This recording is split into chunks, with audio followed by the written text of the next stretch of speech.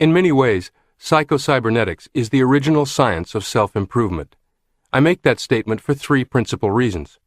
First, Dr. Maltz was the first researcher and author to understand and explain how the self-image, a term he popularized for certain processes within the subconscious mind, has complete control over an individual's ability to achieve, or fail to achieve, any goal. Second, everything written, said, recorded, or taught about self-improvement since Maltz wrote has derived from his work. Try and find any book on success or self-improvement written since 1960, right through to yesterday, that does not include a discussion of self-image and the techniques for improving and managing it, notably including visualization, mental rehearsal, and relaxation, and you'll realize how crucial the work of Maltz still is. The relatively young science of sports psychology, relied on heavily by professional golfers, sports franchises, coaches, and Olympians, owes an enormous debt, occasionally acknowledged, to Psycho-Cybernetics. Third, unlike philosophical musings about success, Psycho-Cybernetics is, in fact, scientific. It provides practical things to do, not just think about, that yield quantifiable results.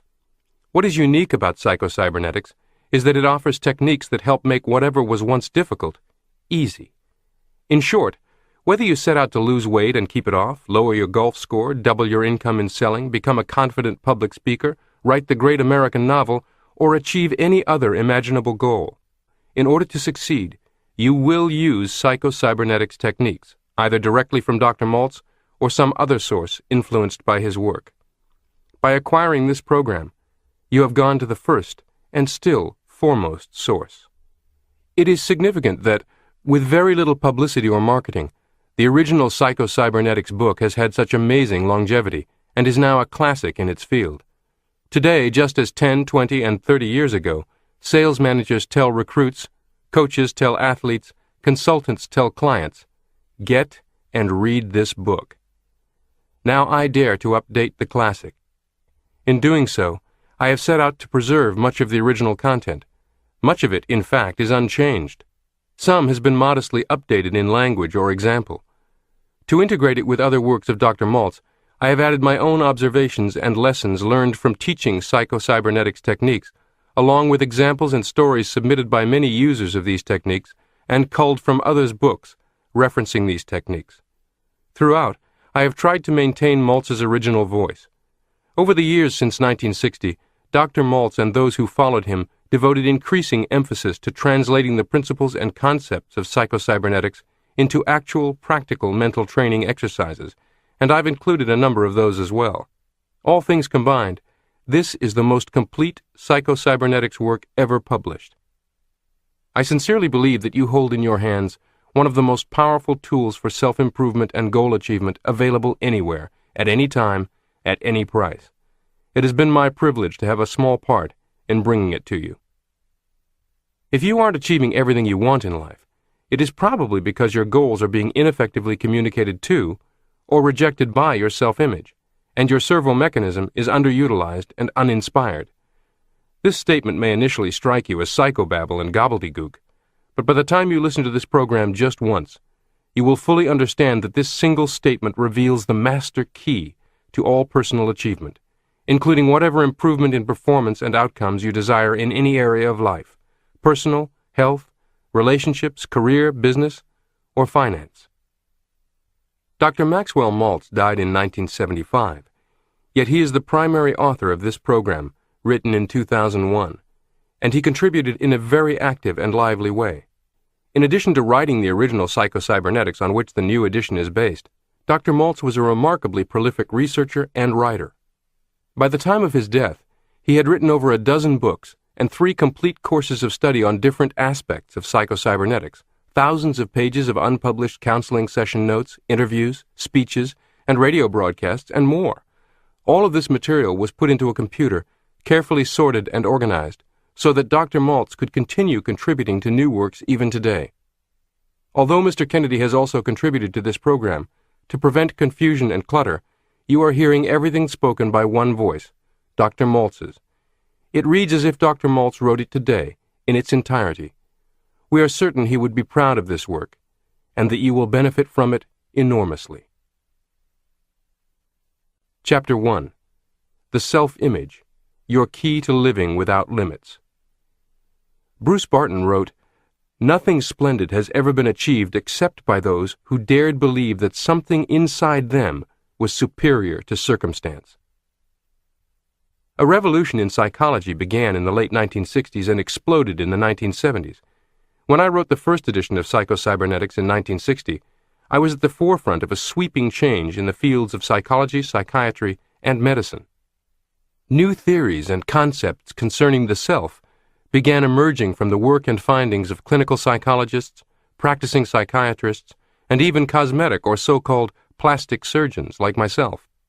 New methods growing out of these findings resulted in dramatic changes in personality, in health, and even in basic abilities and talents.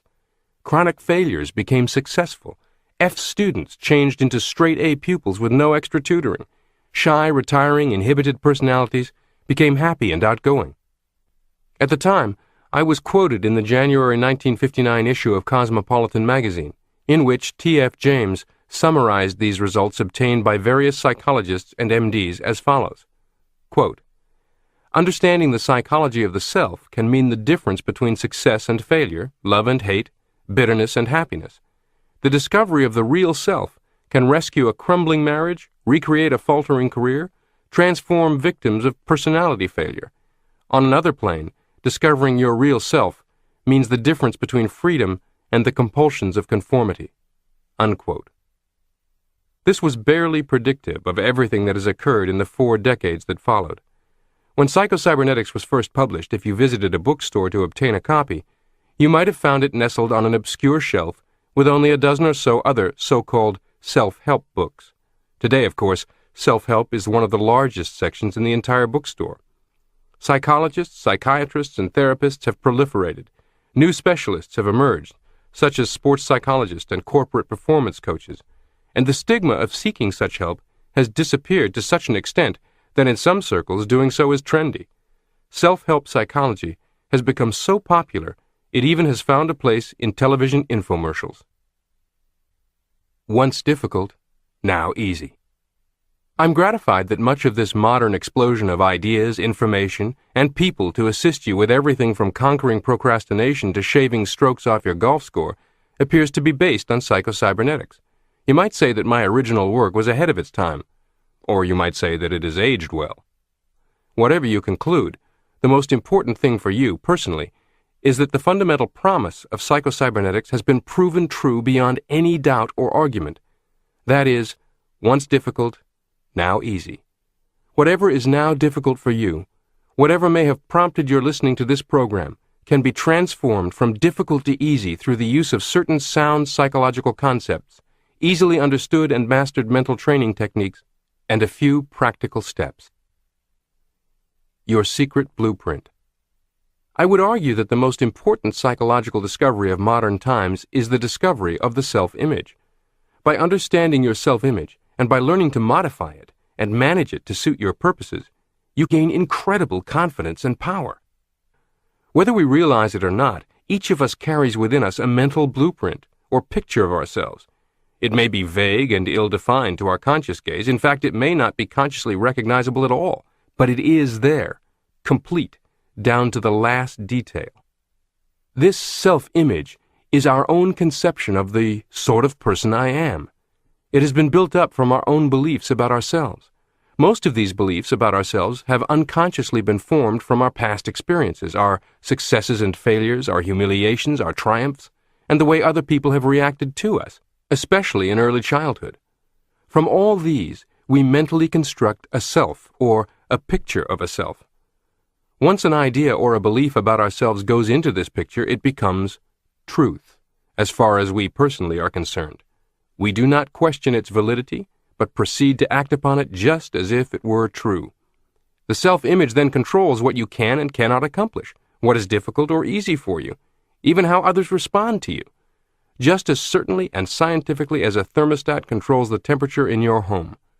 Specifically, all your actions, feelings, behavior, even your abilities, are always consistent with this self-image. Note the word always.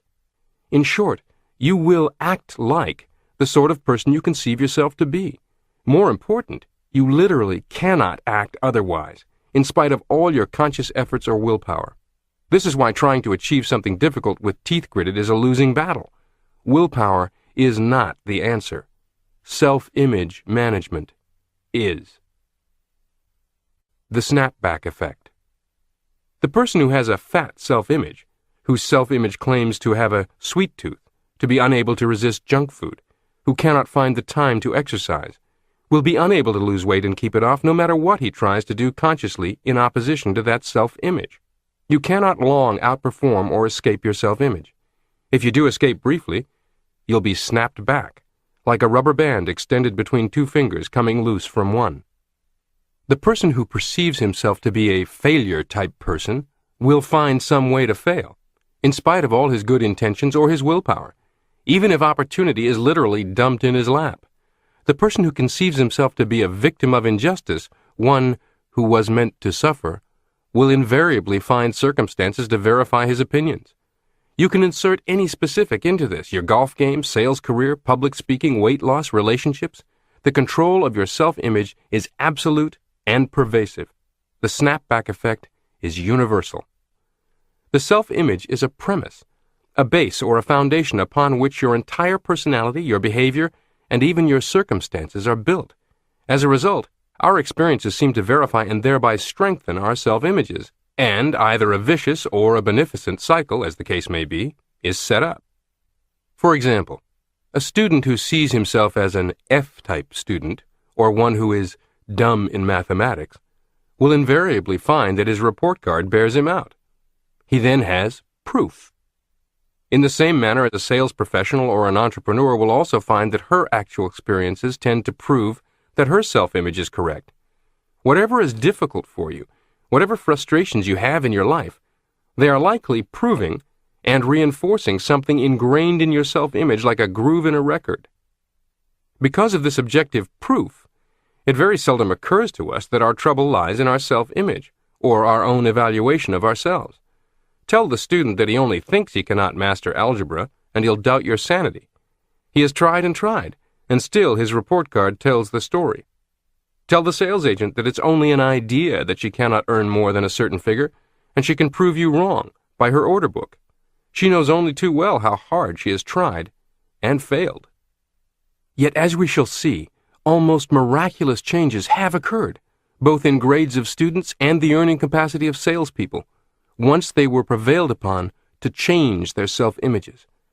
Obviously, it's not enough to say, it's all in your head. In fact, that's insulting.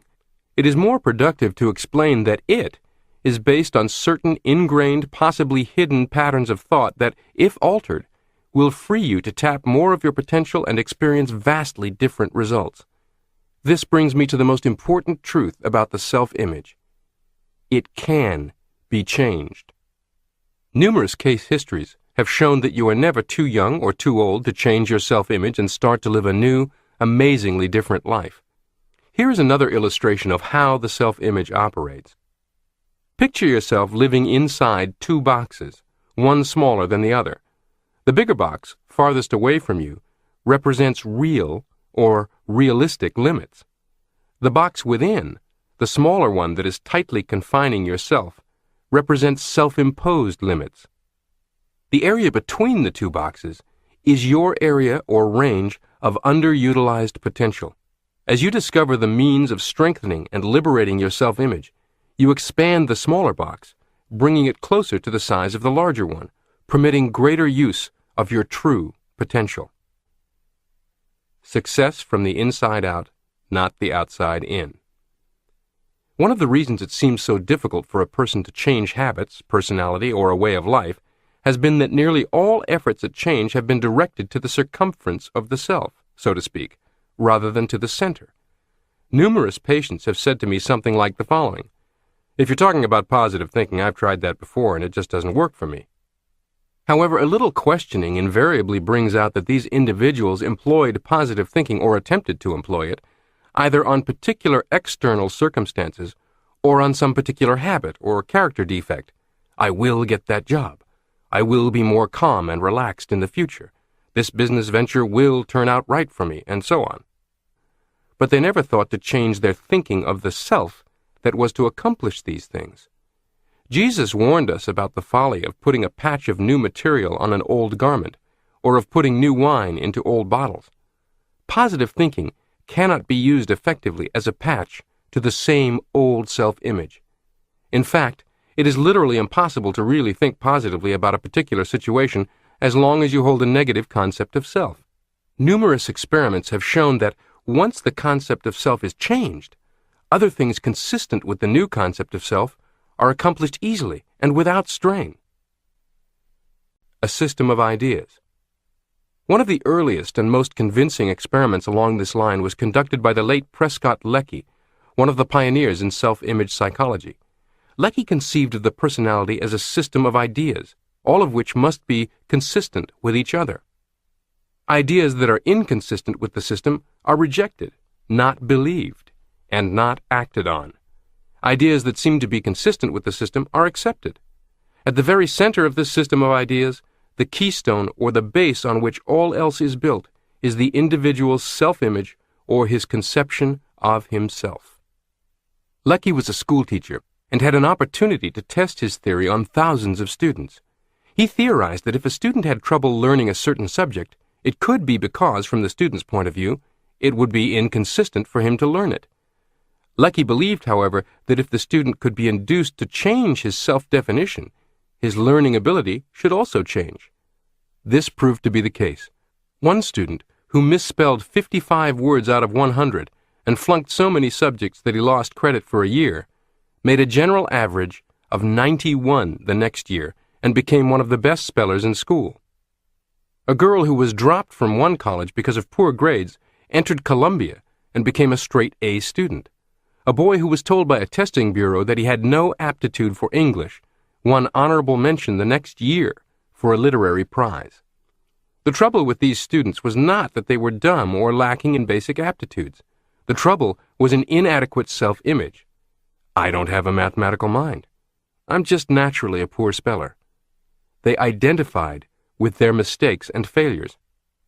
Instead of saying, I failed that test, which is factual and descriptive, they concluded, I am a failure. Instead of saying, I flunked that subject, they said, I am a flunkout. For those who are interested in learning more of Leckey's work, try to find a copy of his book, Self-Consistency, A Theory of Personality. Leckey also used the same method to cure students of such habits as nail-biting and stuttering. My own files contain case histories just as convincing. The woman who was so afraid of strangers that she seldom ventured out of the house, and who now makes her living as a public speaker. The salesman, who had already prepared a letter of resignation because he just wasn't cut out for selling, and 6 months later was number one man on a force of 100 salespeople.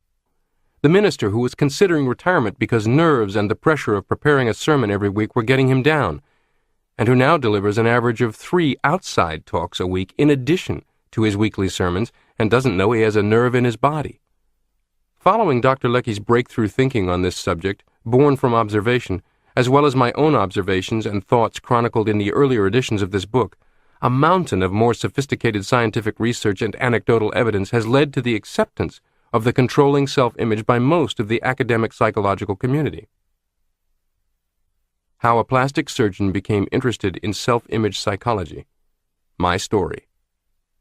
Offhand, there would seem to be little or no connection between surgery and psychology. Yet it was the work of the plastic surgeon that first hinted at the existence of the self-image and raised certain questions that led to important psychological knowledge. When I first began the practice of plastic surgery many years ago, I was amazed by the dramatic and sudden changes in character and personality that often resulted when a facial defect was corrected. Changing the physical image in many instances appeared to create an entirely new person. In case after case, the scalpel that I held in my hand became a magic wand that transformed not only patients' appearance, but their whole life. The shy and retiring became bold and courageous. A stupid boy changed into an alert, bright youngster who went on to become an executive with a prominent firm. A salesman who had lost his touch and his faith in himself became a model of self-confidence. And perhaps the most startling of all was the habitual hardened criminal who changed almost overnight from an incorrigible who had never shown any desire to change into a model prisoner who won a parole and went on to assume a responsible role in society. Some 60 years ago, I reported many such case histories in my book New Faces, New Futures, written more for my peers than the public. Following its publication, and similar articles in leading magazines, I was besieged with questions by criminologists, psychologists, sociologists, and psychiatrists. They asked questions that I could not answer, but they did start me on a search. Strangely enough, I learned as much from my failures as from my successes, if not more. It was easy to explain the successes. The boy with the 2 big ears who had been told that he looked like a taxicab with both doors open had been ridiculed all his life, often cruelly. Association with others meant humiliation and pain. Why shouldn't he avoid social contacts? Why shouldn't he become afraid of people and retire into himself? Terribly afraid to express himself in any way, he became known as stupid. When his ears were corrected, it would seem only natural that since the cause of his embarrassment and humiliation had been removed, he should assume a normal role in life, which he did. Or consider the salesman who suffered a facial disfigurement as the result of an automobile accident. Each morning when he shaved, he could see the horrible disfiguring scar on his cheek and the grotesque twist to his mouth. For the first time in his life, he became painfully self-conscious. He was ashamed of himself and felt that his appearance must be repulsive to others. The scar became an obsession with him. He was different from other people. He began to wonder what others were thinking of him. Soon his self-image was even more mutilated than his face. He began to lose confidence in himself. He became bitter and hostile. Soon, almost all his attention was directed toward himself, and his primary goal became the protection of his ego and the avoidance of situations that might bring humiliation. It is easy to understand how the correction of his facial disfigurement and the restoration of a normal face would overnight change this man's entire attitude and outlook, his feelings about himself, resulting in greater success in his work. The mystery inspired me. If the scalpel was magic, why did some people who acquired new faces go right on wearing their old personalities? What about the exceptions, those who didn't change? What about the Duchess, who all her life had been terribly shy and self-conscious because of a tremendous hump in her nose? Although surgery gave her a classic nose and a face that was truly beautiful, she continued to act the part of the ugly duckling, the unwanted sister who could never bring herself to look another human being in the eye. If the scalpel itself was magic, why did it not work on the Duchess? Or what about all the others who acquired new faces, but went right on wearing the same old personality? How to explain the reaction of people who insist that the surgery has made no difference whatever in their appearance? Every plastic surgeon has had this experience and has probably been as baffled by it as I was. No matter how drastic the change in appearance may be, certain patients will insist that, "I look just the same as before, you didn't do a thing." Friends, even family, may scarcely recognize them, may become enthusiastic over their newly acquired beauty, yet the patients themselves insist that they can see only slight or no improvement, or in fact deny that any change at all has been made. Comparison of before and after photographs does little good and may even arouse hostility. By some strange mental alchemy, the patient will rationalize, "Of course, I can see that the hump is no longer in my nose, but my nose still looks just the same." Or, "The scar may not show anymore, but it's still there." Scars that bring pride instead of shame. Still another clue in search of the elusive self-image is the fact that not all scars or disfigurements bring shame and humiliation. When I was a young medical student in Germany, I saw many a student proudly wearing his saber scar, much as an American might wear the Medal of Honor. The duelists were the elite of college society, and a facial scar was the badge that proved you a member in good standing. To these boys, the acquisition of a horrible scar on the cheek had the same psychological effect as the eradication of the scar from the cheek of my salesman patient. I began to see that a knife itself held no magical powers. It could be used on one person to inflict a scar, and on another to erase a scar with the same psychological results. The mystery of imaginary ugliness.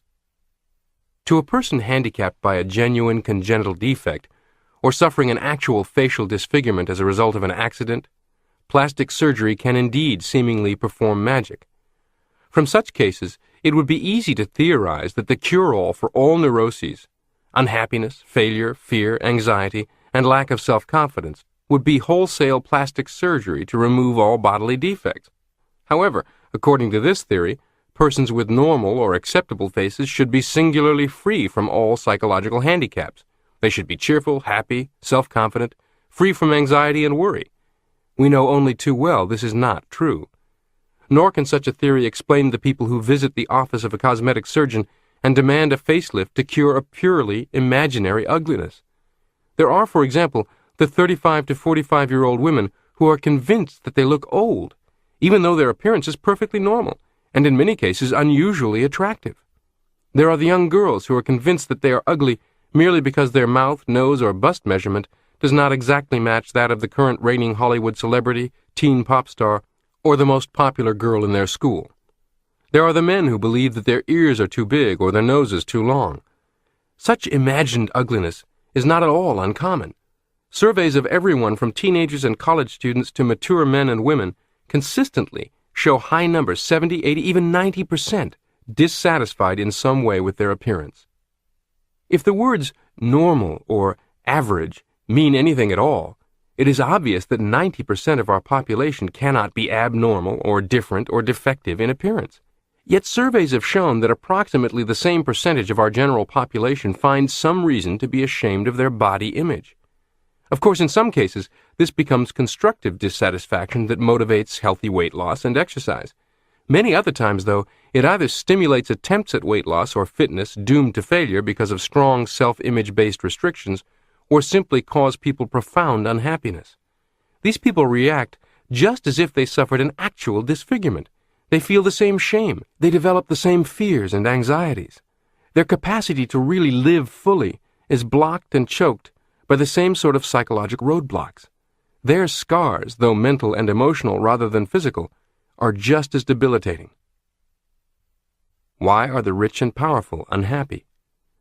Why do the popular, successful, wealthy, beautiful people of Hollywood, athletes awarded mega-million-dollar contracts and set for life, and enormously influential and powerful business or political leaders engage in amazingly unhappy and self-sabotaging acts of alcohol or drug abuse and addiction, or in all manner of publicly humiliating and destructive behavior?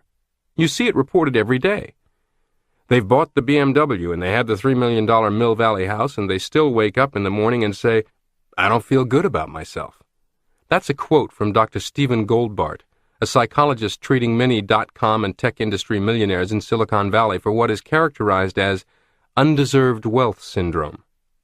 Wealth, success, power, and celebrity are no more guarantees of happiness and peace of mind than surgical improvement of some personal appearance flaw. The self-image, the real secret.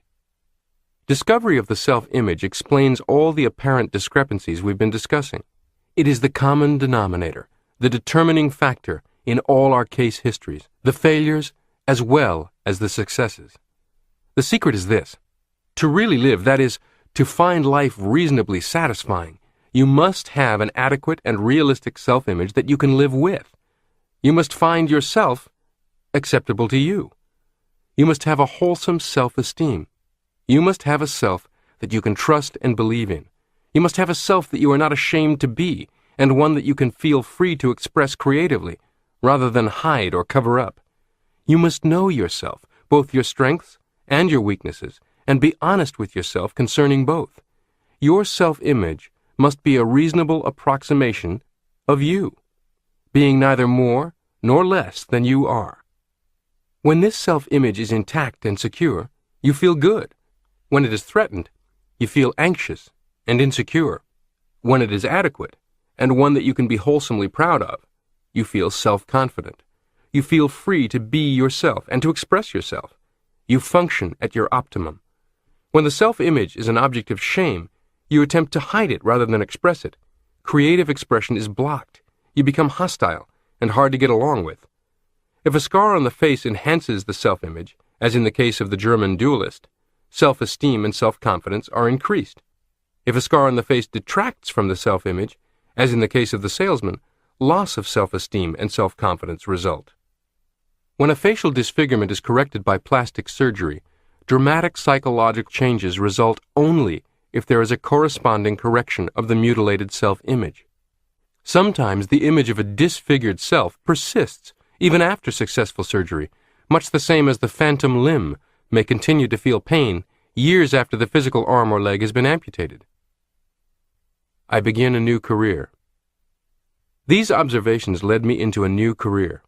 In 1945 or so, I became definitely convinced that many of the people who consult a plastic surgeon need more than surgery, and that some do not need surgery at all.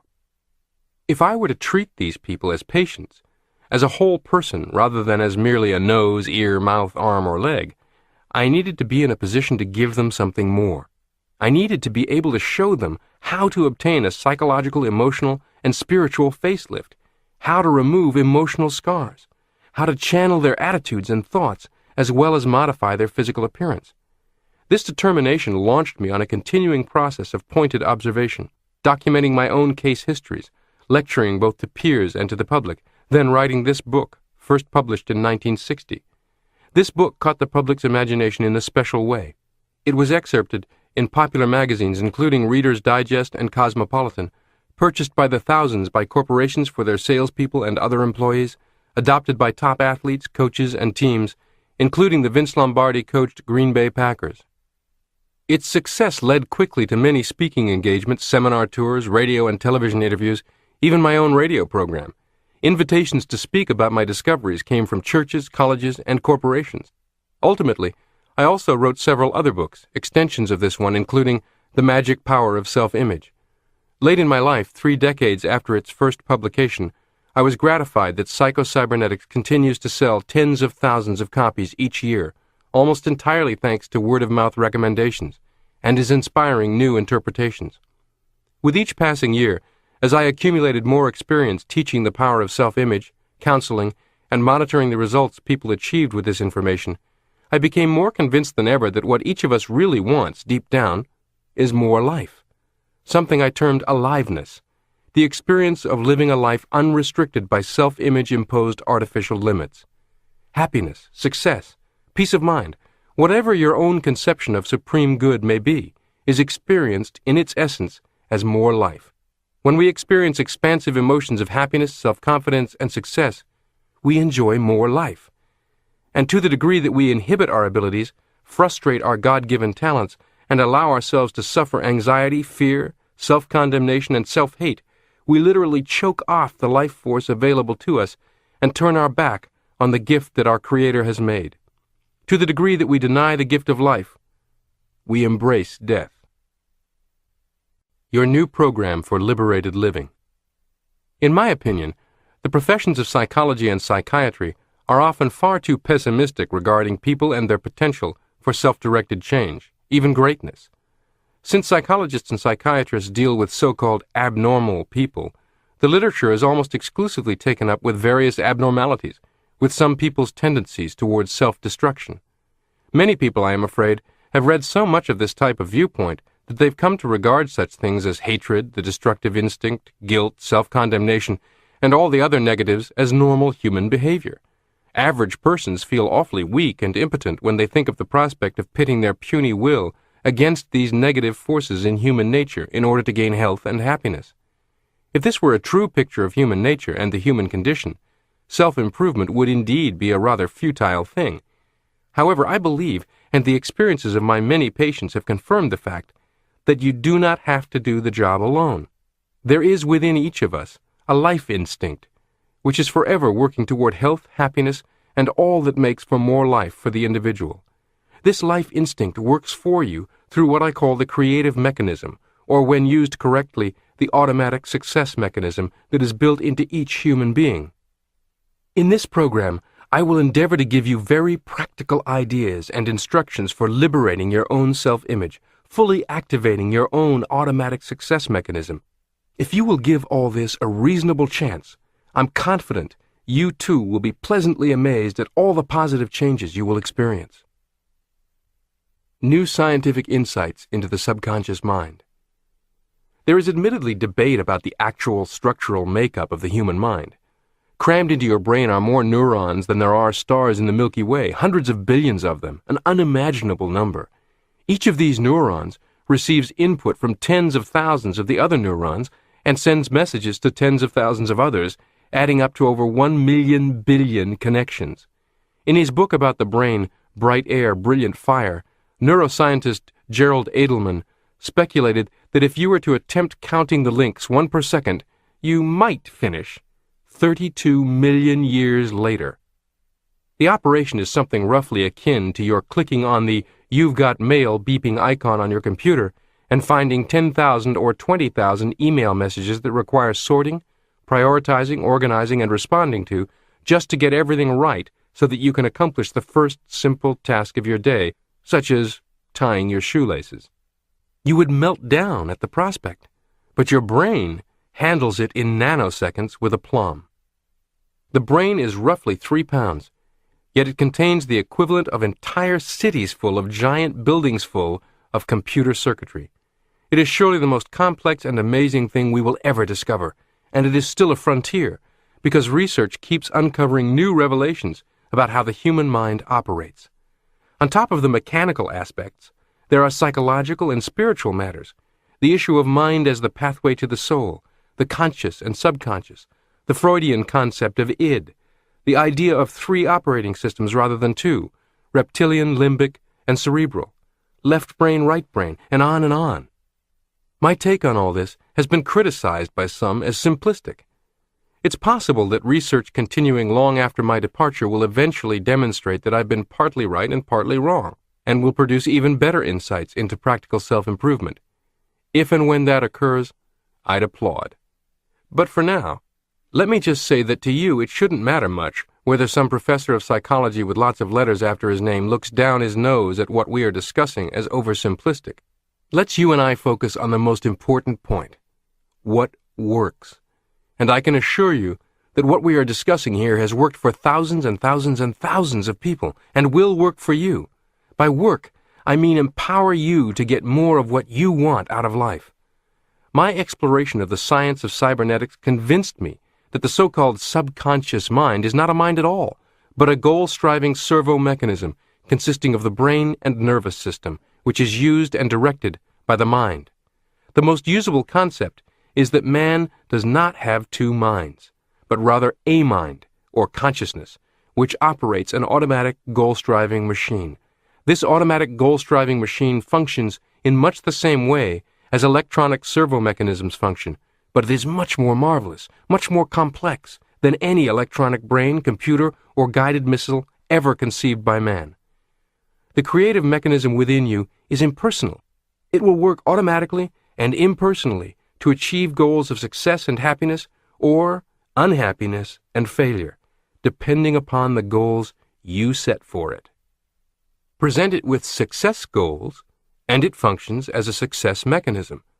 Present it with negative goals, and it operates just as impersonally and just as faithfully as a failure mechanism.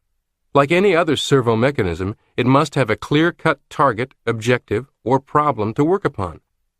In short, the goals you attempt to convey to this mechanism are filtered through the self-image, and if they are inconsistent with the self-image, they are rejected or modified. By discovering how to alter your self-image, you end its conflict with your goals. Then, if you can communicate your goals directly to your creative mechanism, it will do what is necessary for you to achieve them. Like any other servo mechanism, our creative mechanism uses the information and the data that we feed into it, our thoughts, beliefs, interpretations. Through our attitudes and interpretations of situations, we describe the problem to be worked on. If we feed information and data into our creative mechanism to the effect that we ourselves are unworthy, inferior, undeserving, incapable, our negative self-image, this data is processed and acted on as any other data in giving us the answer in the form of objective experience. When someone we know acts, or when we behave in a way that is astoundingly wrong and wonder why, the answer is basically miscommunication with the servo mechanism. The servo mechanism is functioning perfectly, but acting on a severe misunderstanding. Self-image imprinting. This is most controlled by 3 factors: authoritative source, intensity, and repetition. What we hear from a source we accept as authoritative, such as the father we see as omnipotent, from whom we desperately seek acceptance as a child, is given far more weight than the same statements if heard from what is to us at the time a less credible source. What we see, hear, or experience with intensity, such as the Father yelling it at us in front of others, making us humiliated, has added weight. And what we hear repetitively from authoritative sources has even more weight. Years after this programming has ceased, it may still be governing all sorts of behavior, because the servo mechanism continues acting upon it as current. Your program for more liberated living consists in, first of all, learning something about this creative mechanism or automatic guidance system within you. In the process, you will learn how to use it as a success mechanism rather than as a failure mechanism. Second, you will actually program and reprogram or engineer the personality and the life experiences you desire. It is not widely known, but the controversial Dr. Timothy Leary, a 1960s hippie icon, but also a scientist, was as fascinated with the link between mechanical cybernetics and the workings of the human mind as I. In an interview in 1992, Leary stated, "It is a genetic imperative to explore the brain, because it's there. If you're carrying around in your head 100 billion mainframe computers, you just have to get in there and learn how to operate them." Unquote. I think it is your personal imperative to invest the time, energy, and study needed to better understand and use your mind power, including your self-image power. He also said, "We can only understand our inner workings in terms of the external mechanical or teleological models that we build." Unquote. This program, now in your hands, is exactly that. A path to greater understanding of your own mind based on teleological models such as guided missile and computer technologies. The method itself consists in learning, practicing, and experiencing new habits of thinking, imagining, remembering, and acting in order to 1. Develop an adequate and realistic self-image, and 2. Use your creative mechanism to bring success and happiness in achieving particular goals. While the human mind is an endlessly complex creation, and while you could read hundreds of texts by neuroscientists and be no further along in improving your use of your own mind, self-improvement with Psycho-Cybernetics can be remarkably simple, and it offers rapid results. If you can remember, worry, or tie your shoe, you can succeed with Psycho-Cybernetics. As you will see later, the method to be used consists of creative mental picturing, creatively experiencing through your imagination, and the formation of new automatic reaction patterns by acting out and acting as if. You may already have read or heard quite a bit about such techniques and tried them with mixed or disappointing results. If so, it does not necessarily mean that you used them improperly, nor does it mean that you are somehow unable to use them successfully. It more likely means that you attempted applying the techniques in conflict with your self-image. Once you use them in concert with modifying, managing, and strengthening your self-image, you will see positive results. I often told my patients that if you can remember, worry, or tie your shoe, you will have no trouble applying this method. The things you are called upon to do are simple, but you must practice and experience. Visualizing creative mental picturing is no more difficult than what you do when you remember a scene out of the past or worry about the future. Acting out new action patterns is no more difficult than deciding, then following through on tying your shoes in a new and different manner each morning, instead of continuing to tie them in your old habitual way without thought or decision. All those who have benefited from Psycho-Cybernetics. You might be encouraged by a quick list of those who use these methods exactly as I'm going to describe them to you as we proceed through this program. Athletes. Psycho-Cybernetics and athletes have long been linked. In 1967, the newspapers reported that the big thing now with the Green Bay Packers is Psycho-Cybernetics. This was the Vince Lombardi-era Packers, and Coach Lombardi, as well as famous players Jerry Kramer and Bart Starr, all carried their copies of the book with them and shared it with their teammates. A New York Times article from July 1968 reported on Yankee great Mickey Mantle uncovering Jim Bouton's copy of Psycho-Cybernetics and finding it full of handwritten margin notes. Jack Nicklaus, the late Payne Stewart, and many other top golfers have made very specific statements about their reliance on the mental side of golf. In a foreword to the book Mind Over Golf, referring to his victories in the 1989 PGA Championship and the 1991 U.S. Open, Payne Stewart wrote, "With my old mindset, I don't think I would have been able to prevail in either of those major championships. But with my new mental approach, I was able to raise my game to the highest level when I had to." Unquote.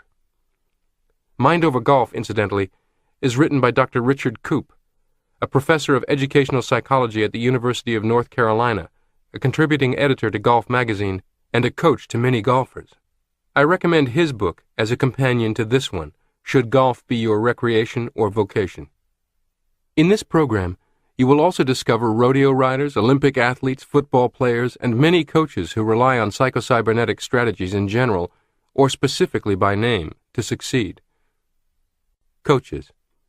In 1997, the Psycho-Cybernetics Foundation received a letter from Linda Tyler Rollins, Assistant Athletic Director for Academic Affairs at the University of North Texas. She wrote that she had been teaching from Psycho-Cybernetics for years and that in a course for incoming scholarship athletes, quote, "The vocabulary they become accustomed to during their academic and athletic careers at UNT is based on the concepts presented by Dr. Maltz before these students were born." Unquote. A Boston psychologist, now coaching pro golfers, profiled in Golf Magazine, Dr. Gloria Spitalny, says, "By my calculations, the average golfer spends about 86% of their time doing nothing but wrestling with their thoughts and emotions, feeling one way or another about what is taking place, feeling exhilaration or anger, struggling to keep focused, worrying about what's happened or what is up ahead." Unquote. It only stands to reason that if 86% of the time spent playing the game is dominated by thought and emotion, not physical action, that 86% of the success-failure determination is due to management of thoughts and emotions, not swing mechanics or putting prowess. The same thing is true in every athletic activity. So more and more coaches are devoting more and more time and energy to mental preparation and psychological motivation. Several top coaches have written their own books about these subjects, notably including Pat Riley and Phil Jackson of the NBA. Brendan Suhr, former assistant head coach with Chuck Daly at the Detroit Pistons and the Orlando Magic, is a fan of Psycho-Cybernetics and, in a video program about Psycho-Cybernetics, explained that he used the principles in suggesting new mental pictures to players struggling with different aspects of the game. Entrepreneurs and business leaders. Consider Ray Kroc, the milkshake machine salesman who looked at the McDonald Brothers' little hamburger stand and envisioned something amazing. Long after McDonald's hamburger shops were everywhere, Mr. Kroc was asked in an interview how he felt about the tendency of competitive fast food restaurant chains to copy every new McDonald's idea, product, or promotion so quickly. He replied, "We can invent faster than they can copy." He was making a statement of self-image, an affirmation of confidence, initiative, and power, in regard to a set of circumstances that many people would complain about and feel threatened by. Every business visionary and leader of note has a similar bring it on approach, which from a psycho-cybernetic standpoint, I admire. Let me tell you one quick story about a remarkable young business leader by the name of Joe Polish. Joe is a carpet cleaner by trade who discovered certain effective, albeit unorthodox, methods for marketing and promoting such a business, and used that as a springboard to develop a company that teaches and assists other carpet cleaners with their marketing. At last count, Joe's organization had nearly 4,000 carpet cleaners as members from all over the United States and several foreign countries, with combined sales of over $800 million in cleaning services and products each year. Several hundred of those carpet cleaning business owners belong to Joe's telephone coaching program, too. Joe is a young man who has risen above a difficult family background, without a college education and with no formal education in marketing, to become the leading figure in his entire industry. In fact, he was named the Person of the Year by the #1 industry trade journal. Joe says that he has worn out his copy of Psycho-Cybernetics and recommends it to all his members, and has even held a special seminar for his members built around Psycho-Cybernetics with the editor of this book as a guest speaker. The reason? As Joe says, all the business and marketing knowledge and technical skills in the world, coupled with the best products, prices, and positioning, are of far less value than they should be if the person who possesses them lacks the inner confidence needed to use them. One of the things we teach is how to sell at prices higher than your competition, and that has more to do with the individual business owner's self-image than it does with anything else." Unquote. Sales professionals. Bill Brooks, a founding member of the board of the Psycho-Cybernetics Foundation, has devised complex and sophisticated sales training systems for sales forces of some of America's biggest corporations. His high-impact sales system has been the subject of several very fine books, including You're Working Too Hard to Make a Living. Bill has succeeded personally as a salesman and assisted thousands of others. And while he is very focused on methodology, he freely admits that the most sophisticated, perfectly engineered system for selling cannot produce results in the hands of salespersons attempting to function in conflict and combat with their own self-images. Zig Ziglar is arguably America's most celebrated motivational speaker and sales trainer. In his book, Secrets of Closing the Sale, which has sold well over 250,000 copies, Zig writes, "The salesman's self-image has a direct bearing on his sales success. When your self-image is solid, you can go from one prospect to the next, regardless of the reception you get. As a salesperson, it will help you enormously to understand that nobody on the face of this earth can make you feel inferior without your permission.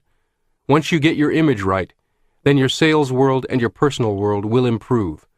Dr. Maxwell Maltz, author of Psycho-Cybernetics, said the purpose of all psychotherapy is to build the self-esteem, that is, the image of the patient. Your self-image is important, so build a good one, and you'll be able to build your sales career bigger, better, and faster." Unquote. In this program, you'll be privy to a handful of case histories involving sales professionals, including the man with the too big nose and too big ears. You will see that Psycho-Cybernetics crosses all occupational, vocational, educational, or situational borders to work almost as reliably and consistently as gravity. Chapter 16 of this program features 5 amazing stories of individuals' successes with Psycho-Cybernetics. But what about genetics or natural talent? The argument of genetic predestination is utterly without merit. Bunk. In his outstanding book Profiles of Power and Success, Dr. Gene Lundrum provides in-depth analytical psychological profiles of 14 extraordinarily successful visionaries and achievers, and flatly concludes that nurture, not nature, is the basis for success. Quote, "Based on the family histories of these visionaries, heritage had little or nothing to do with their success." Unquote. Instead, he identifies certain characteristics with which he says they were programmed, and they programmed themselves. If genetic talent were the barrier to success you cannot overcome, or the ultimate secret behind achievement, you would expect Walt Disney to have come from breeding stock evidencing extraordinary creativity and entrepreneurial accomplishment. Walt Disney's father failed in 5 different businesses, including a Florida motel. Master architect Frank Lloyd Wright's sire was an unemployed itinerant minister, so inept he never kept any one job for more than a year. Picasso's father was a mediocre artist at best. No, this isn't like breeding horses or show dogs. Evidence abounds that the conditioned, programmed, nurtured, and directed self-image controls success, not a genetic transfer over which you have no control. You cannot select your parents. You can select your self-image with Psycho-Cybernetics. Someone can argue this by pointing a finger at Michael Jordan or Tiger Woods. While it is true they each exhibit exceptional raw physical talent, that talent alone would surely have gone to waste without the healthy self-image conditioned through a variety of influences, not the least of which were authoritative sources, such as Tiger's father or Michael's college coach, Dean Smith. And for every Jordan, I can point my finger to an athlete of admittedly average physical talent who rises to the very top of his sport. In baseball, Ty Cobb and Pete Rose come to mind. In football, Fran Tarkenton or Doug Flutie, both erroneously judged by the experts as too small to play the game, are examples. Do not tolerate for a minute the idea that you are prohibited from any achievement by the absence of inborn talent or ability. This is a lie of the grandest order, an excuse of the saddest kind. Here's a prescription to help you along. Begin collecting scrapbooks on persons, past or present, who exhibit both the qualities of character and personality and the life achievements to which you aspire. Select a different representative for each characteristic, each aspiration. Become the reigning expert in these people's lives by collecting and reading their biographies, autobiographies, articles about them, speeches made by them, others analyses of them that can be found in books like Dr. Lundgren's, Napoleon Hill's, and others. Discover the almost universal absence of predisposition from genetics, and often from their early environment and upbringing, for the personality they developed and the accomplishments of their lives. Ferret out the forces, thoughts, and influences that actually shaped them.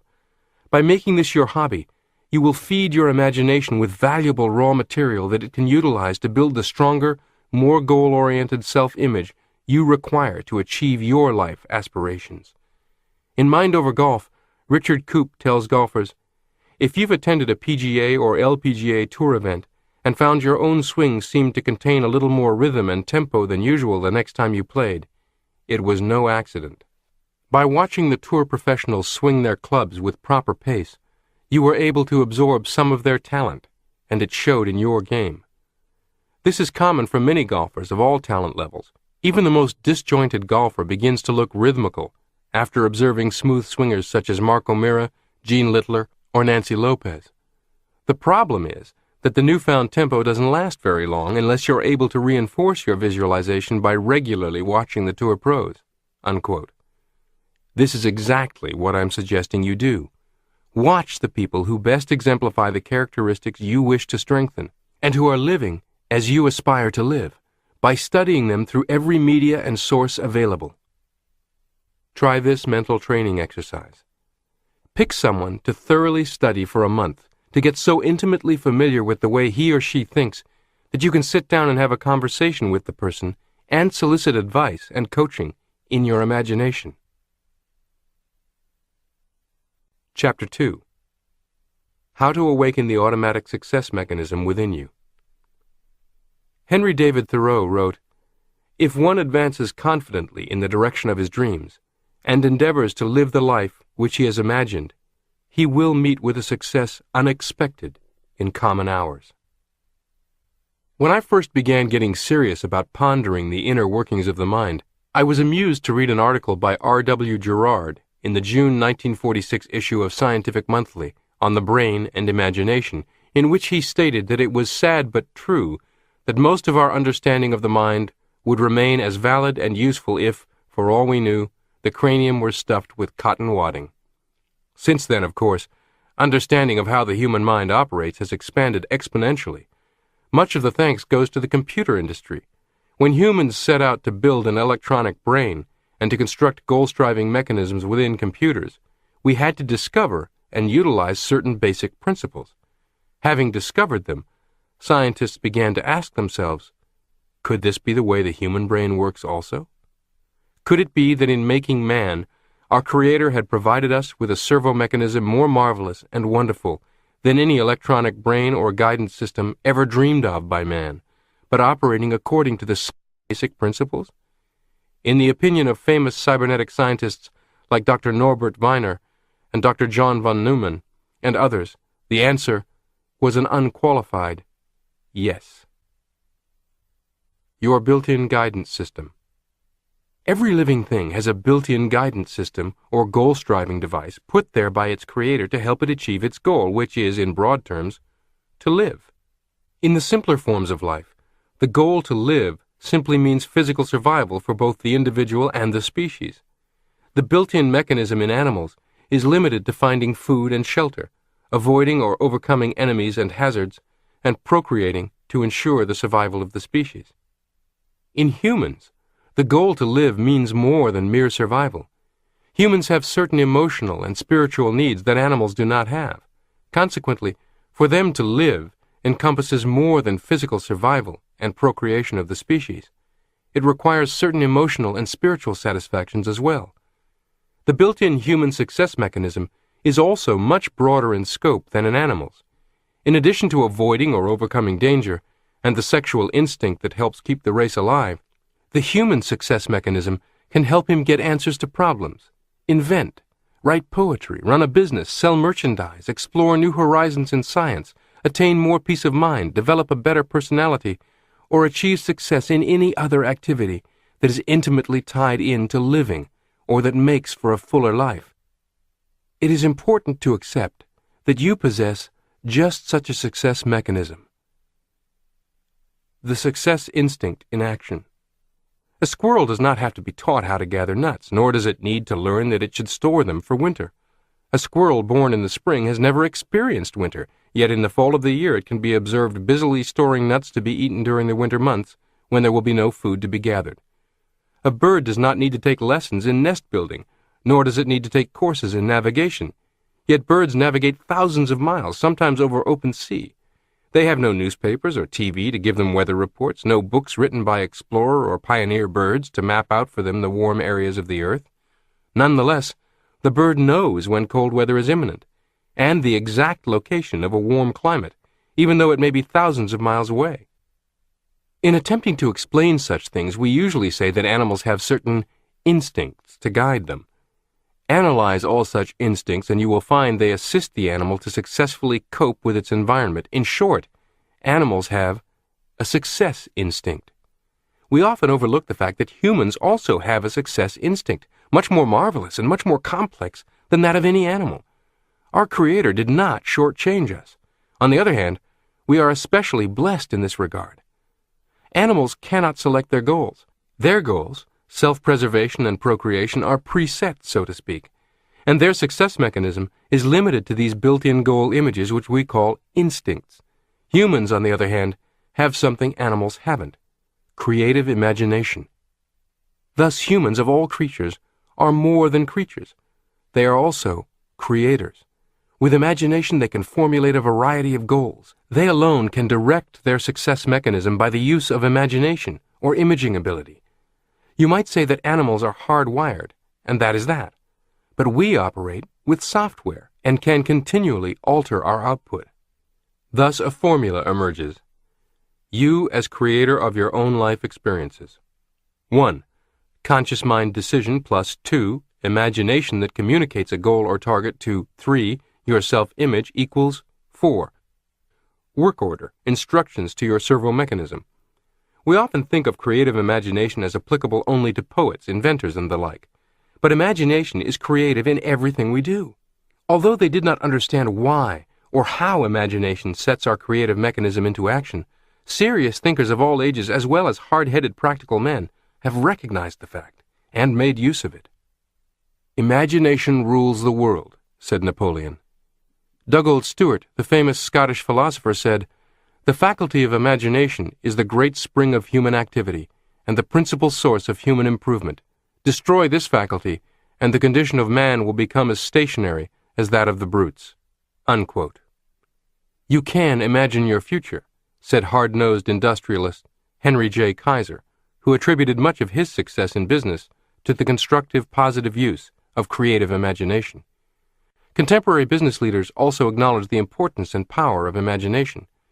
Consider the role of imagination in the remarkable rise of Starbucks coffee. In his book, Pour Your Heart Into It, How Starbucks Built a Company One Cup at a Time, its CEO, Howard Schultz, talks of strolling the streets of Italian towns and having his imagination captured by the little sidewalk coffee or espresso bars packed with happy people, infused with energy, even romance. Schultz saw an opportunity, as he puts it, to reinvent a routine coffee. He noted, "If it captures your imagination, it will captivate others." The Starbucks shop you visit today is the result of Schultz's imaginative efforts to replicate the romantic, happy experience of the Italians and their espresso bars in your downtown or your shopping center. Mr. Schultz writes, "Every Starbucks store is carefully designed to enhance the quality of everything the customers see, touch, hear, smell, or taste. What's the first thing you notice when you approach a Starbucks store? Almost always, it's the aroma. Aroma triggers memories more strongly than any of the other senses, and it obviously plays a major role in attracting people to our stores. Keeping that coffee aroma pure is no easy task." Unquote. He goes on to describe how they banned smoking before it became the norm, and do not sell certain foods in deference to the purity of the aroma. How they carefully select only certain kinds of background music over which the hiss of the espresso machine and the swish of the metal scoop shoveling out fresh beans can be heard, and on and on. Such intense attention to every minute detail requires imagination. Howard Schultz's creation of the Starbucks experience echoes the phenomenal imagination to reality leadership of Walt Disney. Pick just about any Disney attraction and look closely, and you will notice amazing attention to detail born of the imagination. Former Disney confidant and creative thinking consultant to companies like Apple Computer and GE, Mike Vance, gives us this insight into the creation of the Blue Bayou restaurant inside Disneyland, then replicated at Disney World, in his book, Think Outside the Box. Quote, "If you were designing a restaurant with a New Orleans theme, the Blue Bayou restaurant, what would you picture in your mind? The Louisiana Bayou country? Shadowy swamps? And what else? No shadowy, mysterious swamp is complete without fireflies darting about. What about the distinctive aromas lingering in the air of old New Orleans? Roasting coffee with chicory adulterating the brew adds to the unmistakable ambience of the French Quarter. The chicory aroma of fresh coffee was circulated through the restaurant's air conditioning system. Add the strains of that Dixieland band in the background, combined with the distinctive sounds of crickets chirping and a lone banjo picking out a lazy melody in the distance." Unquote. Mike notes that you may not identify each of these and other details, but that combined, they transport you to a different time and place. Virtually every person who visits Disneyland or Disney World once as a child or adult returns more than once. 100% retention of customers. It is no happy accident. It is imagination power put to the most practical of uses for corporate profit. Of course, many people waste much of their imagination power frittering it away on aimless daydreaming and fantasy with no real appreciation for what it might do if applied purposefully. The sun's light diffused is a gentle warmth. Directed through a magnifying glass in a certain way, it is incendiary. The imagination, aimless, may provide pleasant entertainment. Applied purposefully, it can effectively program your self-image and in turn your automatic success mechanism to realize whatever goals you choose. How your automatic success mechanism works. You are not a machine, not a computer, but in a very real sense, you have an awesomely powerful computer-like success machine at your disposal. Your physical brain and nervous system make up a servo mechanism that you use and that operates very much like a computer, a mechanical goal-seeking device. Your brain and nervous system constitute a goal-striving mechanism that operates automatically to achieve a certain goal, very much as a self-aiming torpedo or missile seeks out its target and steers its way to it. Your built-in servo mechanism functions both as a guidance system to automatically steer you in the right direction to achieve certain goals or to make correct responses to environment, and also as an electronic brain, which can function automatically to solve problems, give you needed answers, and provide new ideas or inspirations. The word cybernetics comes from a Greek word meaning literally the steersman. Servo mechanisms are so constructed that they automatically steer their way to a goal, target, or answer. In 1948, the physicist Dr. Norbert Wiener began using cybernetics to denote the field of study of control and communication in animals, humans, and machines. In Psycho-Cybernetics, we are learning to more effectively communicate with and through the self-image so as to better control the servo mechanism within. Your servo mechanism is capable of being an automatic success mechanism or an automatic failure mechanism. That depends on what marching orders or programming it gets through your self-image. When we conceive of the human brain and nervous system as a form of servo mechanism operating in accordance with cybernetic principles, we gain a new insight into the why and wherefore of human behavior. I chose to call this new concept Psycho-Cybernetics, the principles of cybernetics as applied to the human brain. I must repeat, Psycho-Cybernetics does not say that a human being is a computer. Rather, it says that we have a computer that we use. Let us examine some of the similarities between mechanical servo mechanisms, such as computers, and the human brain. Understanding the two general types of servo mechanisms. Servo mechanisms are divided into two general types. One, where the target, goal, or answer is known and the objective is to reach it or accomplish it. Two, where the target or answer is not known and the objective is to discover or locate it. The human brain and nervous system operate in both ways. An example of the first type is the self-guided torpedo or the interceptor missile. The target or goal is known, an enemy ship or plane. The objective is to reach it. Such machines must know the target they are shooting for. They must have some sort of propulsion system that propels them forward in the general direction of the target. They must be equipped with sense organs, radar, sonar, heat perceptors, etc., which bring information from the target. These sense organs keep the machine informed when it is on the correct course, positive feedback, and when it commits an error and gets off course, negative feedback. The machine does not react or respond to positive feedback. It is doing the correct thing already, and just keeps on doing what it is doing. There must be a corrective device, however, that responds to negative feedback. When negative feedback informs the mechanism that it is off the beam, for example, too far to the right, the corrective mechanism automatically causes the rudder to move so that it will steer the machine back to the left. If it overcorrects and heads too far to the left, this mistake is made known through negative feedback, and the corrective device moves the rudder so it steers the machine back to the right. The torpedo accomplishes its goal by going forward, making errors, and continually correcting them. By a series of zigzags, it literally gropes its way to the goal. Dr. Norbert Wiener, who pioneered the development of goal-seeking mechanisms in World War II, believes that something very similar to the foregoing happens in the human nervous system whenever you perform any purposeful activity, even in such a simple goal-seeking situation as picking up a pencil from a table. We are able to accomplish the goal of picking up the pencil because of an automatic mechanism, not by will or conscious thinking alone. All that the conscious thought does is to select the goal, trigger it into action by desire, and feed information to the automatic mechanism so that your hand continually corrects its course. In the first place, said Dr. Wiener, only an anatomist would know all the muscles involved in picking up the pencil, and if you knew, you would not consciously say to yourself, I must contract my shoulder muscles to elevate my arm. Now I must contract my triceps to extend my arm, etc. You just go ahead and pick up the pencil, and are not conscious of issuing orders to individual muscles, nor of computing just how much contraction is needed. When you select the goal and trigger it into action, an automatic mechanism takes over. First of all, you have picked up a pencil or performed similar movements before. Your automatic mechanism has learned something of the correct response needed.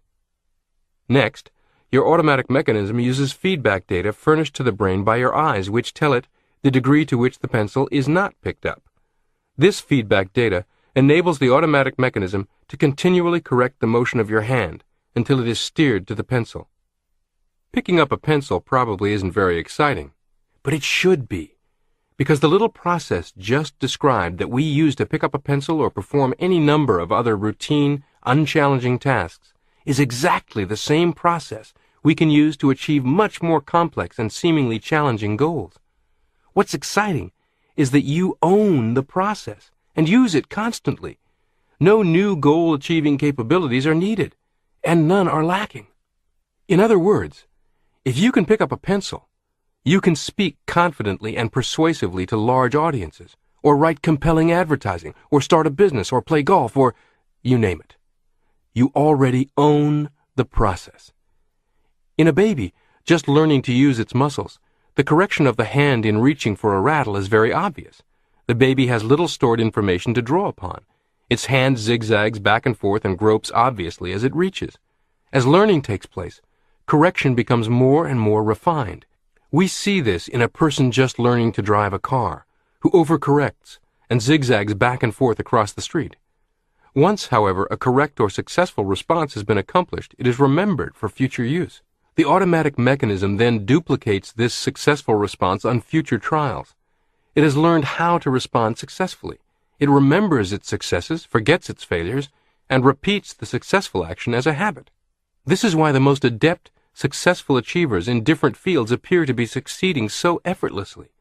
Top-performing sales professionals respond to prospects' objections or concerns without missing a beat, say just the right thing at just the right time. Their responses have become habits, instinctive in a way. You already have reached this point with any number of things you do well. This fact that you have done so guarantees that you can do so again for any other purpose you choose. How your brain finds answers to problems. Let's return to our examination of the process. Now let us suppose that the room is dark, so that you cannot see the pencil. You know or hope there's a pencil on the table, along with a variety of other objects. Instinctively, your hand begins to grope back and forth, performing zigzag motions, or scanning, rejecting one object after another until the pencil is found and recognized. This is an example of the second type of servo mechanism. Recalling a name temporarily forgotten is another example. A scanner in your brain roams through your stored memories until the correct name is recognized. An electronic brain solves problems in much the same way. First, a great deal of data must be fed into the machine. This stored or recorded information is the machine's memory. A problem is posed to the machine. It scans back through its memory until it locates the only answer that is consistent with and meets all the conditions of the problem. Problem and answer together constitute a whole situation or structure. When part of the situation or structure, the problem, is given to the machine, it locates the only missing parts, or the right size brick, so to speak, to complete the structure. You are familiar with this in search engines on the Internet and search functions within computer software. The earliest versions of these in computers were relatively slow, awkward, and inefficient. Today's versions are lightning fast by comparison, but still very limited in scope and power if compared to the equivalent search engine included in your own mind. People who become very committed practitioners of psycho-cybernetics get very, very good at using their internal search engines. Many writers and speakers, for example, tell me of giving their subconscious instructions about their need for a good anecdote, story, joke, or forgotten details of a story for a writing task or speech, then taking a nap, to awake with exactly the material they wanted on their minds. A look at the automatic mechanism in action. We marvel at the awesomeness of interceptor missiles that can compute in a flash the point of interception of another missile and be there at the correct instant to make contact. The smart bombs we witnessed during the Desert Storm conflict utilized technology of this kind. Today's technology is far superior to what guided torpedoes in World War II submarines, and it is arguably possible for the so-called Star Wars defense system advocated by President Reagan to eventually become a reality. Yet are we not witnessing something just as amazing each time we see a center fielder catch a fly ball? To compute where the ball will fall, or where the point of interception will be, he must take into account the speed of the ball, its curvature of fall, its direction, windage, initial velocity, and the rate of progressive decrease in velocity. He must compute just how fast he must run, and in what direction in order to arrive at the point of interception at the same time or before the ball does. The center fielder doesn't even think about this. His built-in goal-striving mechanism computes it for him from data that he feeds it through his eyes and ears. The computer in his brain takes this information, compares it with stored data, memories of other successes and failures in catching fly balls. All necessary computations are made in a flash, and orders are issued to his leg muscles, and he just runs. Science can build the computer, but not the operator.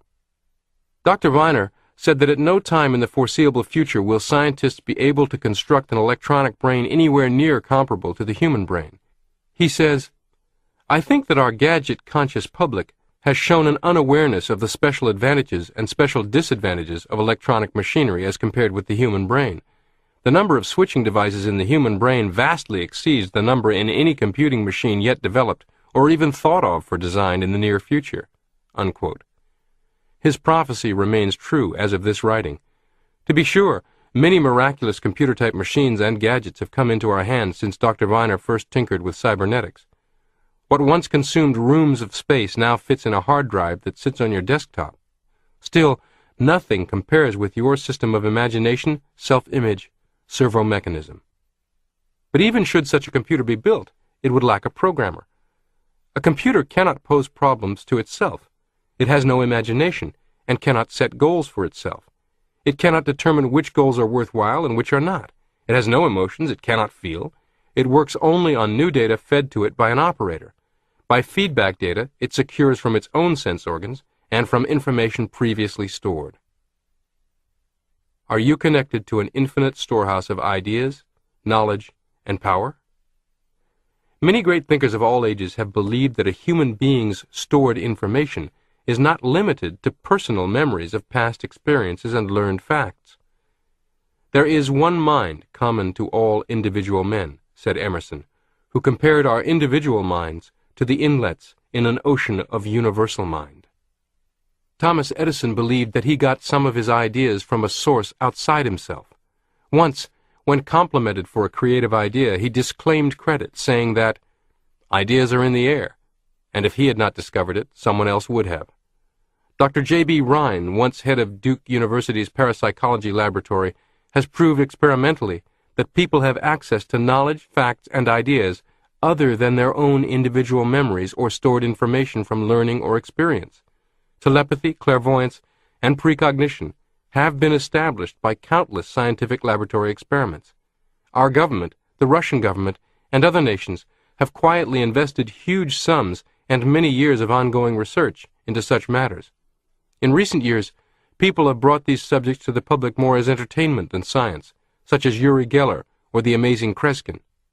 While much of what passes for telepathy in magicians' and mentalists' stage performances is nothing but trickery, both Geller and Kreskin have had their abilities documented in laboratory settings. Kreskin himself insists that everybody possesses the same abilities as he does. The difference is in development and use.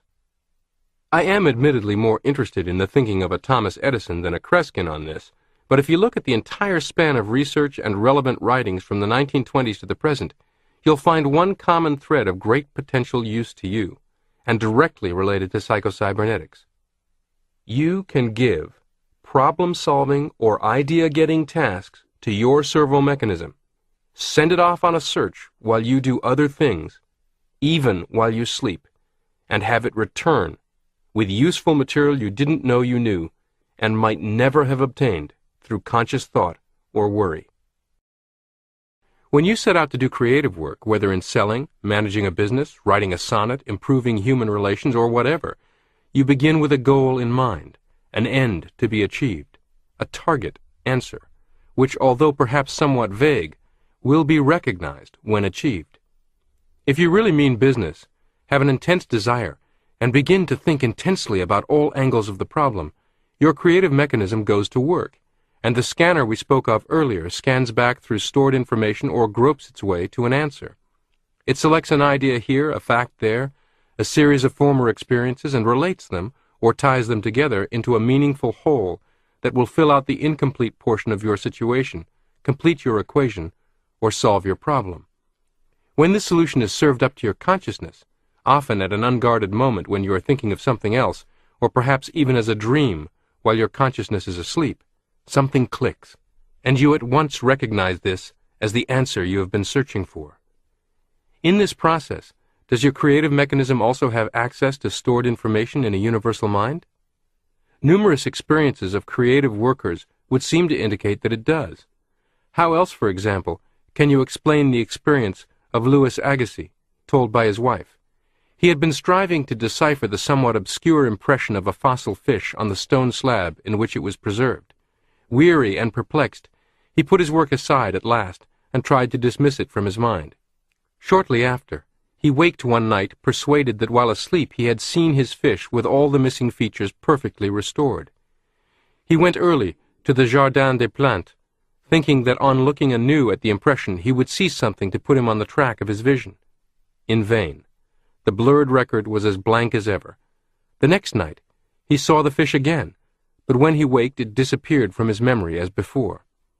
Hoping the same experience might be repeated, on the third night he placed a pencil and paper beside his bed before going to sleep. Towards morning, the fish reappeared in his dream, confusedly at first, but at last with such distinctness that he no longer had any doubt as to its zoological characteristics. Still half dreaming, in perfect darkness, he traced these characters on the sheet of paper at the bedside.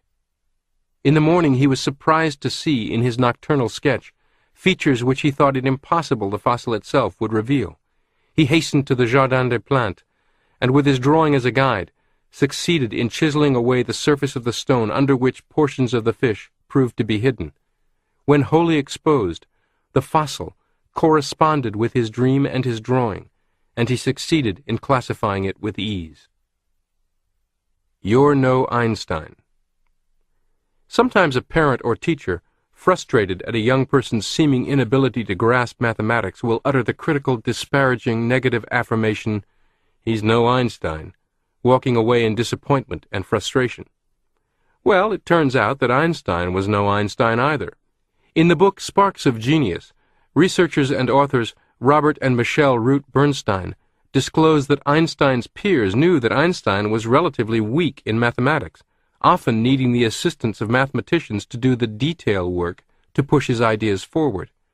Einstein wrote to one such person, "Do not worry about your difficulties in mathematics. I can assure you that mine are far greater." Much of Einstein's celebrated success came about in his imagination, in very unscience-like ways. He once described an experiment in which he imagined himself to be a photon moving at the speed of light, imagined what he as a photon saw and felt, then imagined himself as a second photon pursuing the first. What kind of scientific experimentation is this? Where is the blackboard filled with chalky logarithms and formulas we typically associate with Einstein? My own analysis of everything I've read about Albert Einstein is that he was a great practitioner of psycho-cybernetics. He acted as if a theoretical idea was a factual conclusion, then turned the figuring out over to his own servo mechanism, as well as to other worker bees. I am convinced he connected with intelligence outside the realm of his own stored data through his imagination. He was a brilliant target setter.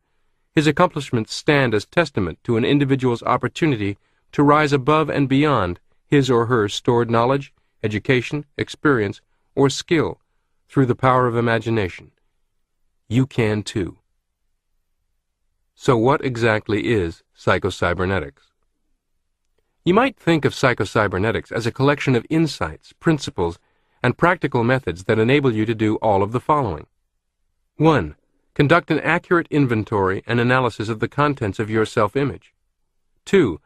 Identify erroneous and restrictive programming embedded in your self-image and systematically alter it to better suit your purposes. 3.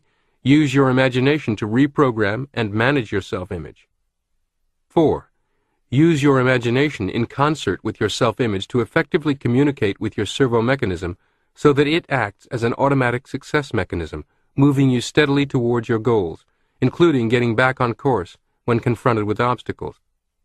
5. Effectively use your servo mechanism as something like a giant search engine to provide precisely the idea, information, or solution you need for any particular purpose, even reaching beyond your own stored data to obtain it. In a way, psycho-cybernetics is a communication system for effectively communicating with yourself. Get a new mental picture of yourself. The unhappy failure-type personality cannot develop a new self-image by pure willpower or by arbitrarily deciding to. There must be some ground, some justification, some reason for deciding that the old picture of self is in error and that a new picture is appropriate. You cannot merely imagine a new self-image unless you feel that it is based upon truth. Experience has shown that when people change their self-image, they have the feeling that, for one reason or another, they see or realize the truth about themselves. The truth in this chapter can set you free of an old, inadequate self-image. If you listen to it often, think intently about the implications, and hammer home its truths to yourself. In her book Revolution from Within, A Book of Self-Esteem, Gloria Steinem tells the story of the Royal Knights of Spanish Harlem, a prize-winning championship school chess club improbably made up of a dozen toughs from Spanish Harlem. These kids were hanging out on the street, engaging in minor crime and violence, 1 foot mired in delinquency, experimenting with drugs. Most people who observed them quickly concluded they were useless, hopeless, dangerous, very unlikely to achieve anything much beyond a jail sentence, and unworthy of any investment. But Bill Hall, an ordinary schoolteacher, somehow saw potential here that no one else could see, and through the activity of a chess club, he engineered an environment and a series of experiences that changed the way these kids saw themselves. Quite often, a person voted unlikely to succeed by others and by him or herself fortunately encounters someone who sees a potential no one else sees, believes in him far more than he does in himself, and literally directs a change in that person's self-image through a determined influence. However, there is no need to wait for someone else to do this for you. You can do it for yourself with psycho-cybernetics, and as you'll discover in this program, thousands have. The fundamental message of psycho-cybernetics is that every human being has been literally engineered for success by the Creator. Every human being has access to a power greater than him or herself. This means you. If you were engineered for success and happiness, then any old picture of yourself as unworthy of happiness or inherently unable to excel in a certain aspect of life, of a person who was meant to fail, must be in error. Here's a prescription to help you along. Listen to this chapter at least 3 times per week for the first 21 days. Study it and digest it. Listen for examples in your experiences and in the experiences of your friends that illustrate the creative mechanism in action.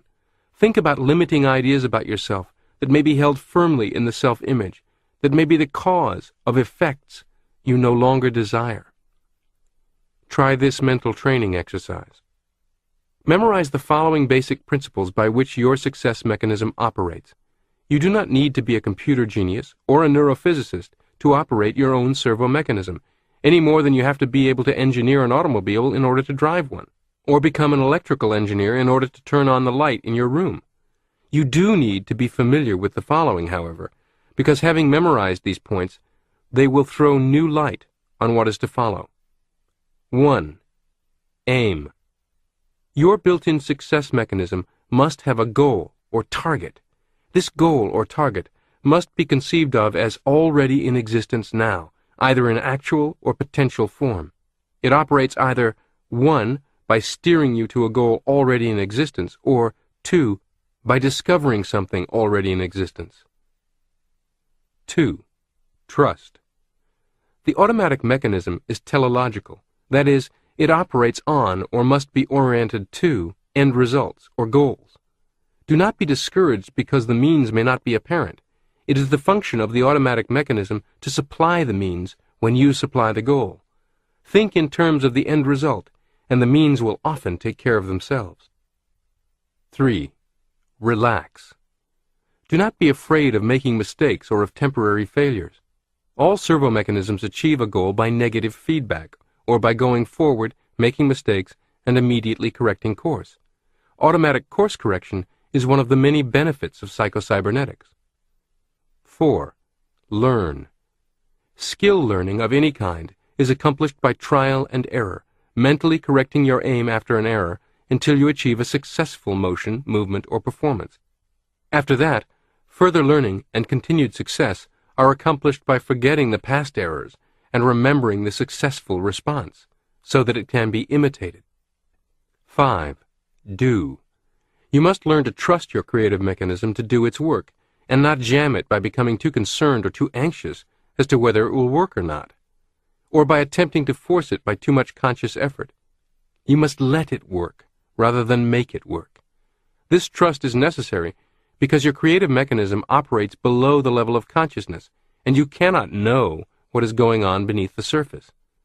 Moreover, its nature is to operate spontaneously according to the present need. Therefore, you have no guarantees in advance.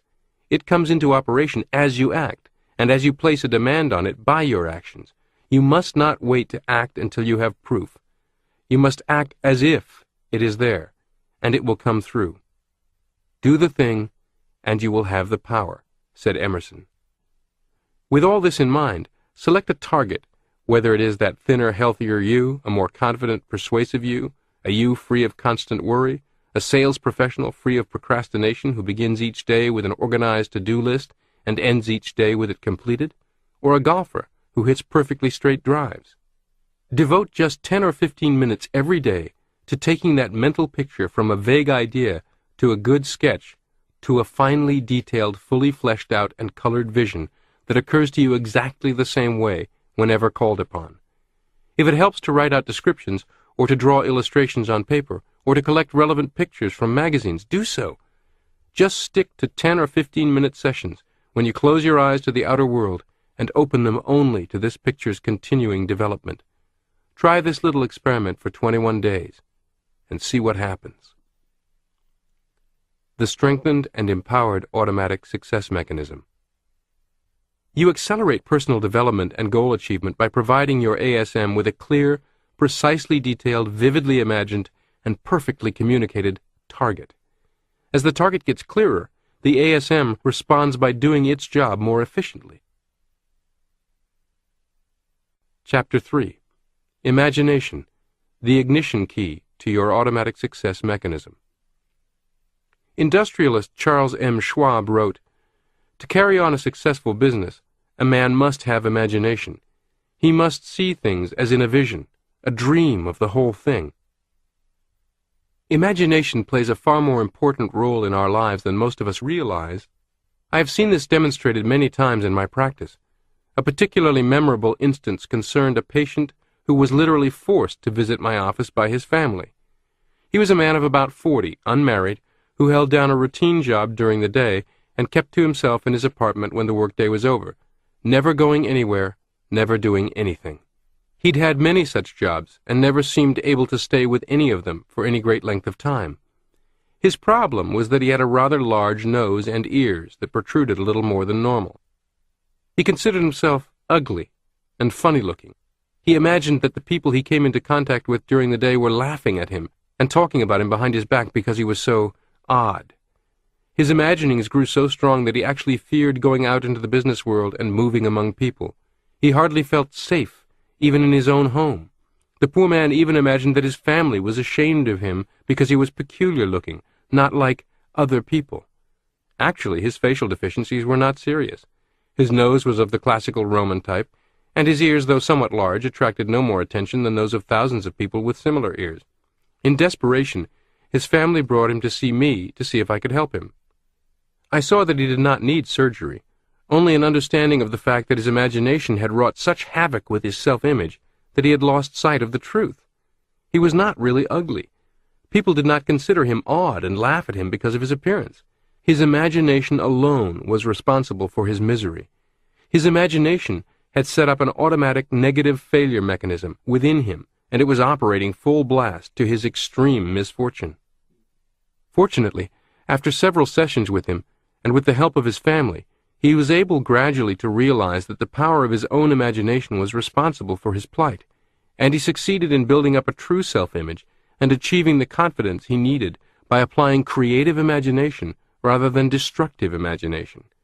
You might say he needed emotional surgery, not physical surgery with an actual scalpel. In the latter years of my surgical practice, I became quite skilled at talking myself out of business. This is an analogy for the experiences of thousands of people, quite possibly in one way or another, including you. No, you may not feel ashamed of your nose or ears or any other physical feature, and you may not be a recluse, but many people believe there is something about them that causes others to look down on them, to ridicule them behind their backs, to reject them, something that prevents them from progressing in certain ways. One of the smartest, most successful and prolific idea men I've ever known in the advertising field has had a lifelong pattern of rising to high income, then suddenly experiencing circumstances that pull the rug out from under him, so that he must rebuild from scratch his reputation and his finances. One month he was living in a mansion, the next in a motel. He has admitted to me and to others that he has spent his entire life trying to escape the iron-fisted grip of what he calls his white trash ancestry, and to paraphrase Al Pacino in one of the Godfather movies, just as he gets out, he is again pulled back. Of course, this thing that keeps pulling him back does not exist in the physical world, only inside his own self-image. It's his ugly nose and big ears. What's yours? Ironically, even though his entire business is the imagination business, he has yet to discover how to use his imagination as a scalpel in emotional surgery to rid his self-image of its big nose. Creative imagination is not something reserved for the poets, the philosophers, the inventors. It enters into our every act. Imagination sets the goal picture that our automatic mechanism works on. We act or fail to act not because of will, as is so commonly believed, but because of imagination. This is the most important statement to be gleaned from this entire program. Human beings always act and feel and perform in accordance with what they imagine to be true about themselves and their environment. You cannot long escape or outperform that picture. You can dissect it, analyze it, uncover what is in it that is not true about yourself, and alter it. You can modify it without archaeological examination of the past, but you cannot escape it. You will always act and perform and experience appropriate results in accordance with what you imagine to be true about yourself and your environment. This is a basic and fundamental law of mind. It is the way we are built. When we see this law of mind graphically and dramatically demonstrated in a hypnotized subject, We are prone to think that there is something occult or supernormal at work, or to discredit it as simple stage illusion. Actually, what we are witnessing often is the normal operating process of the human brain and nervous system. For example, if a good hypnotic subject is told that she is at the North Pole, she will not only shiver and appear to be cold, her body will react just as if she were cold, and goose pimples will develop. The same phenomena have been demonstrated on wide-awake college students by asking them to imagine that one hand is immersed in ice water. Thermometer readings show that the temperature drops in the treated hand. Tell a hypnotized subject that your finger is a red-hot poker, and he will not only grimace with pain at your touch, but his cardiovascular and lymphatic systems will react just as if your finger were a red-hot poker and produce inflammation and perhaps a blister on the skin. In one demonstration, when college students, wide awake, have been told to imagine that a spot on their foreheads was hot, temperature readings documented an actual increase in skin temperature. These are elementary experiments just one step away from the rather cruel but common children's game, the practical joke played at school, and sometimes by adults at work. In this prank, a person is secretly targeted by the group. Then one person after another engages the target in conversation, asking, "Aren't you feeling well, Bob? You look pretty white-faced. Bob, are you feeling all right?" Soon, poor Bob is in the restroom checking himself out in the mirror. Before long, Bob is feeling queasy and weak. Bob may even actually become so sick he must lie down or go home. Your nervous system cannot tell the difference between an imagined experience and a real one. Your nervous system reacts appropriately to what you think or imagine to be true. This phenomenon that can be produced as a practical joke or by a hypnotist on stage for entertainment is actually identical to, or illustrative of, the basic process that governs much of our behavior, and that can be taken hold of and deliberately used to advantage. How the hypnotic power of negative imagination can be a fatal disease. When I wrote my book for physicians in 1936, New Faces, New Futures, about the impact of plastic surgery on personality, I reprinted in it a newspaper article from a St. Louis newspaper headlined, "Inferiority Complex Caused by Long Nose Drives College Student to Commit Suicide." This article reported the suicide of a 24-year-old student of Washington University named Theodore Hoffman. Ironically, the article reported that those who knew him considered him popular. Here is the text of this young man's suicide note. Quote, "To the world. When I was a child, other children abused and mistreated me because I was weaker and uglier than they. I was a sensitive, bashful boy, and was teased because of my face and long nose. The more they offended me, the more they teased. I became afraid of people. I knew that many of them hated me for things that I was not responsible for, my sentimental nature, and my appearance. I was unable to speak to anyone. My confidence was gone. A teacher spelled my name with 2 F's, although it has only 1. Yet I became so backward I was unable to correct her, and therefore spelled it with 2 F's throughout my school career. God forgive everyone for this. I am afraid of the world, but I'm not afraid to die." Unquote. At the time, a professor at the university judged this to be the most severe case of an inferiority complex ever known. Nonsense. Believe me, this young man's desperation, which first killed his self-image and then led him to take his own life, mirrors the same desperation affecting thousands and thousands of people, and missed entirely or underestimated in importance by the people around them. In fact, suicide among teenagers in recent years has reached epidemic proportions, though rarely discussed in the media. Anorexia is a chilling demonstration of the hypnotic power of negative imagination. In Battling the Inner Dummy, the authors David Weiner and Dr. Gilbert Hefter describe an encounter with a 15-year-old girl, Ellen, shown on the CBS television program 48 Hours in 1998. Ellen weighed only 82 pounds and looked like a sickly child wasting away, but she was firmly convinced she was fat. As a result, she avoided meals, refused to eat, or would even purge herself after eating. In this child's hospital room, the television reporter interviewing Ellen got her to stand in front of a full-length mirror and asked her if she saw how gaunt and weak she looked. "I think I look fat," Ellen insisted. The reporter then tried fact. "But you now weigh only 82 pounds. Do you think that that is a person who is fat?" Ellen sensibly replied, "No." But then she immediately said that she was fat, and would grow fatter if she ate. So, determined not to eat, Ellen would pull out the intravenous feeding needles if not closely supervised. For parents, teachers, counselors, and coaches, this should be a cautionary tale, a vivid reminder of the need to be ever vigilant for some young person whose self-image is shrinking so dramatically that self-inflicted physical harm is likely to follow. For all, it is a vivid illustration of the incredible power of imagination.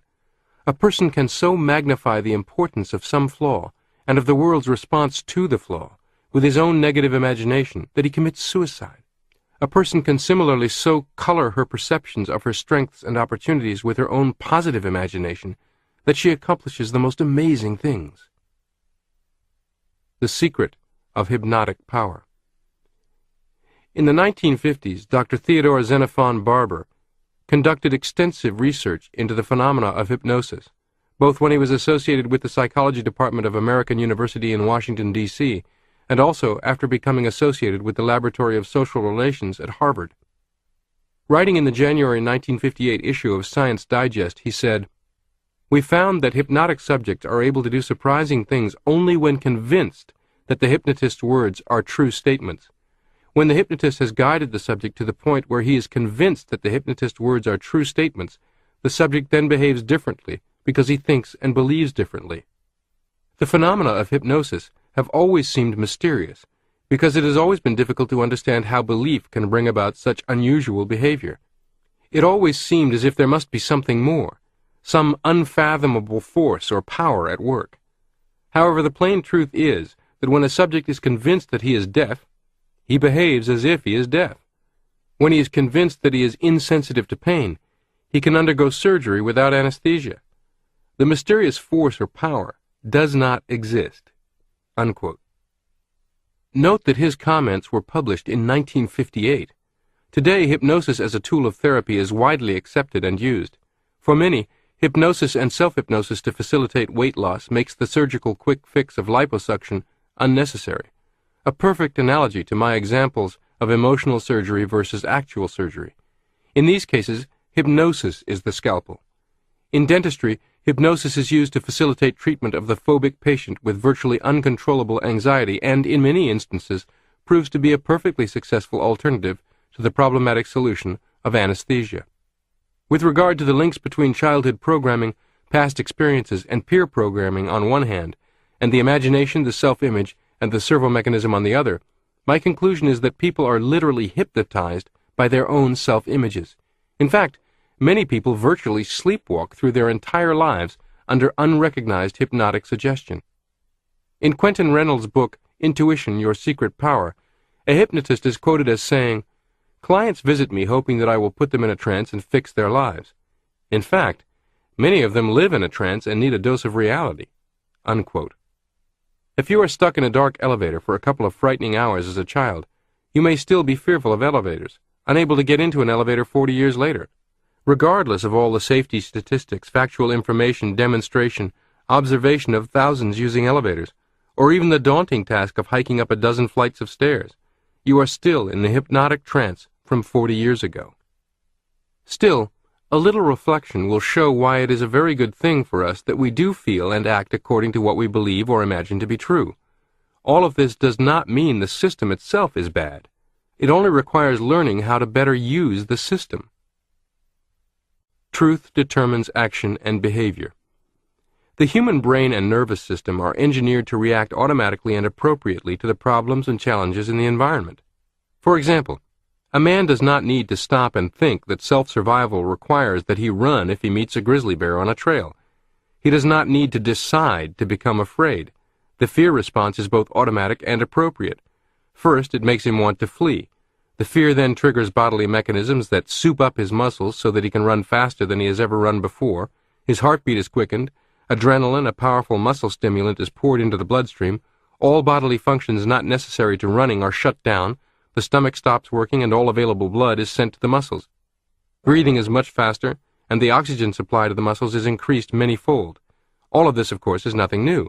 Most of us learned this in high school. What we have not been so quick to realize, however, is that the brain and nervous system that reacts automatically to environment is the same brain and nervous system that tells us what the environment is. The reactions of the man meeting the bear are commonly thought of as due to emotion rather than to ideas.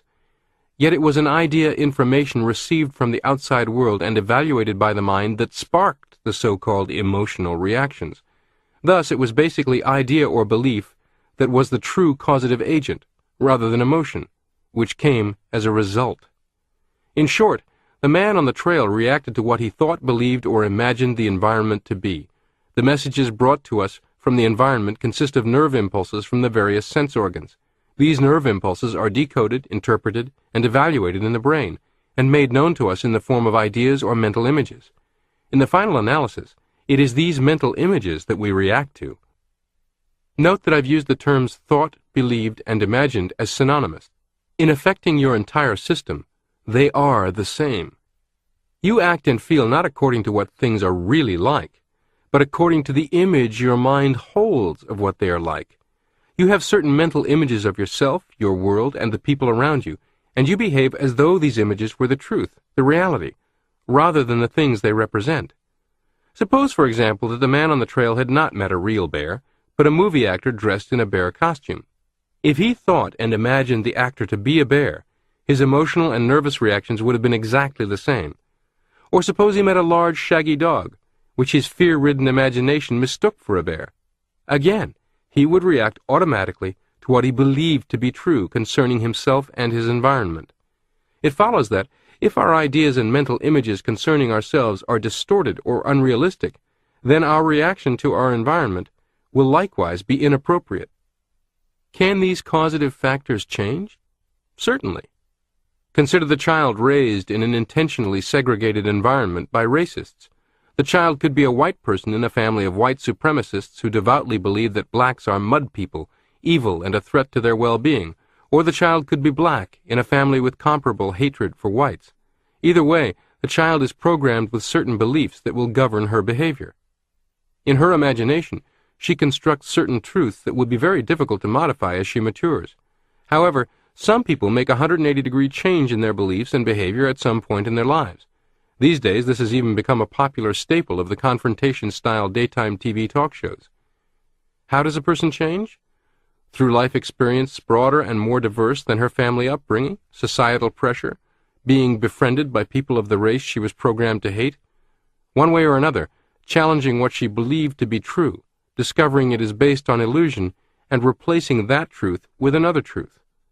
Now consider the child raised in a poor family, made up of people who profoundly believe that their unhappy circumstances are the fault of evil rich people and a corrupt government, who constantly program the child with class warfare ideas, and who insist that they just cannot get ahead no matter what they do. This truth may very well block that person's academic achievement, direct him away from college, have him blindly follow his father to work in the factory or the coal mine. Well, I show my age with coal mine, I suppose, yet even today the basic path of accepting poverty as fact is prevalent in many, many people. But how does one person rise out of such a background to become a highly successful entrepreneur, for example? Through books he's exposed to, people he sees on television, the influence of a mentor, life experiences, one way or another, challenging what he believed to be true, discovering it is based on illusion, and replacing that truth with another truth. Just as the Royal Knights of Spanish Harlem I mentioned earlier transformed from street toughs to chess champions, from likely criminals to model citizens pursuing adult careers as doctors, lawyers, and business persons.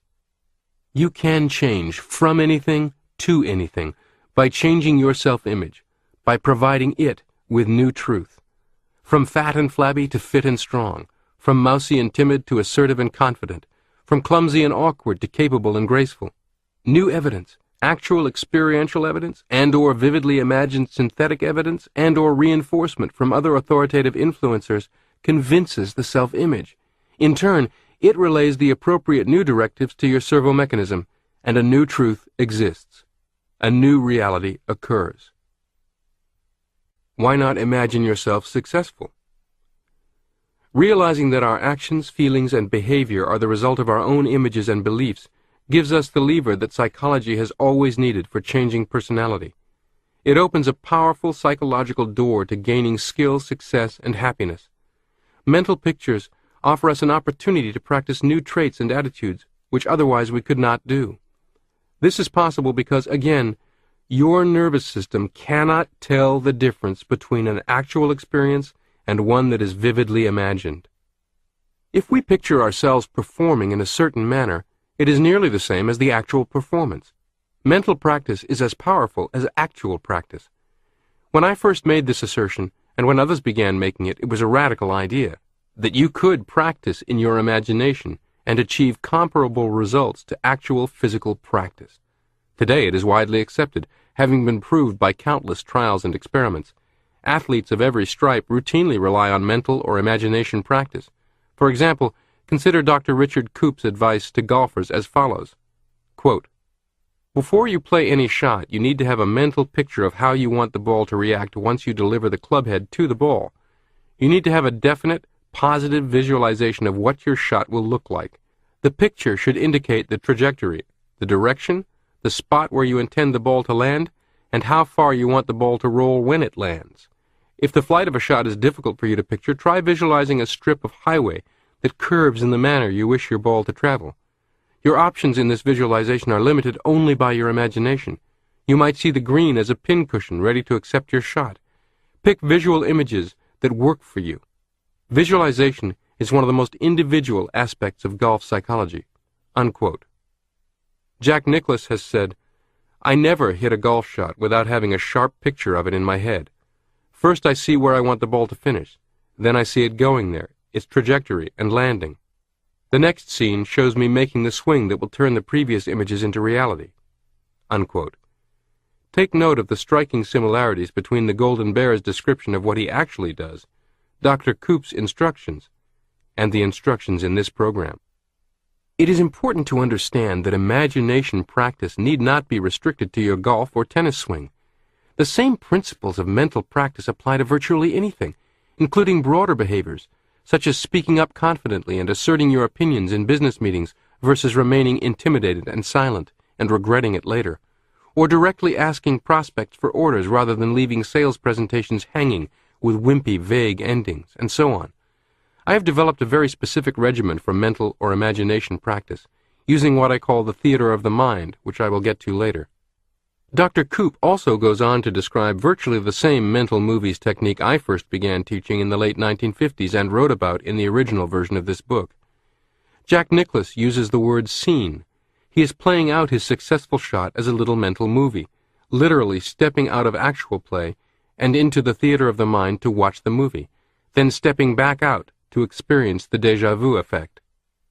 In a July 2000 article in Golf magazine, Jack Nicklaus said, "The more deeply you ingrain what I like to call my going to the movies discipline, the more effective you will become at hitting the shots you want to hit." Unquote. In his 4-step process, in step 4 he even says, "Select the club that the completed movie tells you is the right one." Remarkably, Jack Nicklaus has found his way to virtually the same mental movies technique I prescribe, even going so far as to turn the pesky details of correct club selection over to his automatic success mechanism, rather than attempting conscious choice. I say remarkably because, as far as I know, Mr. Nicklaus has never read Psycho-Cybernetics, although he has likely been influenced by the many other golfers and golf coaches who have. However, it's really not all that remarkable, since it seems almost all peak performers find their way to this technique one way or another. In a few moments we'll talk more about the specifics of these mental movies.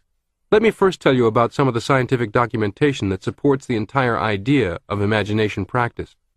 In one of the first controlled experiments I read about, psychologist R.A. Vandal proved that mental practice in throwing darts at a target, wherein the person sits for a period each day in front of the target and imagines throwing darts at it, improves aim just as much as actually throwing darts. Research Quarterly reported an experiment on the effects of mental practice on improving skill in sinking basketball free throws. One group of students actually practiced throwing the ball every day for 20 days, and were scored on the first and last days. A second group was scored on the first and last days, and engaged in no sort of practice in between. A third group was scored on the first day, then spent 20 minutes a day imagining that they were throwing the ball at the goal. When they missed, they would imagine that they corrected their aim accordingly. The first group, which actually practiced 20 minutes every day, improved in scoring 24%. The second group, which had no sort of practice, showed no improvement. The third group, which practiced only in their imagination, improved in scoring 23%. This particular experiment has been widely reported and referenced, and since repeated at many universities over the years. Of course, none of this is infallible. After all, Shaquille O'Neal's problem with foul shots remains a mystery. However, while an inexact science, the use of imagination practice is nevertheless an effective science, a proven and practical means of improving skills or altering embedded truths in order to alter behavior. Mental pictures are powerful medicine. Kay Porter, Ph.D., and Judy Foster, authors of The Mental Athlete, Inner Training for Peak Performance, provided an excellent, detailed prescription for relieving pain and accelerating recovery from injury. In an article in Tennis World magazine, they noted, "An important element of self-healing is a mental image that projects a positive future outcome. This visualization stimulates your mind and body and creates an intention to heal. Through mental imagery, it is possible to alter the body's autonomic physiological responses. When you use imagination, mental pictures, and suggestion, you can communicate with your body and make it respond." Unquote. Make no mistake, this is medical scientific truth, not mumbo-jumbo. If every hospital patient and every person entering physical rehabilitation were given a copy of Psycho-Cybernetics, they would be considerably better off. Keep this in mind if you ever have a loved one or friend in such circumstances. This article is so revealing and useful. We've posted more extensive excerpts at the Psycho-Cybernetics Foundation's website, www.psycho-cybernetics.com, should you care to read it or refer a friend to it. You will also find other articles, book reviews, and book excerpts directly related to this program in a special section of this website. Mental pictures can help you sell at a higher level. In his book, How to Make $25,000 a Year Selling, Charles B. Roth told how a group of salespeople in Detroit who tried a new idea increased their sales 100%. Another group in New York increased their sales by 150%. And individual salespeople using the same idea had increased their sales up to 400%. And what is this magic that accomplishes so much for salespeople? To quote Mr. Roth's book, "It is something called role-playing, and you should know about it, because if you will let it, it may help you to double your sales." What is role-playing? Well, it is simply imagining yourself in various sales situations, then solving them in your mind, until you know what to say and what to do whenever the situation comes up in real life. The reason why it accomplishes so much is that selling is simply a matter of situations. One is created every time you talk to a customer. He says something or asks a question or raises an objection. If you always know how to counter what he says or answer his question or handle the objection, you make sales. A role-playing salesman at night when he is alone will create these situations. He will imagine the prospect throwing the widest kind of curves at him. Then he will work out the best answer to them. No matter what the situation is, you can prepare for it beforehand by means of imagining yourself and your prospect face to face while he is raising objections and creating problems, and you are handling them properly. Use mental pictures to get a better job. The late William Moulton Marston, well-known psychologist, recommended what he called rehearsal practice to men and women who came to him for help in job advancement. If you have an important interview coming up, such as making an application for a job, his advice was, plan for the interview in advance. Go over in your mind all the various questions that are likely to be asked. Think about the answers you're going to give. Then rehearse the interview in your mind. Even if none of the questions you have rehearsed come up, the rehearsal practice will still work wonders. It gives you confidence. And even though real life has no set lines to be recited like a stage play, rehearsal practice will help you to ad-lib and react spontaneously to whatever situation you find yourself in, because you have practiced reacting spontaneously. This should come as no surprise, based on everything I just had to say about mental rehearsal for sales professionals. In a job interview, you are selling yourself. You are the product and its sales representative. Like the negotiator, you may even have the luxury of time, several weeks, maybe even several months, to plan and prepare to search for a new or better position. If so, by all means use it to your advantage by using your imagination to construct and rehearse the perfect job interview, so that when the actual interviews take place, you'll be relaxed, confident, and comfortable. A concert pianist practices in his head. Arthur Schnabel, the world-famous concert pianist, took lessons for only 7 years. He hated practice, and seldom practiced for any length of time at the actual piano keyboard. When questioned about his small amount of practice, as compared with other concert pianists, he said, "I practice in my head." C.G. Kopp of Holland, a recognized authority on teaching piano, recommended that all pianists practice in their heads. A new composition, he says, should be first gone over in the mind. It should be memorized and played in the mind before ever touching fingers to the keyboard. Practicing in the head has actually become the basis for quite a bit of modern piano instruction. Composer, performer, and instructor Patty Carlson achieved considerable fame promoting her How to Play Piano Overnight video program, in which she teaches people how to feel the music rather than learning to read sheet music and engage in tedious practice. Imagination practice can lower your golf score. Golf has become an enormously popular recreation, and there's a long relationship between golf and psycho-cybernetics. I've already mentioned the great Jack Nicklaus's mental rehearsal as just one example. Time magazine reported that when Ben Hogan was playing in a tournament, he mentally rehearsed each shot just before making it. He made the shot perfectly in his imagination, felt the club head strike the ball just as it should, felt himself performing the perfect follow-through, and then stepped up to the ball and depended on what he called muscle memory to carry out the shot just as he imagined it. Ben Hogan was ahead of the curve of modern golf psychology, which has become an industry unto itself and is largely based on visualization and relaxation techniques. Alex Morrison, perhaps the best-known golf instructor in the world at the time I was writing the first edition of this book, actually worked out a system of mental practice to improve your golf score while sitting in an easy chair and practicing mentally what he called the 7 Morrison keys. According to Morrison, the mental side of golf represents 90% of the game, the physical side 8%, and the mechanical side 2%. In his book, Better Golf Without Practice, Morrison told how he taught Lou Lair to break 90 for the first time, with no actual practice whatsoever. Morrison had Lair sit in an easy chair in his living room and relax while he demonstrated for him the correct swing, and gave a brief lecture on the Morrison keys. Lair was instructed to engage in no actual practice on the links, but instead spend 5 minutes each day relaxing in his easy chair, visualizing himself attending to the keys correctly. Morrison goes on to report how several days later, with no physical preparation whatever, Lair joined his regular foursome and amazed them by shooting 9 holes in an even par 36. The core of the Morrison system is, you must have a clear mental picture of the correct thing before you can do it successfully. Morrison, by this method, enabled many celebrities to chop as many as 10 to 12 strokes off their scores. Clearly see the target and let your automatic success mechanism take care of the details. Johnny Bulla, a well-known professional golfer, wrote an article in which he said that having a clear mental image of just where you wanted the ball to go and what you wanted it to do was more important than form in golf. Most of the pros, said Bulla, have one or more serious flaws in their form, yet they manage to shoot good golf. It was Bulla's theory that if you picture the end result, see the ball going where you want it to go, and have the confidence to know that it was going to do what you wanted, your subconscious would take over and direct your muscles correctly. If your grip was wrong and your stance not in the best form, your subconscious would still take care of that by directing your muscles to do whatever was necessary to compensate for the error in form.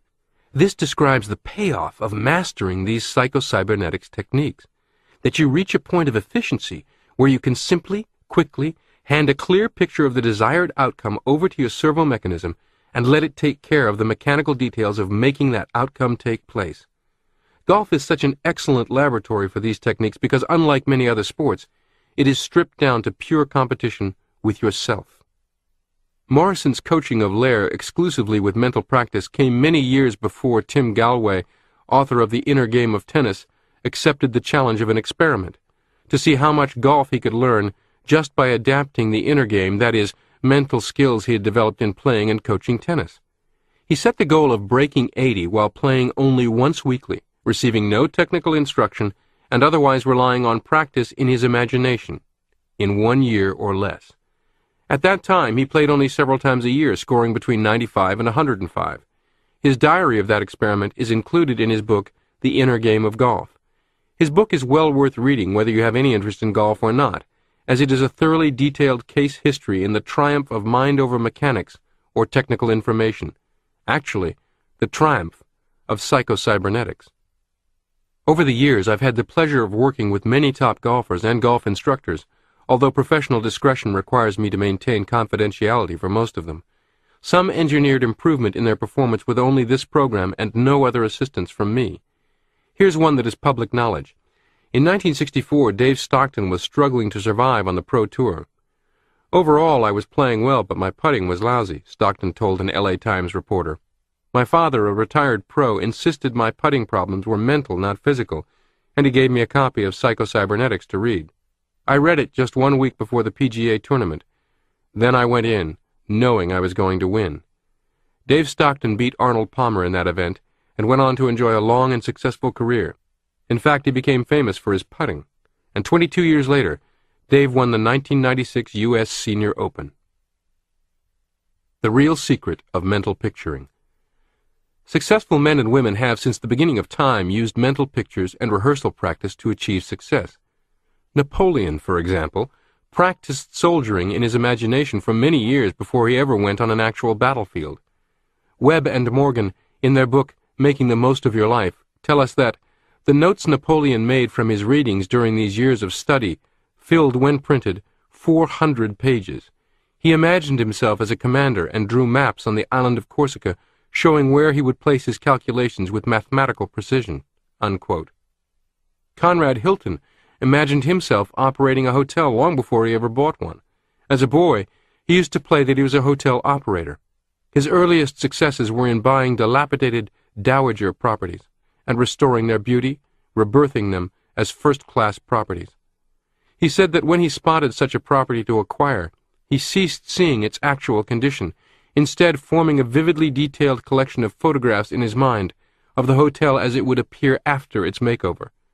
By seeing what would be, he saw value invisible to others. A strong mental picture can pull you toward success even when you have no logical argument for it. Jane Savoy is one of the most respected horse riding coaches in America. In 2000, she coached the U.S. Olympic equestrian team competing in Sydney. She describes an instance in which imagination power superseded probabilities.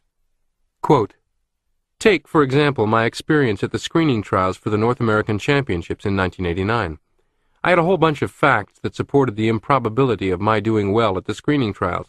I did have a top horse, Zapatero, but the other facts were, 1, Zapatero was new to me and we had not had time to develop a solid relationship and real communications.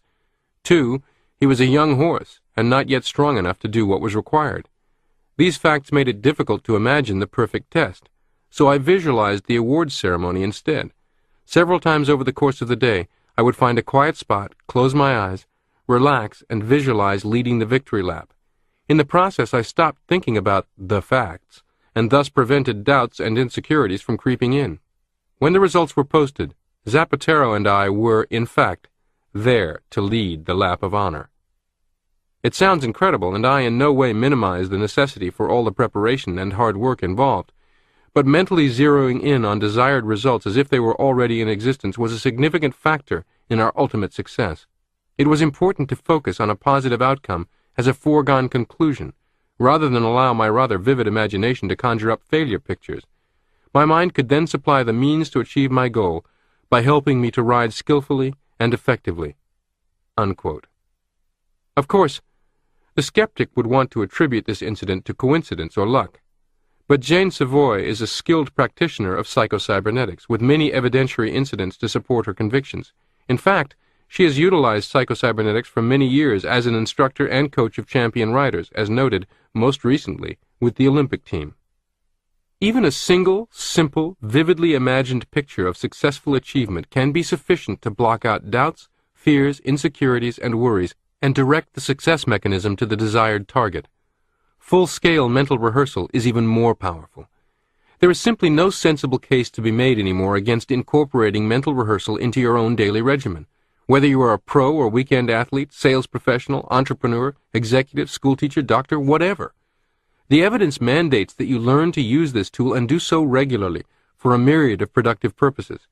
It is fair to insist that if you are not utilizing this approach, you are operating without benefit of one of the fundamental, universal, most relied on psychological tools of success we know of.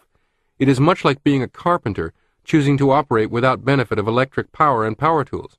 You could, but why? Why mental picturing is so powerful. The science of cybernetics gives us insight into why mental picturing produces such amazing results.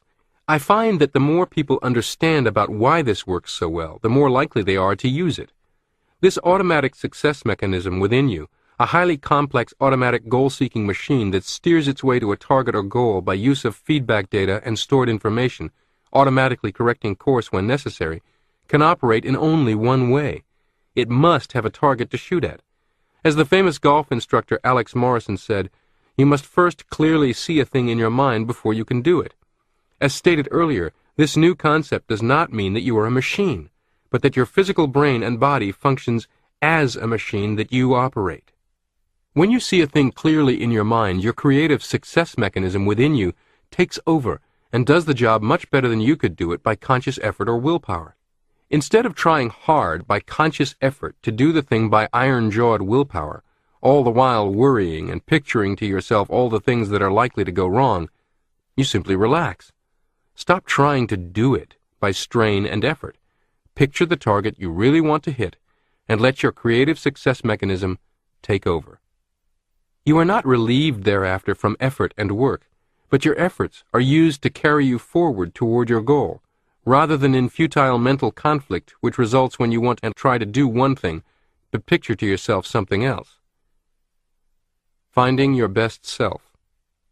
This same creative mechanism within you can help you achieve your best possible self, if you will form a picture in your imagination of the self you want to be and see yourself in the new role. This is a necessary condition to personality transformation, regardless of the method of therapy used. Somehow, before you can change, you must see yourself in a new role. I myself have witnessed veritable miracles in personality transformation when an individual changes his or her self-image.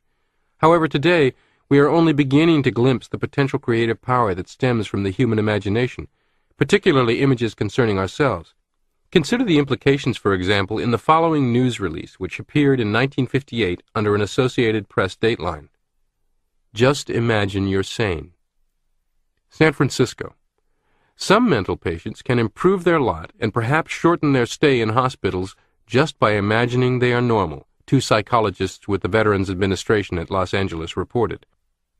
Dr. Harry M. Grayson and Dr. Leonard B. Ollinger told the American Psychological Association they tried the idea on 45 men hospitalized as neuropsychiatrics. The patients first were given the usual personality test. Then they were asked flatly to take the test a second time and answer the questions as they would if they were a typical, well-adjusted person on the outside. 3/4 of them turned in improved test performances, and some of the changes for the better were dramatic, the psychologist reported. Unquote. In order for these patients to answer the questions as a typical, well-adjusted person would answer, they had to imagine how a typical, well-adjusted person would act. They had to imagine themselves in the role of a well-adjusted person, and this in itself was enough to cause them to begin acting like and feeling like a well-adjusted person. I'm not certain what became of these good doctors and their innovative experiments. However, we know that today every aspect of self-image psychology, the very idea of self-image as steersman, and related techniques like act-as-if visualization are widely accepted and used in assisting the mentally ill, the handicapped, addicts, and incarcerated inmates involved with rehabilitation.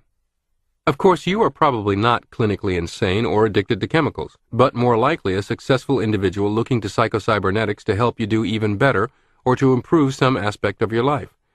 The fact that these techniques have become part and parcel of most therapies and treatments for people with far more severe emotional and psychological difficulties than you face or can even imagine holds out for you the promise that they can be even more powerful, fast-acting, and effective from your more favorable starting point.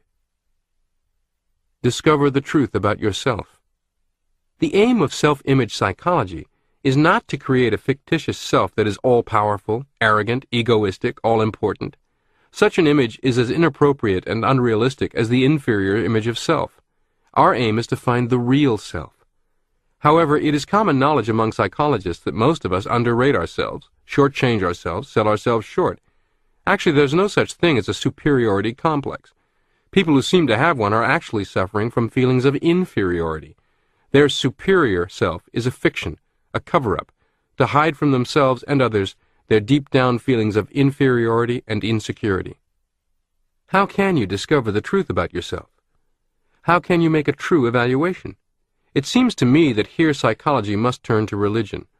The scriptures tell us that God created man a little lower than the angels and gave him dominion, that God created man in his own image. If we really believe in an all-wise, all-powerful, all-loving Creator, then we can draw some logical conclusions about what He has created. Man. In the first place, such an all-wise and all-powerful Creator would not turn out inferior products any more than a master painter would paint inferior canvases. Such a Creator would not deliberately engineer the product to fail any more than a manufacturer would deliberately build failure into an automobile. The fundamentalists tell us that man's chief purpose and reason for living is to glorify God, and the humanists tell us that man's primary purpose is to express himself fully. However, if we take the premise that God is a loving Creator and has the same interest in creation that an earthly father has in his children, then it seems to me that the fundamentalists and the humanists are saying the same thing. What brings more glory, pride, and satisfaction to a father than seeing his offspring do well, succeed, and express to the full their abilities and talents? Have you ever sat by the father of a football star during a game?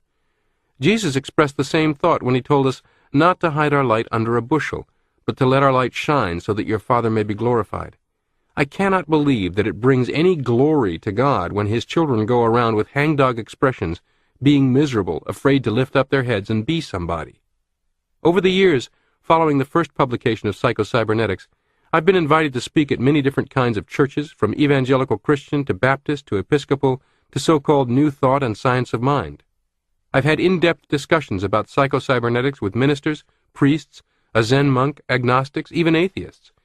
I've had no difficulty navigating these different waters, and we have always found common ground in the basic premise of liberating individuals from their own inner, mental, often unconscious self-sabotage, and the corollary premise of individuals being intended, if not engineered, to succeed, not fail. Dr. Norman Vincent Peale had kind things to say about Psycho-Cybernetics, and he and I had several good discussions. Even though I have on occasion commented that simple positive thinking, as most people think of it, is too often destined to disappoint, as it tries to force the issue from the circumference of our being rather than to reprogram at the core. I don't think you can have a legitimate religious or spiritual disagreement with Psycho-Cybernetics. The final word on imagination practice. It doesn't matter what religious, spiritual, or philosophical background or viewpoint you come from. It doesn't matter how you describe it. Imagination practice, visualization, mental picturing, or using my terminology, theater of your mind. What's important is that you do it. If you will choose a target to apply this to and give it a solid, honest 21-day trial, you will be so gratified with the results that you will certainly choose to continue using this tool for the rest of your life, and benefit enormously by doing so, just as countless athletes, entertainers, doctors, lawyers, business leaders, and others have before you. Here are a few exercises to get you started. Try this mental training exercise. Your present self-image was built on your own imagination pictures of yourself in the past, which grew out of interpretations and evaluations you placed on experience. Now you are to use the same method to build an adequate self-image that you previously used to build an inadequate one. Set aside a period of 30 minutes each day where you can be alone and undisturbed. Relax, and make yourself as comfortable as possible. Now, close your eyes and exercise your imagination. Many people find they get better results if they imagine themselves sitting before a large motion picture screen and imagine that they are seeing a motion picture of themselves. The important thing is to make these pictures as vivid and as detailed as possible. You want your mental pictures to approximate actual experience as much as possible. The way to do this is to pay attention to small details, sights, sounds, objects in your imagined environment. Details of the imagined environment are all important in this exercise because for all practical purposes, you are creating a practice experience. And if the imagination is vivid enough and detailed enough, your imagination practice is equivalent to an actual experience, insofar as your nervous system is concerned. The next important thing to remember is that during these 30 minutes you see yourself acting and reacting appropriately, successfully, ideally. It doesn't matter how you acted yesterday. You do not need to try to have faith you will act in the ideal way tomorrow. Your nervous system will take care of that in time, if you continue to practice. See yourself acting, feeling, being as you want to be. Do not say to yourself, I'm going to act this way tomorrow. Just say to yourself, I'm going to imagine myself acting this way now, for 30 minutes, today. Imagine how you would feel if you were already the sort of personality you want to be. If you've been shy and timid, see yourself moving among people with ease and poise, and feeling good because of it. If you've been fearful and anxious in certain situations, see yourself acting calmly and deliberately, acting with confidence and courage, and feeling expansive and confident, because you are. This exercise builds new memories or stored data in your midbrain and central nervous system. It builds a new image of self. After practicing it for a time, you will be surprised to find yourself acting differently, more or less automatically and spontaneously without trying. This is as it should be. You do not need to take thought or try or make an effort now in order to feel ineffective and act inadequately. Your present inadequate feeling and doing are automatic and spontaneous because of the memories, real and imagined, you have built into your automatic mechanism. You will find it will work just as automatically upon positive thoughts and experiences as upon negative ones. Step 1. Take pad and pen and write out a brief outline or description of the mental movie you intend to construct, experiment with, develop, and view in the theater in the mind. Step 2. Set aside 30 minutes a day, preferably at the same time each day, to find a quiet, private place, relax, close your eyes, enter your theater, and begin playing, editing, replaying your movie. Step 3. Gradually massage your movie so that its star, you, performs exactly as you desire and achieves the experience and results you desire. Strive to arrive at this point within the first 10 days. Step 4. For the remaining 11 days, play and enjoy that movie repeatedly, without change. Chapter 4. How to Dehypnotize Yourself from False Beliefs. Friedrich Wilhelm Nietzsche wrote, "Convictions are more dangerous enemies of truth than lies." A question that I have been asked many times about psycho-cybernetics equates as if imagination with fake it till you make it, or pure fantasy. Nothing could be further from the truth. Fake it till you make it is external, superficial, and unrealistic. It is sometimes taught to salespeople to their financial and emotional detriment. Instead, psycho-cybernetics, including as-if imagination practice, is not about fraud, but a search for hidden truth. It is about uncovering your true self by creatively challenging ideas your self-image accepts as facts about you that may or may not have been valid once, but need not be valid today or tomorrow. This story from my original book illustrates this. My friend, Dr. Alfred Adler, had an experience with a young boy that illustrates just how powerful belief can be on behavior and ability. He got off to a bad start in arithmetic, and his teacher became convinced that he was dumb in mathematics. The teacher then advised the parents of this fact and told them not to expect too much of him. They too were convinced. Adler passively accepted the evaluation they had placed on him, and his grades in arithmetic proved they had been correct. One day, however, he had a sudden flash of insight and thought he saw how to work a problem the teacher had put on the board and that none of the other pupils could work. He announced as much to the teacher. She and the whole class laughed, whereupon he became indignant, strode to the blackboard, and worked the problem, much to their amazement. In doing so, he realized that he could understand arithmetic. He felt a new confidence in his ability and went on to become a good math student. Dr. Adler's experience was very much like that of a patient of mine some years back, a business person who wanted to excel in public speaking because he had a vital message to impart about his outstanding success in a difficult field. He had a good voice and an important topic, but he was unable to get up in front of strangers and put his message over. What held him back was his belief that he could not make a good talk, and that he would fail to impress his audience simply because he did not have an imposing appearance. He did not look like a successful executive. This belief had burrowed so deeply into him that it threw up a roadblock every time he stood up before a group of people and began to talk. He mistakenly concluded that if he could have an operation to improve his appearance, he would then gain the confidence he needed.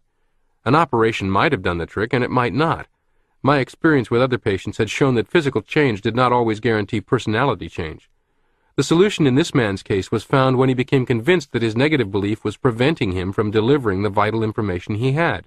He succeeded in replacing the negative belief with a positive belief that he had a message of extreme importance that he alone could deliver no matter what he looked like. In due time, he was one of the most sought-after speakers in the business world. The only change was in his belief and in his self-image. Now, the point I want to make is this. Adler had been hypnotized by a false belief about himself, not figuratively, but literally and actually hypnotized.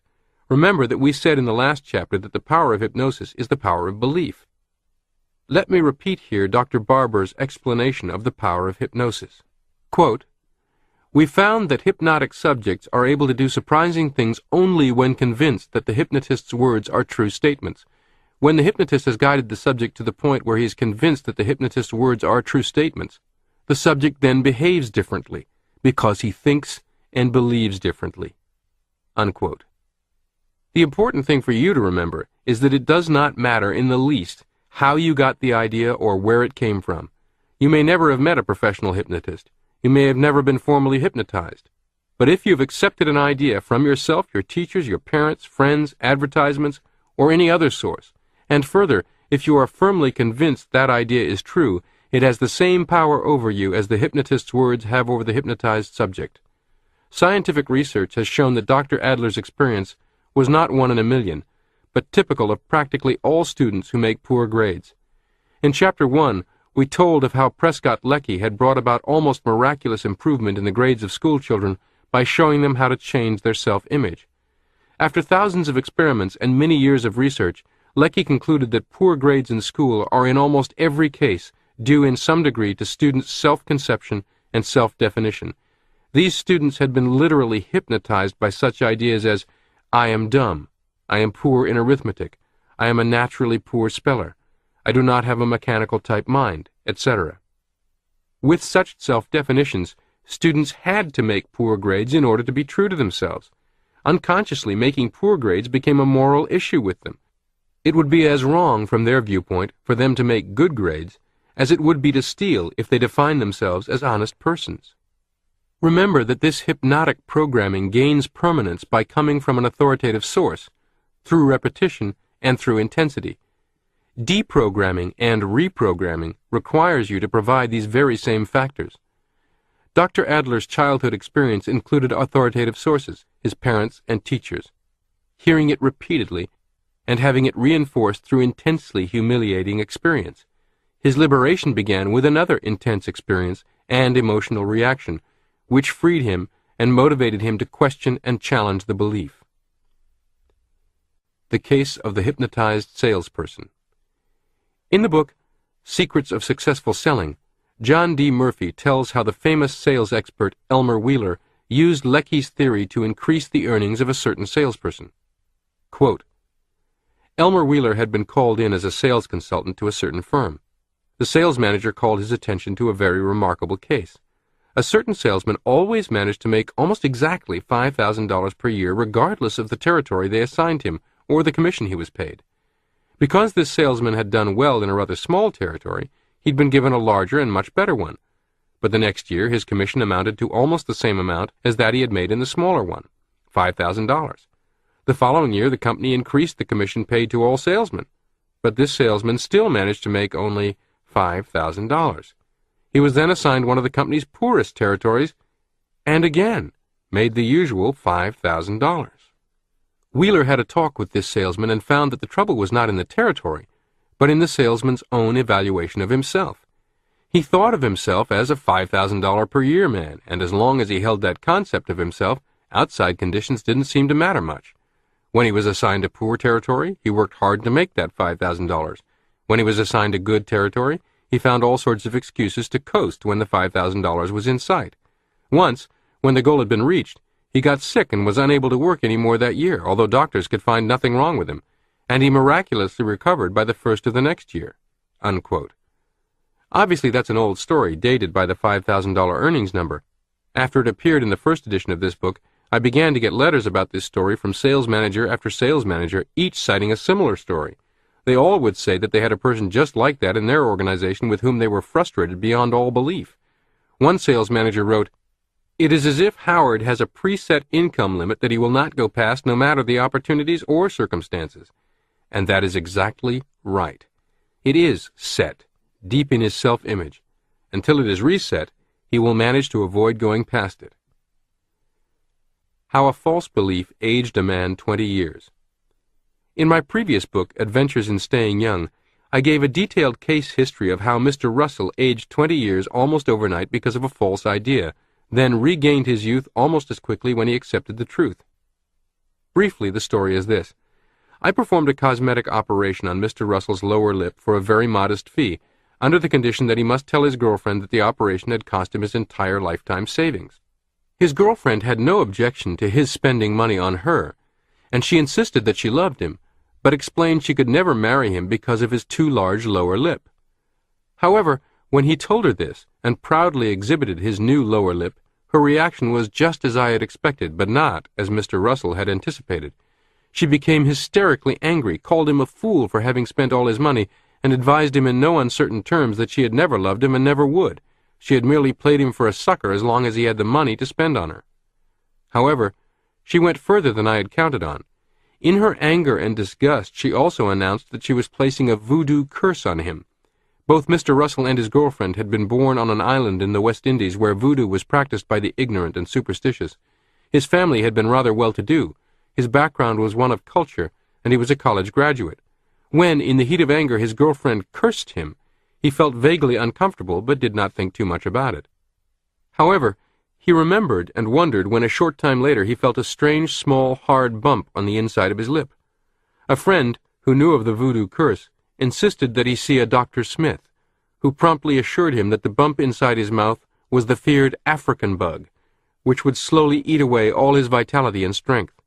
Mr. Russell began to worry and look for signs of waning strength. He was not long in finding them. He lost his appetite and his ability to sleep. I learned all this from Mr. Russell when he returned to my office several weeks after I had dismissed him. My nurse didn't recognize him, and no wonder. The Mr. Russell who had first called upon me had been a very impressive individual, slightly too large lip and all. He stood about 6'4", a large man with the physique of an athlete and the bearing and manner that bespoke an inner dignity and gave him a magnetic personality. The very pores of his skin seemed to exude an animal-like vitality. The Mr. Russell who now sat across the desk from me had aged at least 20 years. His hands shook with the tremor of age, his eyes and cheeks were sunken. He had lost perhaps 30 pounds. The changes in his appearance were all characteristic of the process that medical science, for want of a better name, calls aging. After a quick examination of his mouth, I assured Mr. Russell I could get rid of the African bug in less than 30 minutes, which I did. The bump which had caused all the trouble was merely a small bit of scar tissue from his operation. I removed it, held it in my hand, and showed it to him. The important thing is he saw the truth and believed it. He gave a sigh of relief, and it seemed as if there was an almost immediate change in his posture and expression. Several weeks later, I received a nice letter from Mr. Russell, together with a photograph of him with his new bride. He had gone back to his home and married his childhood sweetheart. The man in the picture was the first Mr. Russell. Is everyone hypnotized? It is no exaggeration to say that all human beings are hypnotized to some extent, either by ideas they have uncritically accepted from others, or by ideas they have repeated to themselves or convinced themselves are true. These negative ideas have exactly the same effect on our behavior as the negative ideas implanted into the mind of a hypnotized subject by a professional hypnotist. Have you ever seen a demonstration of honest-to-goodness hypnosis? If not, let me describe just a few of the more simple phenomena that result from the hypnotist's suggestion.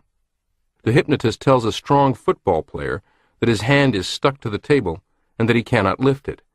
It is not a question of the football player not trying. He simply cannot. He strains and struggles until the muscles of his arm and shoulder stand out like cords, but his hand remains fully rooted to the table. He tells a championship weightlifter that he cannot lift a pencil from the desk, and although normally he can hoist a 400-pound weight overhead, he now actually cannot lift the pencil. Strangely enough, in these instances, hypnosis does not weaken the athletes. They are potentially as strong as ever, but without realizing it consciously, they are working against themselves. On the one hand, they try to lift their hand or the pencil by voluntary effort, and actually contract the proper lifting muscles. But on the other hand, the idea, "you cannot do it," causes contrary muscles to contract quite apart from their will. The negative idea causes them to defeat themselves. They cannot express or bring into play their actual available strength. The gripping strength of another athlete has been tested on a dynamometer and has been found to be 100 pounds. All his effort and straining cannot budge the needle beyond the 100-pound mark. Now he is hypnotized and told, "You are very, very strong, stronger than you have ever been in your life, much, much stronger. You are surprised at how strong you are." Again, the gripping strength of his hand is tested. This time he easily pulls the needle to the 125-pound mark. Again, strangely enough, hypnosis has not added anything to his actual strength. What the hypnotic suggestion did was to overcome a negative idea that had previously prevented him from expressing his full strength. In other words, the athlete in his normal waking state had imposed a limitation on his strength by the negative belief that he could only grip 100 pounds. The hypnotist merely removed this mental block and allowed him to express his true strength. The hypnosis literally de-hypnotized him temporarily from his own self-limiting beliefs about himself. As Dr. Barber has said, it is awfully easy to assume that the hypnotist himself must have some magical power when you see rather miraculous things happen during a hypnotic session. The stutterer talks fluently. The timid, shy, retiring Casper Milquetoast becomes outgoing, poised, and makes a stirring speech. Another individual who is not especially good in adding figures with a pencil and paper when awake multiplies 2 3-digit figures in his head. All this happens because the hypnotist tells them that they can and instructs them to go ahead and do it. To onlookers, the hypnotist's word seems to have a magical power. Such, however, is not the case. The power, the basic ability to do these things, was inherent in the subjects all the time, before they met the hypnotist. The subjects, however, were unable to use this power because they themselves did not know it was there. They had bottled it up and choked it off because of their own negative beliefs. Without realizing it, they had hypnotized themselves into believing they could not do these things. And it would be truer to say that the hypnotist had de-hypnotized them than to say he had hypnotized them. Within you, whoever you may be, is the ability and the power to do whatever you need to do to be happy and successful. Within you right now is the power to do things you never dreamed possible. This power becomes available to you just as soon as you can change your beliefs. Just as quickly as you can de-hypnotize yourself from the ideas of, "I can't," "I'm not worthy," "I don't deserve it," and other self-limiting ideas. You can cure your inferiority complex. At least 95% of people have their lives blighted by feelings of inferiority to some extent, and to millions this same feeling of inferiority is a serious handicap to success and happiness. Every person on the face of the earth is inferior to some other persons or person. I know that I cannot beat Jack Nicklaus on the links, throw a football as straight and far as any NFL pro quarterback, and the list goes on. Even though I have appeared as a speaker in front of a number of large audiences, I know there's a long list of people who are more polished and stylish and charismatic on the platform. I know this, but it does not induce feelings of inferiority within me and blight my life, simply because I do not compare myself unfavorably with them, and do not feel that I am no good merely because I cannot do certain things as skillfully or as well as they. I also know that in certain areas, every person I meet, from the newsboy on the corner to the president of the bank, is superior to me in certain respects, but neither can any of these people repair a scarred face, or do any number of other things as well as I, and I'm sure they do not feel inferior because of it. Feelings of inferiority originate not so much from facts or experiences, but from our conclusions regarding facts and our evaluation of experiences. For example, the fact is that I am an inferior golfer to Jack Nicklaus or Arnold Palmer. This does not, however, make me an inferior person. Arnold Palmer's inability to perform surgery makes him an inferior surgeon, but not an inferior person. It all depends on what and whose norms we measure ourselves by. It is not knowledge of actual inferiority in skill or knowledge that gives us an inferiority complex and interferes with our living. It is the feeling of inferiority that does this. And this feeling of inferiority comes about for just one reason. We judge ourselves and measure ourselves not against our own norm or par, but against some other individual's norm. When we do this, we always, without exception, come out second best. But because we think and believe and assume that we should measure up to some other person's norm, we feel miserable and second-rate and conclude that there is something wrong with us. The next logical conclusion in this cockeyed reasoning process is to conclude that we are not worthy, that we do not deserve success and happiness, and that it would be out of place for us to fully express our own abilities and talents, whatever they might be, without apology or without feeling guilty about it. All this comes about because we have allowed ourselves to be hypnotized by the entirely erroneous idea that I should be like so-and-so, or I should be like everybody else. The fallacy of the second idea can be readily seen through, if analyzed, for in truth there are no fixed standards common to everybody else. Everybody else is composed of individuals, no two of whom are alike. Neither a new nose or new shoes guarantee success. Consider the famous advertising campaign constructed around Michael Jordan with the slogan, "I want to be like Mike." The blunt truth is that very few young men have the physical talent to replicate Michael Jordan's performance, even if they replicated his remarkable discipline, commitment, work ethic, and competitive spirit. If this ad campaign harmlessly sells shoes and clothing, so be it. For some, it will serve as positive stimulus and motivation to strive to achieve, and that is constructive. For others, however, sadly, it will serve only to set up an impossible ideal to compare to, or worse, send young people away from the core to the circumference of being, guaranteed disappointment when they discover that a new pair of shoes has no more magic than a new nose provided by my scalpel. The more mature, intelligent observer of Michael and of this ad campaign can choose not to be adversely hypnotized by it, but to be motivated by it, and look past it more thoughtfully at the characteristics and behavior other than innate exceptional physical talent that have contributed most to Michael Jordan's success, that may be uncovered in oneself, strengthened, even emulated. It is even true that a basketball player less innately physically gifted than Jordan could replicate or even surpass his success in the sport, and do so in part thanks to Jordan as inspiration. The person with an inferiority complex invariably compounds the error by striving for superiority. Her feelings spring from the false premise that she is inferior. From this false premise, a whole structure of logical thought and feeling is built. If she feels bad because she is inferior, the cure is to make herself as good as everybody else, and the way to feel really good is to make herself superior. This striving for superiority gets her into more trouble, causes more frustration, and sometimes brings about a neurosis where none existed before. She becomes more miserable than ever, and the harder she tries, the more miserable she becomes. Inferiority and superiority are reverse sides of the same coin.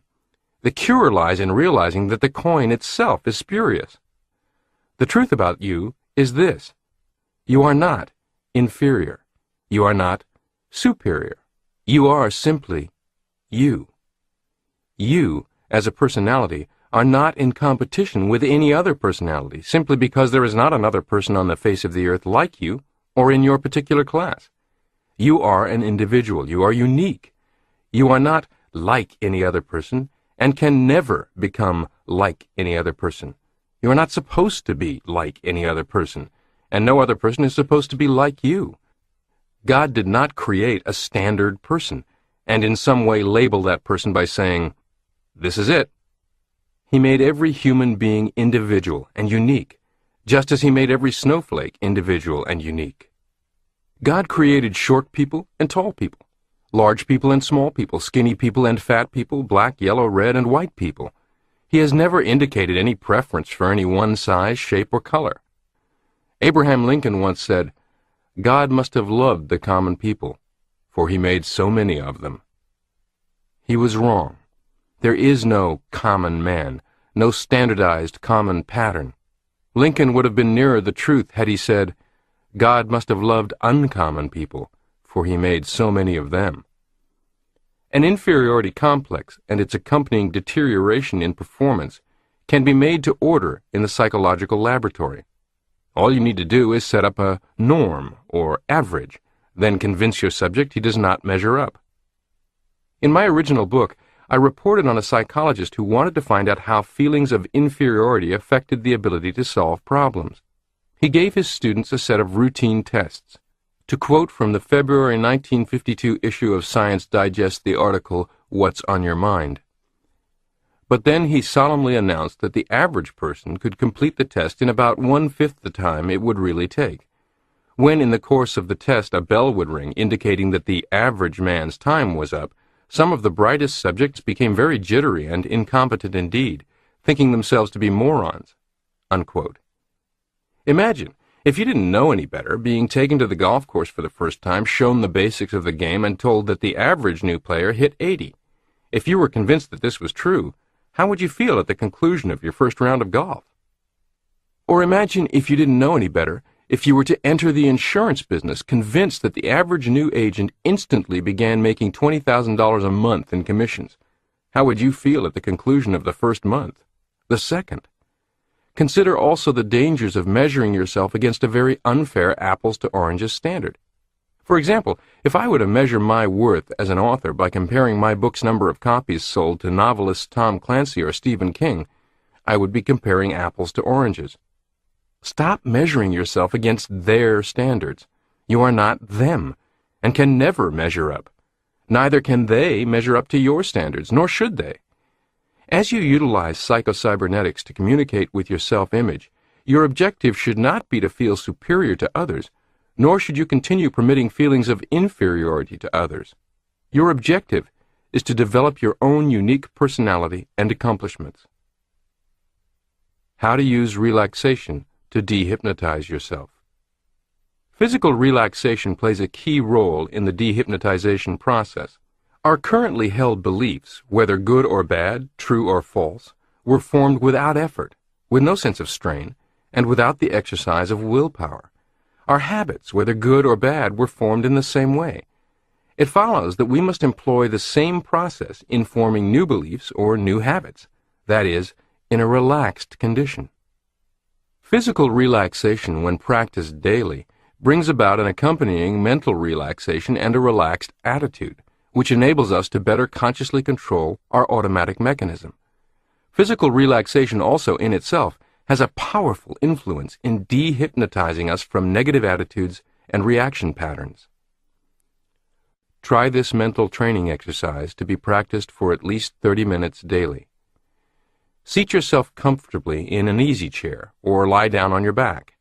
Consciously let go the various muscle groups as much as possible without making too much of an effort of it. Just consciously pay attention to the various parts of your body and let go a little. You will find that you can always voluntarily relax to a certain degree. You can stop frowning and let your forehead relax. You can ease up a little on the tension in your jaws. You can let your hands, your arms, your shoulders, your legs become a little more relaxed than they are. Spend about 5 minutes on this, and then stop paying any attention to your muscles. This is as far as you are going to try to go by conscious control. From here on, you will relax more and more by using your creative mechanism to automatically bring about a relaxed condition. In short, you are going to use goal pictures held in your imagination and let your automatic mechanism realize those goals for you. Mental picture 1. In your mind's eye, see yourself lying stretched out upon the bed. Form a picture of your legs as they would look if made of concrete. See yourself lying there with 2 very heavy concrete legs. See these very heavy concrete legs sinking far down into the mattress from their sheer weight. Now picture your arms and hands as made of concrete. They also are very heavy and are sinking down into the bed and exerting tremendous pressure against the bed. In your mind's eye, see a friend come into the room and attempt to lift your heavy concrete legs. He takes hold of your feet and attempts to lift them, but they're too heavy for him. He cannot do it. Repeat this process with your arms, neck, etc. Mental picture 2. Your body is a big marionette doll. Your hands are tied loosely to your wrists by strings. Your forearm is connected loosely by a string to your upper arm. Your upper arm is connected very loosely by a string to your shoulder. Your feet, calves, thighs are also connected together with a single string. Your neck consists of one very limp string. The strings that control your jaw and hold your lips together have slackened and stretched to such an extent that your chin has dropped down loosely against your chest. All the various strings connecting the various parts of your body are loose and limp, and your body is just sprawled loosely across the bed. Mental picture 3. Many people will find this the most relaxing of all. Just go back in memory to some relaxing and pleasant scene from your past. There is always some time in everyone's life when he felt relaxed, at ease, and at peace with the world. Pick out your own relaxing picture from your past and call up detailed memory images. Yours may be a peaceful scene at a mountain lake where you went fishing. If so, pay particular attention to the little incidental things in the environment. Remember the quiet ripples on the water. What sounds were present? Did you hear the quiet rustling of the leaves? Maybe you remember sitting perfectly relaxed and somewhat drowsy before an open fireplace long ago. Did the logs crackle and spark? What other sights and sounds were present? Maybe you choose to remember relaxing in the sun on a beach. How did the sand feel against your body? Could you feel the warm, relaxing sun touching your body, almost as a physical thing? Was there a breeze blowing? Were there gulls on the beach? The more of these incidental details you can remember and picture to yourself, the more successful you will be. Daily practice will bring these mental pictures or memories clearer and clearer. The effect of learning will also be cumulative. Practice will strengthen the tie-in between mental image and physical sensation. You will become more and more proficient in relaxation, and this in itself will be remembered in future practice sessions. Chapter 5. How to Succeed with the Power of Rational Thinking. Bernard Baruch wrote, "I get the facts, I study them patiently, I apply imagination." Many of my patients were plainly disappointed when I prescribed something as simple as using their God-given power of reason as a method of changing negative beliefs and behavior. To some, it seemed incredibly naive and unscientific. Yet it does have one advantage. It works. And as we shall see later, it is based on sound scientific findings. There is a widely accepted fallacy that rational, logical, conscious thinking has no power over unconscious processes or mechanisms, and that to change negative beliefs, feelings, or behavior, it is necessary to dig down and dredge up material from the unconscious. Your automatic mechanism is absolutely impersonal. It operates as a machine and has no will of its own. It always tries to react appropriately to your current beliefs and interpretations concerning environment.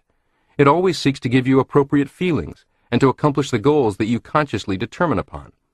It works only on the data that you feed it in the form of ideas, beliefs, interpretations, opinions. It is conscious thinking that is the control knob of your unconscious machine. It was by conscious thought, though perhaps irrational and unrealistic, that the unconscious machine developed its negative and inappropriate reaction patterns.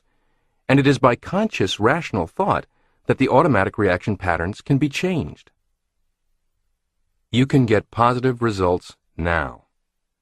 In movies and television programs, therapy is usually portrayed as a psychiatrist guiding a patient into an archaeological dig of distant childhood memories. As a result, it is a popular notion that once in therapy, you stay in therapy. I recall an executive telling me that he had many issues he would like to work on and behavior he would like to change, but that he would never agree to go to a psychiatrist's office week after week, dredging up and endlessly discussing matters from his childhood. With all due respect to psychiatrists, theirs is not the only path to a healthy self-image, and to be fair, this idea of psychiatry is not accurately representative of all doctors' methods.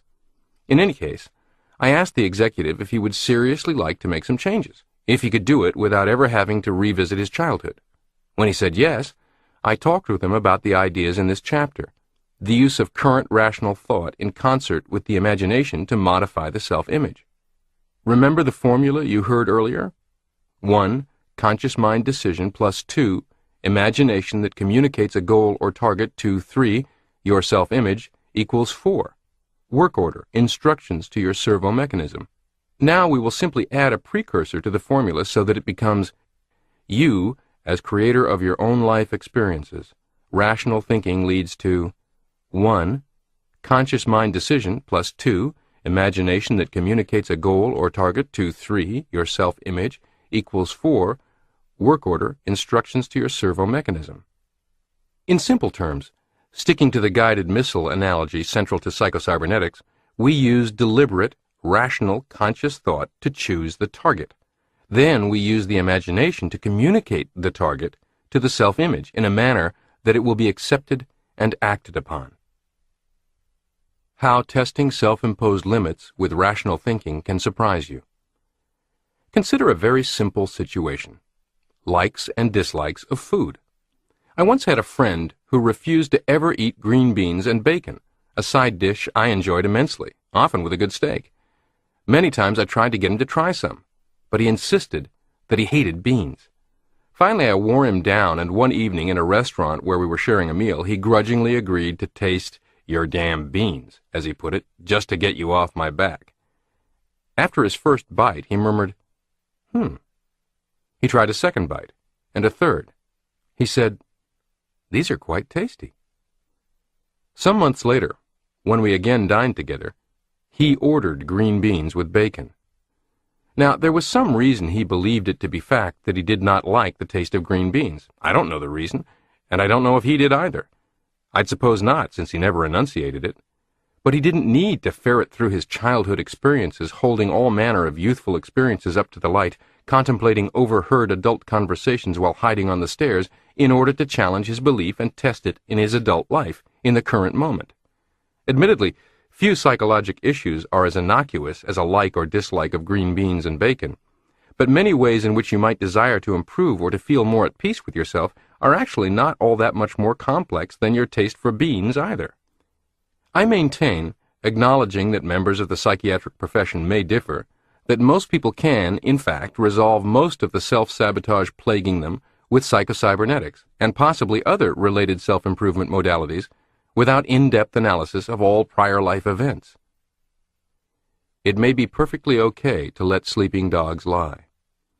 The fact that buried in the unconscious are memories of past failures along with unpleasant and painful experiences does not mean that these must be dug out, exposed, or examined in order to effect personality changes. As we pointed out earlier, all skill learning is accomplished by trial and error. By making a trial, missing the mark, consciously remembering the degree of error, and making correction on the next trial until finally a hit or successful attempt is accomplished. The successful reaction pattern is then remembered or recalled and imitated on future trials. This is true for a man learning to pitch horseshoes, throw darts, sing, drive a car, play golf, get along socially with other human beings, or any other skill. Thus, all servo mechanisms, by their very nature, contain memories of past errors, failures, painful and negative experiences. These negative experiences do not inhibit, but contribute to the learning process. As long as they are used properly as negative feedback data and are seen as deviations from the positive goal desired. However, as soon as the error has been recognized as such and correction of course made, it is equally important that the error be consciously forgotten and the successful attempt remembered and dwelt upon. These memories of past failures do no harm as long as our conscious thought and attention is focused on the positive goal to be accomplished. Therefore, it is best to let these sleeping dogs lie. Our errors, mistakes, failures, and sometimes even our humiliations were necessary steps in the learning process. However, they were meant to be a means to an end, not an end in themselves. When they have served their purpose, they should be forgotten. If we consciously dwell on the error, or consciously feel guilty about the error and keep berating ourselves because of it, then, unwittingly, we make the error or failure itself the goal that is consciously held in imagination and memory. The unhappiest of mortals are those who insist on reliving the past over and over in their imagination, continually criticizing themselves for past mistakes, continually condemning themselves for past sins. The new term for taking control of your emotions and self-image without probing your past for root causes is solution-oriented therapy. And if you are interested in a current book on this subject, I recommend Do One Thing Different by Bill O'Hanlon. The Power of Forgetfulness. When asked to name the most important characteristic of a truly great pass receiver in football, the great quarterback of the Cleveland Browns, Otto Graham, said, "A damn short memory." Players and coaches have explained that to me, and echoed it year after year in media interviews. What is meant is that the most important skill the receiver possesses is the ability to instantly forget about the catchable pass he just embarrassingly dropped so as to focus on the target, successfully catching the next one thrown in his direction. I have many times watched a football game on television, seen the field goal kicker hook a kick badly and miss a short 20 or 30-yard field goal, only to return later in the game, even with the entire game on the line, and make a much longer, more difficult field goal. The kicker's ability to forget and refocus was every bit as important as his physical strength and kicking mechanics. Continually criticizing yourself for past mistakes and errors, whether from years ago or minutes ago, does not help matters, but on the other hand, tends to perpetuate the very behavior you would change. Memories of past failures can adversely affect present performance if we dwell on them, and foolishly conclude, "I failed yesterday, therefore I will fail again today." However, this does not prove that unconscious reaction patterns have any power in themselves to repeat and perpetuate themselves, or that all buried memories of failure must be eradicated before behavior can be changed. If we are victimized, it is by our conscious, thinking mind, and not by the unconscious. For it is with the thinking part of our personality that we draw conclusions and select the goal images that we shall concentrate on. The minute that we change our minds and stop giving power to the past, with its mistakes, loses its power over us. Ignore past failures and forge ahead. When a shy, timid wallflower is told in hypnosis and believes or thinks that he is a bold, self-confident orator, his reaction patterns are changed instantly. He currently acts as he currently believes. His attention is given over completely to the positive desired goal, and no thought or consideration whatsoever is given to past failures. Dorothea Brande tells in her charming book, Wake Up and Live, how this one idea enabled her to become more productive and successful as a writer, and to draw upon talents and abilities she never knew she had. She had been both curious and amazed after witnessing a demonstration in hypnosis. Then she happened to read one sentence written by psychologist F.M.H. Myers, which she says changed her whole life. The sentence by Myers explained that the talents and abilities displayed by hypnotic subjects were due to a purgation of memory of past failures while in the hypnotic state. If this were possible under hypnosis, Dorothea Brande asked herself, if ordinary people carried around within themselves talents, abilities, powers that were held in check and not used merely because of memories of past failures, why couldn't a person in the wakeful state use these same powers by ignoring past failures and acting as if it were impossible to fail? She determined to try it. She would act on the assumption that the powers and abilities were there, and that she could use them, if only she would go ahead and act as if, instead of in a tentative, half-hearted way. Within a year, her production as a writer had increased many times. So had her sales. A rather surprising result was that she discovered a talent for public speaking, became much in demand as a lecturer, and enjoyed it, whereas previously she had not only shown no talent for lecturing, but disliked it intensely. With Psycho-Cybernetics exercises like those described in many chapters in this program, as well as even more extensive and sophisticated mental training exercises provided in my 12-week course on Psycho-Cybernetics, one of the things I strive for is equipping you with ways to act as if, within your own imagination, and to encourage your doing so repetitively and creatively. Bertrand Russell's method. In his book, The Conquest of Happiness, Bertrand Russell wrote, I was not born happy. As a child, my favorite hymn was, Weary of earth and laden with my sin. In adolescence, I hated life and was continually on the verge of suicide, from which, however, I was restrained by the desire to know more mathematics. Now, on the contrary, I enjoy life. I might almost say that with every year that passes, I enjoy it more. Very largely it is due to a diminishing preoccupation with myself. Like others who had a Puritan education, I had the habit of meditating on my sins, follies, and shortcomings. I seemed to myself, no doubt justly, a miserable specimen. Gradually I learned to be indifferent to myself and my deficiencies. I came to center my attention increasingly upon external objects, the state of the world, various branches of knowledge, individuals for whom I felt affection." Unquote. In the same book, he describes his method for changing automatic reaction patterns based on false beliefs.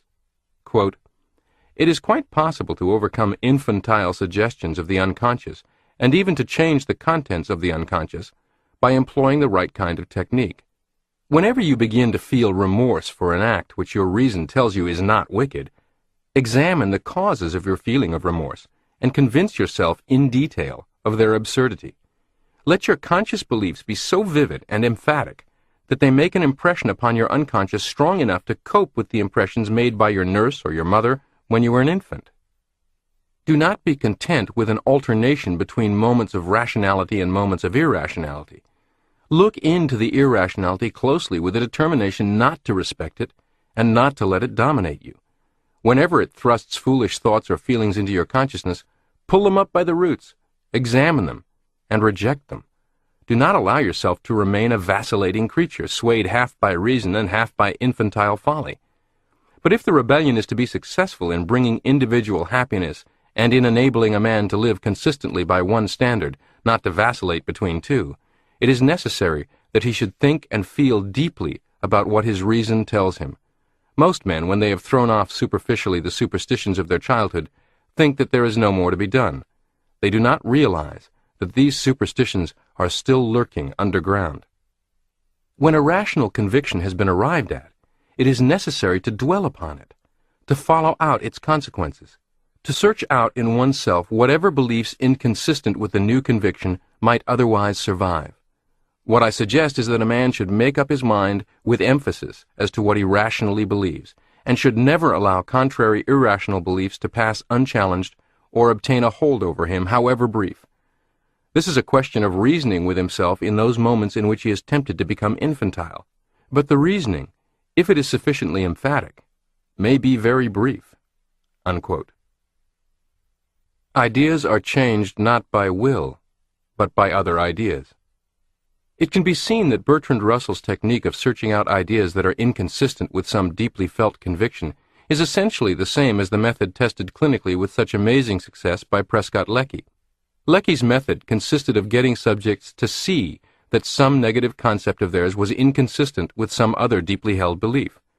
Leckie believed that it was inherent in the very nature of mind itself that all ideas and concepts making up the total content of personality must seem to be consistent with each other. If the inconsistency of a given idea is consciously recognized, it must be rejected. In my original book, I told of my encounter with a salesperson in which I employed this technique of shining the spotlight on two conflicting beliefs to get rid of the unproductive one. One of my patients was a salesperson who was scared to death when calling on big shots. His fear and nervousness were overcome in just one counseling session, during which I asked him, "Would you physically get down on all fours and crawl into the man's office, prostrating yourself before a superior personage?" "I should say not," he bristled. "Then why do you mentally cringe and crawl?" Another question. "Would you go into a man's office with your hand out like a beggar and beg for a dime for a cup of coffee?" "Certainly not." "Can't you see that you are doing essentially the same thing when you go in overly concerned with whether or not he will approve of you? Can't you see that you have your hand out, literally begging for his approval and acceptance of you as a person?" Two psychologic levers you can use to remove any mountain in your way. Leckie found that there were two powerful levers for changing beliefs and concepts. There are standard convictions, which are strongly held by nearly everyone. These are 1. The feeling or belief that you are capable of doing your share, holding up your end of the log, exerting a certain amount of independence. And 2. The belief that there is something inside you that should not be allowed to suffer indignities. Interestingly, neurolinguistic programming, or NLP, which is based on extensive work by Drs. Grindler and Bandler and has been popularized by Tony Robbins, offers a toolkit of 2 items: pain and accomplishment. I do not think it coincidental that pain and the deep-seated belief that you should not suffer great indignities are the triggers that most quickly or easily and definitively motivate people to action. Knowing this, you can use it to motivate yourself to constructive action. Let me tell you of a person just so motivated. Today, Jeff Paul, one of the members of the Psycho-Cybernetics Foundation's board of directors and a co-author of the Psycho-Cybernetics book Zero Resistance Selling, was once a certified financial planner with some significant success, but horribly unhappy in his work. He disliked the commute to the office, wearing a suit and tie, selling on the telephone and in person, and the repetitive nature of the work. One day he had the flash of rational thought that he need not continue making his living doing something he intensely disliked doing. He correctly, consciously acknowledged there must be any number of other ways he could meet his financial goals. You know, a great many people never take that simple realization seriously. Jeff then set about doing what we now call backwards goal setting. He mentally prepared a list of things he did not want to do at all. His list included having to wear a suit and tie, having to manage a staff, some dozen or so items in total. Then he utilized his imagination to shop around for ideas about other careers and businesses that he might have some affinity for, but that would never require him to do the things on his "I never want to do these things again" list. After considerable thought, he decided upon the mail order business.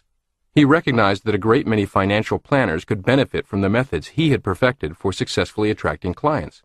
He envisioned a business in which he would publish that information in the form of books, manuals, and recordings, then sell the products to members of his profession by advertising in direct mail. He could operate from an office in his home, and have functions like order-taking, printing, and shipping done for him by outside contractors. He convinced his self-image he could do this by focusing on his strengths, such as his intimate knowledge of the desires and frustrations of his peers, his possession of useful knowledge to sell, his evolving avid interest in mail order, and willingness to learn. While his earliest attempts were markedly unsuccessful, he course-corrected by a number of means and ultimately achieved extraordinary success. I will briefly enumerate here. First, Jeff built a mail-order publishing business selling to financial planners and insurance agents that provided an income of more than $100,000 a month from a small home office. Second, Jeff created a home study course, seminar, and other materials to teach his mail-order business model to others, and he has thus inspired many others to create such businesses. A book he wrote about his experiences to promote his course, How to Make $4,000 a Day Sitting at Your Kitchen Table in Your Underwear, has sold well over 100,000 copies. Third, he developed such a high level of marketing and sales letter copywriting skills that he has become a much sought-after, highly paid consultant. Maybe most importantly, he has developed his businesses and significant wealth without conflict with his "I never want to do these things again" list. Jeff credits the use of psycho-cybernetics techniques, but also emphasizes what he calls accurate thinking, what I have called rational thought, as the all-important starting point. Examine and reevaluate your beliefs. One of the reasons that the power of rational thinking goes unrecognized is that it is so seldom used. Trace down the belief about yourself, about the world, or about other people that is behind your negative behavior. Does something always happen to cause you to miss out just when success seems within your grasp? Perhaps you secretly feel unworthy of success, or that you do not deserve it. Are you ill at ease around other people? Perhaps you believe you are inferior to them, or that other people, per se, are hostile and unfriendly. Do you become anxious and fearful for no good reason in a situation that is relatively safe? Perhaps you believe that the world you live in is a hostile, unfriendly, dangerous place, or that you deserve punishment. How many people do you suppose would love to have a perfect lifestyle business like Jeff's, but, if asked about it, would quickly produce a laundry list of reasons why they cannot do what he has done? These reasons are not reasons based on current rational thought at all. They're just beliefs, subject to change. Remember that both behavior and feeling spring from belief. To root out the belief responsible for your feeling and behavior, ask yourself, why? Is there some task you would like to do, some channel in which you would like to express yourself, but you hang back feeling that, I can't? Ask yourself, why? Why do I believe that I can't? Then ask yourself, is this belief based on an actual fact, or on an assumption, or a false conclusion? Then ask yourself these 4 questions. 1. Is there any rational reason for such a belief? 2. Could it be that I am mistaken in this belief? 3. Would I come to the same conclusion about some other person in a similar situation? 4. Why should I continue to act and feel as if this were true if there's no good reason to believe it? Don't just pass these questions by casually. Wrestle with them. Think hard on them. Get emotional about them. Can you see that you have cheated yourself and sold yourself short not because of a fact, but only because of an irrational and erroneous belief? If so, try to arouse some indignation or even anger. Indignation and anger can sometimes act as liberators from false ideas. Alfred Adler got mad at himself and at his teacher, and he was enabled to throw off a negative definition of himself. This experience is not uncommon. An old farmer said he quit tobacco for good one day when he discovered he had left his tobacco home and started to walk the 2 miles for it. On the way, he saw that he was being used in a humiliating way by a habit. He got mad, turned around, went back to the field, and never smoked again. Clarence Darrow, the famous attorney, said his success started the day that he got mad when he attempted to secure a mortgage for $2,000 to buy a house. Just as the transaction was about to be completed, the lender's wife spoke up and said, "Don't be a fool. He'll never make enough money to pay it off." Darrow himself had had serious doubts about the same thing, but something happened when he heard her remark. He became indignant, both at the woman and at himself, and determined he would be a success. What rational thought can and cannot do. Remember that your automatic mechanism can as easily function as a failure mechanism as a success mechanism, depending on the data you give it to process and the goals you set for it. It is basically a goal-striving mechanism. The goals it works on are up to you. Many of us unconsciously and unwittingly, by holding negative attitudes and habitually picturing failure to ourselves in our imagination, set up goals of failure. Also remember that your automatic mechanism does not reason about or question the data you feed it. It merely processes it and reacts appropriately to it. The stage fright experienced by people called upon to speak in public is interesting. It is, according to many surveys, one of the top 3 or 4 fears shared by all adults. It can be paralyzing. Yet rationally, you can understand that no one has been hanged for giving a poor public speech in quite a long time, at least in this country. In most situations, there is no dire consequence of appearing a bit nervous, forgetting a few points, or telling a joke that falls flat. The fear felt is excessive in relationship to the possible penalty for making mistakes. It is very important that the automatic mechanism be given true facts concerning the environment. This is the job of conscious, rational thought, to know the truth, to form correct evaluations, estimations, opinions. In this connection, most of us are prone to underestimate ourselves and overestimate the nature of the difficulty facing us. In Why Be Tired, psychologist Daniel W. Jocelyn wrote, "I have made extensive experiments to discover the common causes of that conscious effort which freezes the thinking mind. Practically always it seems to be due to the tendency to exaggerate the difficulty and importance of your mental labors, to take them too seriously, and fear they will find you incapable." Unquote. It's just a game. In his book Golf's Mental Hazards, Overcome Them and Put an End to the Self-Destructive Round, Dr. Alan Shapiro enumerates 6 mental hazards, the first 4 of which are directly relevant to this discussion and have application far beyond the game of golf. Here are his descriptions in abbreviated form. Hazard 1. The fear of fear. Golfers who fall prey to this experience anticipatory anxiety before a round, have first tee jitters, and choke during critical moments. Hazard 2. Losing your cool. This is the golfer who slams the club into the ground, throws it into a water hazard, or wraps it around a tree. Hazard 3. Getting 2 up or 2 down. These golfers are quick to get down on themselves. Their emotions can range from euphoria after making a difficult par to utter despair after knocking a tee shot out of bounds on the very next hole. On the basis of performance on any given day, these golfers can remain elated or depressed for days after a round of golf. Hazard 4. Worry what others think. These individuals dread embarrassment on the golf course, are prone to feelings of inferiority, sensitive to ridicule, and feel that others are always closely watching and judging. Any of these is obviously sufficient to jam the servo mechanism. On analysis, they are, of course, irrational. Hazard 3 is classic overreaction to individual incidents in life, most of which are never as important days or weeks after their occurrence as they seemed at the immediate moment. Persons cursed with the habit of overreaction are one step short of manic depressive, will be profoundly and unnecessarily miserable at least half of their lifetime, will gradually convince their self-image that they have no self-control, and will cause others to avoid relationships with them. And Hazard 3 worsens the others. There's a classic golf story about the weekend duffer returning home horribly depressed, sulking and moping about the house until finally his wife says, "Honey, remember it's just a game." He angrily snaps back, "You don't know the first damn thing about golf." But it is just a game, and today is just today. A mistake is just a mistake. We must use rational thinking to achieve perspective, to rise above these paralyzing mental hazards. However, rational thought expressed as willpower, "I will not lose my cool, I will not overreact," is a losing proposition. Rational thought used creatively to develop entirely new mental pictures in the imagination, feeding the self-image dynamic new evidence, transmitting a new target to the servo mechanism, is a winning process.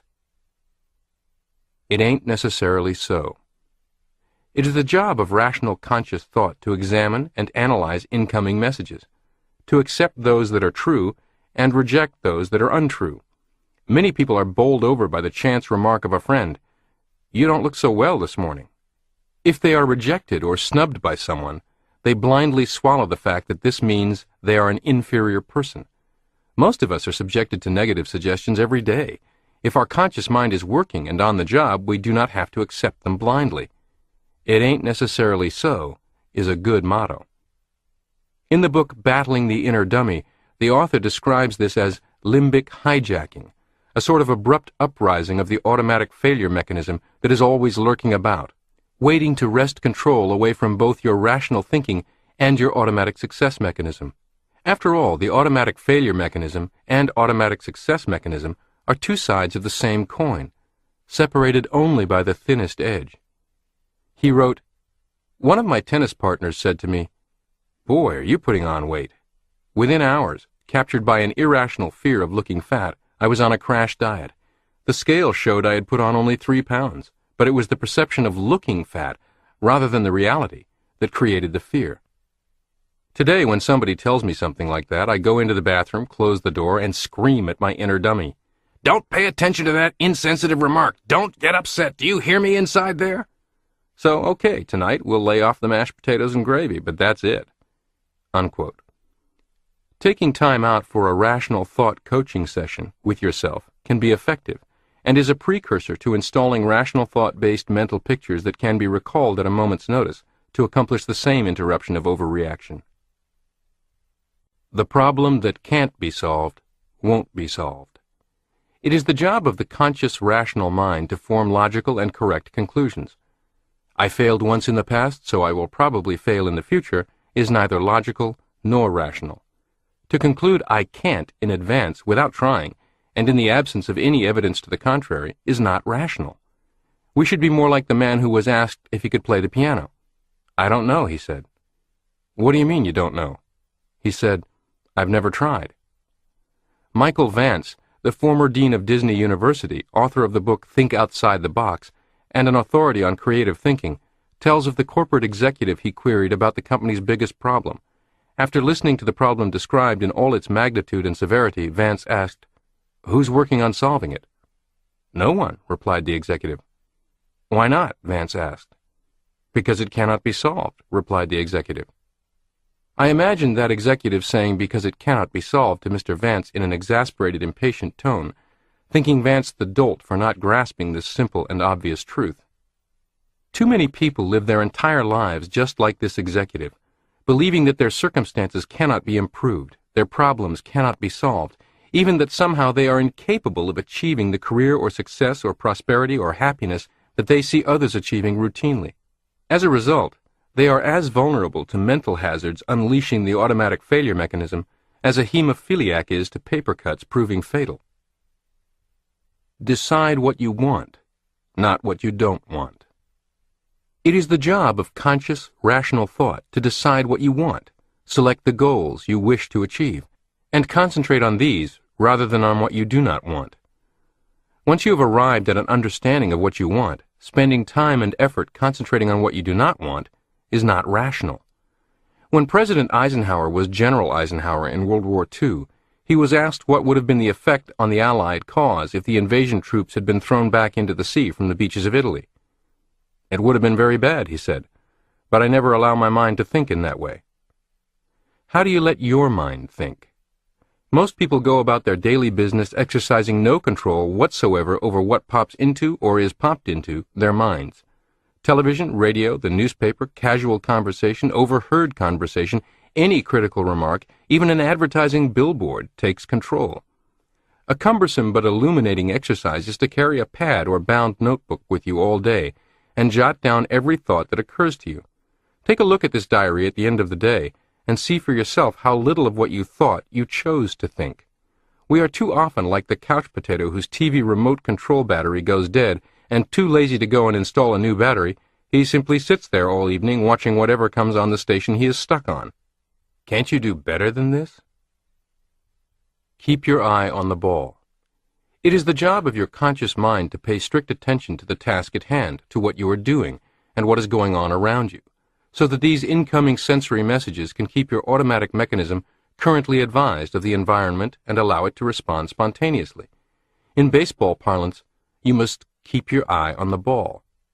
It is not the job of your conscious rational mind, however, to create or to do the job at hand. We get into trouble when we either neglect to use conscious thinking in the way that it is meant to be used, or when we attempt to use it in a way that it was never meant to be used.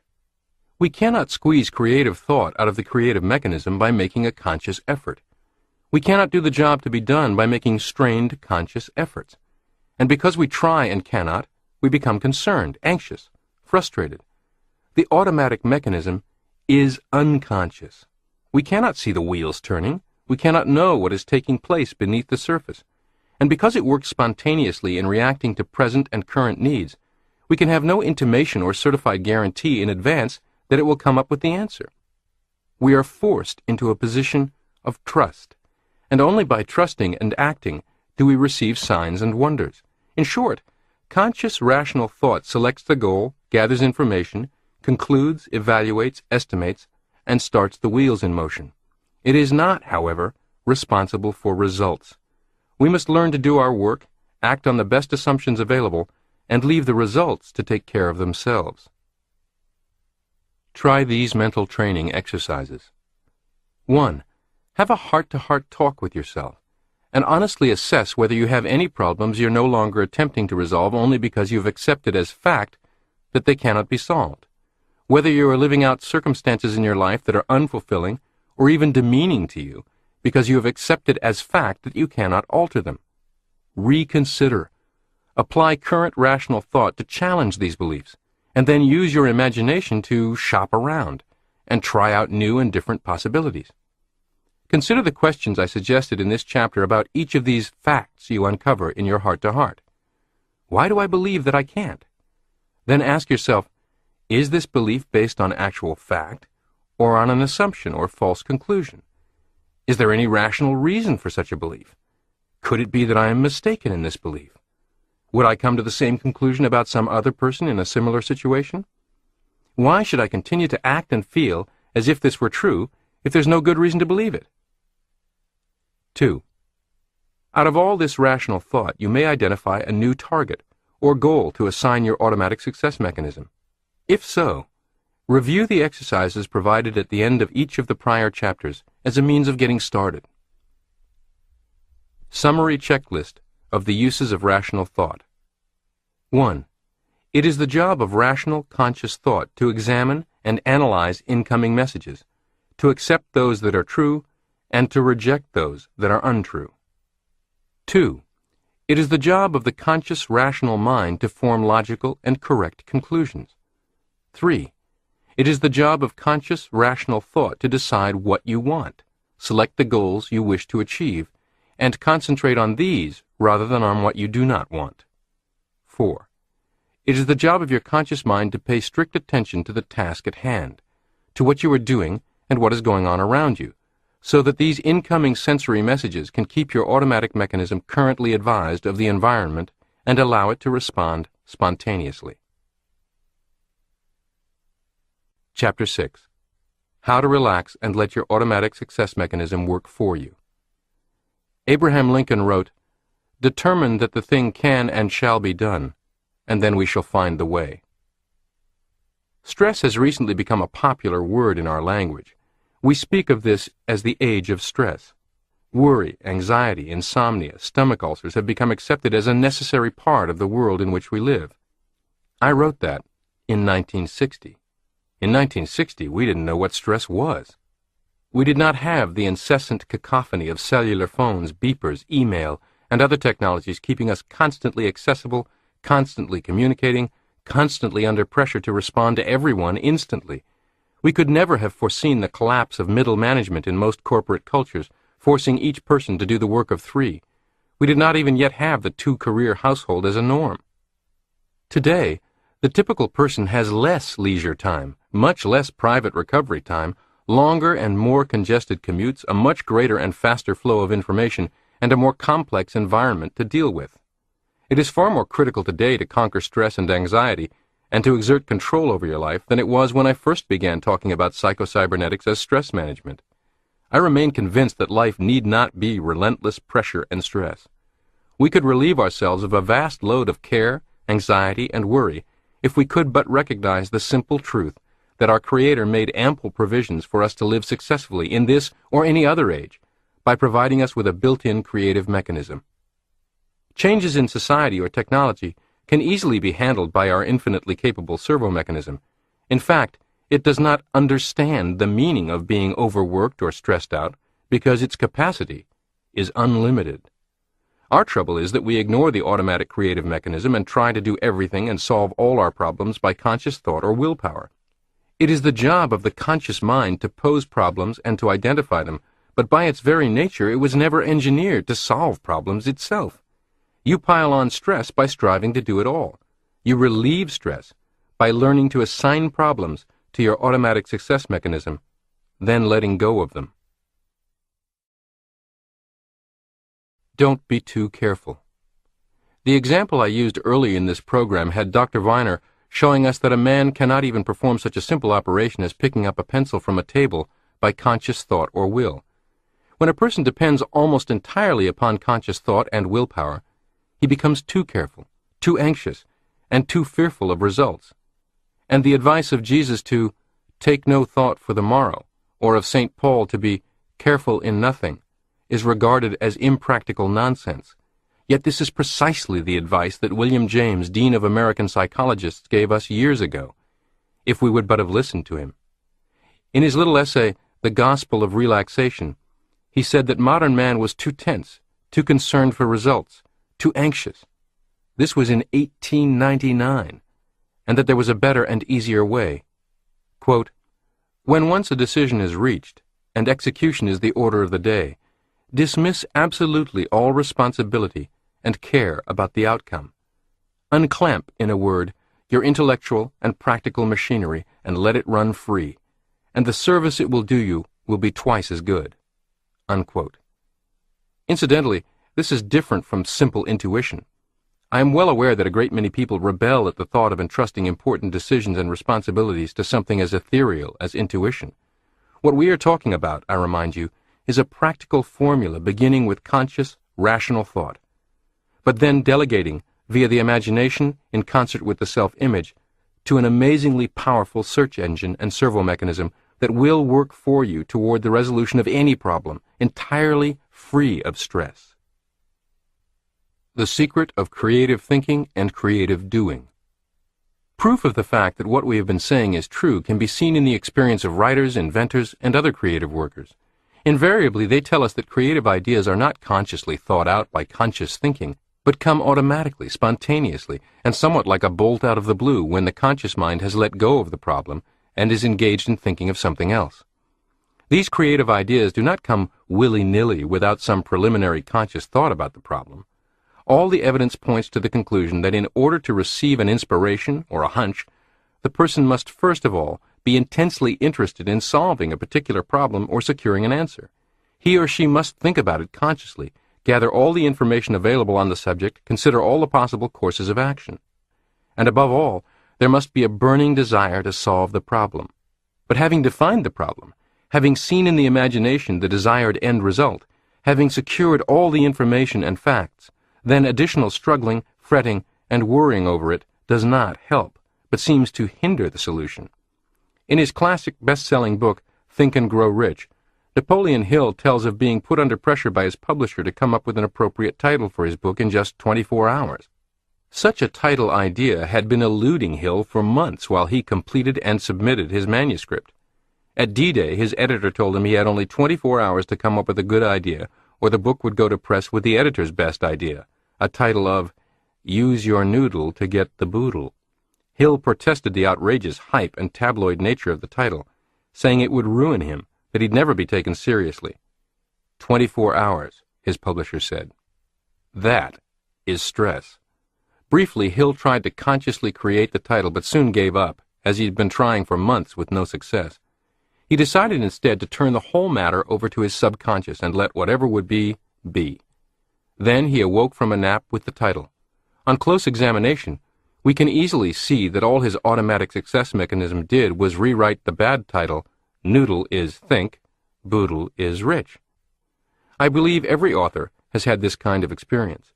Some of us have gone out of our way to have it deliberately and repeatedly, often letting whole chapters or lectures be written for us by our servo mechanisms while we nap or play with our grandchildren or sit in a boat, fishpole in hand. The editor of this program, the president of the Psycho-Cybernetics Foundation, Dan Kennedy, has written 9 books and numerous articles, writes a monthly newsletter, creates dozens of audio cassette programs, and is a busy advertising copywriter as well. He has made a point of mastering the application of Psycho-Cybernetics for this purpose, so that he can go to sleep at night, then awake and instantly sit at his computer keyboard and pour out the writing work that has been done for him as he slept. While others tell of writing being enormously stressful and difficult, for him, it is virtually free of stress. Dan Kennedy says he was first inspired to attempt this by my writing about Bertrand Russell's experience in the original edition of this book. In The Conquest of Happiness, Bertrand Russell said, I have found, for example, that if I have to write upon some rather difficult topic, the best plan is to think about it with very great intensity, the greatest intensity of which I am capable, for a few hours or days, and at the end of that time give orders, so to speak, that the work is to proceed underground. After some months, I return consciously to the topic and find that the work has been done. Before I had discovered this technique, I used to spend the intervening months worrying because I was making no progress. I arrived at the solution none the sooner for this worry, and the intervening months were wasted, whereas now I can devote them to other pursuits." Unquote. What works for writers can work for you. The delegation of creation, that is, problem solving, they are one and the same, to the servo mechanism, is a universally applicable process. Lennox Riley Lohr, once president of the National Broadcasting Company, wrote an article published in the March 1940 issue of American Magazine titled, "Anyone Can Be an Idea Man." In it, he told how ideas that had helped him in business came to him. Quote, "Ideas, I find, come most readily when you are doing something that keeps the mind alert without putting too much strain upon it.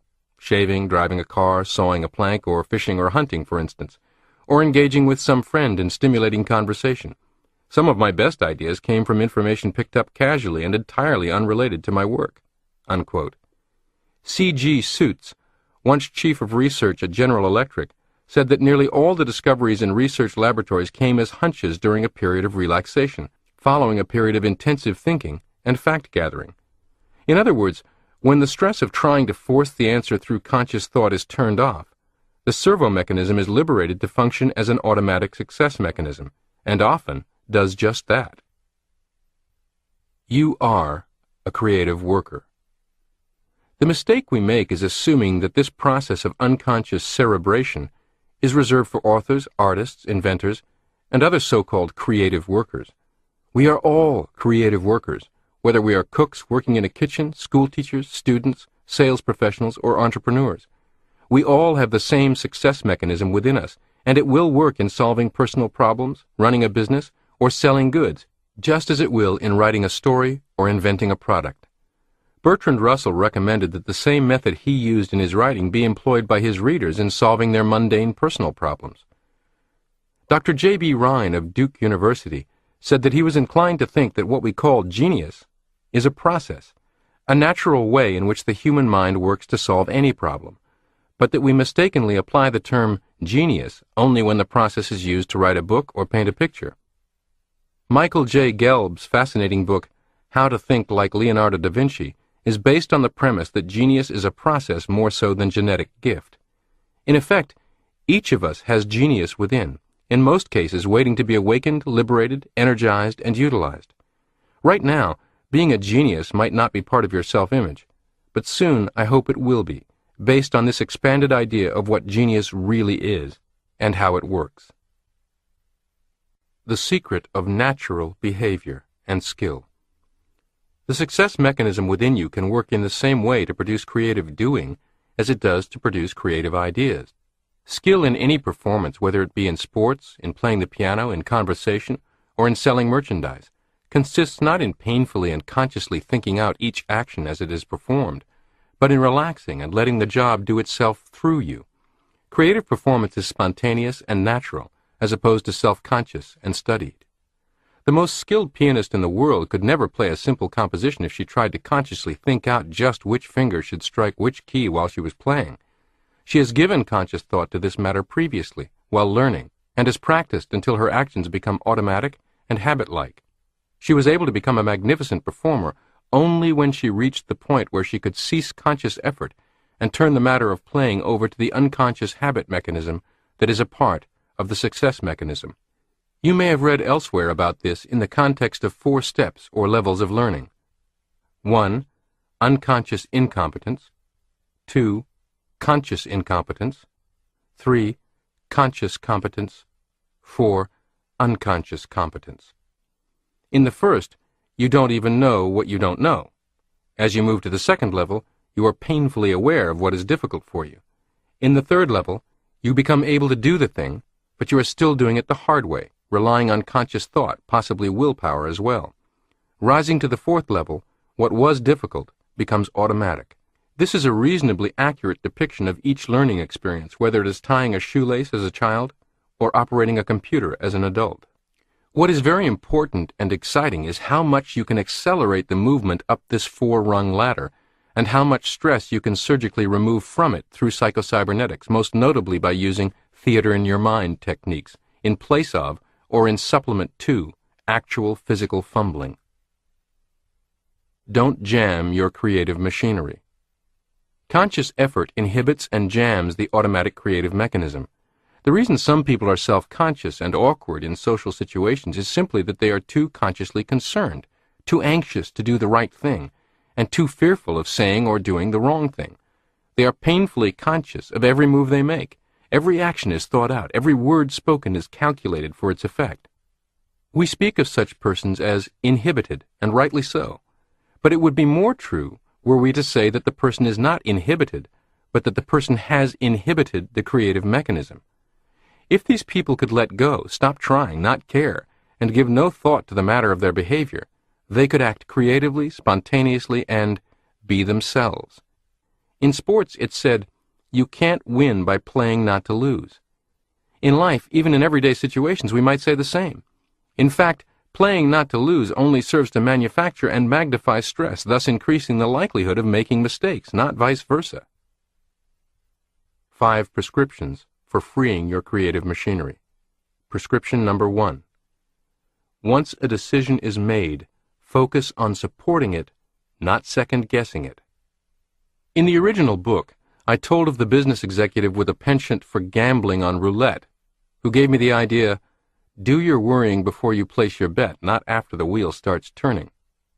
I happened to quote to him the advice of William James, mentioned earlier, to the effect that emotions of anxiety have their place in planning and deciding on a course of action, but that, quote, when once a decision is reached and execution is the order of the day, Dismiss absolutely all responsibility and care about the outcome.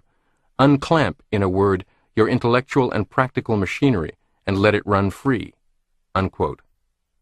Several weeks later, he burst into my office to report, "It hit me all of a sudden," he said, "during a visit to Las Vegas. I've been trying it, and it works." "What hit you, and what works?" I asked. "That advice of William James. It didn't make too much of an impression when you told me, but while I was playing roulette, it came back to me. I noticed any number of people who appeared not to worry at all before placing their bets. Apparently odds meant nothing to them. But once the wheel started turning, they froze up and began to worry whether their number would come up or not. How silly, I thought. If they want to worry or be concerned or figure odds, the time to do that is before the decision is made to place a bet. There's something you can do about it then by thinking about it. You can figure out the best odds possible or decide not to take the risk at all. But after the bets are placed and the wheel starts turning, you might as well relax and enjoy it. Thinking about it is not going to do one bit of good, and it is wasted energy. Then I got to thinking that I myself had been doing exactly the same thing in my business and in my personal life. I often made decisions or embarked upon courses of action without adequate preparation, without considering all the risks involved and the best possible alternative. But after I had set the wheels in motion, so to speak, I continually worried over how it would come out, whether I'd done the right thing. I made a decision right then that in the future I would do all my worrying, all my conscious thinking before a decision was made, and that after making a decision and setting the wheels in motion, I would dismiss absolutely all care or responsibility about the outcome. Believe it or not, it works. I not only feel better, sleep better, and work better, but my business is running much smoother.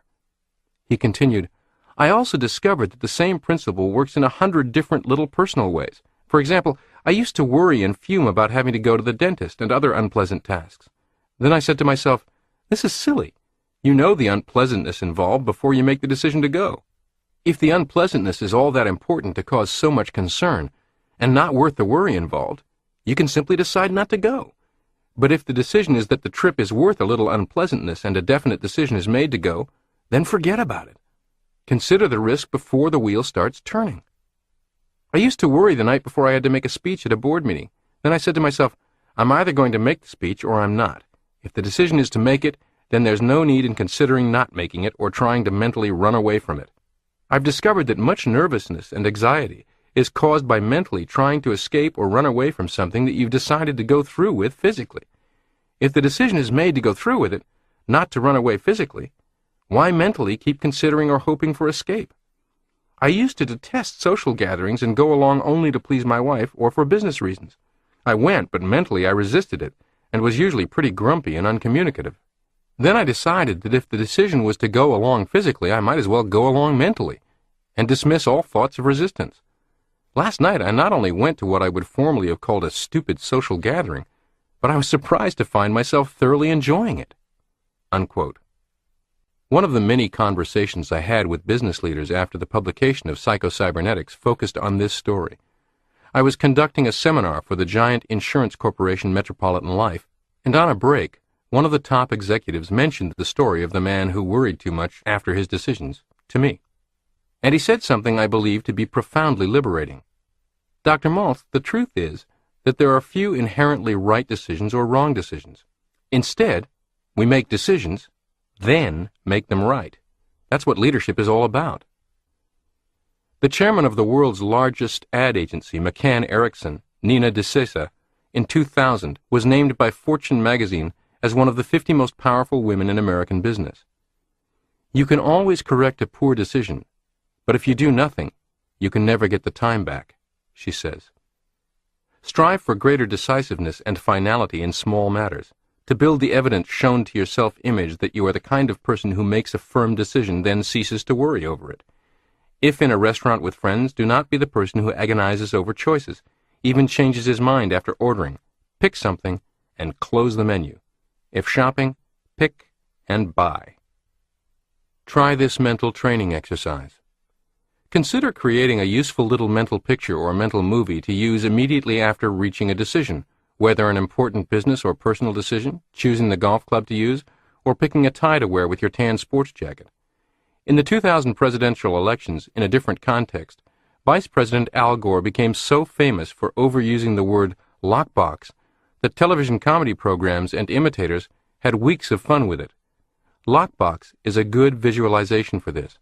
As soon as you make a decision, see yourself taking all the information, concerns, and pros and cons you sifted through to make it in a big pile into a storage room, putting it all into a large box or container of some kind and locking it shut. Then see yourself taking a sheet of paper on which the decision is written, sealing it in an envelope, marking "Done" with today's date and time, then putting the envelope in the "Done" file cabinet drawer and locking it away as well. Finally, see yourself brushing your hands off like a man does after doing some kind of satisfying manual labor, turning out the light in the storage room and walking out of the dark room into sunlight, like the ship sailing from dark into light in the painting given to me by Salvador Dali. After viewing this movie a few times, for the sake of speed, you can cut it up into stills or slides and view them quickly. Click, click, click, click. Prescription number 2. The secret of focusing only on the here and now. There is a need to consciously consider goals, evaluate progress, and construct plans, but such thinking needs to occur at appropriate times and places, set just for such purposes. The rest of the time, consciously practice the habit of taking no anxious thought for tomorrow by giving all your attention to the present moment. Your creative mechanism cannot function or work tomorrow, or even a minute from now, only right now. It can only function in the present, today, the present moment. Make plans for tomorrow, but don't try to live in tomorrow or in the past. Creative living means responding and reacting to environment spontaneously. Your creative mechanism can respond appropriately and successfully to present environment only if you have your full attention upon present environment and give it information concerning what is happening now.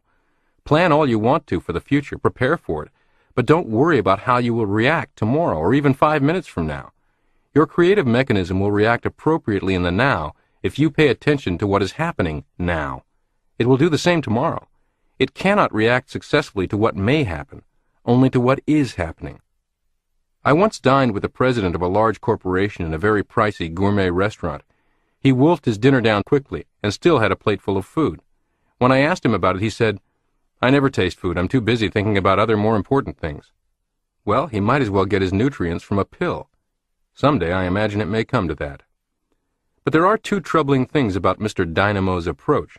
First, he is denying himself the great pleasure of a fine dining experience, of sipping the wine, tasting each morsel, relishing how perfectly prepared is the cut of meat, how crisp and fresh the tomato. One can assume he misses out on many other sensual enjoyments of life as well. Second, his preoccupation is a conceit, not a genuine display of superior commitment, executive discipline, entrepreneurial zeal, or time efficiency. People cannot function at their best if moving at the fastest possible speed all the time without relief or recovery. It is a safe wager that he rarely is in the moment, fully focused, and involved with only one thing or one person. And while that may impress others with his busyness, it will not lead to maximum utilization of his wisdom and capability.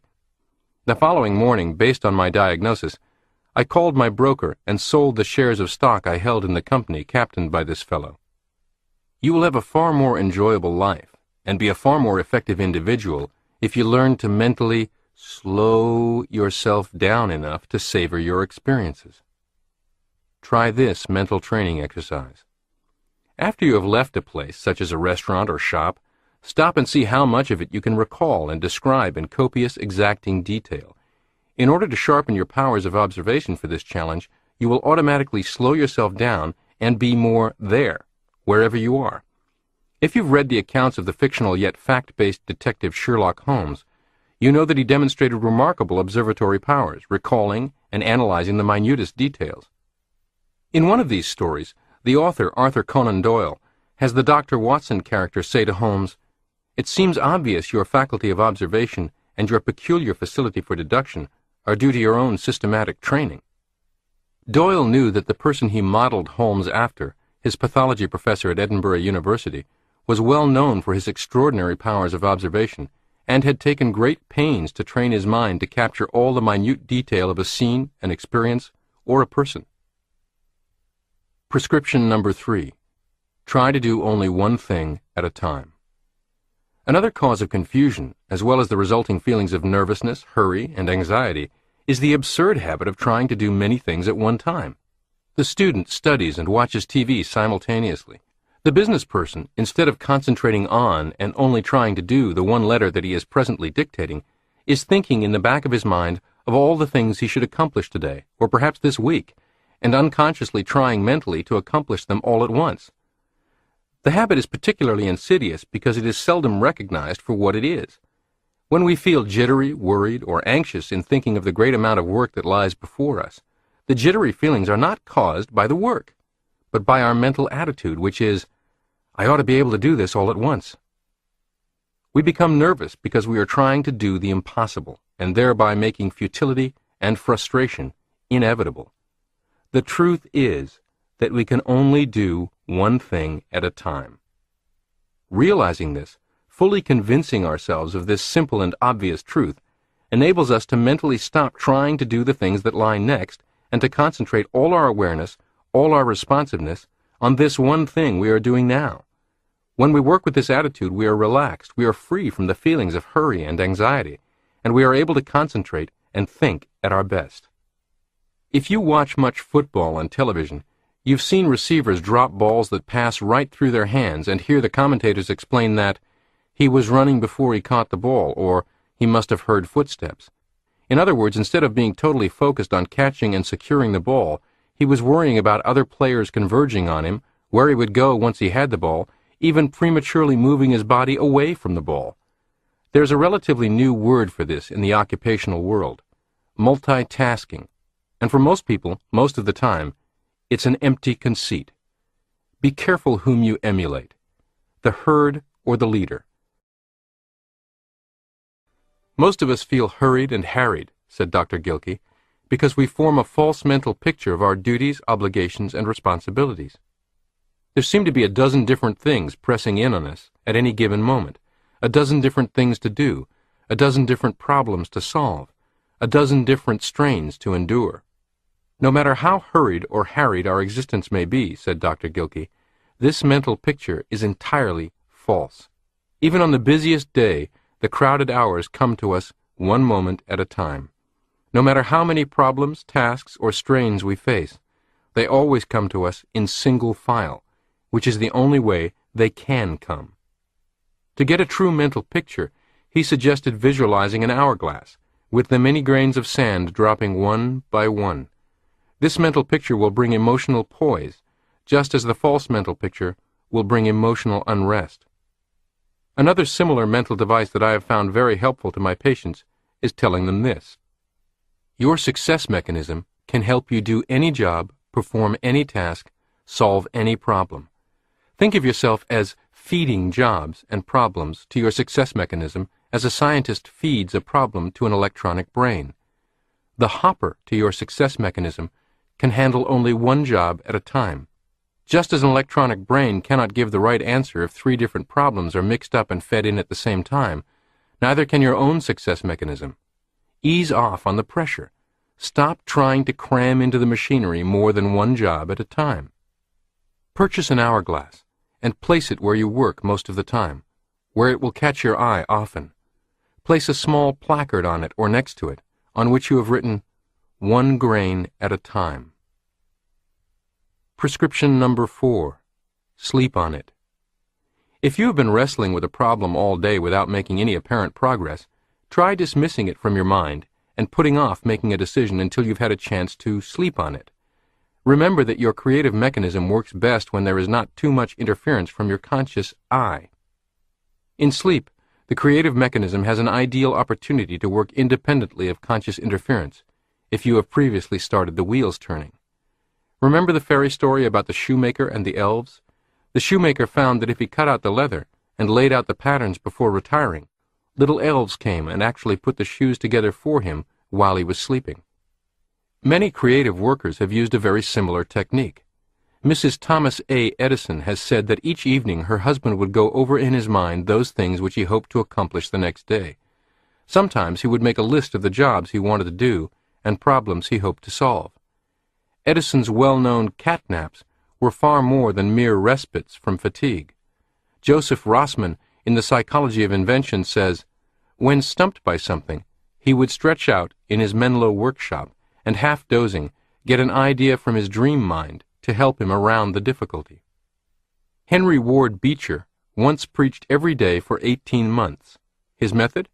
He kept a number of ideas hatching, and each night before retiring would select an incubating idea and stir it up by thinking intensely about it. The next morning, it would have fitted itself together for a sermon. Prescription number 5. Relax while you work. Try this mental training exercise. In Chapter 4, you learned how to induce physical and mental relaxation while resting. Continue with the daily practice in relaxation, and you will become more and more proficient. In the meantime, you can induce something of that relaxed feeling and the relaxed attitude while going about your daily activities, if you will form the habit of mentally remembering the nice, relaxed feeling that you induced. Stop occasionally during the day. It need only take a moment, and remember in detail the sensations of relaxation.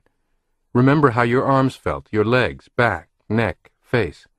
Sometimes forming a mental picture of yourself lying in bed or sitting relaxed and limp in an easy chair helps to recall the relaxed sensations. Mentally repeating to yourself several times, "I feel more and more relaxed," also helps. Practice this remembering faithfully several times each day. You'll be surprised at how much it reduces fatigue and how much better you are able to handle situations. By relaxing and maintaining a relaxed attitude, you remove those excessive states of concern, tension, and anxiety which interfere with the efficient operation of your creative mechanism. In time, your relaxed attitude will become a habit, and you will no longer need to consciously practice it. Stressless success. Success without stress is, in one sense, as foolish an idea as weight loss without deprivation. However, the popular axiom, "no pain, no gain," is just as foolish an idea. You were not intended to suffer and struggle mightily as if pushing a giant boulder up the side of a steep mountain for every accomplishment or satisfaction in life. Believing that to be true fact or moral imperative is a severely limiting belief, an opinion that guarantees you much misery. Throughout this chapter and elsewhere in this program, I have used the terms creative mechanism, automatic creative mechanism, and servo mechanism interchangeably, and I want to take a moment to clarify things. This mechanism has the ability to do much of the work you struggle to do through furrowed brow conscious thought, worry, calculation, and teeth-gritted willpower, and it can do so with zero stress for you.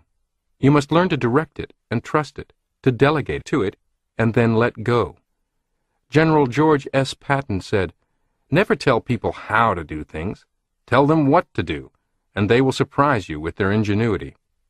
The identical leadership principle applies to your relationship with your creative mechanism. Tell it what to do. Let it pleasantly surprise you with its ingenuity. Think of this in terms of two executive styles, macromanagement and micromanagement. The executives I have seen age on the job are the micromanagers. Even though they have armies of competent people at their beck and call, they cannot delegate even a trivial task like purchasing office supplies without micromanaging every detail of the endeavor and second-guessing the person charged with the task. Executives who can carry great responsibility without quickly becoming gray-haired and stooped over physically, mentally, and emotionally learn to delegate and let go, striving to most accurately express their intentions and objectives, then relying on a well-selected associate to carry out their vision or directive. The micromanager often inhibits the growth and prosperity of the organization. The macromanager often liberates it. Similarly, you are well advised not to micromanage your servo mechanism. Such fussing over every detail is not necessary and often even counterproductive. Your job is to most accurately communicate your target. That communication determines whether your servo mechanism operates as an automatic success or failure mechanism. By all means, let it do its work. There's no good reason for both of you hiking the very same trail. My wife Anne had the, to me, odd habit of cleaning the house before the cleaning person arrived on Wednesdays. I'm told Anne shares this habit with a great many women. The reason I say it is odd is that we have two people doing the same work. I wouldn't hire a driver to chauffeur me through the congested streets of Manhattan, then have him sit in the passenger seat while I drive myself. Why would you clean your house, then hire a cleaning person to clean what you've just cleaned? I urge you, don't hire your servo mechanism to act on an imperative. then run around getting in its way trying to do its work before, during, and after it does. Chapter 7. You Can Acquire the Habit of Happiness. E. L. Doctorow wrote, "Most people are quiet in the world and live in it tentatively, as if it were not their own. I just want to be happy," is a common answer when people are asked about their goals in life. Mostly this is just an excuse for not having given goals serious thought. They seek to escape into the vague and indefinable rather than confront the specific and measurable. However, there is a practical approach to happiness. In this chapter I will discuss the subject of happiness not from a philosophical, but from a medical standpoint. Dr. John A. Schindler's definition of happiness is, "a state of mind in which our thinking is pleasant a good share of the time." From a medical standpoint, and also from an ethical standpoint, I do not believe that simple definition can be improved on. It is what we are talking about in this chapter. Happiness is good medicine. Happiness is native to the human mind and its physical machine. We think better, perform better, feel better, and are healthier when we are happy. Even our physical sense organs work better. Russian psychologist K. Kekchaev tested people when they were thinking pleasant and unpleasant thoughts. He found that when thinking pleasant thoughts, they could see, taste, smell, and hear better, and they could detect finer differences in touch. Dr. William Bates proved that eyesight improves immediately when the individual is thinking pleasant thoughts or visualizing pleasant scenes. Psychosomatic medicine has proved that our stomachs, liver, heart, and all of our internal organs function better when we are happy.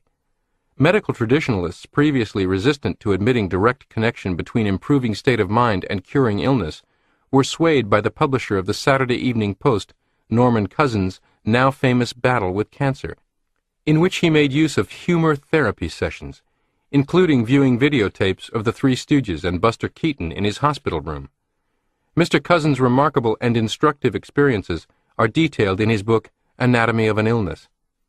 Dr. Bernie Siegel has done outstanding work in the area of happiness therapy, and I suggest reading his books or hearing him lecture if the opportunity arises. Dr. Schindler has said that unhappiness is the sole cause of all psychosomatic ills, and that happiness is the only cure. The very word disease means a state of unhappiness. Dis-ease. Common misconceptions about happiness. Happiness is not something that is earned or deserved. Happiness is not a moral issue, any more than the circulation of the blood is a moral issue. Both are necessary to health and well-being. Happiness is simply a state of mind in which our thinking is pleasant a good share of the time. If you wait until you deserve to think pleasant thoughts, you are likely to think unpleasant thoughts concerning your own unworthiness. Happiness is not the reward of virtue, said Spinoza, but virtue itself. Nor do we delight in happiness because we restrain our lusts, but on the contrary, because we delight in it. Therefore, we are able to restrain them. Unquote. The pursuit of happiness is not selfish. Many sincere people are deterred from seeking happiness because they feel that it would be selfish or wrong. Unselfishness does make for happiness, for it not only gets our minds directed outward away from ourselves and our introspection, our faults, sins, troubles, unpleasant thoughts, or pride in our goodness, but it also enables us to express ourselves creatively and fulfill ourselves in helping others.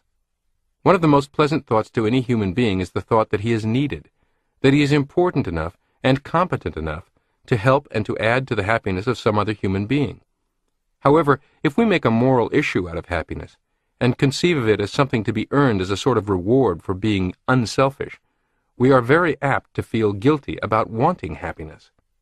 Happiness comes from being and acting unselfishly, as a natural accompaniment to the being and acting, not as a payoff or prize. If we are rewarded for being unselfish, the next logical step is to assume that the more self-abnegating and miserable we make ourselves, the more happy we will be. The premise leads to the absurd conclusion that the way to be happy is to be unhappy. There is a line. The best way I know to help the poor is not to be one of them. Whether or not that is the best way, it is difficult to see how you help those in poverty by reducing your own success or standard of living, unless you erroneously believe in a universe of compensating balances rather than unlimited abundance. Similarly, you cannot possibly help the unhappy by being one of them. A woman once told me, "My co-workers are both so miserable and frustrated in their jobs, so visibly unhappy at work. I feel bad about enjoying being there and doing my work, and fight my tendency to go about doing things cheerily so as not to annoy them or make them feel worse." Happiness is not meted out in compensating balances. By being happy, she does not consume such an unfair and selfish quantity of finite available happiness that her co-workers are deprived of their share. By consciously suppressing and reducing her happiness, she does not make available a new supply of happiness that is automatically transferred to them. Happiness or prosperity is not a commodity like the last candy bar on a deserted island populated by 3 castaways, or the last hour of oxygen in a sealed vault in which several people have been locked up. Happiness lies in the present, not in the future. We are never living, but only hoping to live, and looking forward always to being happy. It is inevitable that we never are so, said philosopher Pascal. I have found that one of the most common causes of unhappiness among my patients is that they are attempting to live their lives on the deferred payment plan. They do not live, nor do they enjoy life now, but wait for some future event or occurrence. They will be happy when they get married, when they get a better job, when they get the house paid for, when they get the children through college, when they have completed some task or won some victory. Invariably, they are disappointed. Happiness is a mental habit, a mental attitude, and if it is not learned and practiced in the present, it is never experienced. It cannot be made contingent on solving some external problem. When one problem is solved, another appears to take its place. Life is a series of problems. If you are to be happy at all, you must be happy, period. Not happy because of. Happiness is a mental habit which can be cultivated and developed. Most people are about as happy as they make up their minds to be, said Abraham Lincoln. Happiness is purely internal, says psychologist Dr. Matthew N. Chappell. It is produced not by objects, but by ideas, thoughts, and attitudes which can be developed and constructed by the individual's own activities, irrespective of the environment. Unquote. No one, other than a saint, can be 100% happy all the time, and as George Bernard Shaw quipped, we would probably be miserable if we were. But we can, by taking thought and making a simple decision, be happy and think pleasant thoughts a large share of the time, regarding that multitude of little events and circumstances of daily living that now makes us unhappy. To a large extent, we react to petty annoyances, frustrations, and the like, with grumpiness, dissatisfaction, resentment, and irritability, purely out of habit. We have practiced reacting that way so long, it has become habitual. Much of this habitual unhappiness reaction originated because of some event that we interpreted as a blow to our self-esteem. A driver honks at us unnecessarily. Someone interrupts and doesn't pay attention while we're talking. Someone doesn't come through for us as we think she should. Even impersonal events can be interpreted and reacted to as affronts to our self-esteem. The bus we wanted to catch had to be late. It had to go in rain when we planned to play golf. Traffic had to get into a snarl just when we needed to catch the plane. We react with anger, resentment, self-pity, or, in other words, unhappiness. A chief cause of unhappiness is taking things personally that are not personal at all. Stop letting things push you around. The best cure I have found for this sort of thing is to use unhappiness's own weapon, self-esteem. Have you ever been to a TV show and seen the master of ceremonies manipulate the audience? I asked a patient. He brings out a sign that says applause, and everyone applauds. He brings out another that says laughter, and everyone laughs. They act like sheep, as if they were slaves, and meekly react as they are told to react. You are acting the same way. You are letting outward events and other people dictate to you how you shall feel and how you shall react. You are acting as an obedient slave, and reacting when circumstances signal to you, be angry, get upset. Now is the time to feel unhappy. Learning the happiness habit, you become a master instead of a slave, or as Robert Louis Stevenson said, the habit of being happy enables one to be freed, or largely freed, from the domination of outward conditions. Your opinion can add to unhappy events. Even in regard to tragic conditions and the most adverse environment, we can usually manage to be happier, if not completely happy, by not adding to the misfortune of our own feelings of self-pity, resentment, and our own adverse opinions. "How can I be happy?" the woman of an alcoholic husband asked me. "I don't know," I said. "But you can be happier by resolving not to add resentment and self-pity to your misfortune."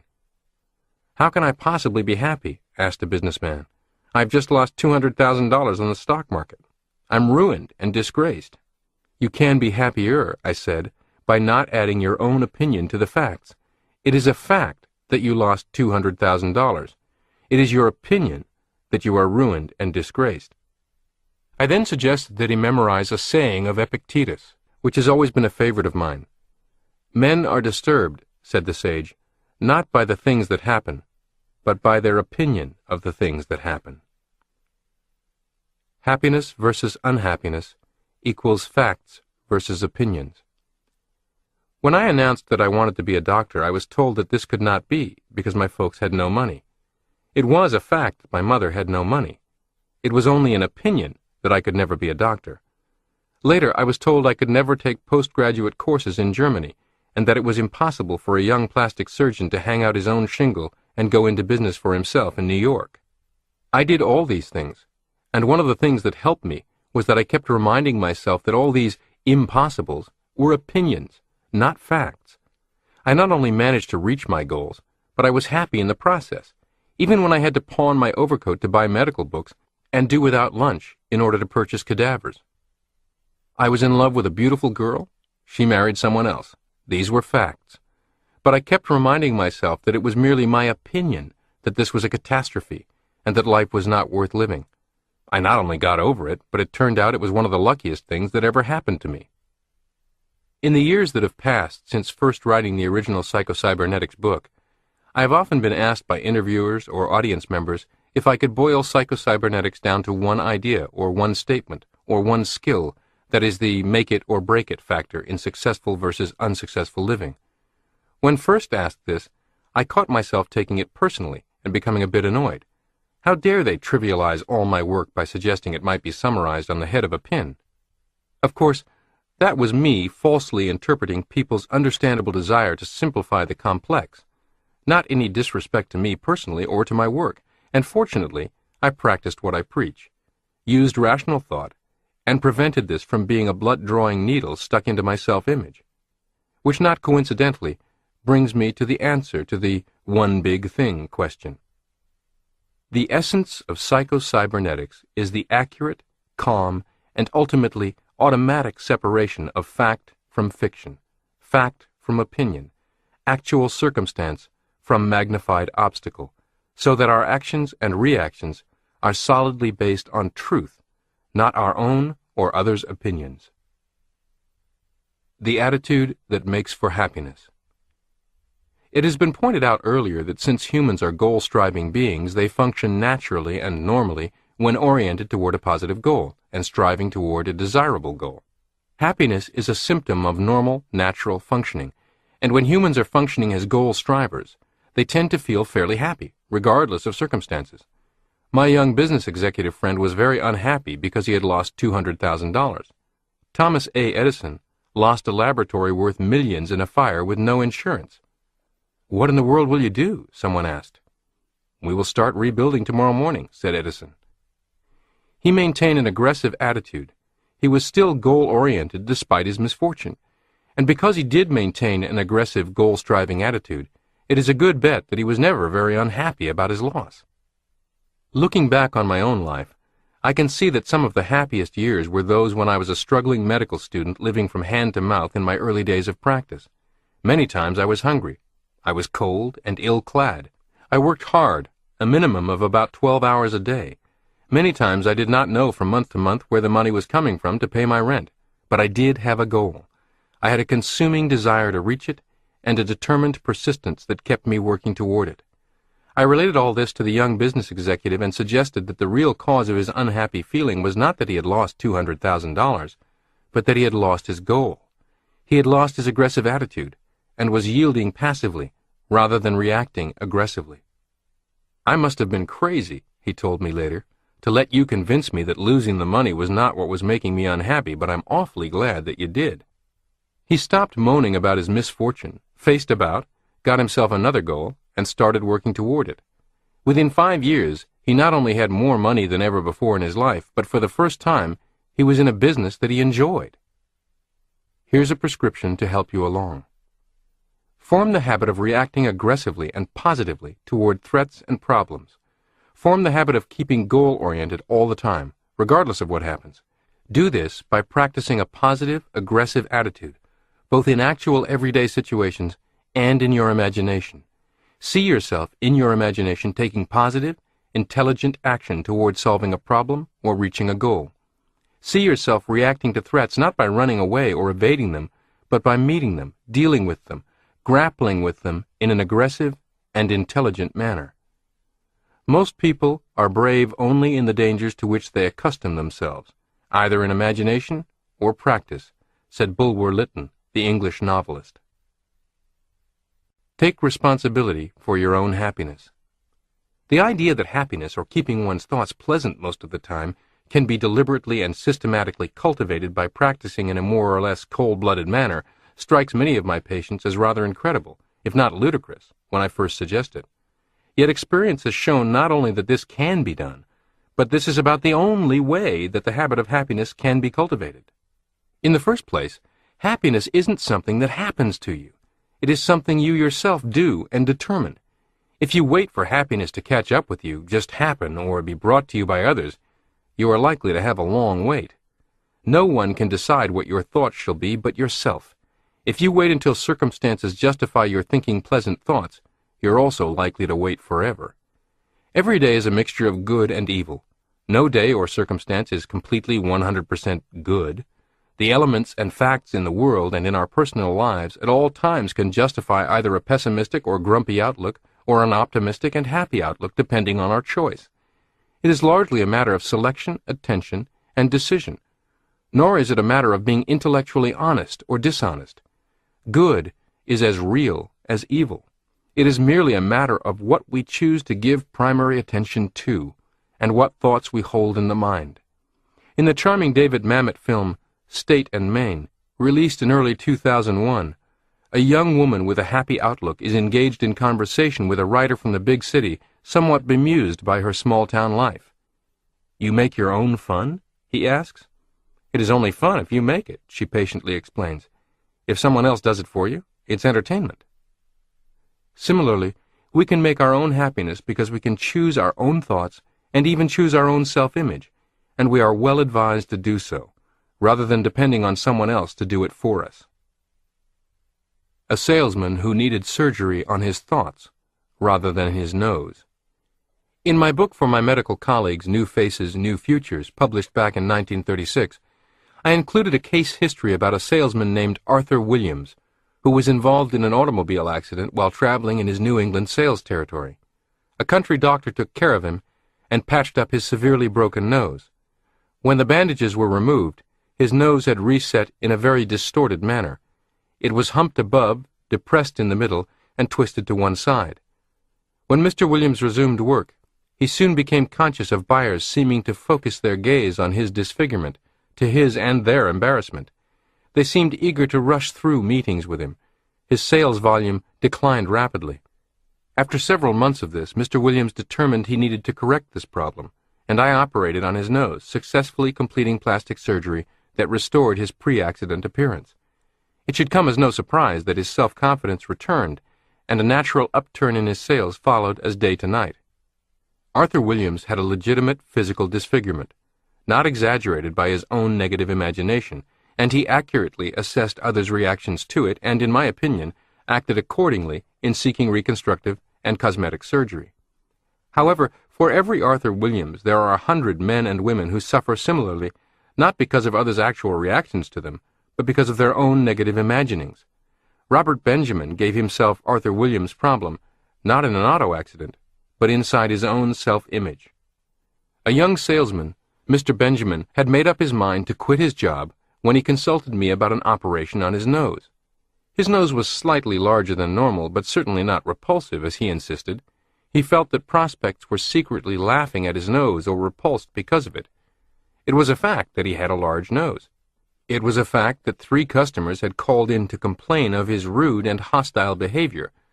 It was a fact that his boss had placed him on probation, and that he hadn't made a sale in 2 weeks.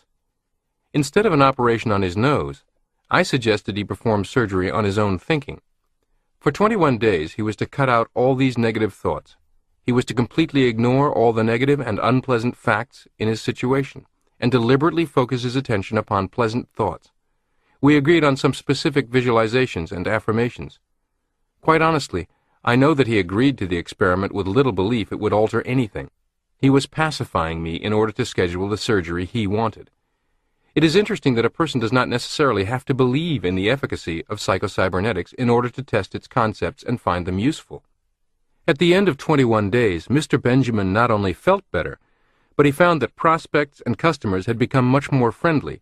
His sales were steadily increasing, and his boss had publicly congratulated him in a sales meeting.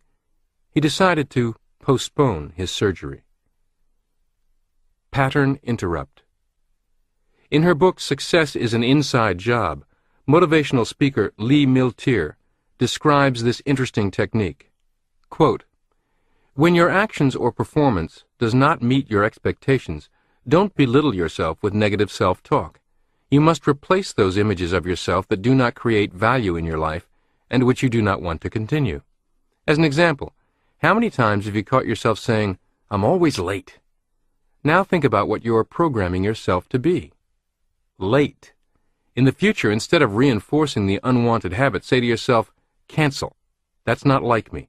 Next time I'll—' Then you want to follow up immediately with statements to imprint a new program. In this case, 'That's not like me to be late. I always leave 10 minutes early and I'm always on time.'" Unquote. Lee points out this is not an instant fix. However, we do need to catch and cancel this reoccurring habitual affirmation of unwanted or unproductive behavior to interrupt unhelpful patterns of thought, just as I cajoled and led Mr. Benjamin into doing. If you cancel the particular reoccurring piece of programming often and repetitively enough, the automatic failure mechanism will stop going to all the trouble of sending it up to the surface. Your self-image will get the message. No point in giving out this information anymore if all she's going to do every time is yell cancel at us. Let's try something else. You see, we are always engaged in an undercurrent of running dialogue with our self-image. Through the use of the pattern interrupt technique and emphatic positive affirmation repeated each time, you become your own authoritative source, repetitively programming the self-image. Remember, authoritative source, repetition, and intensity are the keys to this programming. If happiness is, ultimately, the product of our collection of habits of thought, then the skill of altering a particular habit is extremely useful. Lee Miltier has appeared as a guest expert on hundreds of radio talk shows to talk about habit busting, and has her own psycho-cybernetics-based audio cassette program on this subject, which you may want to avail yourself of. An exercise for canceling negative thoughts. Martial arts movie star Bruce Lee had an exercise for ridding himself of negative thoughts. He visualized himself writing them down on a piece of paper, crumpling up the paper, lighting it on fire, and burning it to ashes. Actor and entrepreneur Chuck Norris, a close friend of the late Bruce Lee, takes Lee's exercise even further. In his book, The Secret Power Within You, Norris wrote, "I actually write down on a scrap of paper whatever negative thoughts I have and then burn them. When I dispose of the ashes, the thoughts, too, are removed from my mind." Unquote. I would point out that these people, Lee Miltier, a successful businesswoman, and Chuck Norris, a martial arts practitioner and very successful actor, producer, and businessman, are not heads-in-the-clouds type people, not childish or foolish at all. They are pragmatists of the highest order, who have found simple, practical things to do, to take control of their thoughts in a purposeful manner. To be happy, we must make a sacrifice. A sacrifice? Yes, you may need to sacrifice skepticism, cynicism, old habits and beliefs, which, even though they do not serve you well, are comfortable. In Daniel Defoe's classic novel Robinson Crusoe, when Crusoe is shipwrecked on the deserted island, he makes his camp near the place where he washed ashore. But as he began exploring the entire island, he soon recognized that for all practical purposes, he had camped on the wrong side of the island. The opposite side offered a better supply of food, it was easier to create shelter there, and so forth. But even though Crusoe saw this to be true, he was still reluctant to move. We cannot let our reluctance to move imprison our self-image and servo-mechanism. When our rational thought tells us something is not working for us, we have to move forward to try something else. A popular axiom defines insanity as the insistence on doing the same thing over and over while hoping for different results. My friend, you are not a tree, deeply rooted in any one psychological or behavioral place, unable to move to a sunnier spot. Like Crusoe, you may be reluctant to uproot yourself, but you can. A scientist tests the theory of happiness and uproots himself from unhappiness. Dr. Elwood Worcester, in his book Body, Mind, and Spirit, relates the testimony of a world-famous scientist. Quote, "Up to my 50th year, I was an unhappy, ineffective man. None of the works on which my reputation rests were published. I lived in a constant sense of gloom and failure. Perhaps my most painful symptom was a blinding headache which recurred usually 2 days of the week, during which I could do nothing. I had read some of the literature of New Thought, which at the time appeared to be bunkum, and some statement of William James on the directing of attention to what is good and useful and ignoring the rest. One saying of his stuck in my mind: we might have to give up our philosophy of evil, but what is that in comparison with gaining a life of goodness, or words to that effect? Hitherto these doctrines had seemed to me only mystical theories, but realizing that my soul was sick and growing worse, and that my life was intolerable, I determined to put them to the proof. I decided to limit the period of conscious effort to 1 month, as I thought this time long enough to prove its value or its worthlessness to me. During this month I resolved to impose certain restrictions on my thoughts. If I thought of the past, I would try to let my mind dwell only on its happy, pleasing incidents, the bright days of my childhood, the inspiration of my teachers, and the slow revelation of my life work.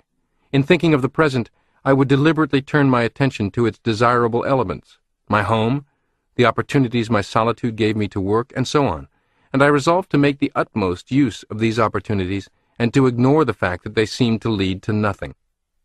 In thinking of the future, I determined to regard every worthy and possible ambition as within my grasp.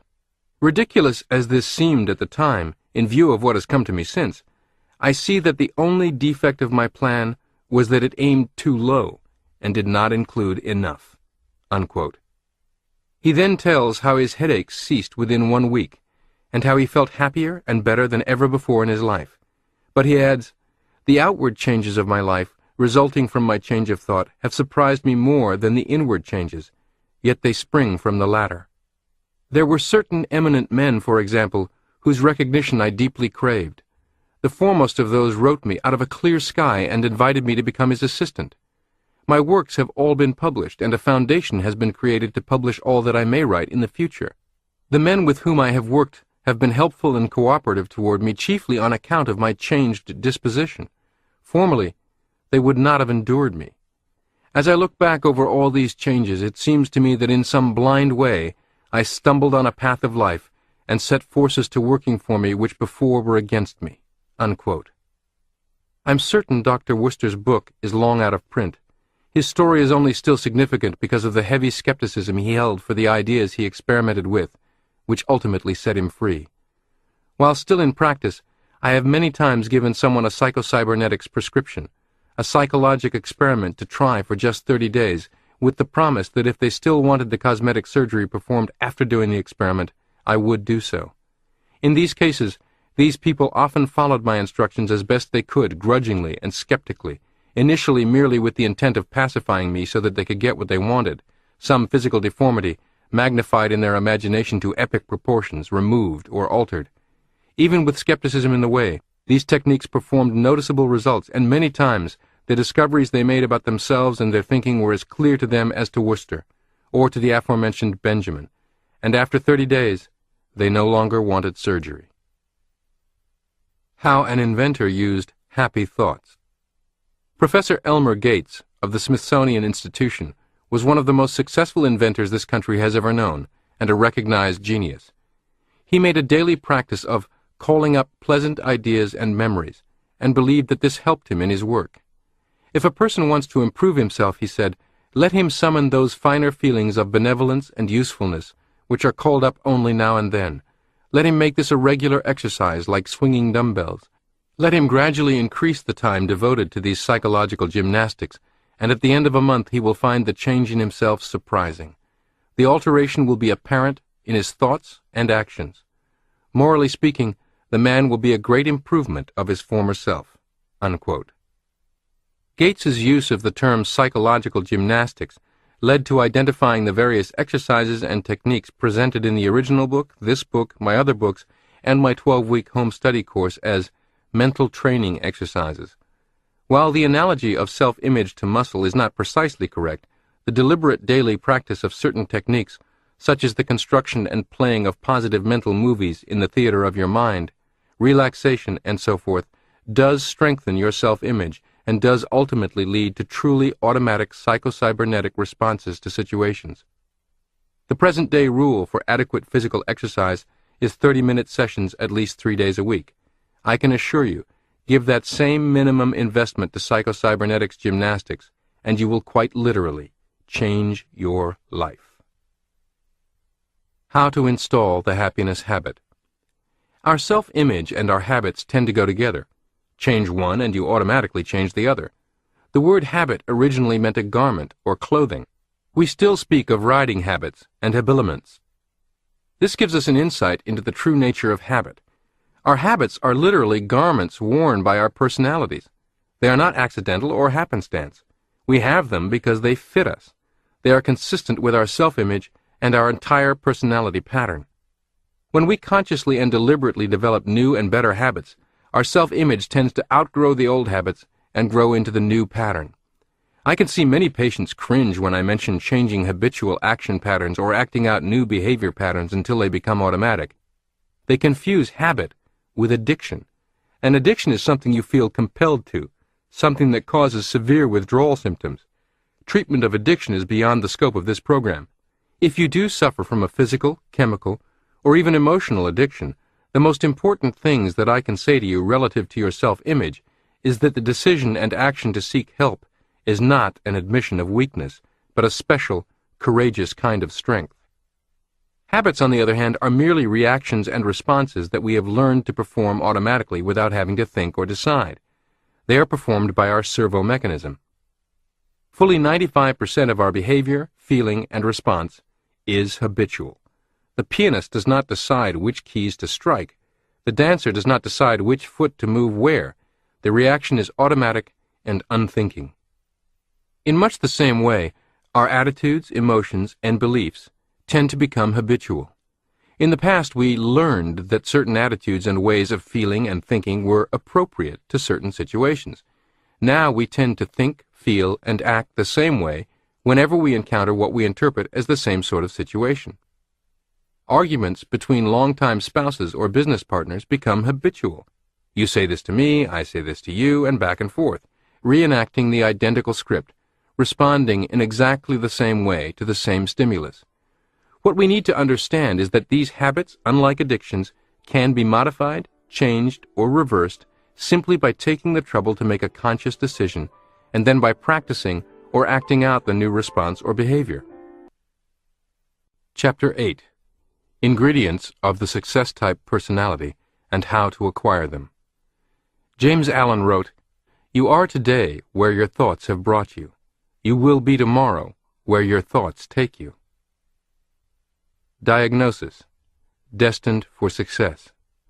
Just as a doctor learns to diagnose disease from certain symptoms, failure and success can also be diagnosed. The reason is that people do not simply find success or come to failure. They carry the seeds around in their personality and character. They plant them with their habits of thought and action. I have found one of the most effective means of helping people achieve an adequate or successful personality is to first give them a graphic picture of what the successful personality looks like. Remember, the creative guidance mechanism within you is a goal-striving mechanism, and the first requisite for using it is to have a clear-cut goal or target. A great many people want to improve themselves and long for a better personality, but they have no clear-cut idea of the direction in which improvement lies, nor what constitutes a good personality. A good personality is one that enables you to deal effectively and appropriately with environment and reality, and to gain satisfaction from reaching the goals that are important to you. Time and again I have seen confused and unhappy people straighten themselves out when they were given a goal to shoot for and a straight course to follow. There was the advertising man in his early 40s, for example, who felt strangely insecure and dissatisfied with himself just after receiving an important promotion. New roles require new self-images. "It doesn't make sense," he said. "I've worked for this and dreamed about it. It's just what I've always wanted. I know I can do the work, and yet for some reason my self-confidence is shaken. I suddenly wake up as if from a dream and ask myself, what in the world is a small potato like me doing in a job like this?" He had become super-sensitive to his appearance and thought perhaps that his weak chin might be the cause of his discomfort. "I don't look like a business executive," he said. He felt plastic surgery might be the answer to his problem. There was the wife and mother whose children were running her crazy, and whose husband irritated her so much that she engaged in a shouting tirade at him at least once a week for little cause. "What is the matter with me?" she asked. "My children are really nice kids I should be proud of. My husband is a really nice guy, and I'm always ashamed of myself afterwards." She felt that a facelift might give her more confidence and cause her family to appreciate her more. The trouble with these people, and many more like them, is not their physical appearance, but their self-image. They find themselves in a new role and are not sure what kind of person they are supposed to be in order to live up to that role, or they have never developed a clear-cut self-image of themselves in any role. The picture of success. In this chapter, I'm going to give you the same prescription that I would give you should you come to my office. I have found that an easy-to-remember picture of the successful personality is contained in the letters of the word success itself. The success-type personality is composed of S, sense of direction; U, understanding; C, courage; C, charity or compassion; E, esteem; S, self-confidence; and S, self-acceptance. The first letter of success is S, sense of direction.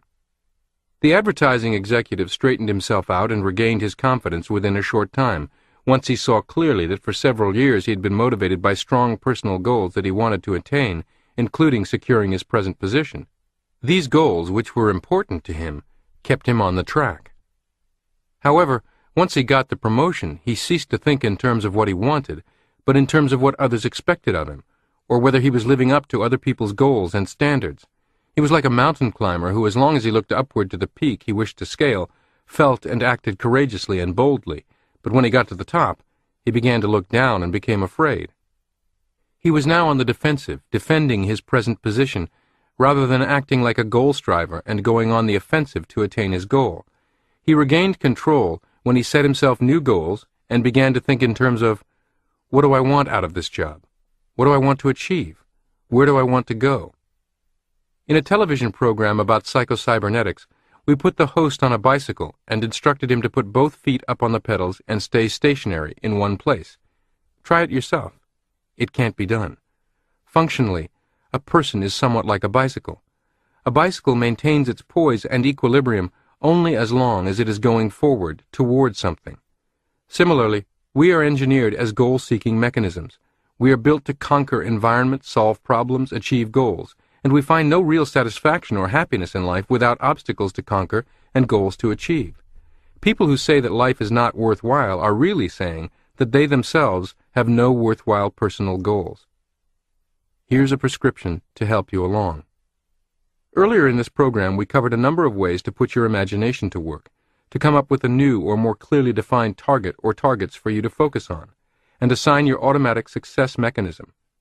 This is a good time to do so. Get yourself a goal worth working for. Better still, get yourself a project. Decide what you want out of a situation. Always have something ahead of you to look forward to work for and hope for. Look forward, not backward. Develop a nostalgia for the future instead of for the past. The nostalgia for the future can keep you youthful. Even your body doesn't function well when you stop being a goal striver and have nothing to look forward to. This is the reason that very often a person dies shortly after retirement. When you're not goal striving, not looking forward, you're not really living. In addition to your purely personal goals, Have at least one impersonal goal or cause which you can identify yourself with. Get interested in some project to help your fellow man, not out of a sense of duty, but because you want to. The second letter of success is U, understanding. Understanding depends on good communication. Communication is vital to any guidance system or computer. You cannot react appropriately if the information you act on is faulty or misunderstood. Many doctors believe that confusion is the basic element in neurosis. To deal effectively with a problem, you must have some understanding of its true nature. Most of our failures in human relations are due to misunderstandings. We expect other people to react and respond and come to the same conclusions as we do from a given set of facts or circumstances. We should remember what we said in an earlier chapter. People react to their own mental images, not to things as they are. Most of the time, others' reactions or positions are not taken to make us suffer, to be hard-headed or malicious, but because they understand and interpret the situation differently from us. They are merely responding appropriately to what to them seems to be the truth about the situation. To give others credit for being sincere, if mistaken, rather than willful and malicious, can do much to smooth out human relations and bring about better understanding between people. Ask yourself, how does this appear to him?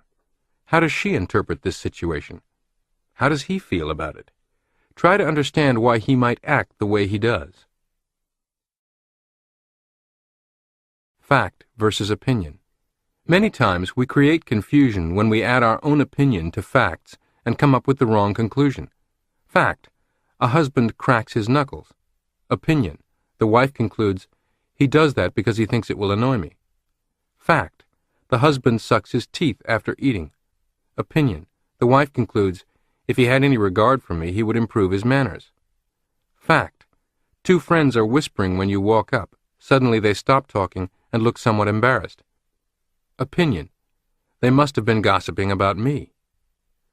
The wife, if able to understand that her husband's annoying mannerisms were not deliberate and willful acts on his part for the purpose of annoying her, if able to stop reacting as if she had been personally insulted, is able to pause, analyze the situation, and select an appropriate, even productive response. Be willing to see the truth. Often we color incoming sensory data by our own fears, anxieties, or desires. But to deal effectively with environment, we must be willing to acknowledge the truth about it. Only when we understand what it is can we respond appropriately. We must be able to see the truth and accept it, good or bad. Bertrand Russell said one reason Hitler lost World War II was that he did not fully understand the situation. Bearers of bad news were punished. Soon, no one dared to tell him the truth. Not knowing the truth, he could not act appropriately. We can be glad this occurred. The shoot-the-messenger mentality has doomed any number of military leaders, business leaders, coaches, parents.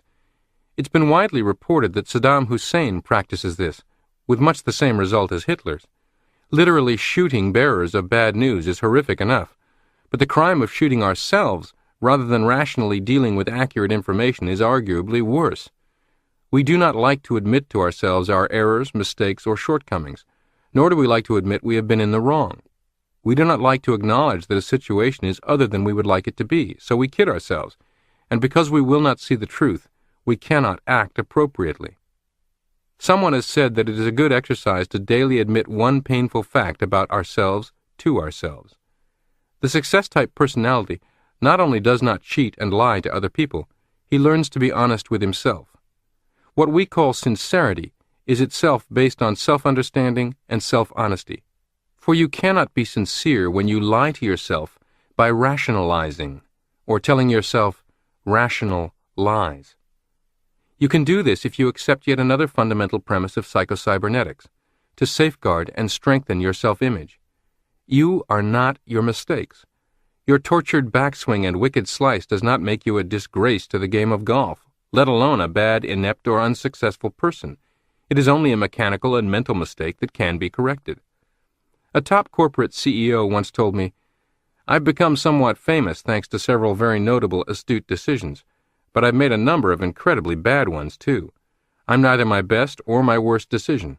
I am a successful, capable executive who makes his fair share of blunders, and that's all there is to it." When you thoroughly accept that you are not your mistakes, you are freed to acknowledge them, learn from them, set them aside, and move on from them without being mired in them. Here's a prescription to help you along. Look for and seek out true information concerning yourself, your problems, other people, or the situation, whether it is good news or bad news. Adopt the motto, "It doesn't matter who's right, but what's right." An automatic guidance system corrects its course from negative feedback data. It acknowledges errors in order to correct them and stay on course. So must you. Admit your mistakes and errors, but don't cry over them. Correct them and go forward. In dealing with other people, try to see the situation from their point of view as well as your own. The third letter of success is C, courage. Having a goal and understanding the situation are not enough. You must have the courage to act, for only by actions can goals, desires, and beliefs be translated into realities. Admiral William F. Halsey's personal motto was a quotation from Nelson: "No captain can do very wrong if he places his ship alongside that of an enemy." "The best defense is a strong offense," is a military principle, said Halsey, but its application is wider than war. All problems, personal, national, or combat, become smaller if you don't dodge them, but confront them. Unquote. How can you live more courageously? That's a question ably answered by Psycho-Cybernetics. When you systematically strengthen your self-image and understand that you are not your mistakes, you find it infinitely easier to take risks without undue worry over what others will think or temporarily appearing foolish if you stumble. How can you be more assertive and forceful in advocating your ideas in the workplace? How can you more clearly and assertively ask for the order at the conclusion of a sales presentation? How can you take to the dance floor, even if you've too long believed you have 2 left feet? How can you embark on an entirely new career or avocation late in life, when axiomatically it's tough for an old dog to learn new tricks? How do you bounce back from severe adversity? These are all examples of living courageously, and they all require a bulletproof self-image that can stand up under pressure. Why not bet on yourself? Nothing in this world is ever absolutely certain or guaranteed. Often the difference between a successful person and a failure is not one's better abilities nor ideas, but the courage that one has to bet on ideas, to take a calculated risk, and to act. We often think of courage in terms of heroic deeds on the battlefield, in a shipwreck, or during a crisis. But everyday living requires courage too. Standing still, failing to act, causes people who are faced with a problem to become nervous, to feel stymied or trapped, and it can bring on a host of physical symptoms. I tell such people, study the situation thoroughly. Go over in your imagination the various courses of action possible to you, and the consequences that can and may follow from each course. Pick out the course that gives the most promise, and go ahead. If we wait until we are absolutely certain and sure before we act, we will never do anything. Any time you act, you can be wrong. Any decision you make can turn out to be the wrong one. But we must not let this deter us from going after the goal we want. You must daily have the courage to risk making mistakes, risk failure, risk being humiliated. A step in the wrong direction is better than staying on the spot all your life. Once you're moving forward, you can correct your course as you go. Your automatic guidance system cannot guide you when you're stalled, standing still. Lee Iacocca has said that decisiveness is the number one characteristic he looked for in key people to surround himself with and depend on. General Norman Schwarzkopf has said that leadership requires making decisions. Most leaders agree that success comes from decisiveness and course correction, not long delays and procrastination to attempt making only flawless choices. Few successes are achieved via a straight line, from point A to point B, from idea to fruition. Most successes are achieved in a zigzag manner. Here's a prescription to help you along. Be willing to make a few mistakes, to suffer a little pain to get what you want. Don't sell yourself short. Most people, said General R.E. Chambers, once chief of the Army's Psychiatry and Neurology Consultant Division, don't know how brave they really are. In fact, many potential heroes, both men and women, live out their lives in self-doubt. If they only knew they had these deep resources, it would help give them the self-reliance to meet most problems, even a big crisis. Unquote. You've got the resources, but you never know you've got them until you act and give them a chance to work for you. Another helpful suggestion is to practice acting boldly and with courage in regard to little things. Do not wait until you can be a big hero in some dire crisis. Daily living also requires courage. By practicing courage in little things, we develop the power and talent to act courageously in more important matters. The fourth letter of success is C, charity. For a time, I gave a lecture titled, How to Have Self-Respect in a Disrespectful World. Just as the world of accelerating stress that I observed in the late 1950s and 1960s was a kindergarten compared to today's frenetic pace, the growing lack of civility and respect I noticed in the 1960s and 1970s was only a modest preview of today's world. Daily living is a virtual assault on self-respect, as the companies we deal with treat us as numbers in the computer. Individual tradespeople, store clerks, waiters, and the like are too often rushed, harried, rude, unhappy in their jobs, and taking it out on the customer. Often we cannot even get through to a human being by telephone. Everywhere, as the pace has quickened, civility has been sacrificed. All this makes my original comments all the more important. In my lecture, I said that the disrespectful world is made better or worse, minute by minute, for each individual participant in it, in a mirror reflection of two things: the person's own self-image and respect for others. Successful personalities have interest in and regard for other people. They have a respect for others' problems and needs. They respect the dignity of human personality and deal with other people as if they were human beings rather than as pawns in their own game. They recognize that every person is a child of God and is a unique individuality that deserves some dignity and respect. It is a psychologic fact that our feelings about ourselves tend to correspond to our feelings about other people.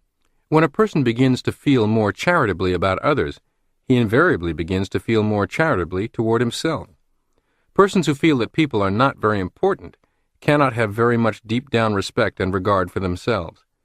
One of the best-known methods of getting over a feeling of guilt is to stop condemning other people in your own mind. Stop judging them, stop blaming them, and stop hating them for their mistakes. You will develop a better and more adequate self-image when you begin to feel that other people are more worthy. Another reason that charity toward other people is symptomatic of the successful personality is that it means the person is dealing with reality. People are important. People cannot for long be treated like animals or machines or as pawns to secure personal ends. Treating everyone with respect is charity because it is not always instantly, individually reciprocated. You cannot view it as transactional. Instead, you must see the big picture and act in this manner as a means of strengthening your own self-image and as your contribution to society in general. Here's a prescription to help you along. The prescription for charity is threefold. 1. Try to develop a genuine appreciation for people by realizing the truth about them. They are children of God, unique personalities, creative beings. 2. Take the trouble to stop and think of the other person's feelings, viewpoints, desires, and needs. Think more of what the other fellow wants and how he must feel. A friend of mine kids his wife by telling her whenever she asks him, "Do you love me?" "Yes," whenever I stop and think about it. There's a lot of truth in this. We cannot feel anything about other people unless we stop and think about them. 3. Act as if other people are important and treat them accordingly. The fifth letter of success is E, esteem. Many years ago, I wrote a contribution to the Words to Live By feature of This Week magazine on the words of Carlyle. Alas, the fearful unbelief is unbelief in yourself. At that time I said, of all the traps and pitfalls in life, self-disesteem is the deadliest and the hardest to overcome, for it is a pit designed and dug by our own hands, summed up in the phrase, "It's no use. I can't do it." The penalty of succumbing to it is heavy, both for the individual in terms of material rewards lost, and for society in gains and progress unachieved. As a doctor, I might also point out that defeatism has still another aspect, a curious one which is seldom recognized. It is more than possible that the words quoted above are Carlyle's own confession of the secret that lay behind his own craggy assertiveness, his thunderous temper and waspish voice, and his appalling domestic tyranny. Carlyle, of course, was an extreme case, but isn't it on those days when we are most subject to the fearful unbelief, when we most doubt ourselves and feel inadequate to our task? Isn't it precisely then that we are most difficult to get along with? We simply must get it through our heads that holding a low opinion of ourselves is not a virtue, but a vice. Jealousy, for example, which is the scourge of many a marriage, is nearly always caused by self-doubt. Persons with adequate self-esteem don't feel hostile towards others. They aren't out to prove anything. They can see facts more clearly and aren't as demanding in their claims on other people. Self-doubt is insidious and gnaws away at the self-image as cancer eats away at the body's organs. Beware the thief of happiness, the critic within. In her outstanding book, Liberating Everyday Genius, Dr. Mary Elaine Jacobson writes, "The false self is a powerful adversary, one whose sharp-tongued admonitions can be heard in every situation of self-doubt, a foe that keeps us from our true selves and sometimes distances us from others." She also wrote, "Magically, when there is no enemy within, there are far fewer without." Unquote. If there was ever a great sales pitch written for investing time and energy working with Psycho-Cybernetics and yourself, that statement is it. In coming chapters, I'll again discuss controlling the critic within, who is in fact the thief of happiness, self-acceptance, self-esteem, and peace of mind, far more influential than any critics we encounter around us. Just as the astute corporate president learns she must listen to others' opinions in order to move forward, she also learns she must exercise caution and discretion about whose opinions she listens to, and on what foundation they are based. We must listen to our inner voices, but we must exercise caution. When the critic within begins to harp and belittle us, we should not hesitate to yell, "Stop!" and send it back to its dark corner properly chastised for doubting us. I was once asked in a radio interview if, at age 65, when I set out to write, have published, and popularize the original edition of this book, I hadn't thought, "What makes you think people will care about the thoughts of an elderly plastic surgeon in the twilight of his career on the workings of the human mind?" I replied that it had honestly not occurred to me, not out of ego, but because this was not an impulsive upstart for me, but rather the next progressive step in an entire process. I had accomplished the next steps in my imagination many times before proceeding in actuality. But I said that if my inner critic had dared raise such a preposterously negative question, I would have sat down across from him and read him the riot act. The poor interviewer undoubtedly went home wondering if he was in the right line of work, stuck late at night interviewing a doddering fool who had imaginary characters and argued with them. It might have helped if he had read the book, but as any author who gives interviews knows all too well, that's frequently not in the cards. In any case, I'm not at all abashed to have such conversations with myself, and you shouldn't be either.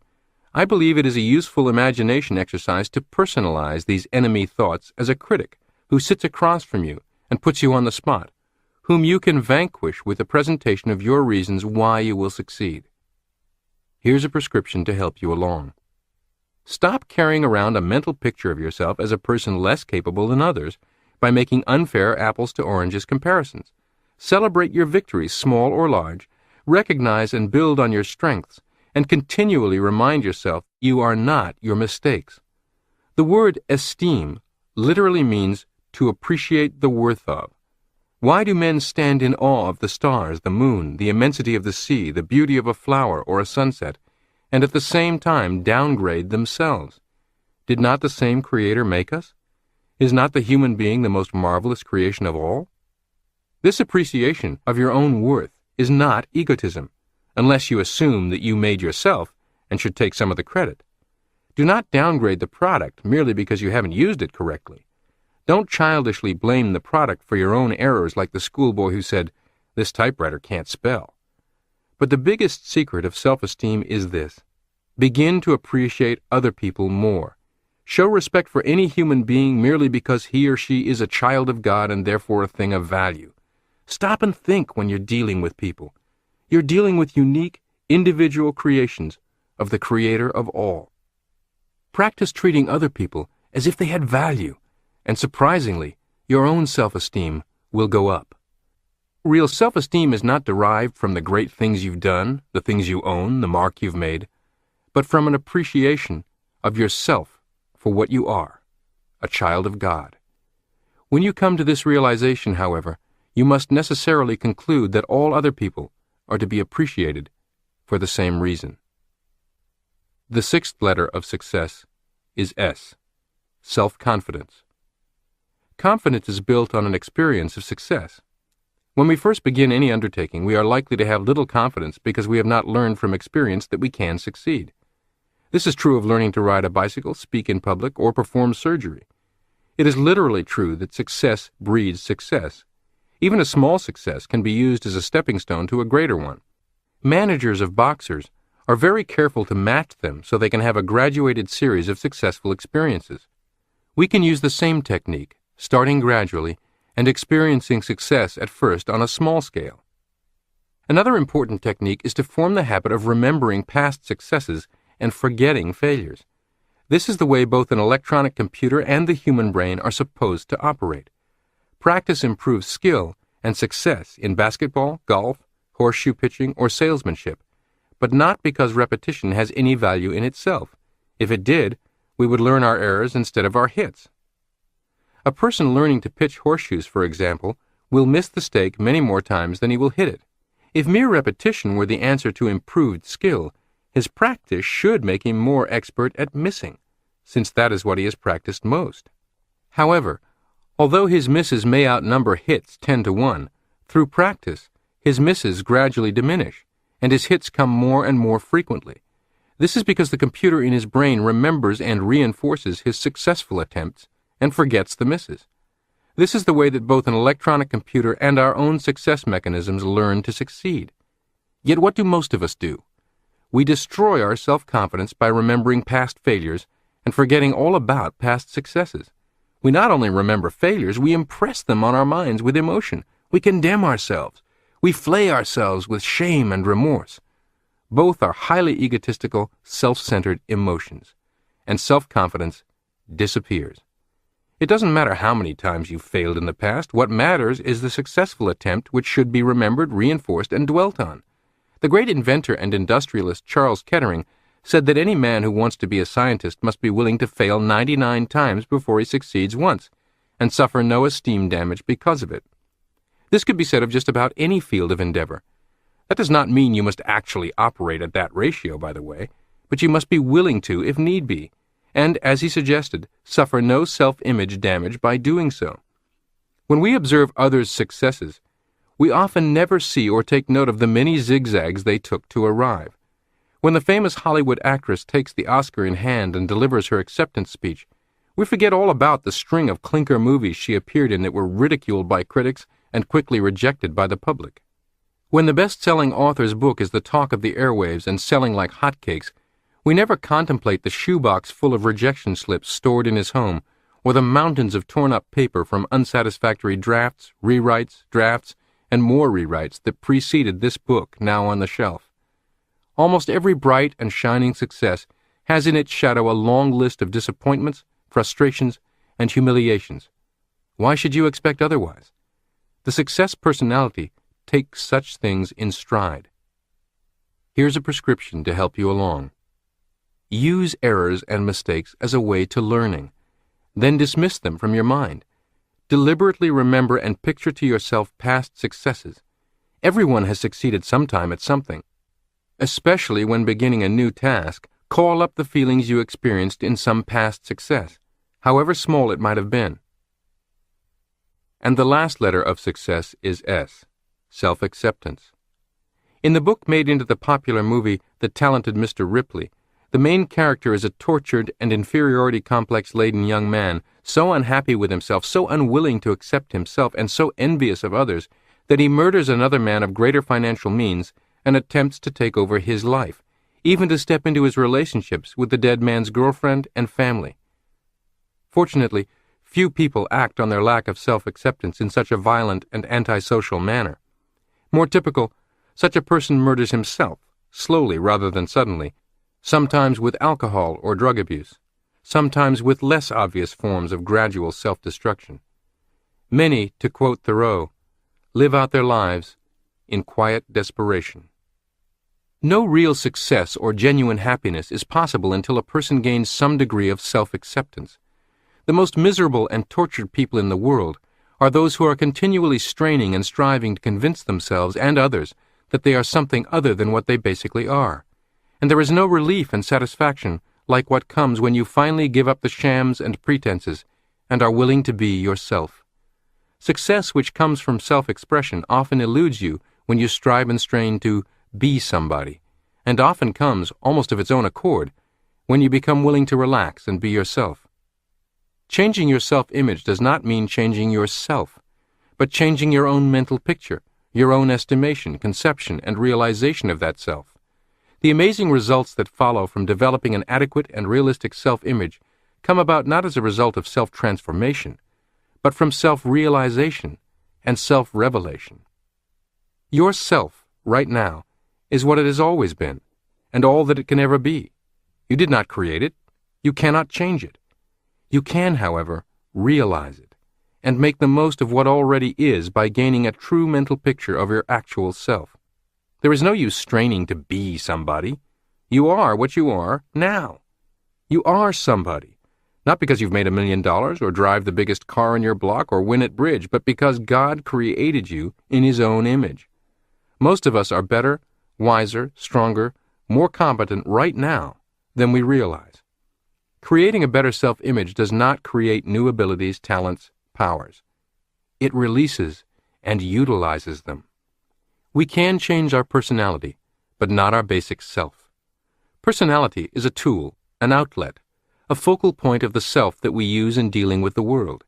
It is the sum total of our habits, attitudes, and learned skills, which we use as a method of expressing ourselves. You are not your mistakes.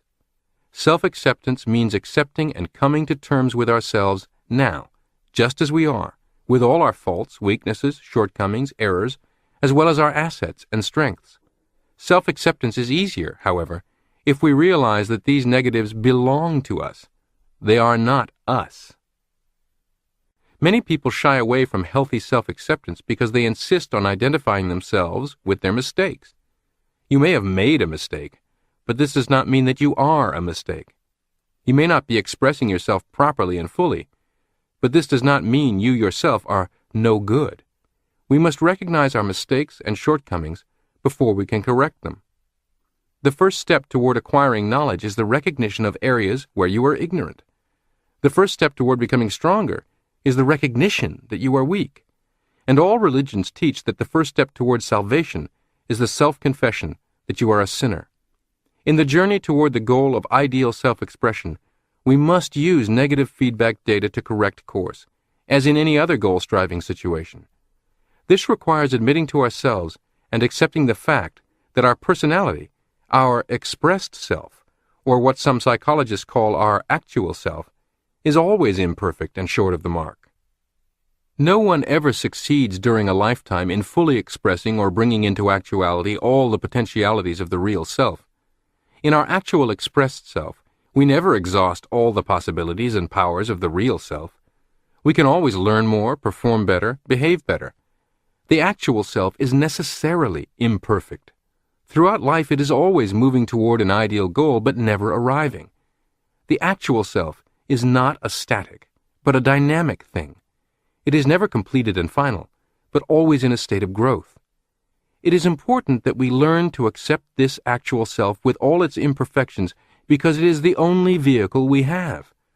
Neurotics reject the actual self and hate it because it is imperfect. In its place, they try to create a fictitious ideal self that is already perfect, has already arrived. Trying to maintain the sham and fiction is not only a terrific mental strain, but it continually leads to disappointment and frustration when people try to operate in a real world with a fictitious self. Here's a prescription to help you along.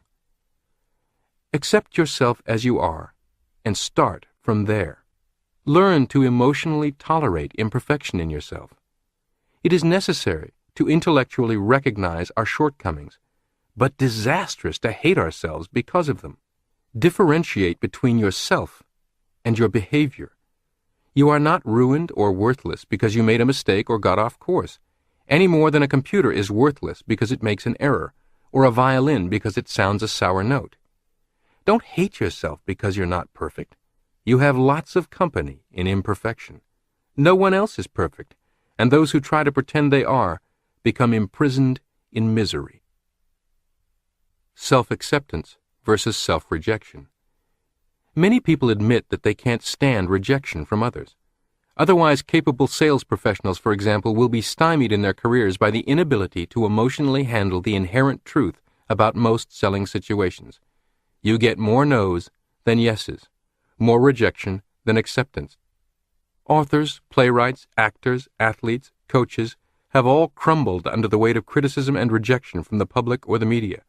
But this kind of rejection is almost insignificant in impact compared to the awesome destructive power of self-rejection.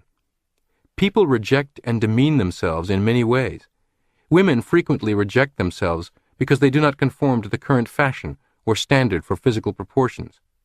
In the 1920s, many women felt ashamed of themselves because they had breasts.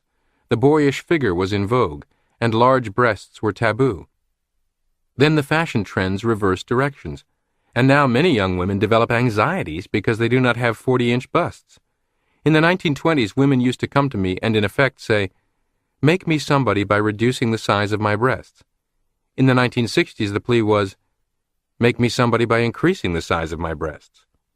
This seeking to be somebody is universal, but we make a mistake when we seek it in conformity or in the approval of other people. This mistake can have very serious consequences. The thin ideal, for example, has led women to anorexia, and even to death by anorexia, as in the celebrated case of the talented singer Karen Carpenter. This is just one example. People reject and demean themselves by comparing themselves to any number of artificial standards. They go deeply, irreversibly into debt attempting to hurriedly keep up with a colleague, relative, or neighbor.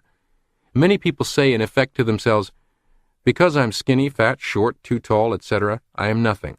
Or, "Because I'm not as thin or rich as she, I am a zero." I think it was the Duchess of York who once said, "You can never be too thin or too rich." But those who suffer anorexia, a physical disease manifested by the self-image, would differ. Instead of self-rejection, you must strive for self-acceptance.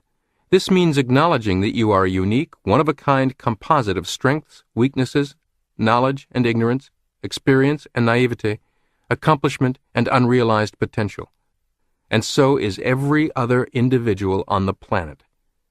Carefully peel back the layers of the life of any person you might envy and view yourself as inferior to, and you will find a set of flaws and frustrations different from your own, but guaranteed to rival your own. Since 1967, a management consultant named Dr. Paul Stoltz has been studying how people respond to adversity. Through his in-depth work with over 100 companies, he has evaluated what he calls the adversity quotient of more than 100,000 people.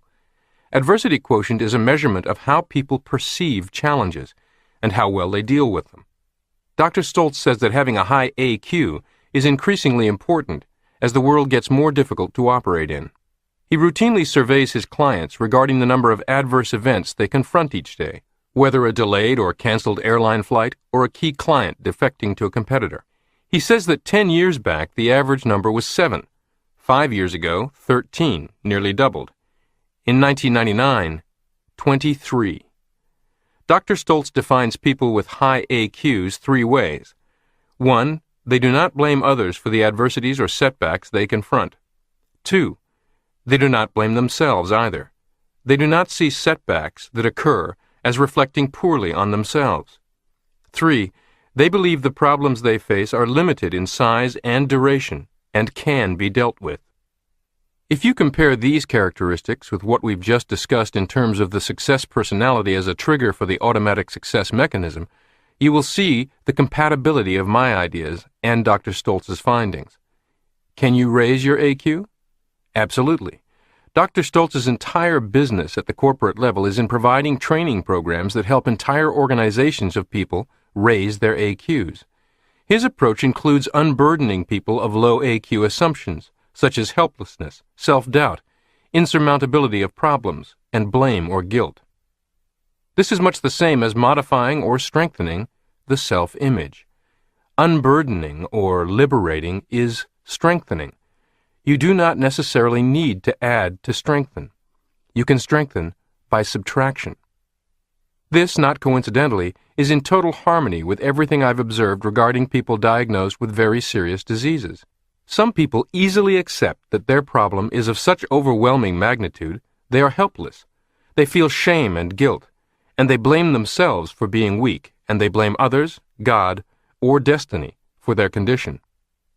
Other people confronted with the very same debilitating disease conform to the 3 high AQ characteristics and are very aggressive in taking on their condition in every way, from active research, self-education, and involvement in their medical care to finding ways to continue meaningful and fulfilling activity. I would observe, for example, that Elizabeth Taylor and Christopher Reeve are high AQs. Elizabeth Taylor has had several brushes with death, a number of medical operations including hip replacement surgeries, undergone addiction rehabilitation at the Betty Ford Clinic twice before making it stick. Yet she has fought resiliently to keep her beauty, grace, and sense of humor. She has remained active in the entertainment industry, making a TV movie as recently as 2000, in business with a successful perfume line, and in charitable work, founding the first major fundraising effort for AIDS research.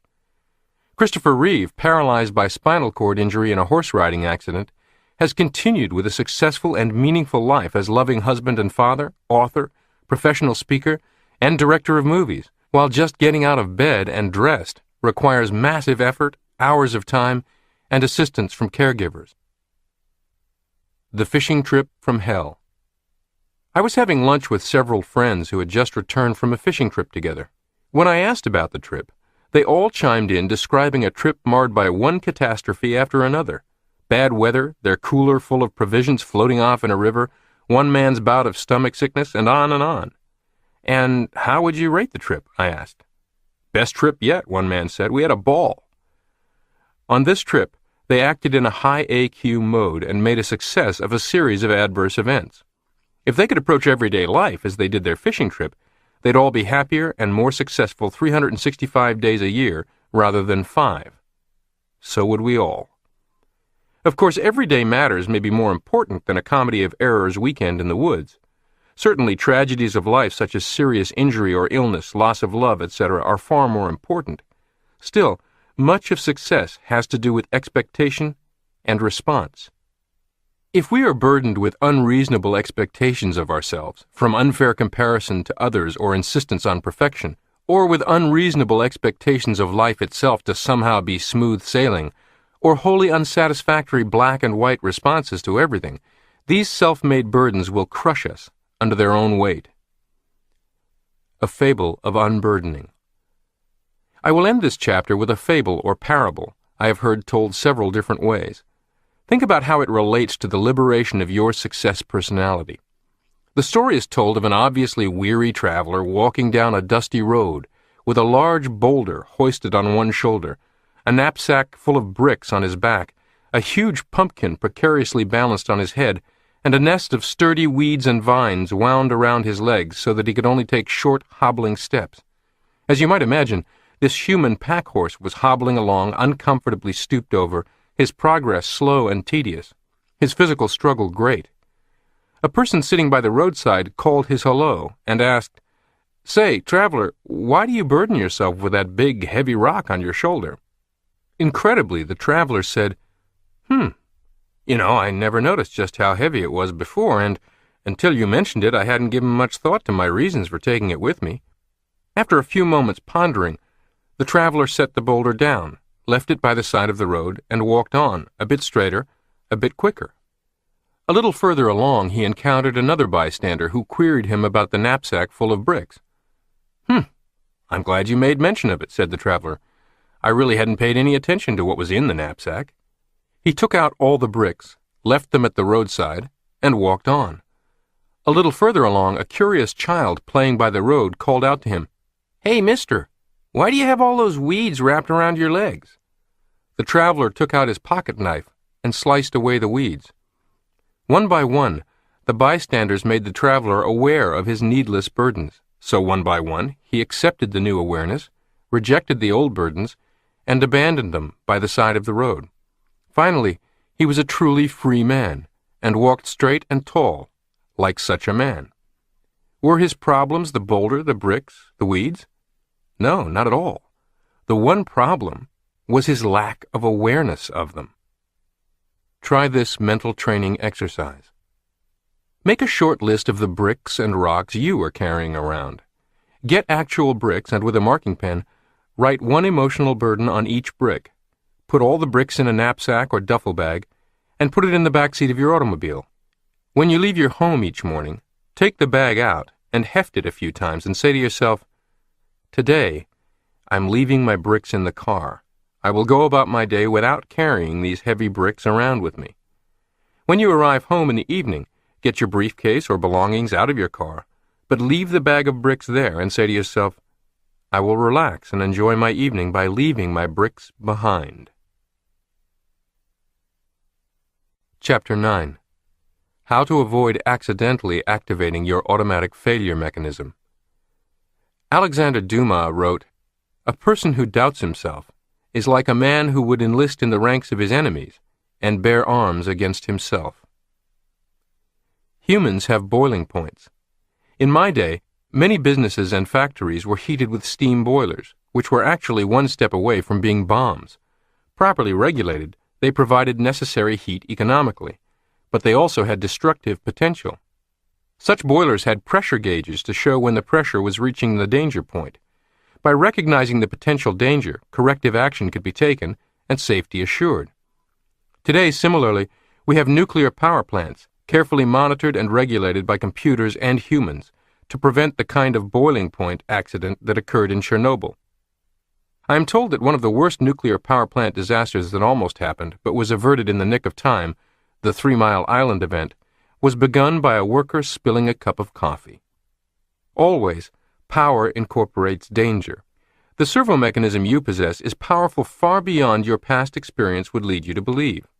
The more you learn about it and experiment with it, the more amazed you'll be at its capabilities. However, this power used constructively and productively as our automatic success mechanism, or ASM, has a destructive potential expressed as the automatic failure mechanism, or AFM. We must regulate this power in ourselves, always vigilant and alert for the red marker on its gauge slipping over into AFM territory. Negative emotions are alarms.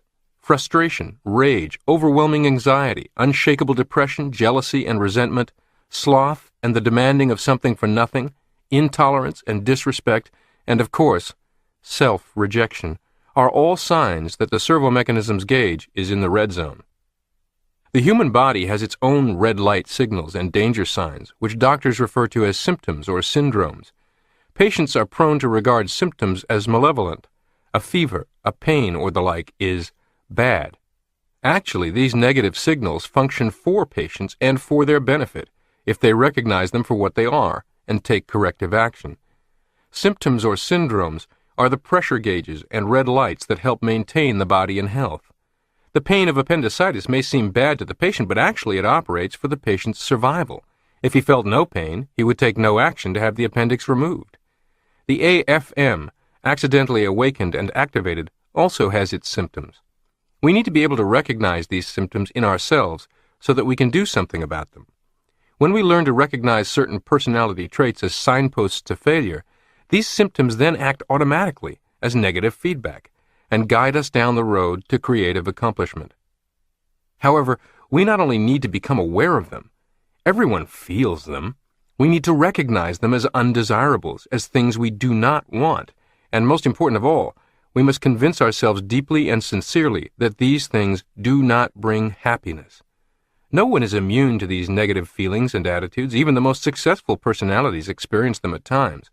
The important thing is to recognize them for what they are and take positive action to correct course. The picture of failure. Again, I have found that patients can remember these negative feedback signals, or what I call the failure mechanism, when they associate them with the letters that make up the word failure. They are F, frustration, hopelessness, futility; A, aggressiveness, misdirected; I, insecurity; L, loneliness, lack of oneness; U, uncertainty; R, resentment; and E, emptiness. No one sits down and deliberately, with malice aforethought, decides to develop these negative traits just to be perverse. The traits do not just happen, nor are they an indication of the imperfection of human nature. Each of these negatives was originally adopted as a way to solve a difficulty or a problem. We adopt them because we mistakenly see them as a way out of a difficulty.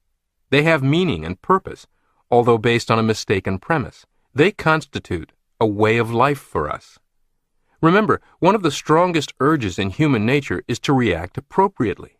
We can cure these failure symptoms not by willpower, but by understanding, by being able to see that they do not work and that they are inappropriate. The truth can set us free from them, and when we see the truth, then the same instinctive forces that caused us to adopt them in the first place will work in our behalf in eradicating them. For example, consider the martyr complex or victim complex. You undoubtedly know someone who is constantly presenting himself or herself as a victim of an unhappy childhood, dysfunctional family, inadequate education, unjust employers, scheming coworkers, cheating lovers, all manner of illnesses and financial misfortunes. This person insists that all of life is a conspiracy against her. Further, this person whines and sighs and moans as a martyr all too often. No, you go ahead and go to the play tonight and have a good time. Don't worry about me not feeling up to it. Don't give me a second thought. I'm used to being left behind. Looking at this from the outside, like looking at a fish in a fishbowl, we are either incredulous or angry at this person's behavior, so unreasonably determined to make herself and everybody around her miserable. But make no mistake, this person has not developed these habits by deliberate strategy to cause herself and others maximum misery. Not at all. Instead, this is the way she has latched on to solve certain frustrations. For example, to get the attention and compassion she craves, or to get the recognition she feels unable to merit otherwise. It is quite difficult to re-engineer all this working from the outside in, assisting some other person in your life. But you can take charge of your own self-image and re-engineer your self-image, thus altering your own behavior. So let's consider the warning signs of the automatic failure mechanism exerting control. The first letter of failure is F, frustration. Frustration is an emotional feeling that develops whenever some important goal cannot be realized, or when some strong desire is thwarted. All of us must necessarily suffer some frustration by the very fact of being human and therefore imperfect, incomplete, unfinished. As we grow older, we should learn that all desires cannot be satisfied immediately. We also learn that our doing can never be as good as our intentions. We also learn to accept the fact that perfection is neither necessary nor required, and that approximations are good enough for all practical purposes. We learn to tolerate a certain amount of frustration without becoming upset about it. It is only when a frustrating experience brings excessive emotional feelings of deep dissatisfaction and futility that it becomes a symptom of failure. Chronic frustration usually means that the goals we have set for ourselves are unrealistic, or that the image we have of ourselves is inadequate, or both. Practical goals versus perfectionistic goals. To his friends, Jim S. was a successful man. He had risen from stock clerk to vice president of his company. His golf score was in the low 80s. He had a beautiful wife and 2 children who loved him. Nevertheless, he felt chronically frustrated because none of these measured up to his unrealistic goals. He himself was not perfect in every particular, but he should be. He should be chairman of the board by now. He should be shooting in the low 70s. He should be such a perfect husband and father that his wife would never find cause to disagree with him and his children never misbehave. Hitting the bullseye was not good enough. He had to hit the infinitesimal speck in the center of the bullseye. You should use the same technique in all your affairs that pro golfer Jackie Burke recommends in putting, I told him. That is, not to feel that you have to pinpoint the ball right to the cup itself on a long putt, but to aim at an area the size of a washtub. This takes off the strain, relaxes you, enables you to perform better. If it is good enough for the professionals, it should be good enough for you. His self-fulfilling prophecy made failure certain. Harry N. was somewhat different. He had won none of the external symbols of success, yet he'd had many opportunities, all of which he'd muffed. 3 times he had been on the verge of landing the job he wanted, and each time something happened. Something was always defeating him, just when success seemed within his grasp. Twice he had been disappointed in love affairs. His self-image was that of an unworthy, incompetent, inferior person who had no right to succeed or to enjoy the better things in life, and unwittingly he tried to be true to that role. He felt he was not the sort of person to be successful, and always managed to do something to make his self-fulfilling prophecy come true. Frustration as a way of solving problems does not work. Feelings of frustration, discontent, dissatisfaction are ways of solving problems that we all learned as infants. A hungry infant expresses discontent by crying. A warm, tender hand then appears magically out of nowhere and brings milk. If he's uncomfortable, he again expresses his dissatisfaction with the status quo, and the same warm hands appear magically again and solve his problem by making him comfortable. Many children continue to get their way and have their problems solved by overindulgent parents merely by expressing their feelings of frustration. All they have to do is feel frustrated and dissatisfied, and the problem is solved. This way of life works for the infant and for some small children. It does not work in adult life. Yet many of us continue to try it by feeling discontented and expressing our grievances against life, apparently in the hope that life itself will take pity, rush in, and solve our problem for us, if only we feel badly enough. Jim S. was unconsciously using this childish technique in the hope that some magic would bring him the perfection he craved. Harry N. had practiced feeling frustrated and defeated so much that feelings of defeat became habitual with him. He projected them into the future and expected to fail. His habitual defeatist feelings helped create a picture of himself as a defeated person. Thoughts and feelings go together. Feelings are the soil that thoughts and ideas grow in. This is the reason that you have been advised throughout this program to imagine how you would feel if you succeeded, and then feel that way now. Infant behavior is inappropriate for adult life, and you must rise above it by setting goals and working toward them. When you zig or zag off course in any way, you dare not lie there in the weeds crying like a baby, demanding and waiting for some warm hands to come along, gently brush you off, and put you back on your path, headed in the right direction.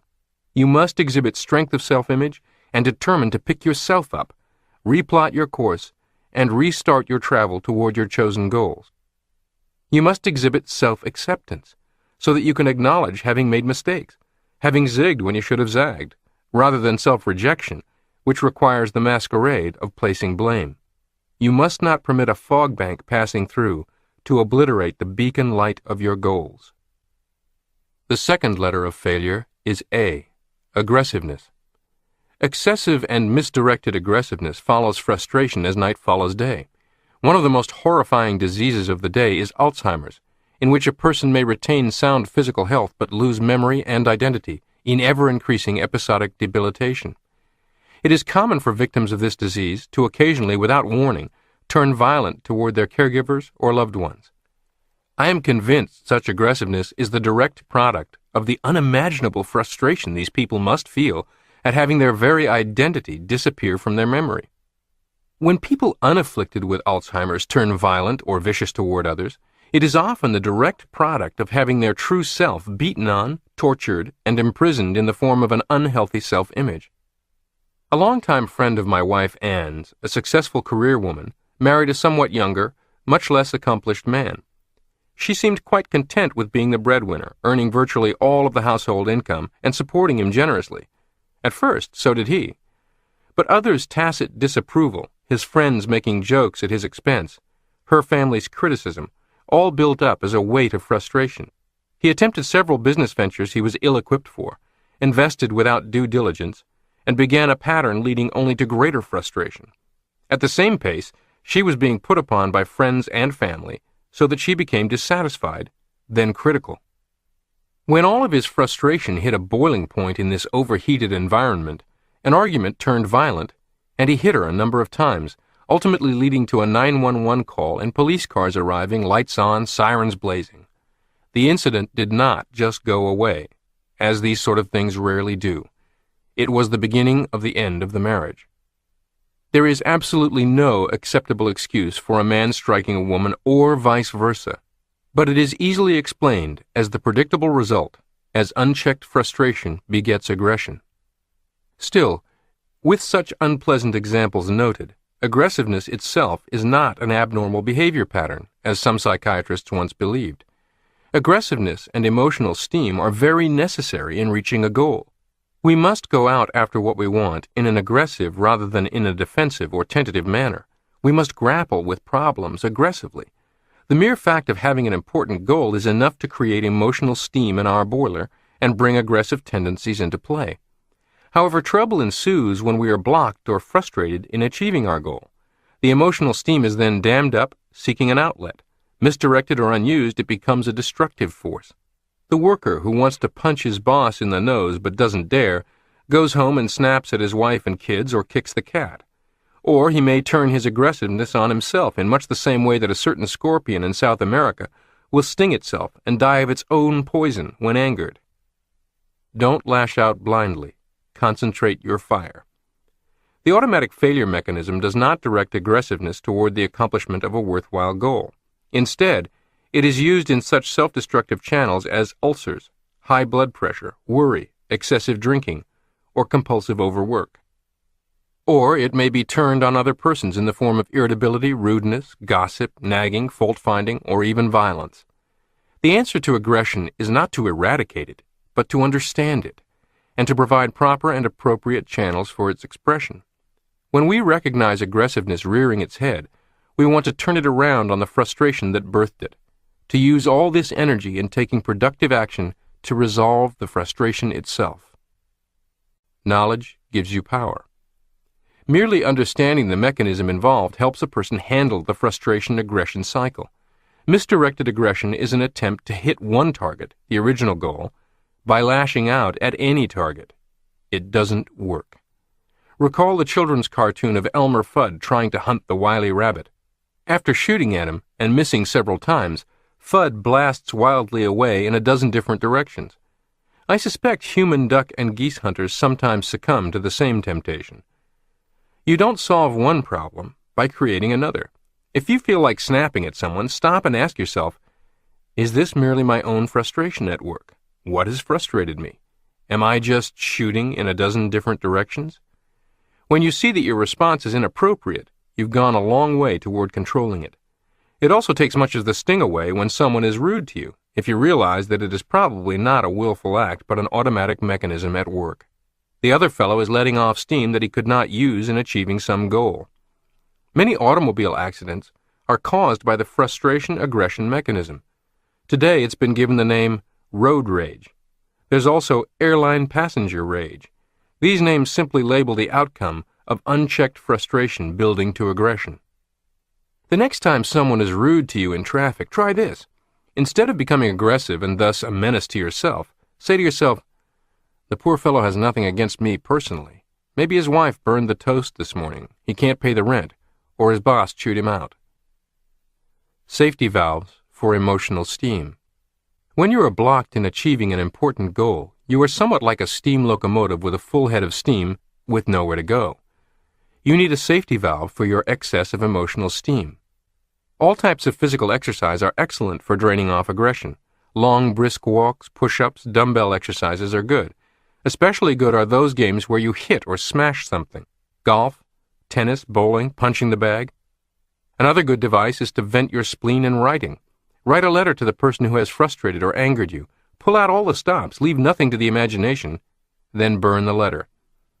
The best channel of all for aggression is to use it up as it was intended to be used, in working towards some goal. Work remains one of the best therapies and one of the best tranquilizers for a troubled spirit. The third letter of failure is I, insecurity. The feeling of insecurity is based on a concept or belief of inner inadequacy. If you feel that you do not measure up to what is required, you feel insecure.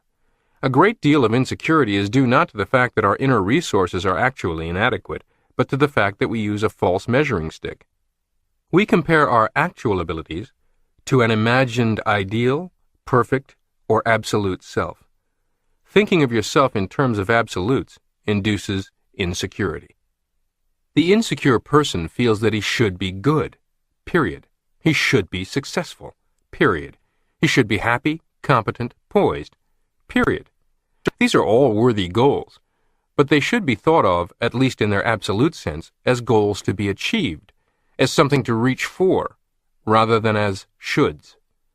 A friend of mine who heads up a large management consulting firm talked with me once about a popular business book entitled The Peter Principle, espousing the theory that business bureaucracies always err in eventually promoting people to their level of incompetence with disastrous results.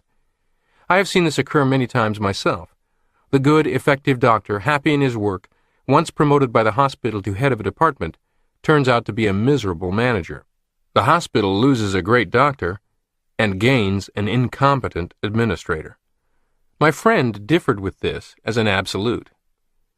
There is no doubt the so-called Peter Principle explains or at least provides a convenient shorthand label for such situations, he said, but then it fails to explain the exact same situation with a much different outcome. What about the person who gets promoted far beyond his level of experience, knowledge, preparation, or confidence, and is even expected to fail by those around him, who rises to the occasion and succeeds?" Unquote. As we discussed this further, I realized this was much like the earliest observations and questions that led me to Psycho-Cybernetics. Two unhappy people with nearly identical physical flaws magnified in importance by their own imaginations get virtually the same cosmetic surgery. One behaves as you and I would anticipate, but the other retains all the same negative feelings about herself as if the scar still existed. Why? In both these scenarios, the surgeries and the promotions, the difference in outcome is hidden in the individual's self-images. It cannot be seen on their faces or on their resumes. The person who is already insecure, who is harboring a weak self-image, and who is by willpower forcing himself to the very edges of performance it will permit, if promoted, responds to the promotion as the straw that broke the camel's back, not as a golden opportunity. The magic power of recalibration. There are many approaches to ridding yourself of insecurities so that you may rise to whatever occasion presents itself. One is to think rationally about the situation, the other people involved, and about yourself. Another is self-image reassurance and strengthening, including role-playing what now needs to be done competently in the theater of your mind, and sending your automatic success mechanism on new search missions to provide ideas and answers required.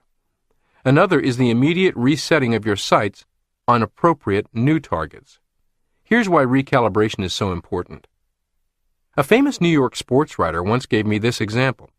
Consider two very successful college football coaches who get head coaching jobs in the NFL, in essence promoted to a whole new level of competition.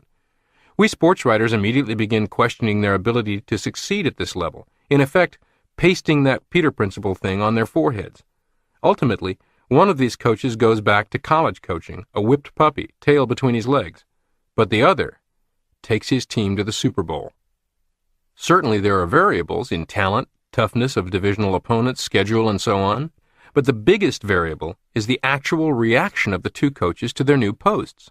Both have hoped for just such a move up to the NFL, but one views it as having finally arrived, and he sets about behaving as a newly crowned king, hiding his own insecurities and self-doubt with autocratic, even bombastic behavior. He quickly develops adversarial relationships with us in the media, players, other coaches. His players read the papers, sense he's skating on thin ice, and do not respond. Soon he is horribly frustrated. His insecurities turn to fear of failure, his frustration turns to aggression, and he's unable to use whatever skills he did bring with him. The other newly promoted coach takes a very different approach. To him, his step up to this coaching job is yet one more move forward on a lifeline of intended accomplishment. He is immediately focused on a whole new set of goals, from organizing a world-class staff to improving team morale, to uncovering hidden talent within the team, to getting to the Super Bowl in 2 seasons. All of his energy is assumptively and productively focused. His goals are like lighthouses that keep him from running aground. People respond to him differently. He gets different results." Unquote. My sports writer friend had analyzed these situations psycho-cybernetically. Since human beings are goal-striving mechanisms, the self realizes itself fully only when individuals are moving forward towards something. Remember our comparison with the bicycle in a previous chapter? People maintain their balance, poise, and sense of security only as they move forward or seek. When you think of yourself as having attained the goal, you become static, and you lose the security and equilibrium you had when you were moving towards something. If you are convinced that you are good in the absolute sense, you not only have no incentive to do better, but you feel insecure because you must defend the sham and pretense. The man who thinks that he has arrived has about used up his usefulness to us, the president of a large business said to me recently. When someone called Jesus good, he admonished him, "Why callest thou me good? There is but one good, and that is the Father." St. Paul is generally regarded as a good man, yet his own attitude was, "I count myself not to have achieved, but I press on toward the goal." Keep your feet on solid ground.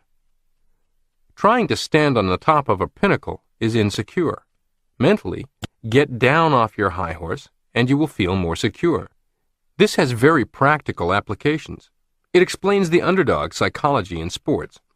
When a championship team begins to think of itself as the champions, they no longer have something to fight for, but a status to defend. The champions are defending something, trying to prove something. The underdogs are fighting to do something, and often bring about an upset. I used to know a boxer who fought well until he won the championship. In his next fight, he lost the championship and looked bad doing so. After losing the title, he fought well again and regained the championship. A wise manager said to him, "You can fight as well as a champion as when you're the contender if you'll remember one thing. When you step into that ring, you aren't defending the championship. You're fighting for it. You haven't got it. You've laid it on the line when you crawl through the ropes." The mental attitude that engenders insecurity is a way.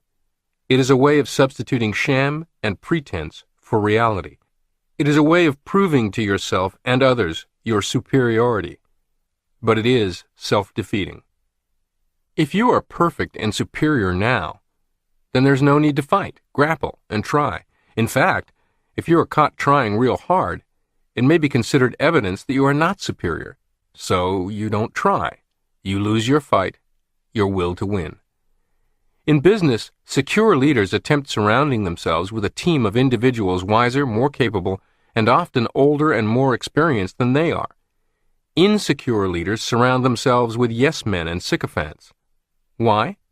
Because the secure leader is engaged in striving to move forward and more concerned with doing what is required than with anything else. The insecure leader is more concerned with appearances and fears showing any signs of weakness or incompetence.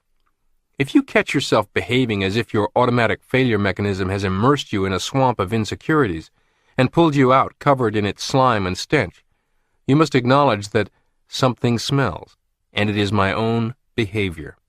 Then do the things necessary to shower and emerge cleansed. A good soap for your shower is recalibration, goal setting. The fourth letter of failure is L, loneliness. All of us are lonely at times. Again, it is a natural penalty we pay for being human and individual. But it is the extreme and chronic feeling of loneliness, of being cut off and alienated from other people, that is the work of the automatic failure mechanism.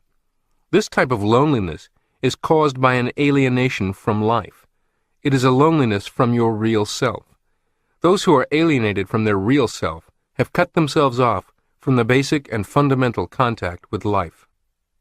Lonely persons often set up a vicious cycle. Because of the feeling of alienation from self, human contacts are not very satisfying, and they become social recluses. In doing so, they cut themselves off from one of the pathways to finding themselves, which is to lose themselves in social activities with other people. Doing things and enjoying things with other people helps us to forget ourselves. In stimulating conversation, in dancing, in playing together, or in working together for a common goal, we become interested in something other than maintaining our own shams and pretenses. As we get to know the other fellow, we feel less need for pretense. We thaw and become more natural. The more we do this, the more we feel we can afford to dispense with the sham and pretense and feel more comfortable just being ourselves. Loneliness is a way that doesn't work. Loneliness is a way of self-protection. Lines of communication with other people, and especially any emotional ties, are cut down. It is a way to protect our idealized self against exposure, hurt, humiliation. The lonely personality is afraid of other people. Lonely persons often complain that they have no friends, and that there are no people to mix with. In most cases, they unwittingly arrange things in this manner because of their passive attitude, that it is up to other people to come to them, to make the first move, to see that they are entertained. It never occurs to them that they should contribute something to any social situation. Regardless of your feelings, force yourself to mix and mingle with other people. After the first cold plunge, you will find yourself warming up and enjoying it, if you persist. Develop a social skill that will add to the happiness of other people. Dancing, bridge, playing the piano, tennis, conversation.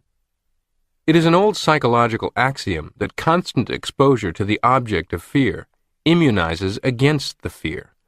As lonely persons continue to force themselves into social relations with other human beings, not in a passive way, but as active contributors, they gradually find that most people are friendly, and that they are accepted. Their shyness and timidity begin to disappear. They feel more comfortable in the presence of other people and with themselves. The experience of their acceptance enables them to accept themselves. The top executive who allows herself to become isolated in her ivory tower will soon inevitably find herself with the personal belongings from her office in the trunk of her car, her final check in hand, outside, looking in. The high and mighty topple through isolation. The man who insulates himself from the riskiness of relationships in work alone will one day awaken to the shocking fact that he has no reason to work. Isolation and loneliness are forces that destroy kings and presidents as well as mere mortals. It was said of President Nixon's White House as the Watergate scandal unfolded that a bunker mentality consumed him. He sought security through ever-increasing isolation. Compare his behavior to, say, that of Lee Iacocca at the helm of Chrysler, his ship full of holes, in imminent danger of financial capsizing. Instead of retreating into isolation, living with only his mounting crisis in a dark room, alone, he marched into the public eye as never before, cajoling, negotiating, selling, and organizing Wall Street, Washington, and the buying public, and leading a dramatic corporate turnaround.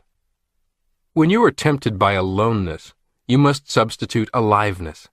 Think of the wonderful painting given to me as a gift by Salvador Dali, in which he depicted Psycho-Cybernetics as a steadfast ship choosing to sail toward the light rather than remain in a dark but arguably safer harbor. While you cannot stub your toe standing still in the dark, you cannot escape a burning building, get the refreshing drink in the refrigerator, or otherwise achieve anything by standing safe and still in the dark either. We must rise above loneliness by engagement, move out of isolation toward involvement, even risk criticism and confrontation to seek opportunity and improvement.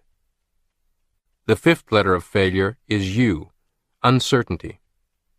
Philosopher Elbert Hubbard said, "The greatest mistake a man can make is to be afraid of making one."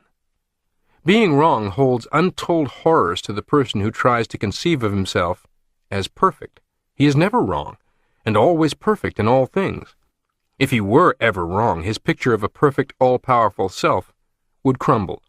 Therefore, decision-making becomes a life-or-death matter. One way is to avoid as many decisions as possible, and prolong them as much as possible. Another way is to have a handy scapegoat to blame. This type of person makes decisions, but she makes them hastily, prematurely, and is well known for going off half-cocked. Making decisions offers her no problem at all. She's perfect. It is impossible for her to be wrong in any case. Therefore, why consider facts or consequences?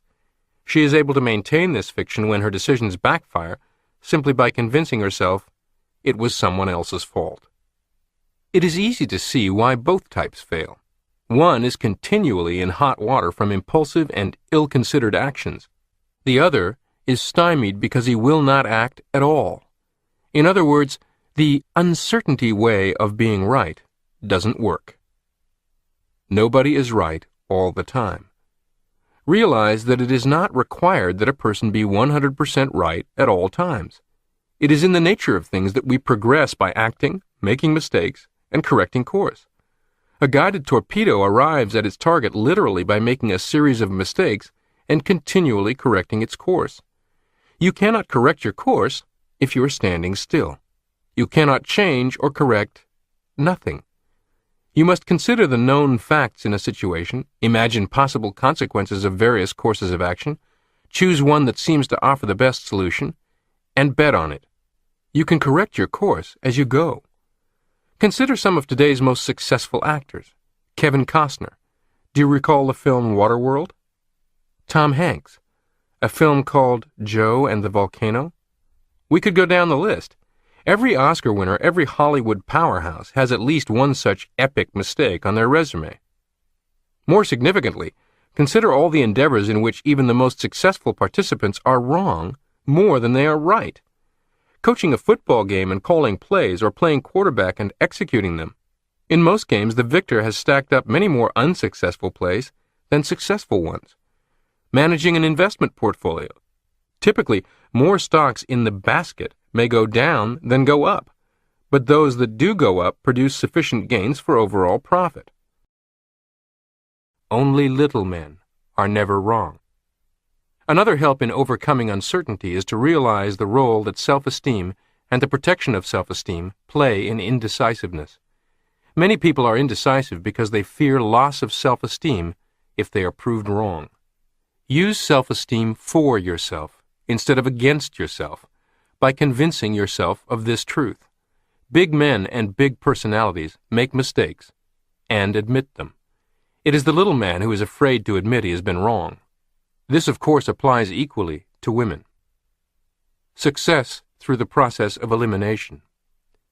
I've enjoyed reading Arthur Conan Doyle's tales of the great detective Sherlock Holmes's exploits. Holmes's trusty helpmate, Dr. Watson, a man of many fine qualities but woefully little imagination, is frequently befuddled and amazed as Holmes disappears into his own imagination and emerges with the solution to the most mystifying of crimes. In his imagination, Holmes engages in the pedantic, dogged process of elimination, ultimately arriving at the one best conclusion he cannot eliminate. Then that becomes his target, engaging all of the powers of his automatic success mechanism in uncovering the clues, facts, and evidence that prove it true. That is, he arrives at the target. A lesser detective would, instead, remain mired in the massive difficulty of the task and the confusing, even conflicting testimonies, thus engaging his automatic failure mechanism instead of his automatic success mechanism.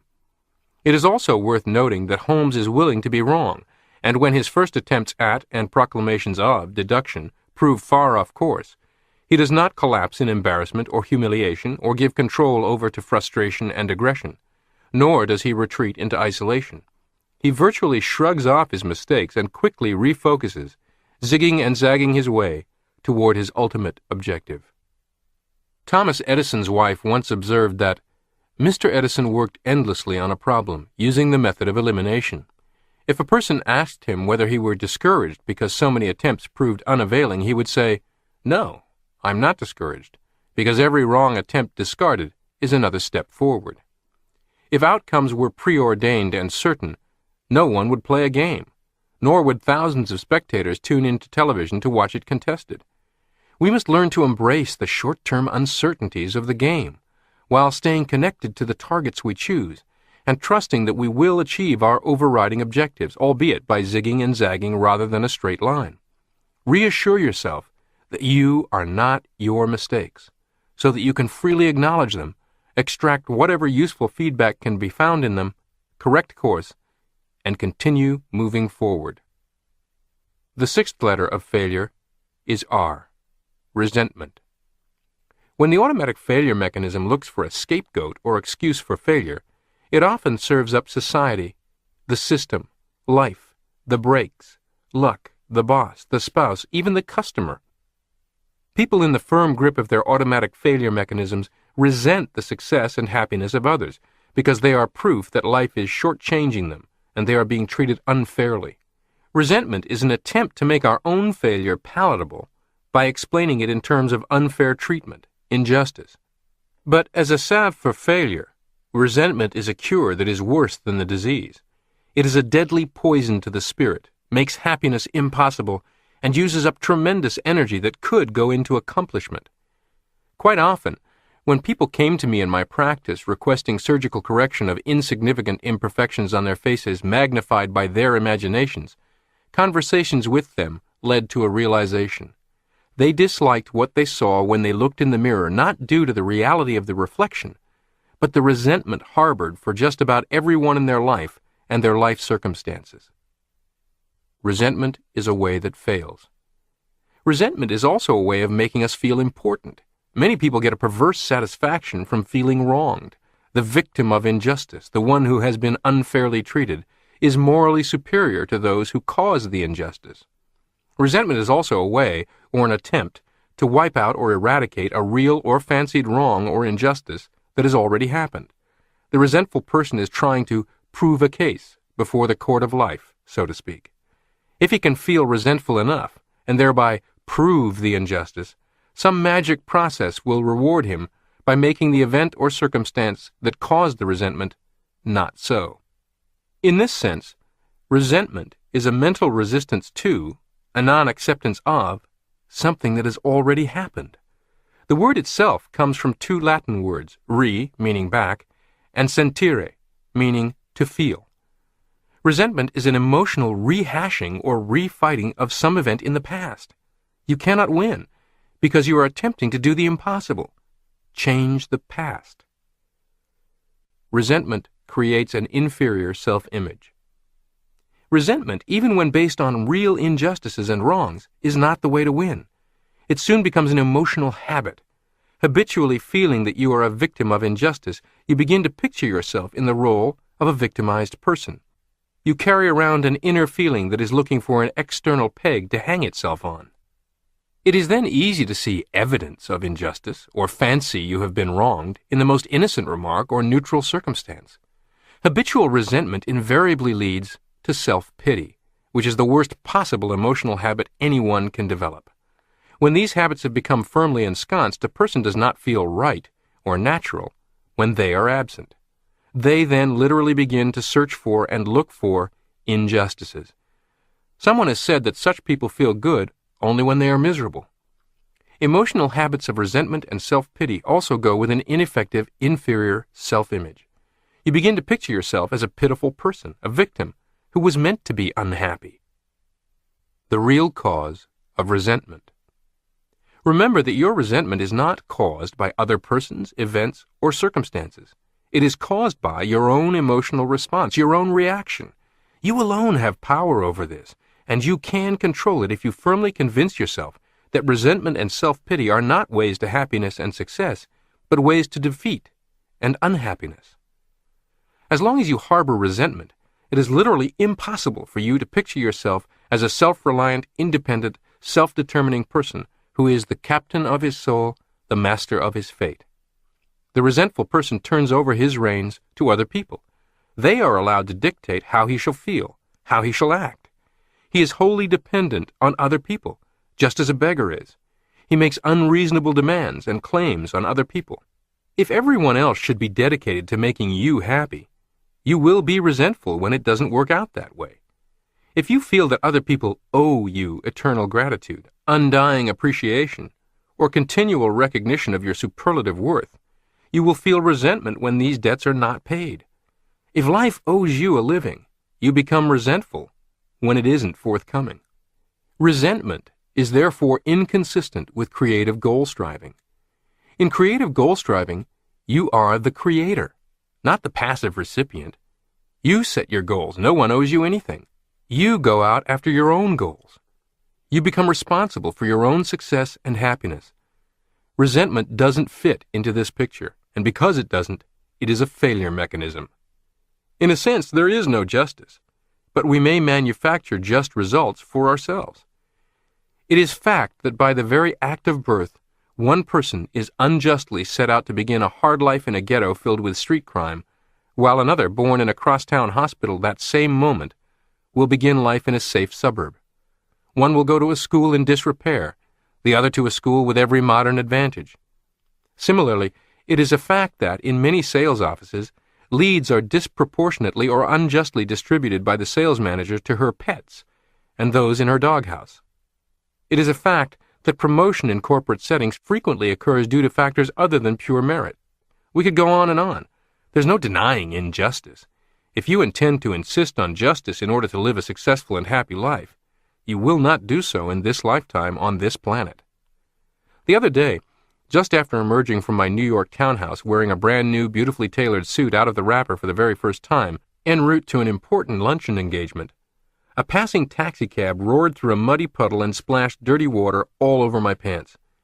It occurred to me a more just arrangement would be if taxicabs only splashed puddle water onto people wearing old work clothes already soiled, only if on their way home, so that changing out of them would pose no inconvenience. Maybe I should lobby the mayor to pass such a law. Of course, I was helpless to undo this unjust incident, or to do anything to eradicate this injustice in general from being part and parcel of living in the city. I could certainly be more careful in the future, but that was neither here nor there. The immediate choice before me was to spend the rest of my day frustrated, angry, bitter, and resentful, or to recalibrate and take whatever constructive actions possible to get back on track toward an enjoyable and productive meeting. I admit it is easier to react this way to such a minor injustice as taxicabs, puddles, and soiled trousers than to racial injustice in society or bureaucratic injustice in your career, but the outcome will be the same. The fundamental choices are the same, and you can enjoy the powers of your automatic success mechanism only if you choose to rise above injustice, small or large. Over the years, Psycho-Cybernetics has found its way into quite a number of prison inmate counseling programs, classes, halfway house classes, and the like. I suppose thousands of copies of my books have been donated to prisons and to individual prisoners. Even today, the Psycho-Cybernetics Foundation does not deny sincere requests from inmates for the book. As a result, I've had many conversations with wardens, counselors, pastors, and others working in this environment, and naturally the subject of recidivism comes up often. A great cost to individuals, families, and society is the majority of prisoners who, once released after serving time, fail to stay straight and wind up back in prison again and again.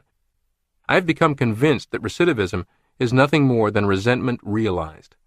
If a person emerges from prison into society with his resentments intact, resentment against his upbringing and background, his prosecutors and jailers, his current lack of resources, the difficulty he faces in gaining others' acceptance and trust, etc., he is nearly certain to commit new crimes and return himself to prison.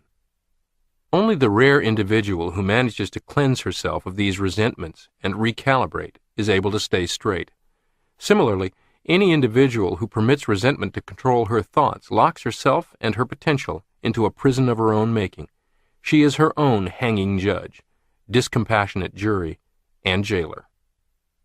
And the last letter of failure is E, emptiness. Perhaps as you listened to this chapter you thought of someone who had been successful in spite of frustration, misdirected aggressiveness, resentment, etc. But do not be too sure. Many people acquire the outward symbols of success, but when they go to open the long sought-for treasure chest, they find it empty. It is as if the money they have strained so hard to attain turns to counterfeit in their hands. Along the way, they lost the capacity to enjoy.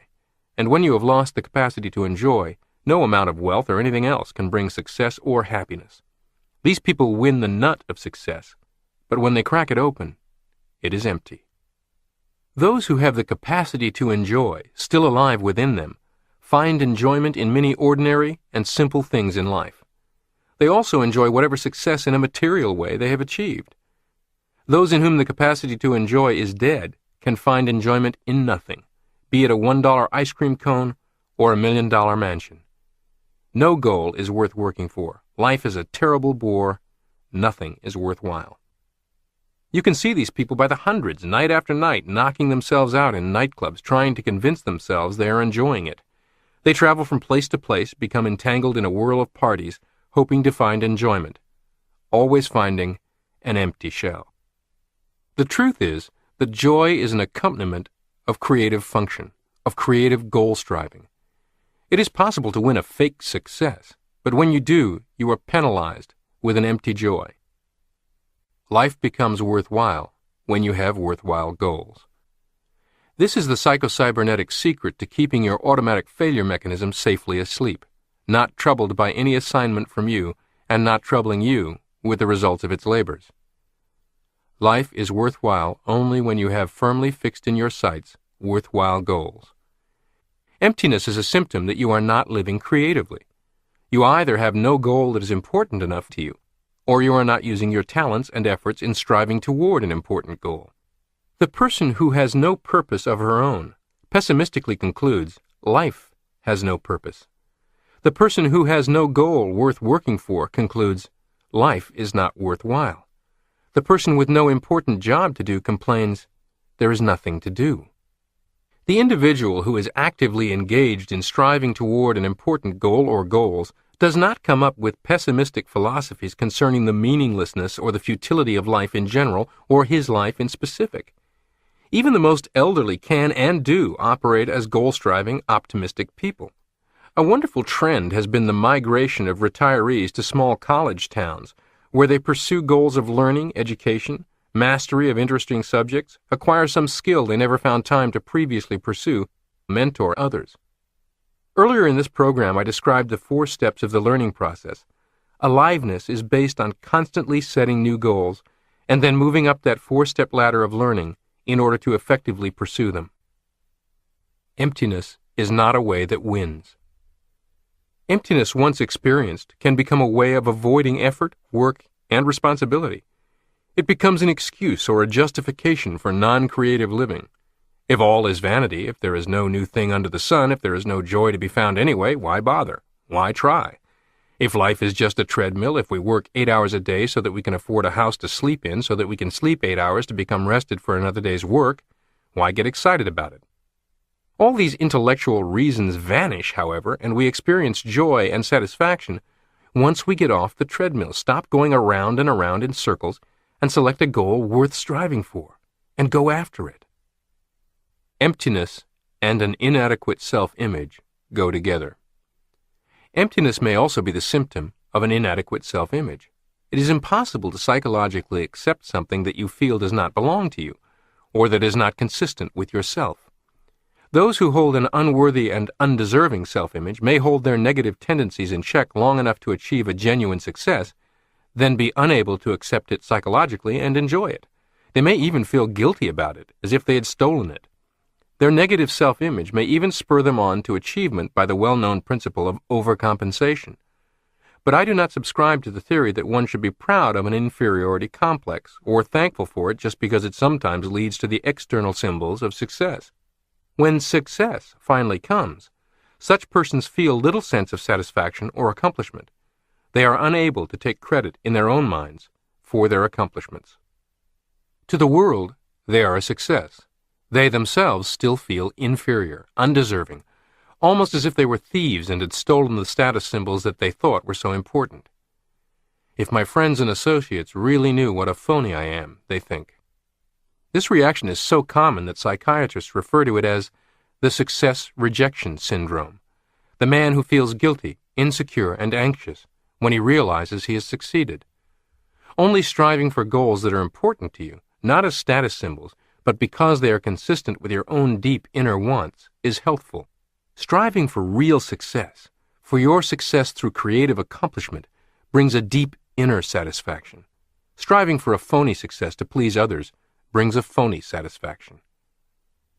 Try this mental training exercise. Awareness, acknowledgement, and prompt reaction to a slumbering automatic failure mechanism awakening and attempting to distract you with failure is important. Glance at negatives, but focus on positives.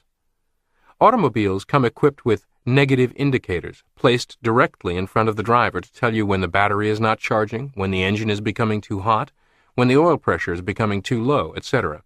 To ignore these negatives might ruin your car.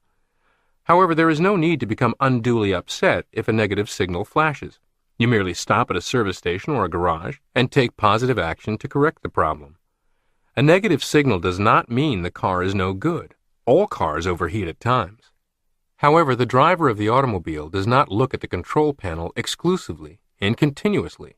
To do so might be disastrous. She must focus her gaze through the windshield, look where she is going, and keep her primary attention on her goal, where she wants to go. She merely glances at the negative indicators from time to time. When she does not fix on them or dwell on them. She quickly focuses her sight ahead again and concentrates on the positive goal of where she wants to go. How to use negative thinking. We should adopt a similar attitude about our own negative symptoms. I am a firm believer in negative thinking when used correctly. We need to be aware of negatives so that we can steer clear of them. A golfer needs to know where the bunkers and sand traps are, but he doesn't think continuously about the bunker, where he doesn't want to go. His mind glances at the bunker, but dwells on the green. Used correctly, this type of negative thinking can work for us to lead us to success if, 1. We are sensitive to the negative to the extent that it can alert us to danger. 2. We recognize the negative for what it is, something undesirable, something we don't want, something that does not bring genuine happiness. 3. We take immediate corrective action and substitute an opposite positive factor from the success mechanism. Such practice will in time create a sort of automatic reflex that becomes a part of our inner guidance system. Negative feedback will act as a sort of automatic control to help us steer clear of failure and guide us to success. Take a few minutes toward the conclusion of each day or midday, and at day's end if you can. Find a quiet place, close your eyes, enter your imagination so as to revisit the day's events and your behavior. Congratulate yourself on all your automatic success mechanism reflective actions, but take note of automatic failure mechanism warning lights quietly flashing on the dashboard. Tell yourself that automatic failure mechanism behavior is not you and is not to be tolerated. If corrections can be made for any that occurred, by all means make them. Be the bigger person by calling or going to see anyone who may deserve your apology, your gratitude, or your congratulations. Analyze your thoughts and actions of the day in terms of contributing toward achieving your goals. Even measure your ratio of automatic success mechanism versus automatic failure mechanism-driven activity. Then resolve to improve that ratio. Do not fear self-analysis. Stick with self-coaching. Avoid self-loathing. Conclude your private critique of the day by identifying positives you can build on and the recommitment to your goals and ideals. Chapter 10. How to remove emotional scars and give yourself an emotional facelift. Erica Zhang wrote, "Anger is really disappointed hope." The facelift business is booming. Cosmetic surgery profession revenues have increased by double-digit percentages each year for the past handful of years. You now see mass television advertising offering any combination of procedures desired: nose, ears, throat, whole facelift, breast enlargement, buttocks improvement, tummy tuck, for a set monthly payment akin to buying a car on payments. Still, many people seeking emotional salvation and satisfaction from the surgical scalpel will wake up with a new face or better sculpted body, but with old disappointment and frustration. I and others have learned a great deal about psycho-cybernetics in the more than 50 years that have passed since I first began drawing the connection between patients coming to my office seeking to correct scars in their outer image and the existence of scars hidden away on their inner image, or self-image. However, the fundamental analogy is every bit as valid as when first uncovered and recognized. As a medical doctor and surgeon, I have performed countless operations of reconstructive as well as cosmetic facial surgery and been privileged to lecture on such clinical techniques all over the world. Yet I have never become jaded about the miraculous systems built into the human body. For example, when you receive a physical injury, such as a cut on the face, your body automatically forms scar tissue, which is both tougher and thicker than the original flesh. The purpose of the scar tissue is to form a protective cover or shell, nature's way of ensuring against another injury in the same place. If an ill-fitting shoe rubs against a sensitive part of your foot, the first result is pain and sensitiveness. But again, nature protects against further pain and injury by forming a callus, a protective shell. We are inclined to do very much the same thing whenever we receive an emotional injury, when someone hurts us or rubs us the wrong way. We form emotional or spiritual scars for self-protection. We are very apt to become hardened of heart, callous toward the world, and to withdraw within a protective emotional shell of one kind or another. What we can learn when nature needs an assist. In forming scar tissue, it is nature's intention to be helpful. In our modern society, however, scar tissue, especially on the face, can work against us instead of for us. Take George T., for example, a promising young attorney. He was affable, personable, and well on his way to a successful career when he had an automobile accident, which left him with a horrible scar from midway on his left cheek to the left corner of his mouth. Another cut, just over his right eye, pulled his upper eyelid up tightly when it healed, which gave him a grotesque, glaring appearance. Every time he looked in the bathroom mirror, he saw a repulsive image. The scar on his cheek gave him a perpetual leer, or what he called an evil look. After leaving the hospital, he lost his first case in court, and was sure that his evil and grotesque appearance had influenced the jury. He felt that old friends were repelled and repulsed by his appearance. Was it only his imagination that even his own wife flinched slightly when he kissed her? George T. began to turn down cases. He started drinking during the day. He became irritable, hostile, and something of a recluse. The scar tissue on his face formed a tough protection against future automobile accidents. But in the society in which George lived, physical injuries to his face were not the primary hazard. He was more vulnerable than ever to social cuts, injuries, and hurts. His scars were a liability instead of an asset. Had George been a primitive man and suffered facial scars from an encounter with a bear or a saber-toothed tiger, his scars would have probably made him more acceptable to his fellows. Even in fairly recent times, old soldiers have proudly displayed their scars of battle. I suspect the same is true of young toughs in inner-city gangs. In George's case, nature had good intentions, but nature needed an assist. I gave George back his old face by plastic surgery, which removed the scar tissue and restored his features. Following the surgery, the personality change in him was remarkable. He became his good-natured, self-confident self again. He stopped drinking. He gave up his lone wolf attitude, moved back into society, and became a member of the human race again. He literally found a new life. This new life, however, was brought about only indirectly by plastic surgery on physical tissue. The real curative agent was the removal of emotional scars, the security against social cuts, the healing of emotional hurts and injuries, and the restoration of his self-image as an acceptable member of society, which in his case, surgery made possible. Most people build up a considerable amount of scar tissue on their self-images with no correlation whatsoever to actual physical disfigurement that can be solved by a skilled surgeon with a scalpel. How emotional scars alienate you from life. Many people have inner emotional scars who have never suffered physical injuries, and the result on personality is the same.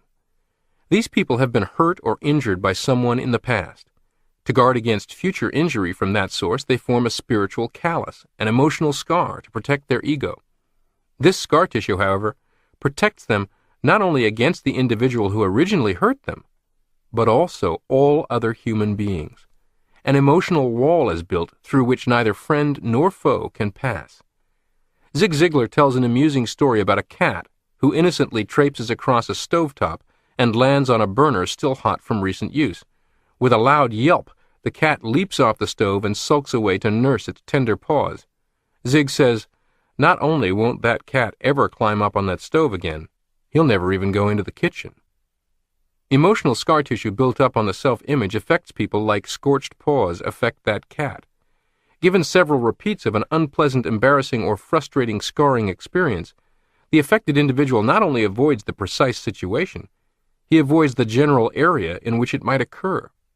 For example, I once counseled a very capable executive rising up the ranks in a big corporation who had been repeatedly chastened by his mentor and boss for sitting as quiet as a church mouse through meeting after meeting, only a spectator, not a participant.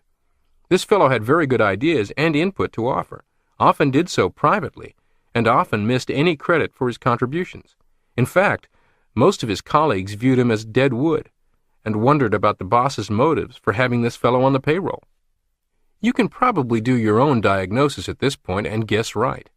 This fellow had, throughout his junior and senior high school years, stuttered nervously if called on in class, suffered ridicule from other students, and, as a result, withdrawn from active participation in his classes, doing his level best to be invisible at all times. Call that the first layer of self-image scar tissue. Fast forward to his first marriage. Both his ex-wife and ex-mother-in-law were domineering personalities, quite possibly abusive, both constantly criticizing this fellow's ideas, whether choice of clothes, political opinion, even an opinion about a book or TV program. Early in this marriage, he adopted a keep-it-to-himself attitude. This became a second layer of scar tissue. Fast forward to a very recent year when, active in his community association, He found himself at odds over an issue with a very influential, egotistical, uncompromising, bullying, and far more persuasive neighbor.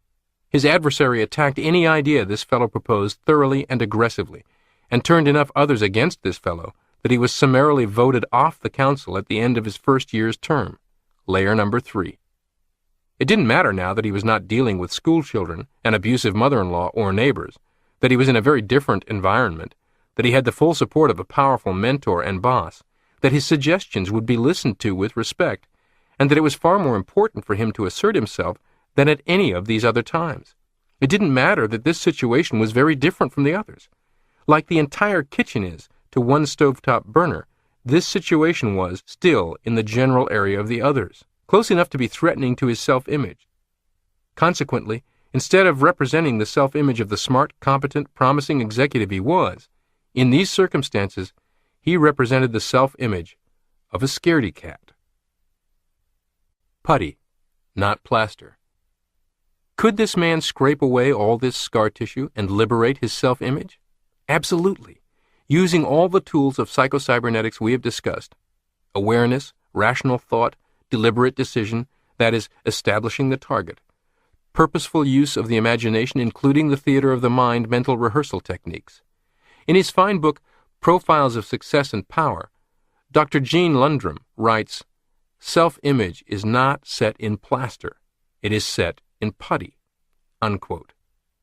I'm known as a plastic surgeon, but as an amateur sculptor for many years, I enjoy taking scalpel to clay and have often sculpted, unsculpted, and resculpted a face in clay until it was exactly as I imagined.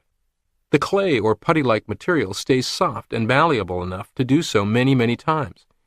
In His infinite wisdom, God manufactured the self-image of similar material, so it remains malleable throughout our entire lives. No one is ever too old, too jaded, too frightened, or too traumatized to wet the clay and begin remaking it as they imagine and desire. Do not overprotect yourself. As in the case of a facial scar, excessive protection against the original source of injury can make us more vulnerable and do us even more damage in other areas. The emotional wall that we build as protection against one person or one situation cuts us off from all other human beings, from many opportunities, even from our real selves. As we have pointed out previously, the person who feels lonely or out of touch with other human beings also feels out of touch with his real self and with life. These listed techniques of psycho-cybernetics, all combined, place in your hands a most powerful, magical, emotional scalpel, and they infuse your hands with the dynamic talent and ability of a world-class emotional surgeon, so that you may remove whatever emotional scars now inhibit your self-image. But to do so, you must take a risk. You must risk bumps in the road, disappointment, rejection, and mistakes, with the certainty that they will occur, but will not deter you from your overriding goals. Don't underestimate the power of emotional scars. Built-up emotional scars, one atop the other, make the self-image a threatened and vulnerable entity that triggers survival mode behavior from the servo mechanism: flee or fight, fear or pugnacious aggressiveness, whenever confronted with a situation it senses might harm it, in the same way as the past incidents that left scars. In a book titled Anxiety Disorders and Phobias, the authors, including a cognitive therapist, state that the same apparatus that prevents a person from venturing into physical danger also deters him from exposing himself to psychological danger. Unquote. In other words, the servo mechanism may not be able to accurately assess the relativity of dangers. For example, you are not in any physical danger due to social embarrassment at a dinner party by not being able to hold up your end of the conversation. Perhaps because you make less money than the other guests and feel inferior because of it, and are therefore fearful of being asked about your job or investments. Yet the situation may trigger the same kind of anxiety and inhibition as being confronted by a mugger in a dark alley. In the case of the mugger, meekly taking out your wallet and throwing it toward or past the mugger and running as fast as you can in the opposing direction may be appropriate.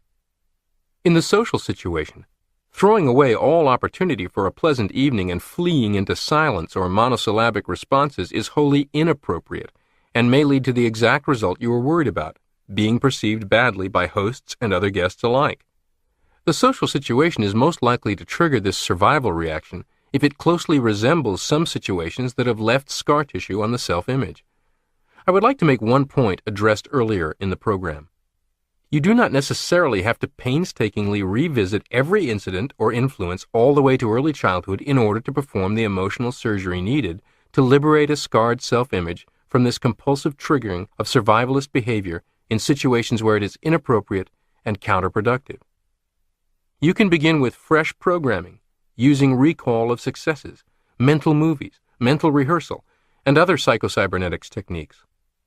Acceptance of the new by the self-image will automatically remove the old scars. Remember the term solution-oriented therapy, or better yet, do-it-yourself solution-oriented therapy, and think in those terms rather than the cliché of 30 years of weekly visits to the couch. Emotional scars help make juvenile delinquents.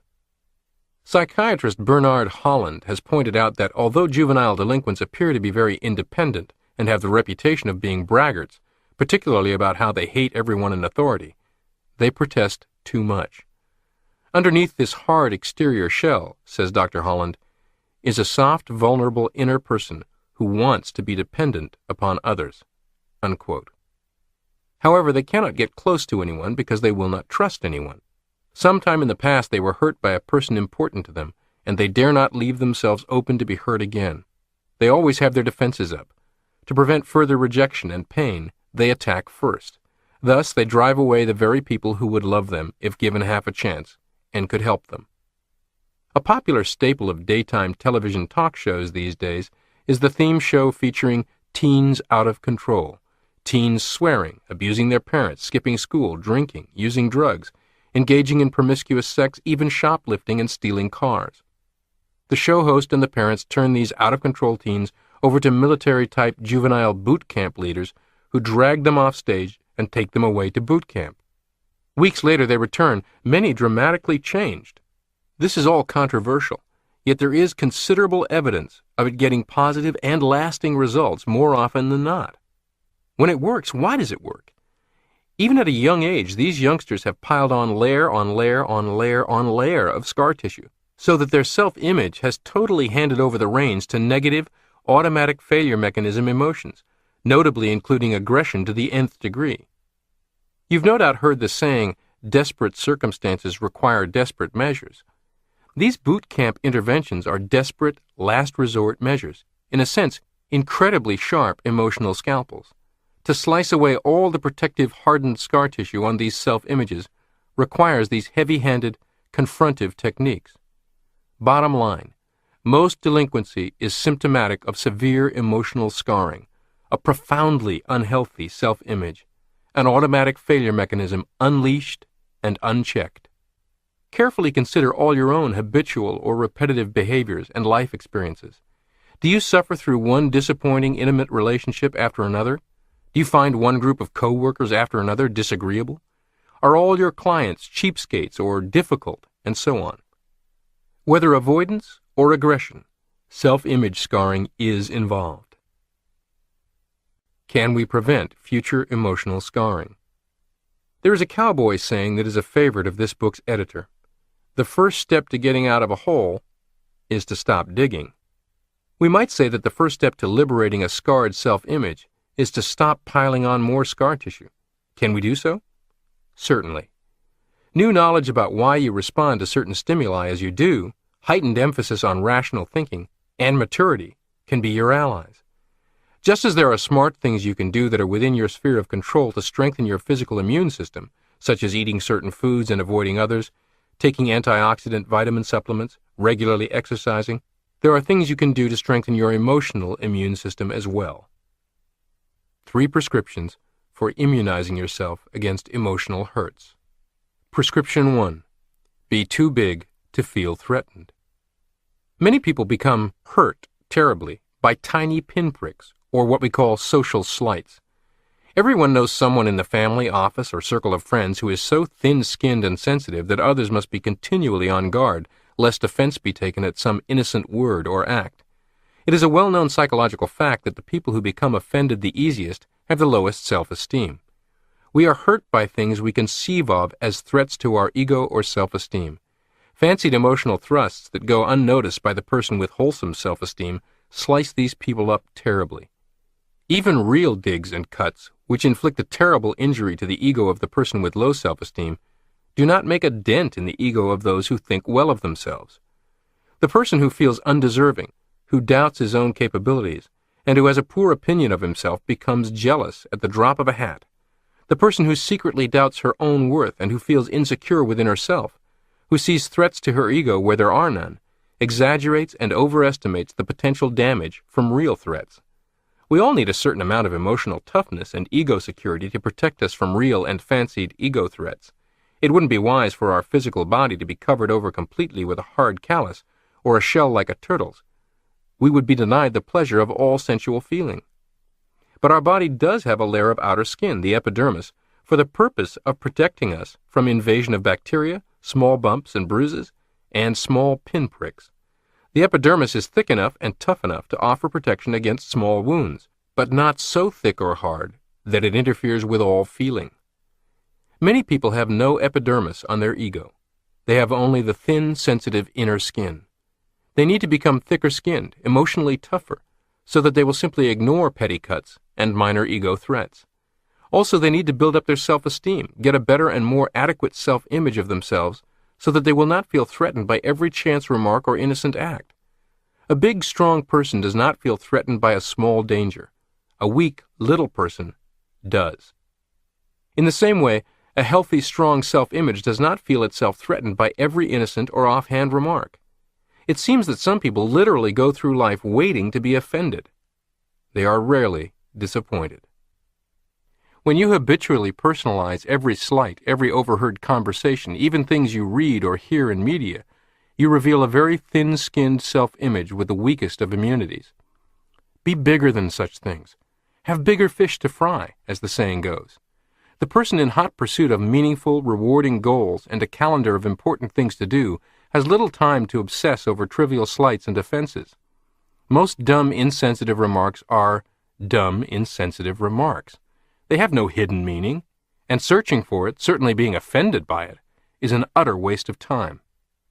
The popular writer of pulp westerns, Louis L'Amour, was once asked in an interview to reveal the hidden meaning behind the fact that none of the villains in any of his hundreds of books ever died from the first bullet.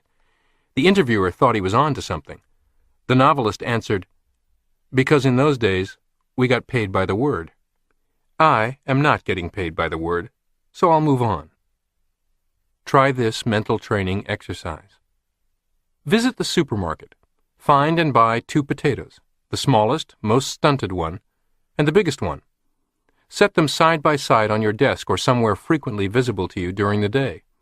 You might even take a Polaroid photograph of the 2 of them side by side and post it on your automobile visor or dashboard, inside your briefcase, someplace you will see it. Let it trigger the thought that your self-image is bigger than a tiny, stunted potato, and ask yourself if you are acting as a big potato or a shrunken spud today. A self-reliant, responsible attitude makes you less vulnerable. As Dr. Holland has pointed out, the juvenile delinquent with the hard outer shell has a soft, vulnerable inner person who wants to be dependent on others and wants to be loved by others. Sales professionals tell me that those who put up the most sales resistance at the outset are frequently easy sells once you get past their defenses. That people who feel called on to put up "No salesman allowed" signs do so because they know they are soft touches and need protection. The person with the hard, gruff exterior usually develops it because instinctively he realizes that he is so soft inside that he needs protection. The person who has little or no self-reliance, who feels emotionally dependent on others, makes herself most vulnerable to emotional hurts. Every human being wants and needs love and affection, but the creative, self-reliant person also feels a need to give love. Her emphasis is as much or more on the giving as on the getting. She doesn't expect love to be handed to her on a silver platter, nor does she have a compulsive need that everybody must love her and approve of her. The passive dependent person turns her entire destiny over to other people, circumstances, luck. Life owes her a living, and other people owe her consideration, appreciation, love, happiness. She makes unreasonable demands and claims on other people and feels cheated, wronged, hurt when they aren't fulfilled. Because life just isn't built that way, she is seeking the impossible and leaving herself wide open to emotional hurts and injuries. Once, while speaking to a large convention of salespeople, I met another professional speaker I had heard quite a bit about. He was very successful and in considerable demand in the sales world, but he told me that he rarely got fan mail and almost never got rounds of hearty applause when he concluded his presentations, and he seemed oddly proud of the fact. When I asked him about this, he explained, "It's because I make 'em mad." He went on to quote the Harry Truman "give 'em hell" quote. Truman reportedly said, "I don't give 'em hell. I tell them the truth and they think it's hell," or something like that. Anyway, this fellow was one of the busiest, highest paid, least beloved speakers in the business, and proud of it. His corporate clients who paid his fees loved having him lay into the troops. Often, his pot-stirring of indignation converted into heightened sales performance immediately, as many of the salespeople determined to show that SOB something. This is somewhat the equivalent of the football coach posting a newspaper clipping in the locker room, quoting players from the next opposing team, dissing them. I'll freely admit, it's not a role as a speaker I would seek out or enjoy, but it is interesting how self-reliant and immune his self-image is to the lack of love in the room. It is up to you to develop a more self-reliant attitude. Assume responsibility for your own life and emotional needs. We have a saying, "Give yourself your own gold stars." As emotionally immature children, we look to parents and teachers for gold stars. Draw or color a picture, immediately race to take it to Mom, who oohs and ahs over it and proudly displays it on the refrigerator door with magnets. As an adult, you must graduate from such urgent neediness. You must be able to admire your own good work and recognize your own achievements. This loops back to the discussion about your AQ in Chapter 8. The refusal to blame ourselves or others, or to accept a problem as beyond our influence, gives us resiliency in the face of adversity. Relax away emotional hurts. I once had a patient ask me, if the forming of scar tissue is a natural and automatic thing, why doesn't scar tissue form when a plastic surgeon makes an incision? The answer is that if you cut your face and it heals naturally, scar tissue will form, because a certain amount of tension in the wound and just underneath the wound pulls the surface of the skin back, creates a gap, which is filled in by scar tissue. A plastic surgeon who operates not only pulls the skin together closely by suturing, but also cuts out a small amount of flesh underneath the skin so that there is no tension present. The incision heals smoothly, evenly, and with no distorting surface scar. It is interesting to note that the same thing happens in the case of an emotional wound. If there is no tension present, there is no disfiguring emotional scar left. Have you ever noticed how easy it is to get your feelings hurt or take offense when you are suffering tensions brought about by frustration, fear, anger, or depression? We go to work feeling out of sorts or down in the dumps or with self-confidence shaken because of some adverse experience. A friend comes by and makes a joking remark. 9 times out of 10 we would laugh, think it funny, think nothing about it, and make a good-natured crack in return. But not today. Today we are suffering tensions of self-doubt, insecurity, anxiety. We take the remark in the wrong way, become offended and hurt, and an emotional scar begins to form. This simple everyday experience illustrates very well the principle that we are injured and hurt emotionally not so much by other people or what they say or don't say, but by our own attitude and our own response. Relaxation cushions emotional blows. When we feel hurt or offended, the feeling is entirely a matter of our own response. In fact, the feeling is our response. It is our own responses that we have to be concerned about, not other people's. We can tighten up, become angry, anxious, or resentful, and feel hurt. Or we can make no response, remain relaxed, and feel no hurt. Scientific experiments have shown that it is absolutely impossible to feel fear, anger, anxiety, or negative emotions of any kind while the muscles of the body are kept perfectly relaxed. We have to do something to feel fear, anger, anxiety. No man is hurt but by himself, said Diogenes. Nothing can work me damage except myself, said St. Bernard. The harm that I sustain I carry about with me, and am never a real sufferer, but by my own fault. You alone are responsible for your responses and reactions. You do not have to respond at all.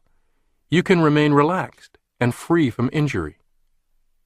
Here's a prescription to help you along. Take time each and every day to apply these 3 principles. 1. Take time to relax and de-stress. 2. Make notes, even written notes, of your accomplishments and progress toward your goals. A written success diary is a very simple tool for building a stronger self-image. 3. Create a visualization, a mental picture or two to call up and assist you when confronted by unjust criticism, catty remarks, or other attacks on your self-image. One patient of mine told me he would call up a cartoon-like image of his head on Superman's body, standing in the classic Superman pose, chest stuck out, bullets bouncing off, cape flying in the wind. How to remove old emotional scars. We can prevent and immunize ourselves against emotional scars by practicing the 3 foregoing rules. But what about the old emotional scars formed in the past, the old hurts, grudges, grievances against life, resentments? Once an emotional scar has formed, there is but one thing to do, and that is to remove it by surgery, the same as a physical scar. Give yourself a spiritual facelift. In removing old emotional scars, you alone can do the operation. You must become your own plastic surgeon and give yourself a spiritual facelift. The results will be new life and new vitality, a newfound peace of mind and happiness. To speak of an emotional facelift and the use of mental surgery is more than a simile. Old emotional scars cannot be doctored or medicated. They must be cut out, given up entirely, eradicated. Many people apply various kinds of salve or balm to old emotional wounds, but this simply does not work. They may self-righteously forego overt and physical revenge, yet take it out or get even in many subtle ways.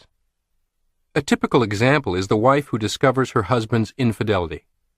Upon the advice of her minister and/or psychiatrist, she agrees she should forgive him. Accordingly, she does not shoot him. She does not leave him. In all overt behavior, she is a dutiful wife. She keeps the house neatly. She prepares meals well, and so on. But she makes his life hell on earth in many subtle ways by the coldness of her heart and by flaunting her moral superiority. When he complains, her answer is, "Well, dear, I did forgive you, but I cannot forget." Her very forgiveness becomes a thorn in his side because she is conscious of the fact that it is proof of her moral superiority. She would have been more kind to him and been happier herself had she refused this type of forgiveness and left him. Forgiveness is a scalpel that removes emotional scars. "I can forgive, but I cannot forget," is only another way of saying, "I will not forgive," said Henry Ward Beecher. Forgiveness ought to be like a canceled note, torn in two and burned up, so that it never can be shown against one. Unquote. Forgiveness, when it is real and genuine and complete and forgotten, is the scalpel which can remove the pus from old emotional wounds, heal them, and eliminate scar tissue. Forgiveness which is partial or half-hearted works no better than a partially completed surgical operation on the face. Pretended forgiveness, which is entered into as a duty, is no more effective than a simulated facial surgery. Your forgiveness should be forgotten, as well as the wrong which was forgiven. Forgiveness which is remembered and dwelt upon reinfects the wound you are attempting to cauterize.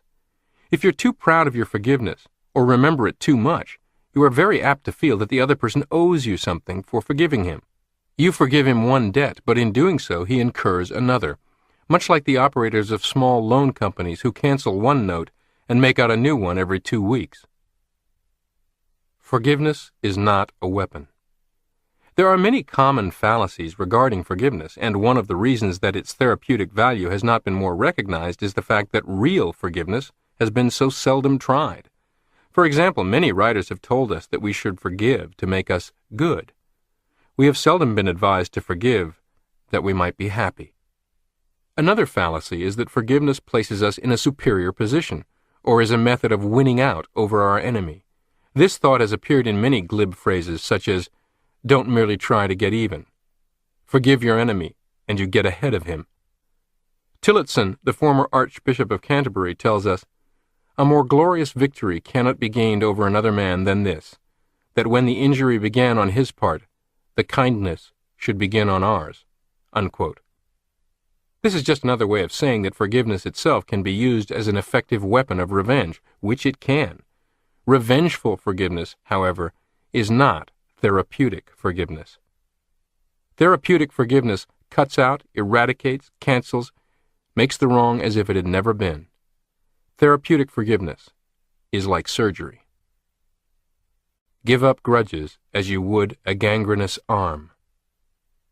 First, the wrong, and particularly our own feeling of condemnation of it, must be seen as an undesirable thing rather than a desirable thing.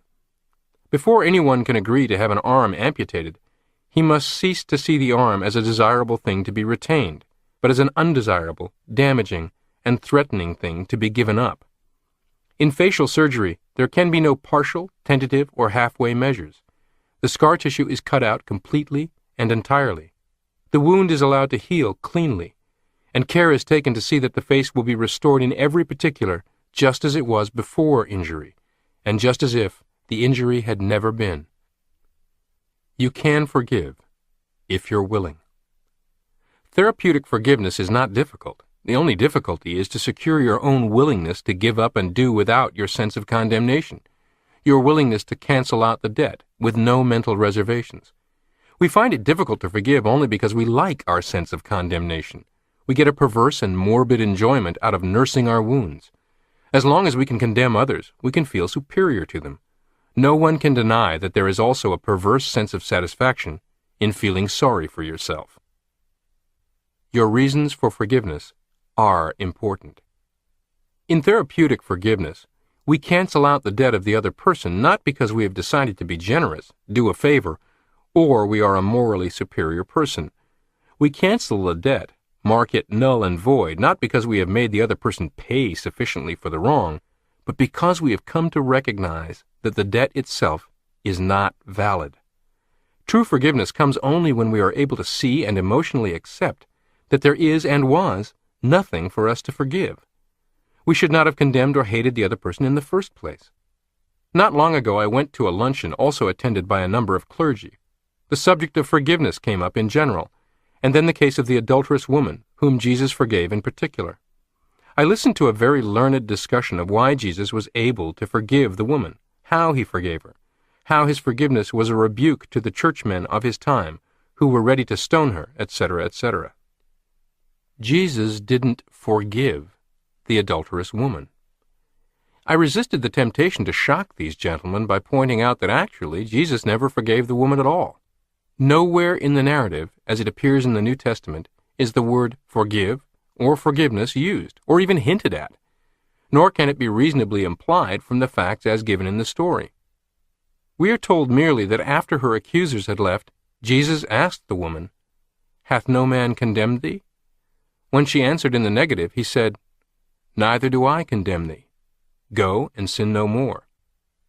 You cannot forgive others unless you have first condemned them. Jesus never condemned the woman in the first place, so there was nothing for him to forgive.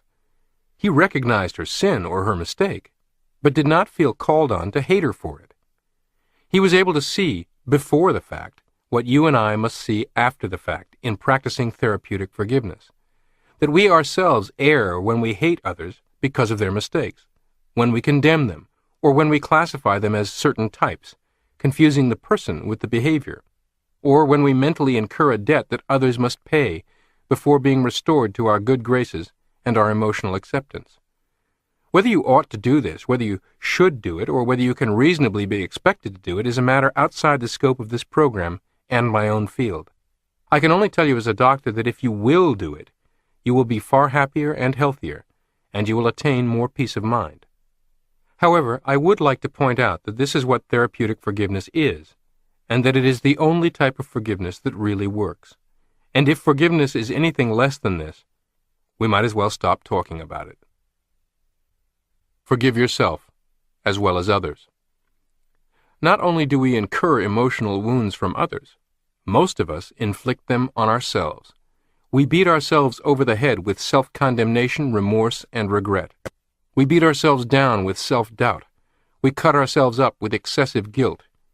Remorse and regret are attempts to emotionally live in the past. Excessive guilt is an attempt to make right in the past something we did wrong, or thought of as wrong in the past. Emotions are used correctly and appropriately when they help us to respond or react appropriately to a reality in the present environment. Since we cannot live in the past, we cannot appropriately react emotionally to the past. The past can be simply written off, closed, forgotten, insofar as our emotional reactions are concerned. We do not need to take an emotional position one way or the other regarding detours that might have taken us off course in the past. The important thing is our present direction and our present goal. We need to recognize our own efforts as mistakes. Otherwise, we could not correct course.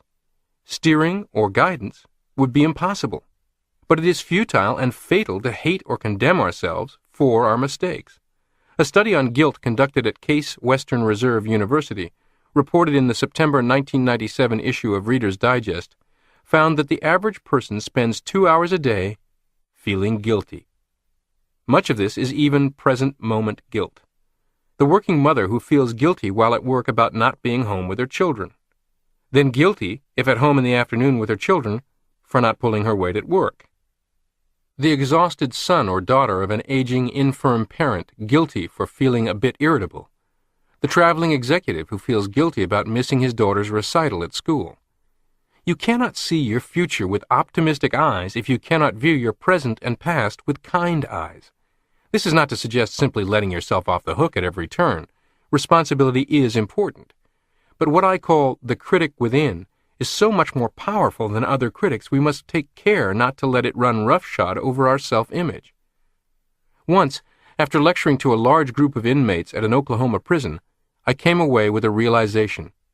Here I had been, in the company of robbers, murderers, people who had made horrendous mistakes, in some cases repeatedly, yet most did not blame or punish themselves as much as many people on the outside do, for much less serious missteps in a life 99% made up of honest, ethical behavior.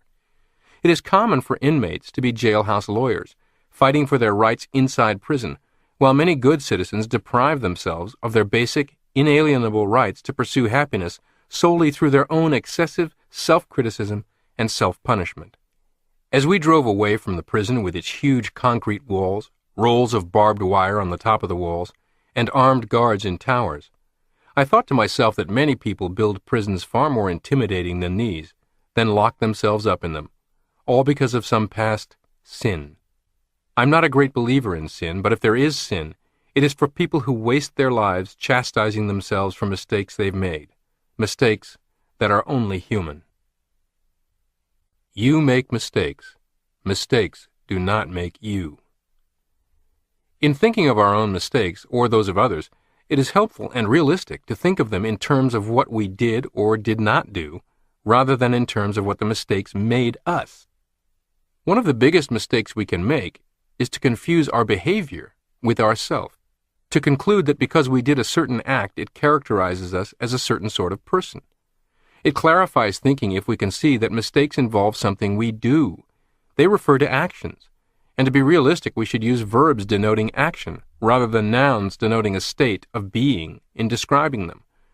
For example, to say, I failed, verb form, is but to recognize an error, and can help lead to future success. But to say, I am a failure, noun form, does not describe what you did, but what you think the mistake did to you. This does not contribute to learning, but tends to fixate the mistake and make it permanent. This has been proved over and over in clinical psychological experiments. We seem to recognize that all children in learning to walk will occasionally fall. We say he fell or she stumbled. We do not say he is a faller or she is a stumbler. However, many parents fail to recognize that all children in learning to talk also make mistakes or non-fluences. Hesitation, blocking, repetition of syllables and words. It is a common experience for an anxious, concerned parent to conclude, he is a stutterer. Such an attitude or a judgment, not of the child's actions but of the child, gets across to the child, who begins to think of himself as a stutterer. His learning is fixated, and the stutter tends to become permanent. According to Dr. Wendell Johnson, the nation's foremost authority on stuttering at the time I wrote the original edition of this book, this sort of thing is the cause of stuttering. He found that the parents of non-stutterers are more likely to use descriptive terms such as, "he did not speak," whereas the parents of stutterers were inclined to use judgmental terms such as, "he could not speak." Writing in the Saturday Evening Post, January 5, 1957, Dr. Johnson said, "Slowly we begin to comprehend the vital point that had been missed for so many centuries. Case after case had developed after it had been diagnosed as stuttering by over-anxious persons unfamiliar with the facts of normal speech development. The parents, rather than the child, the listeners, rather than the speakers, seemed to be the ones most requiring understanding and instruction." Unquote. Dr. Knight Dunlap, who made a 20-year study of habits, their making, unmaking, and relation to learning, discovered that the same principle applied to virtually all bad habits, including bad emotional habits. It was essential, he said, that patients learn to stop blaming themselves, condemning themselves, and feeling remorseful over their habits if they were to cure them.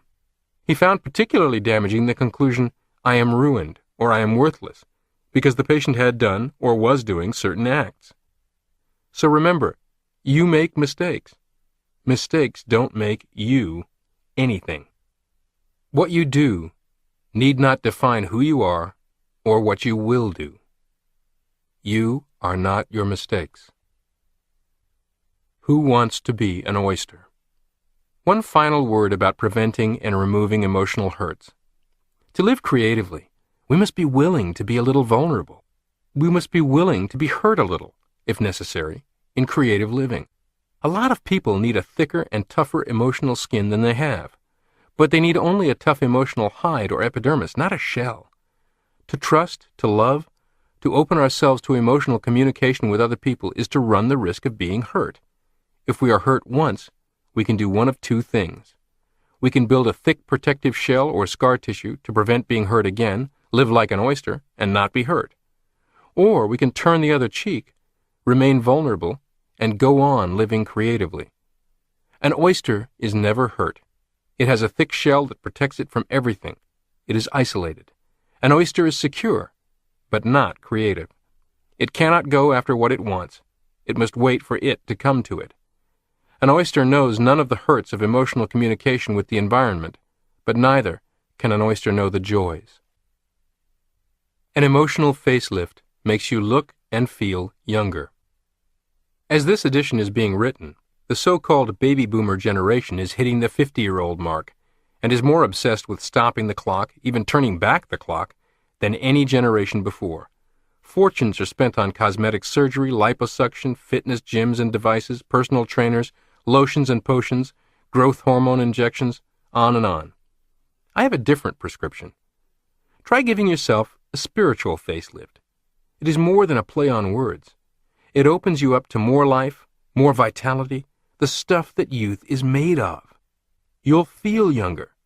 You'll actually look younger. Many times I have seen a man or woman apparently grow 5 or 10 years younger in appearance after removing old emotional scars. Look around you. Who are the youthful-looking people you know over the age of 40? The grumpy, resentful, the pessimistic, the ones who are soured on the world? Or are they the cheerful, optimistic, good-natured people? Remember, I am a medical doctor, a plastic surgeon. I am absolutely serious and sincere when I tell you that you can look years younger in face and posture and feel years younger in health and vitality thanks to emotional surgery and self-image strengthening with Psycho-Cybernetics. Carrying a grudge against someone or against life can bring on the old age stoop, just as much as carrying a heavy around on your shoulders would. People with emotional scars, grudges, and the like are living in the past, which is characteristic of old people. The youthful attitude and youthful spirit that erases wrinkles from the soul and the face, and that puts a sparkle in the eye, looks to the future, and has a great expectation to look forward to. So why not give yourself a facelift? Your do-it-yourself kit consists of the relaxation of negative tensions to prevent scars, therapeutic forgiveness to remove old scars, providing yourself with a tough but not a hard epidermis instead of a shell, creative living, a willingness to be a little vulnerable, and a nostalgia for the future instead of the past. Try these mental training exercises. By far the most challenging and rewarding exercises of all suggested in this program are these, involving forgiveness. First, choose one or two persons for whom you've long carried resentment over past slights, and find a way in your heart to truly, completely forgive them, no strings attached, and ultimately do so via your actions toward them. Also, identify some past error or situation you have been carrying a grudge against yourself for, and forgive yourself. And finally, once and for all, banish this from your thoughts. This may very well require considerable work in your imagination factory. Invest 30 minutes a day for 21 consecutive days on quiet reflection, working on this with yourself, in solitude. Chapter 11. How to Unlock Your Real Personality. Elbert Hubbard wrote, "To avoid criticism, do nothing, say nothing, be nothing." Personality, that magnetic and mysterious something that is easy to recognize but difficult to define, is not so much acquired from without as released from within.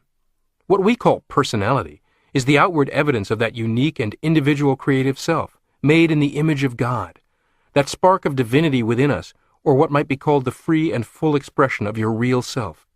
This real self within every person is attractive. It is magnetic. It does have a powerful impact and influence on other people. We have the feeling that we are in touch with something real and basic, and it does something to us. On the other hand, a phony is universally disliked and detested. Why does everyone love babies? Certainly not for what babies can do or what they know or have, but simply because of what they are. Infants have personality plus. There is no superficiality, no phoniness, no hypocrisy. In their own language, which consists mostly of either crying or cooing, they express their real feelings. They say what they mean. There is no guile. Babies are emotionally honest. They exemplify to the nth degree the psychological dictum, be yourself. They have no qualms about expressing themselves. They are not in the least inhibited. Babies are proof that all inhibition is learned, taught to the self-image, not born within the self-image. Everyone has a dynamic personality locked up within him. Every human being has the mysterious something we call personality. When we say that people have a good personality, what we really mean is that they have freed and released the creative potential within them and are able to express their real self. Poor personality and inhibited personality are one and the same. Individuals with a poor personality do not express the creative self within. They have restrained it, handcuffed it, locked it up, and thrown away the key. The word inhibit literally means to stop, prevent, prohibit, restrain. The inhibited personality has imposed a restraint on the expression of the real self. For one reason or another, the person is afraid to express himself, afraid to be himself, and has locked up his real self within an inner prison. The symptoms of inhibition are many and varied. Shyness, timidity, self-consciousness, hostility, feelings of excessive guilt, insomnia, nervousness, irritability, inability to get along with others. Frustration is characteristic of practically every area and activity of the inhibited personality. The real and basic frustration is the failure to be himself, and the failure to adequately express himself. But this basic frustration is likely to color and overflow into all that he does. Excessive negative feedback equals inhibition. The science of cybernetics gives us a new insight into the inhibited personality and shows us the way toward disinhibition, freedom, and how to release our spirits from self-imposed prisons. Negative feedback in a servo mechanism is equivalent to criticism. Negative feedback says, in effect, you are wrong, you're off course. You need to take corrective action to get back on the beam. The purpose of negative feedback, however, is to modify response and change the course of forward action, not to stop it altogether. If negative feedback is working properly, a missile or a torpedo reacts to criticism just enough to correct course and keeps going forward toward the target. This course will be, as we have previously explained, a series of zigzags. However, if the mechanism is too sensitive to negative feedback, the servo mechanism overcorrects. Instead of progressing toward the target, it will perform exaggerated lateral zigzags or stop all forward progress altogether. Our own built-in servo mechanism works in the same way. We must have negative feedback in order to operate purposely, in order to steer our way or be guided to a goal. Negative feedback always says, in effect, stop what you're doing or the way you're doing it and do something else. Its purpose is to modify response or change the degree of forward action, not to stop all action. Negative feedback does not say, stop, period. It says, what you are doing is wrong. But it does not say, it is wrong to do anything. Yet where negative feedback is excessive, or where our own mechanism is too sensitive to negative feedback, the result is not modification of response, but total inhibition of response. Inhibition and excessive negative feedback are one and the same. When we overreact to negative feedback or criticism, we are likely to conclude that not only is our present course slightly off beam or wrong, but that it is wrong for us even to want to go forward. A hiker or a hunter often gets back to the automobile by picking out some prominent landmark near the car, such as an extra tall tree that can be seen for miles. When returning to the car, the hiker looks for the tree or target and starts walking toward it.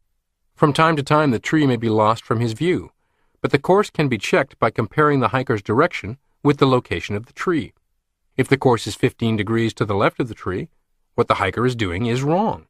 He immediately corrects the course and again walks directly toward the tree. He does not, however, conclude that it is wrong for him to walk. Yet many of us are guilty of just so foolish a conclusion. When it comes to our attention that our manner of expression is off course, missing the mark, or wrong, we conclude that self-expression itself is wrong, or that success for us, reaching our target tree, is wrong. Keep in mind that excessive negative feedback has the effect of interfering with or stopping completely the appropriate response. Stuttering as a demonstration of inhibition. Stuttering offers a good illustration of how excessive negative feedback brings on inhibition and interferes with appropriate response. While most of us are not consciously aware of the fact, when we talk, we receive negative feedback data through our ears by listening to or monitoring our own voice. This is the reason that totally deaf individuals seldom speak well. They have no way of knowing whether their voice is coming out as a shriek, a scream, or an unintelligible mumble. This is also the reason that persons born deaf do not learn to talk at all, except with special tutoring. If you sing, perhaps you have been surprised to find that you could not sing on key or in harmony with others, while suffering temporary deafness or partial deafness because of a cold. Thus, negative feedback itself is no bar or handicap to speech. On the contrary, it enables us to speak and speak correctly. Voice teachers advise that we record our own voices on a tape recorder and listen to them as a method of improving tone, enunciation, etc. By doing this, we become aware of errors in speech that we had not noticed before. We are able to see clearly what we are doing wrong, and we can make correction. However, if negative feedback is to be effective in helping us talk better, it should 1. Be more or less automatic or subconscious, 2. It should occur spontaneously, or while we're talking, and 3. Response to feedback should not be so sensitive as to result in inhibition. If we are consciously overcritical of our speech, or if we are too careful in trying to avoid errors in advance, rather than reacting spontaneously, stuttering is likely to result. If the stutterer's excessive feedback can be toned down, or if it can be made spontaneous rather than anticipatory, improvement in speech will be immediate. Videotape has provided an extraordinarily valuable feedback tool for people seeking to improve their communication effectiveness. Chiropractors and dentists role-play their case presentations to patients on video, with consultants acting as the skeptical patients, then study the video replay. Sales professionals do the same. Speakers, seminar leaders, politicians, and their speech coaches make similar use of it.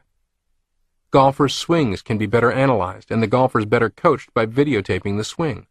Football players study film. This is extremely valuable only to the person with a sufficiently healthy self-image not to obsess over every mistake and flaw observed, and able to focus on course correction through observation. What many people and coaches do not fully understand about such feedback, about capturing performance on tape for careful observation and analysis, is that it is equally important and often more useful to identify, focus on, and imprint the positives rather than the negatives. Care must be taken not to overly emphasize a flaw in performance to such a degree that it becomes mistakenly received by the servo mechanism as the target. You might think of this in the context of the old mind trick.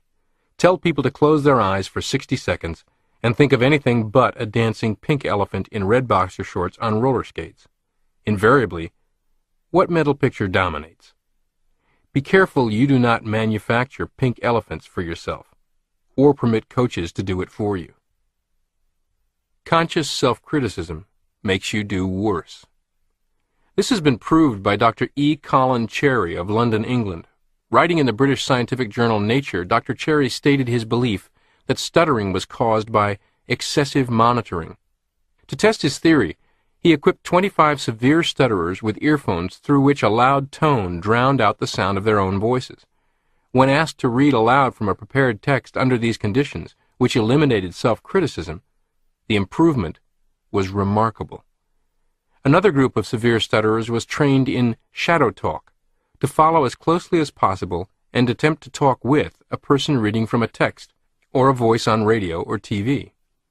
After brief practice, the stutterers learned to shadow talk easily, and most of them were able to speak normally and correctly under these conditions, which obviated advanced criticism and literally forced them to speak spontaneously, or to synchronize speaking and correcting.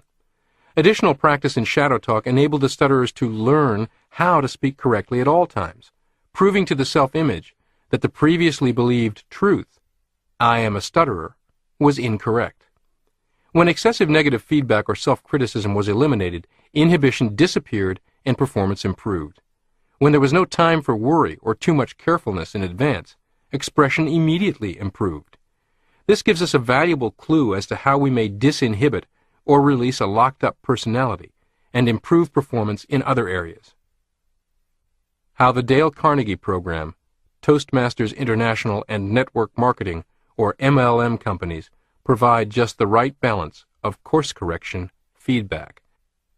Countless business leaders have graduated from the Dale Carnegie Program, notably Lee Iacocca, who in turn has encouraged thousands to enroll. Many top professional speakers, as well as countless sales professionals, executives, pastors, and community leaders, have gone from awkward, nervous, inhibited, stumbling speakers to confident and persuasive speakers through participation in Toastmasters. It is almost the norm in the world of network marketing for the inhibited person who believes and insists that she can't sell and can't speak in front of a group to flower and bloom and metamorphose into a dynamic, convincing salesperson, and to become such a ham on stage it's hard to pry the microphone from her fingers. Why and how does this happen with such consistency and frequency in these environments?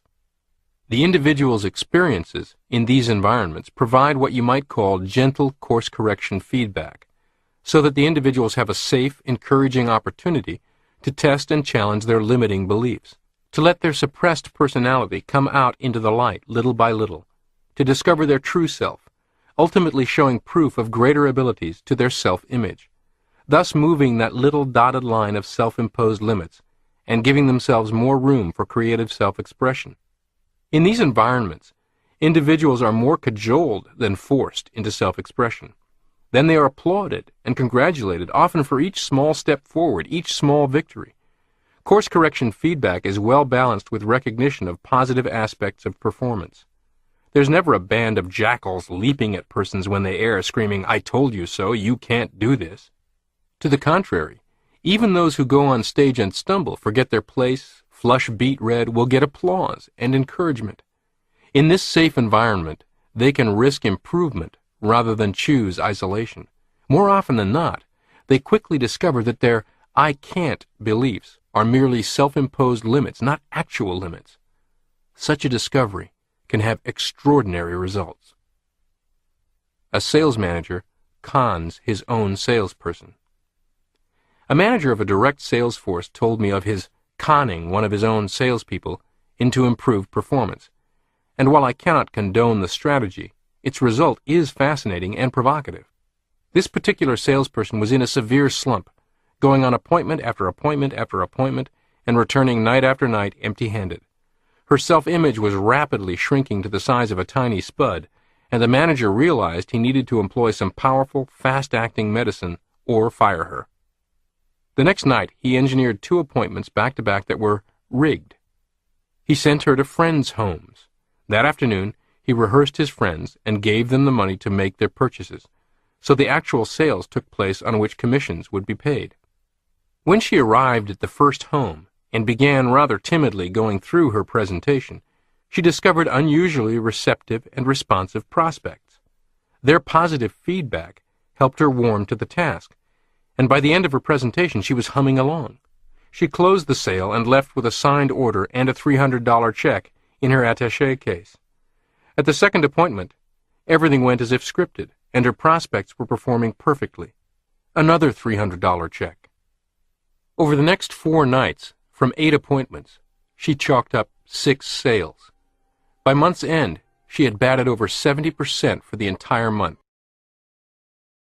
Self-consciousness is really others' consciousness. The cause and effect relationship between excessive negative feedback and what we call self-consciousness can be readily seen. In any sort of social relationship, we constantly receive negative feedback data from other people. A smile, a frown, 100 different subtle clues of approval or disapproval, interest or lack of interest, continually advise us of how we're doing, whether we're getting across, whether we're hitting or missing the mark, so to speak. In any sort of social situation, there is a constant interaction going on between speaker and listener, actor and observer. And without this constant communication back and forth, human relations and social activities would be virtually impossible. And if not impossible, it would certainly be dull, boring, non-inspiring, and dead, without sparks. Good actors, actresses, and public speakers can sense this communication from the audience, and it helps them perform better. Persons with good personalities, who are popular and magnetic in social situations, can sense this communication from other people, and they automatically and spontaneously react and respond to it in a creative way. The communication from other people is used as negative feedback and enables the person to perform better socially. Unless a person can respond to this communication from other people, she is a cold fish type, the reserved personality who does not warm up to other people. Without this communication, you become a social dud, the hard-to-get-to-know type who interests no one. However, this type of negative feedback, to be effective, should be creative. That is, it should be more or less subconscious, automatic, and spontaneous, rather than consciously contrived or thought about. What others think creates inhibition. When you become too consciously concerned about what others think, when you become too careful to consciously try to please other people, when you become too sensitive to the real or fancied disapproval of other people, then you have excessive negative feedback, inhibition, and poor performance. Whenever you constantly and consciously monitor your every act, word, or manner, again you become inhibited and self-conscious.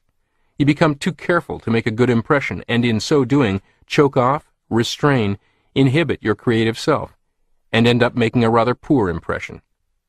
The best way to make a good impression on other people is never consciously try to make a good impression on them. Never act or fail to act purely for consciously contrived effect. Never wonder consciously what the others are thinking of you, how they are judging you. How a salesman cured self-consciousness. James Mangan, the famous salesman, author, and lecturer, said that when he first left home he was painfully self-conscious, especially when eating in the dining room of a ritzy or high-class hotel.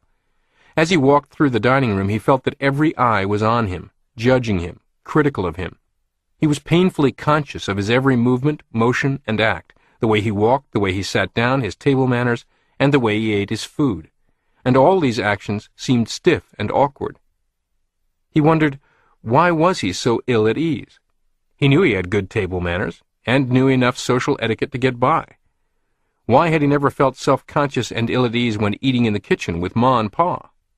He decided it was because when he was eating with Ma and Pa, he did not think or bother to wonder how he was acting. He was neither careful nor self-critical. He was not concerned about producing an effect. He had felt composed, relaxed, and had done all right. James Mangan cured his self-consciousness by remembering how he had felt and how he had acted when he was going to the kitchen to eat with Ma and Pa. Then, when he walked into a ritzy dining room, he would imagine or pretend that he was going to eat with Ma and Pa, and act that way. Poise comes when you ignore excessive negative feedback. Mangan also found that he could overcome his stage fright and self-consciousness when calling on big shots or in any other social situation by saying to himself, "I'm going to eat with Ma and Pa," conjuring up in his imagination how he had felt and how he had acted, and then acting that way. In his book, The Knack of Selling Yourself, Mangan advises salespeople to use the "I'm going home to eat supper with my Ma and Pa. I've been through this 1,000 times. Nothing new can happen here" technique. This attitude of being immune to strangers or strange situations, this total disregard for all the unknown or unexpected, has a name. It is called poise. Poise is the deliberate shunting aside of all fears arising from new and uncontrollable circumstances. You need to be more self-conscious. The late Dr. Albert Edward Wigham, famous educator, psychologist, and lecturer, said that in his early years he was so painfully self-conscious he found it all but impossible to recite in school. He avoided other people and could not talk to them without hanging his head. He constantly fought his self-consciousness and tried hard to overcome it, all to no avail. Then one day he got a new idea. His trouble was not self-consciousness at all. It was really excessive others' consciousness. He was too painfully sensitive to what others might think of everything he said or did, every move he made. This tied him up in knots. He could not think clearly, and he could think of nothing to say. He did not feel this way when alone with himself. When alone, he was perfectly calm and relaxed, at ease, poised, and he could think of lots of interesting ideas and things to say. And he was also perfectly aware of and at home with himself. Then he stopped fighting and trying to conquer his self-consciousness, and instead concentrated on developing more self-consciousness, feeling, acting, behavior, thinking as he did when he was alone, without any regard to how some other person might feel about or judge him. This total disregard for the opinion and judgment of other people did not result in his becoming callous, arrogant, or entirely insensitive to others. There is no danger of entirely eradicating negative feedback, no matter how hard you may try. But this effort in the opposite direction did tone down his overly sensitive feedback mechanism. He got along better with other people, and went on to make his living counseling people and making public speeches to large groups, without the slightest degree of anxiety. The most liberating of all thoughts is disregard or disconcern for what other people think. Famous mail-order impresario and entrepreneur J. Peterman wrote in his autobiography, Peterman Rides Again, "Once you realize that most people are keeping up appearances and putting on a show, their approval becomes less important." Unquote. Excessive concern over what other people think inhibits personality more than any other factor. Truth be told, we tend to believe other people think about us far more than they ever actually do. In the popular TV sitcom Frasier, about a psychologist, the main character, Dr. Frasier, is receiving a Lifetime Achievement Award and receives a floral arrangement and a congratulatory note from his old college professor. The note reads, "Congratulations, you must be very proud." At first, Frasier is pleased to have received the congratulations from his old mentor. But then he begins to analyze it for its hidden meaning. Why didn't it read, "I'm very proud of you," instead of, "You must be very proud," etc.? Soon he is off to the professor's office and confronts him with a long-winded series of questions and interpretations of what the professor meant by his terse note. When Frasier finally runs out of steam and the professor can get a word in edgewise, he sheepishly tells Frasier, "Actually, I just told my secretary to send flowers and a card. She wrote the note." You do the same. So do I. One evening on a drive home after a party at a friend's home, I was mulling over an offhand remark someone there had made to me, trying to discern its hidden meaning and asking my wife, Anne, "Do you think he meant this? Or did he mean that? Why would he think that about me?" Anne finally said, "Maxie, he wasn't thinking anything at all. He was drunk." How many times have you obsessed over what somebody's remark or even their glance meant, devoting hours to it? While you stew, the other person forgot the matter within seconds and moved on to a myriad of other people, places, and things. An athlete's comeback based on a liberated self-image. Her name is Jennifer Capriati. once a 14-year-old tennis phenom growing up in the spotlight of massive media attention under the pressure of adult competition. In the first phase of her career between 1990 and 1993, she reached 3 Grand Slam semifinals and captured the 1992 Olympic gold medal at Barcelona. But then her career and confidence took such a dramatic downturn, she left the tour for 2 years and seriously considered giving up tennis altogether. In 1994, she made news with a drug arrest and a shoplifting incident. Despite winning the Olympic gold medal in 1992, she traces her frustration and disillusionment to a year earlier, when she lost the Grand Slam semifinal to Monica Seles, in a close match she initially controlled. "I never played well after that, except for the Olympics," she said. After a 2-year hiatus, Capriati returned, competing at top levels, this time proclaiming peace of mind instead of unbearable pressure. A journalist reporting on her return wrote in USA Today, "There seemed to be 2 key reasons for Capriati's renaissance, concluding it didn't matter what people believed about her, and learning to stop believing bad things about herself." Unquote. In 2001, she beat Martina Hingis in the final of the Australian Open, winning her first ever Grand Slam tournament. You too can experience the same lifting of emotional weight from your shoulders that this young tennis star has, by rationally concluding that others' opinions about you, real or magnified by imagination, are far less important than your own opinions about yourself. What makes you think you can do that?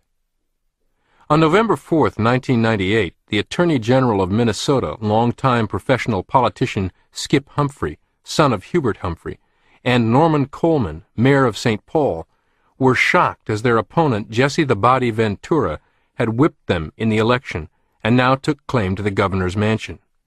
The long shot, third-party candidate, better known for his outrageous outfits and antics as a pro wrestler than for more cerebral pursuits, campaigning with far fewer resources, took 37% of the vote, more than enough to win in a tightly contested 3-candidate election.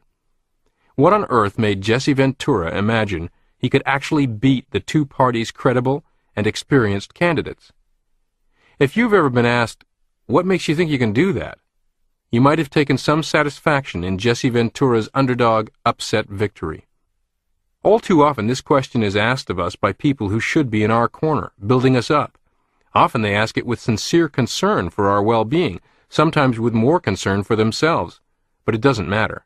The adverse effect is the same. I can remember everyone I knew but my mother repeatedly asking me what made me think I could jump right into private practice and succeed. Wouldn't I be better advised to seek a position on the bottom rung in someone else's practice or in a hospital? My mother, bless her soul, never raised such doubt, and unwaveringly voiced her confidence that I could do anything I set my mind to do. Whether she had private, silent doubts or concerns I do not know, and I'm glad I did not know. You will be asked this question, what makes you think, just about any and every time you attempt anything of significance? Fortunately, you can succeed no matter what others' doubts may be, as long as you are not controlled by them. Your strong self-image that counsels you that you can do anything you set your mind to is a most important ally. Many a person with a cheering section of 1 has confounded critics, baffled skeptics, amazed even close friends and family members in achieving remarkable things. It is only when your cheering section's bleachers are devoid of the one true believer who matters most, yourself, that you are in truly dire straits. Your opinion matters most of all. In his book, 6 Pillars of Self-Esteem, expert Dr. Nathaniel Brandon defined self-esteem as the reputation we acquire with ourselves. Einstein had a reputation as a daydreamer and a dullard in school. Today, he'd likely be diagnosed with attention deficit disorder and given a drug. He had a reputation with his adult colleagues as being dumb at mathematics. It didn't interfere with his success. What of the ex-convict attempting to go straight, secure a decent job, and build a constructive life? His reputation precedes him everywhere he goes, and will be a very real obstacle for some time. But it will still ultimately be his own opinion of himself that will matter most, that will determine whether or not he will persevere. Recidivism is unfortunately high, but fortunately not 100%. People do emerge from criminal pasts and incarceration to build worthy lives. Certainly you can liberate your self-image from any prison of your own making, built of bricks from the past, to live a more fulfilling life. Your reputation with others cannot jettison past mistakes, often gives unfair weight to mistakes while ignoring many other accomplishments and attributes, and is even colored by the biases of the people making judgments. You cannot change that except through time and performance. But you certainly do not have to accept that same reputation. You know better. You have all the facts, and only you know the current level of commitment to certain ideals. Determine for yourself what your reputation will be with yourself tomorrow, and live up to it today. As the axiom goes, one day at a time. Conscience doth make cowards of us all. So said Shakespeare, and so say modern-day psychiatrists and enlightened ministers. Conscience itself is a learned negative feedback mechanism having to do with morals and ethics. If the learned and stored data is correct concerning what is right and what is wrong, and if the feedback mechanism is not overly sensitive but realistic, the result, just as with any other goal-striving situation, is that we are relieved from the burden of having to decide constantly as to what is right and wrong.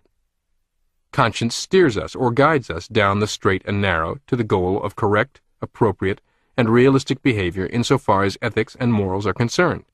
Conscience works automatically and subconsciously, as does any other feedback system. However, as Dr. Harry Emerson Fosdick says, your conscience can fool you. Unquote. Your conscience itself can be wrong. It depends on your own basic beliefs concerning right and wrong. If your basic beliefs are true, realistic, and sensible, conscience becomes a valuable ally in dealing with the real world and in sailing on the ethical sea. It acts as a compass that keeps you out of trouble, as a mariner's compass keeps the ship off the reefs. But if your basic beliefs are themselves wrong, untrue, unrealistic, or irrational, these declinate your compass and push it off true north, just as magnetic bits of metal can disturb the compass of the mariner and guide the ship into trouble rather than away from it. Conscience can mean many things to many people. If you are brought up to believe, as some people are, that it is sinful to wear buttons on your clothes, your conscience will bother you when you do. If you are brought up to believe that cutting off another human's head, shrinking it, and hanging it on your wall is right, proper, and a sign of manhood, then you will feel guilty, unworthy, and undeserving if you haven't managed to shrink a head. Head-shrinking savages would no doubt call this a sin of omission. Conscience's job is to make you happy, not miserable. The purpose of conscience is to help make us happy and productive, not the other way around. But if we are to let our conscience be our guide, our conscience must be based on truth. It must point to true north. Otherwise, blindly obeying conscience can only get us into trouble, rather than out of it, and make us unhappy and unproductive in the bargain. Self-expression is not a moral issue.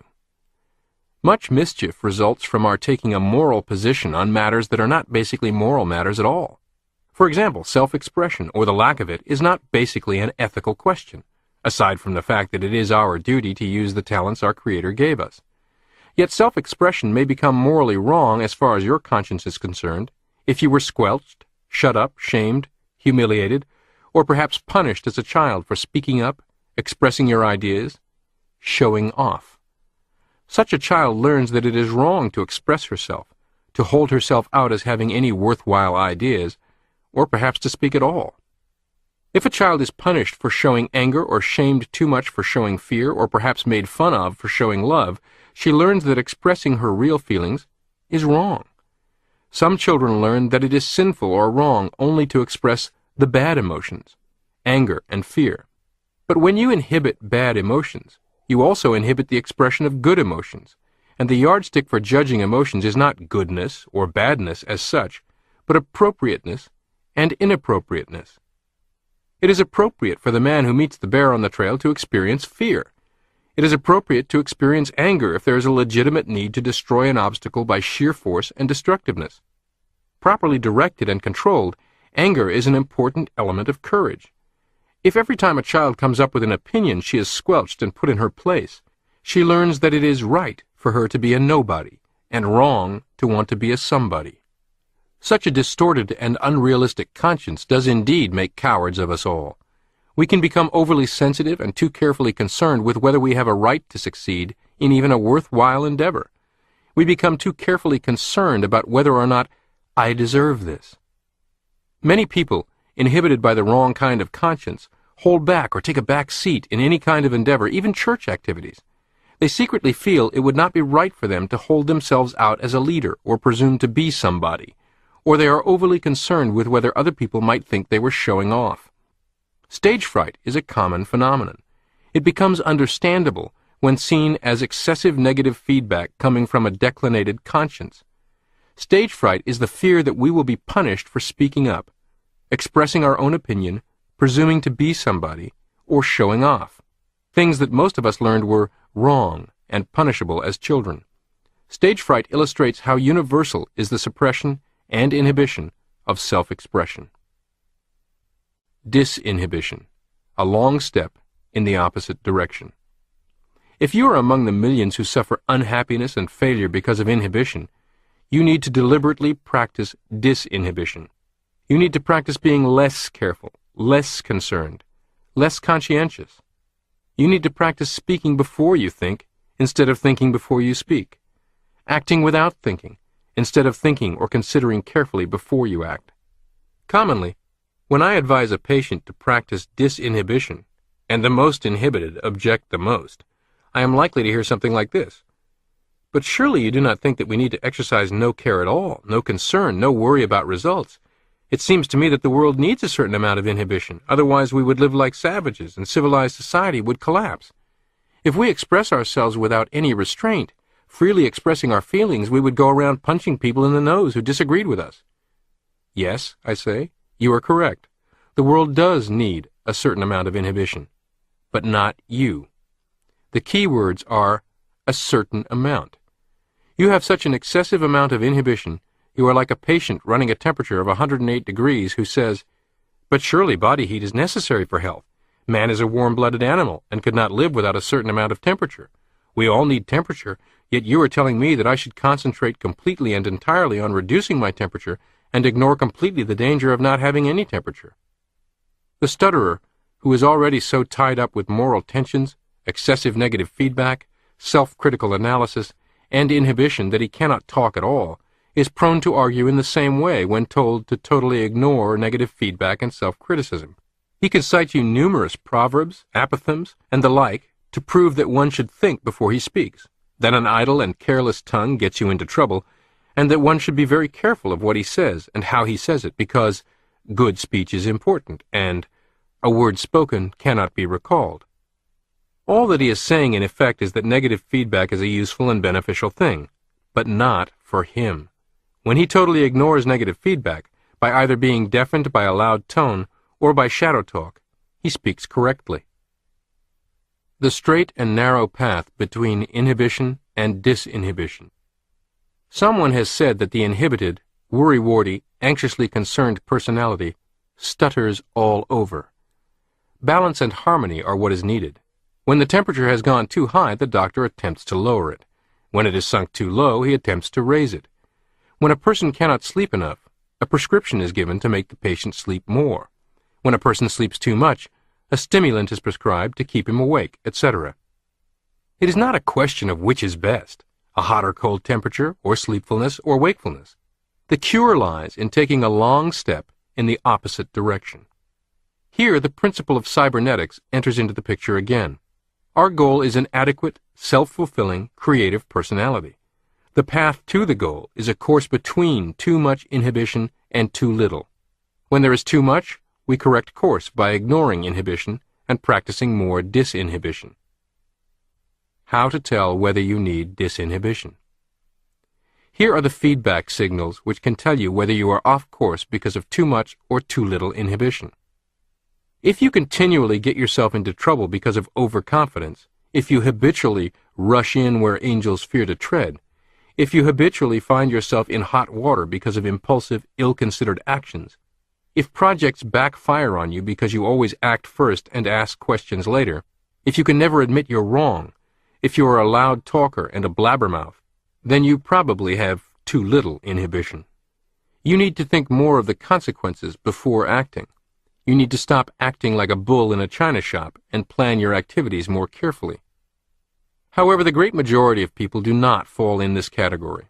If you are shy around strangers, if you dread new and strange situations, if you feel inadequate, worry a lot, are anxious, overly concerned, if you are nervous and feel self-conscious, if you have any nervous symptoms such as facial tics, blinking your eyes unnecessarily, tremor, or difficulty in going to sleep, if you feel ill at ease in social situations, if you hold yourself back and continually take a back seat, then these are all symptoms showing that you have too much inhibition.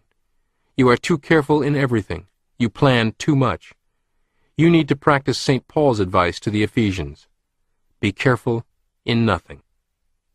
Try these mental training exercises. 1. Don't wonder in advance what you are going to say. Just open your mouth and say it. Improvise as you go along. Jesus advises us to give no thought as to what we would say if delivered up to counsels, but that the Spirit would advise us what to say at the time. 2. Don't plan. Take no thought for tomorrow. Don't think before you act. Act and correct your actions as you go along. This advice may seem radical, yet it is actually the way all servo mechanisms must work. A torpedo does not think out all its errors in advance and attempt to correct them in advance. It must act first, start moving toward the goal, then correct any errors that may occur. 3. Stop criticizing yourself. The inhibited person indulges in self-critical analysis continually. After each action, however simple, she says to herself, "I wonder if I should have done that." After she has gotten up courage enough to say something, she immediately says to herself, "Maybe I shouldn't have said that. Maybe the other person will take it the wrong way." Stop tearing yourself apart. Useful and beneficial feedback works subconsciously, spontaneously, and automatically. Conscious self-criticism, self-analysis, and introspection is good and useful if undertaken perhaps once a year. But the continual, moment-by-moment, day-by-day sort of second-guessing yourself or playing Monday morning quarterback to your past actions is defeating. Watch for this self-criticism. Pull yourself up short and stop it. 4. Make a habit of speaking louder than usual. Inhibited people are notoriously soft-spoken. Raise the volume of your voice. You don't have to shout at people and use an angry tone. Just consciously practice speaking louder than usual. Loud talk in itself is a powerful disinhibitor. Experiments have shown that you can exert up to 15% more strength and lift more weight if you shout, grunt, or groan loudly as you make the lift. The explanation of this is that loud shouting disinhibits and allows you to exert all your strength, including what has been blocked off and tied up by inhibition. 5. Let people know when you like them. The inhibited personality is as afraid of expressing good feelings as bad ones. If he expresses love, he is afraid it will be judged sentimentality. If he expresses friendship, he is afraid it will be considered fawning or apple polishing. If he compliments someone, he is afraid the other will think him superficial or suspect an ulterior motive. Totally ignore all these negative feedback signals. Compliment at least 3 people every day. If you like what people are doing or wearing or saying, let them know it. Be direct. "I like that, Joe." "Mary, that is a very pretty hat." "Jim, that proves to me you're a smart person." And if you're married, just say to your spouse, "I love you," at least twice a day. Chapter 12. Do-it-yourself tranquilizers that bring peace of mind. Charles W. Mayo wrote, "Worry affects the circulation, the heart, the glands, the whole nervous system, and profoundly affects health." Tranquilizer drugs, which have become so popular, bring peace of mind and calmness. They reduce or eliminate nervous symptoms by an umbrella action. Just as an umbrella protects us from the rain, the various tranquilizers erect a psychic screen between us and disturbing stimuli. Tranquilizers work because they greatly reduce or eliminate our own response to disturbing outside stimuli. But tranquilizers do not change the environment. The disturbing stimuli are still there. We are still able to recognize them intellectually, but we do not respond to them emotionally. In Chapter 7 on happiness, we said that our own feelings do not depend on externals, but on our own attitudes, reactions, and responses. Tranquilizers offer convincing evidence of this fact. In substance, they reduce or tone down our over-response to negative feedback. I might add that today's medical community seems far too quick and liberal in resorting to drugs for every imaginable psychological malady, from children's attention deficit disorder to adult anxiety. The newest business of MD diagnosis and drug prescription via the Internet is most disturbing. For the person who suffers from severe anxiety or compulsive behavior, Dr. Lucinda Bassett at the Midwest Anxiety Center has done some remarkable work perfectly in keeping with the principles of Psycho-Cybernetics. I recommend her self-help materials and services, including, as a starting point, her book, From Panic to Power. The author suffered from acute anxiety disorders beginning in childhood, and in 1981 was a full-blown agoraphobic. Using her own healing process as a framework, supplemented with thousands of case histories, she developed a program, expressed in her book, that helps even those with severe anxieties reclaim their true personalities. For a great many people, probably you too, neither drugs nor advanced anxiety treatment measures are needed. The do-it-yourself psycho-cybernetic tranquilizers you already possess are more than sufficient once you learn to use them. Over-response is a bad habit that can be cured. Let us suppose that as you listen to this program you are sitting quietly in your den. Suddenly the telephone rings. From habit and experience, this is a signal or stimulus that you have learned to obey. Without taking thought, without making a conscious decision about the matter, you respond to it. You jump up from your comfortable seat and hurry to the telephone. The outside stimulus has had the effect of moving you. It has changed your mental set and your position or self-determined course of action. You were all set to spend the hour sitting quietly and relaxed, listening. You were inwardly organized for this. Now, all this is suddenly changed by your response to the external stimulus in the environment. The point I wish to make is this. You do not have to answer the telephone. You do not have to obey. You can choose to totally ignore the telephone. You can, if you choose, continue sitting quietly and relaxed, maintaining your own original state of organization by refusing to respond to the signal. Get this mental picture clearly in your mind, for it can be quite helpful in overcoming the power of external stimuli to disturb you. See yourself sitting quietly, letting the phone ring, ignoring its signal, unmoved by its command. Although you are aware of it, you no longer mind or obey it. Also, get clearly in your mind the fact that the outside signal in itself has no power over you, no power to move you. In the past, you have obeyed it, responded to it, purely out of habit. You can, if you wish, form a new habit of not responding. Also notice that your failure to respond does not consist in doing something or making an effort or resisting or fighting, but in doing nothing, in relaxation from doing. You merely relax, ignore the signal, and let its summons go unheeded. The telephone ringing is a symbolic analogy to any and every other outside stimulus you might habitually give control over to and now choose to very intentionally alter that habit. So-called road rage is nothing more than giving up control of your own emotional state to an outside stimulus. Stress brought on by having too much to do, that is, trying to do too many things at once, is giving up control to the fax machine, the cell phone, the email messages, the person hovering in your office doorway. How to condition yourself for equanimity. In much the same way that you automatically obey or respond to the ring of the telephone, we all become conditioned to respond in a certain way to various stimuli in our environment. The word conditioning in psychological circles grew out of Pavlov's well-known experiments where he conditioned a dog to salivate at the sound of a bell by ringing it just before presenting food to the dog. This procedure was repeated many times. First, the sound of the bell. A few seconds later, the appearance of food. The dog learned to respond to the sound of the bell by salivating in anticipation of the food. Originally, the response made sense.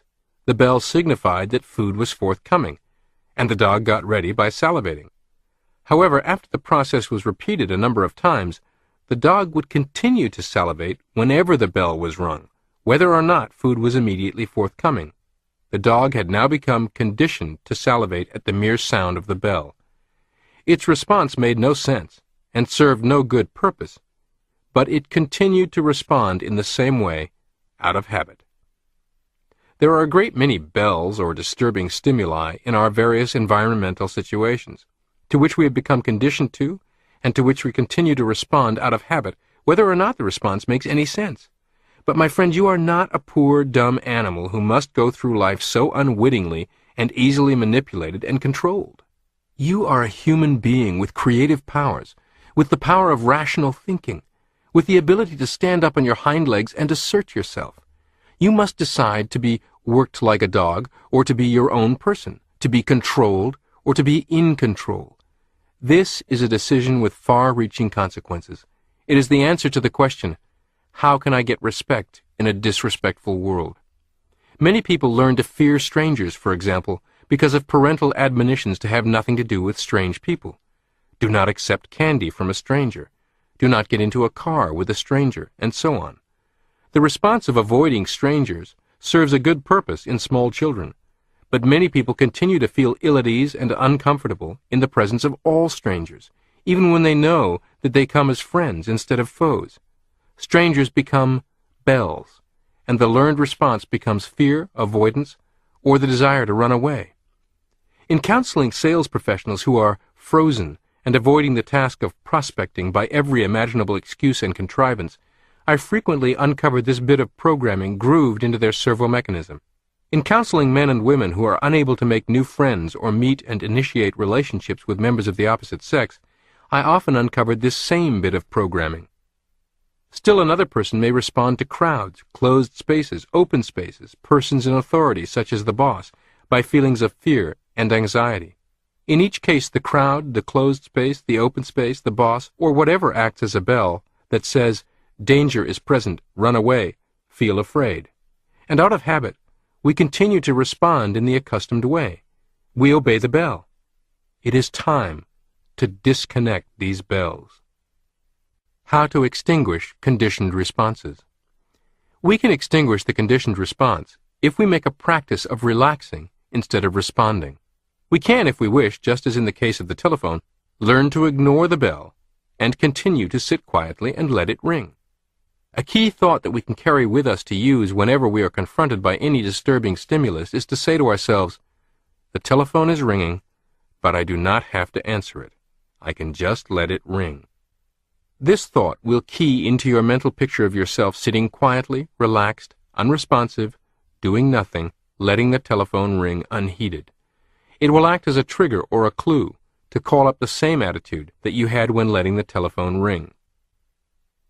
If you cannot ignore the response, delay it. In the process of extinguishing a conditioning, a person may find it difficult, especially at first, to totally ignore a bell, especially if it is rung unexpectedly. In such instances, you can accomplish the same final result, extinction of the conditioning, by delaying your response. A woman, whom we will call Mary S., became anxious and ill at ease in the presence of crowds. She was able, by practicing the foregoing technique, to immunize or tranquilize herself against the disturbing stimuli on most occasions. However, occasionally, the desire to run away, to flee, became almost overpowering. Remember Scarlett O'Hara in Gone with the Wind? I asked her. Her philosophy was, I won't worry about that now. I'll worry about it tomorrow. She was able to maintain her inner equilibrium and effectively cope with her environment in spite of war, fire, pestilence, and unrequited love, by delaying the response. Delaying the response breaks up and interferes with the automatic workings of conditioning. Counting to 10 when you are tempted to become angry is based on the same principle, and is very good advice. If you count slowly, and in fact actually delay the response, rather than merely holding in your angry shouting or desk pounding. The response in anger consists of more than shouting or desk beating. The tension in your muscles is a response. You cannot feel the emotion of anger or fear if your muscles remain perfectly relaxed. Therefore, if you can delay feeling angry for 10 seconds, delay responding at all, you can extinguish the automatic reflex. Mary S. extinguished her conditioned fear of crowds by delaying her response. When she felt that she simply had to run away, she would say to herself, "Very well, but not this very minute. I will delay leaving the room for 2 minutes. I can refuse to obey for only 2 minutes." Relaxation erects a psychic screen or tranquilizer. It is well to get clearly in your mind the fact that our disturbed feelings, our anger, hostility, fear, anxiety, insecurity, are caused by our own responses, not by externals. Response means tension. Lack of response means relaxation. It has been proved in scientific laboratory experiments that you absolutely cannot feel angry, fearful, anxious, insecure, unsafe, as long as your muscles remain perfectly relaxed. All these things are, in essence, our own feelings. Tension in muscles is a preparation for action, or a getting ready to respond. Relaxing muscles brings about mental relaxation, or a peaceful, relaxed attitude. Thus, relaxation is nature's own tranquilizer, which erects a psychic screen or umbrella between you and the disturbing stimulus. Physical relaxation is a powerful disinhibitor for the same reason. In the last chapter, we learned that inhibition results from excessive negative feedback, or rather, from our over-response to negative feedback. Relaxation means no response. Therefore, in your daily practice of relaxation, you are learning disinhibition as well as providing yourself with nature's own do-it-yourself tranquilizer, which you can take with you into your daily activities. Protect yourself from disturbing stimuli by maintaining the relaxed attitude. We have a saying in Psycho-Cybernetics training: calm mind, calm body. Calm body, calm mind. It doesn't matter which end of the thread you start with, physical or mental relaxation. The result is the same. The trick is to develop a pre-shot routine for whatever you do that calms and relaxes, not heightens anxiety. Build yourself a quiet room in your mind. In his Meditations, Marcus Aurelius wrote, "Men seek retreats for themselves, houses in the country, seashores, and mountains, and thou too art wont to desire such things very much. But this is altogether a mark of the most common sort of men, for it is in thy power, whenever thou shalt choose, to retire into thyself. For nowhere, either with more quiet or more freedom from trouble, does a man retire than into his soul, particularly when he has within him such thoughts, that by looking into them he is immediately in perfect tranquillity. And I affirm that tranquillity is nothing else than the good ordering of the mind. Constantly, then, give to thyself this retreat, and renew thyself." Unquote. The foregoing translation was by George Long, published by Peter Pauper Press, Mount Vernon, New York. During the last days of World War II, someone commented to President Harry Truman that he appeared to bear up under the stress and strain of the presidency better than any previous president, that the job did not appear to have aged him or sapped his vitality, and that this was rather remarkable, especially in view of the many problems that confronted him as a wartime president. His answer was, "I have a foxhole in my mind." He went on to say that just as a soldier retreated into his foxhole for protection, rest, and recuperation, he periodically retired into his own mental foxhole, where he allowed nothing to bother him. I cannot urge you strongly enough to invest time and utilize your imagination to build your own foxhole in your mind. Your own decompression chamber. Some people attempt to obtain this benefit by physical relocation. I know one corporate CEO here in New York who has the habit of suddenly disappearing from the office and going to the Bronx Zoo. He leaves behind his cell phone. He is not anywhere someone can come and disturb him. He is lost in the crowds walking about the zoo, intentionally distracted and inaccessible. This strategy apparently works well for him, as he has risen up the corporate ranks and become a multimillionaire thanks to his stock options and success at growing companies' profits. However, doesn't it seem a bit inconvenient to have to depart the office and take a cab across the city to walk around the zoo in order to decompress? It is a much shorter, convenient commute to a readily accessible decompression chamber constructed within your own imagination. The harried mother, besieged all day by two young children, if one is quiet for a moment, the other is not, needs only a brief opportunity, possibly their nap time, to step into the decompression chamber she has built in her imagination for recovery.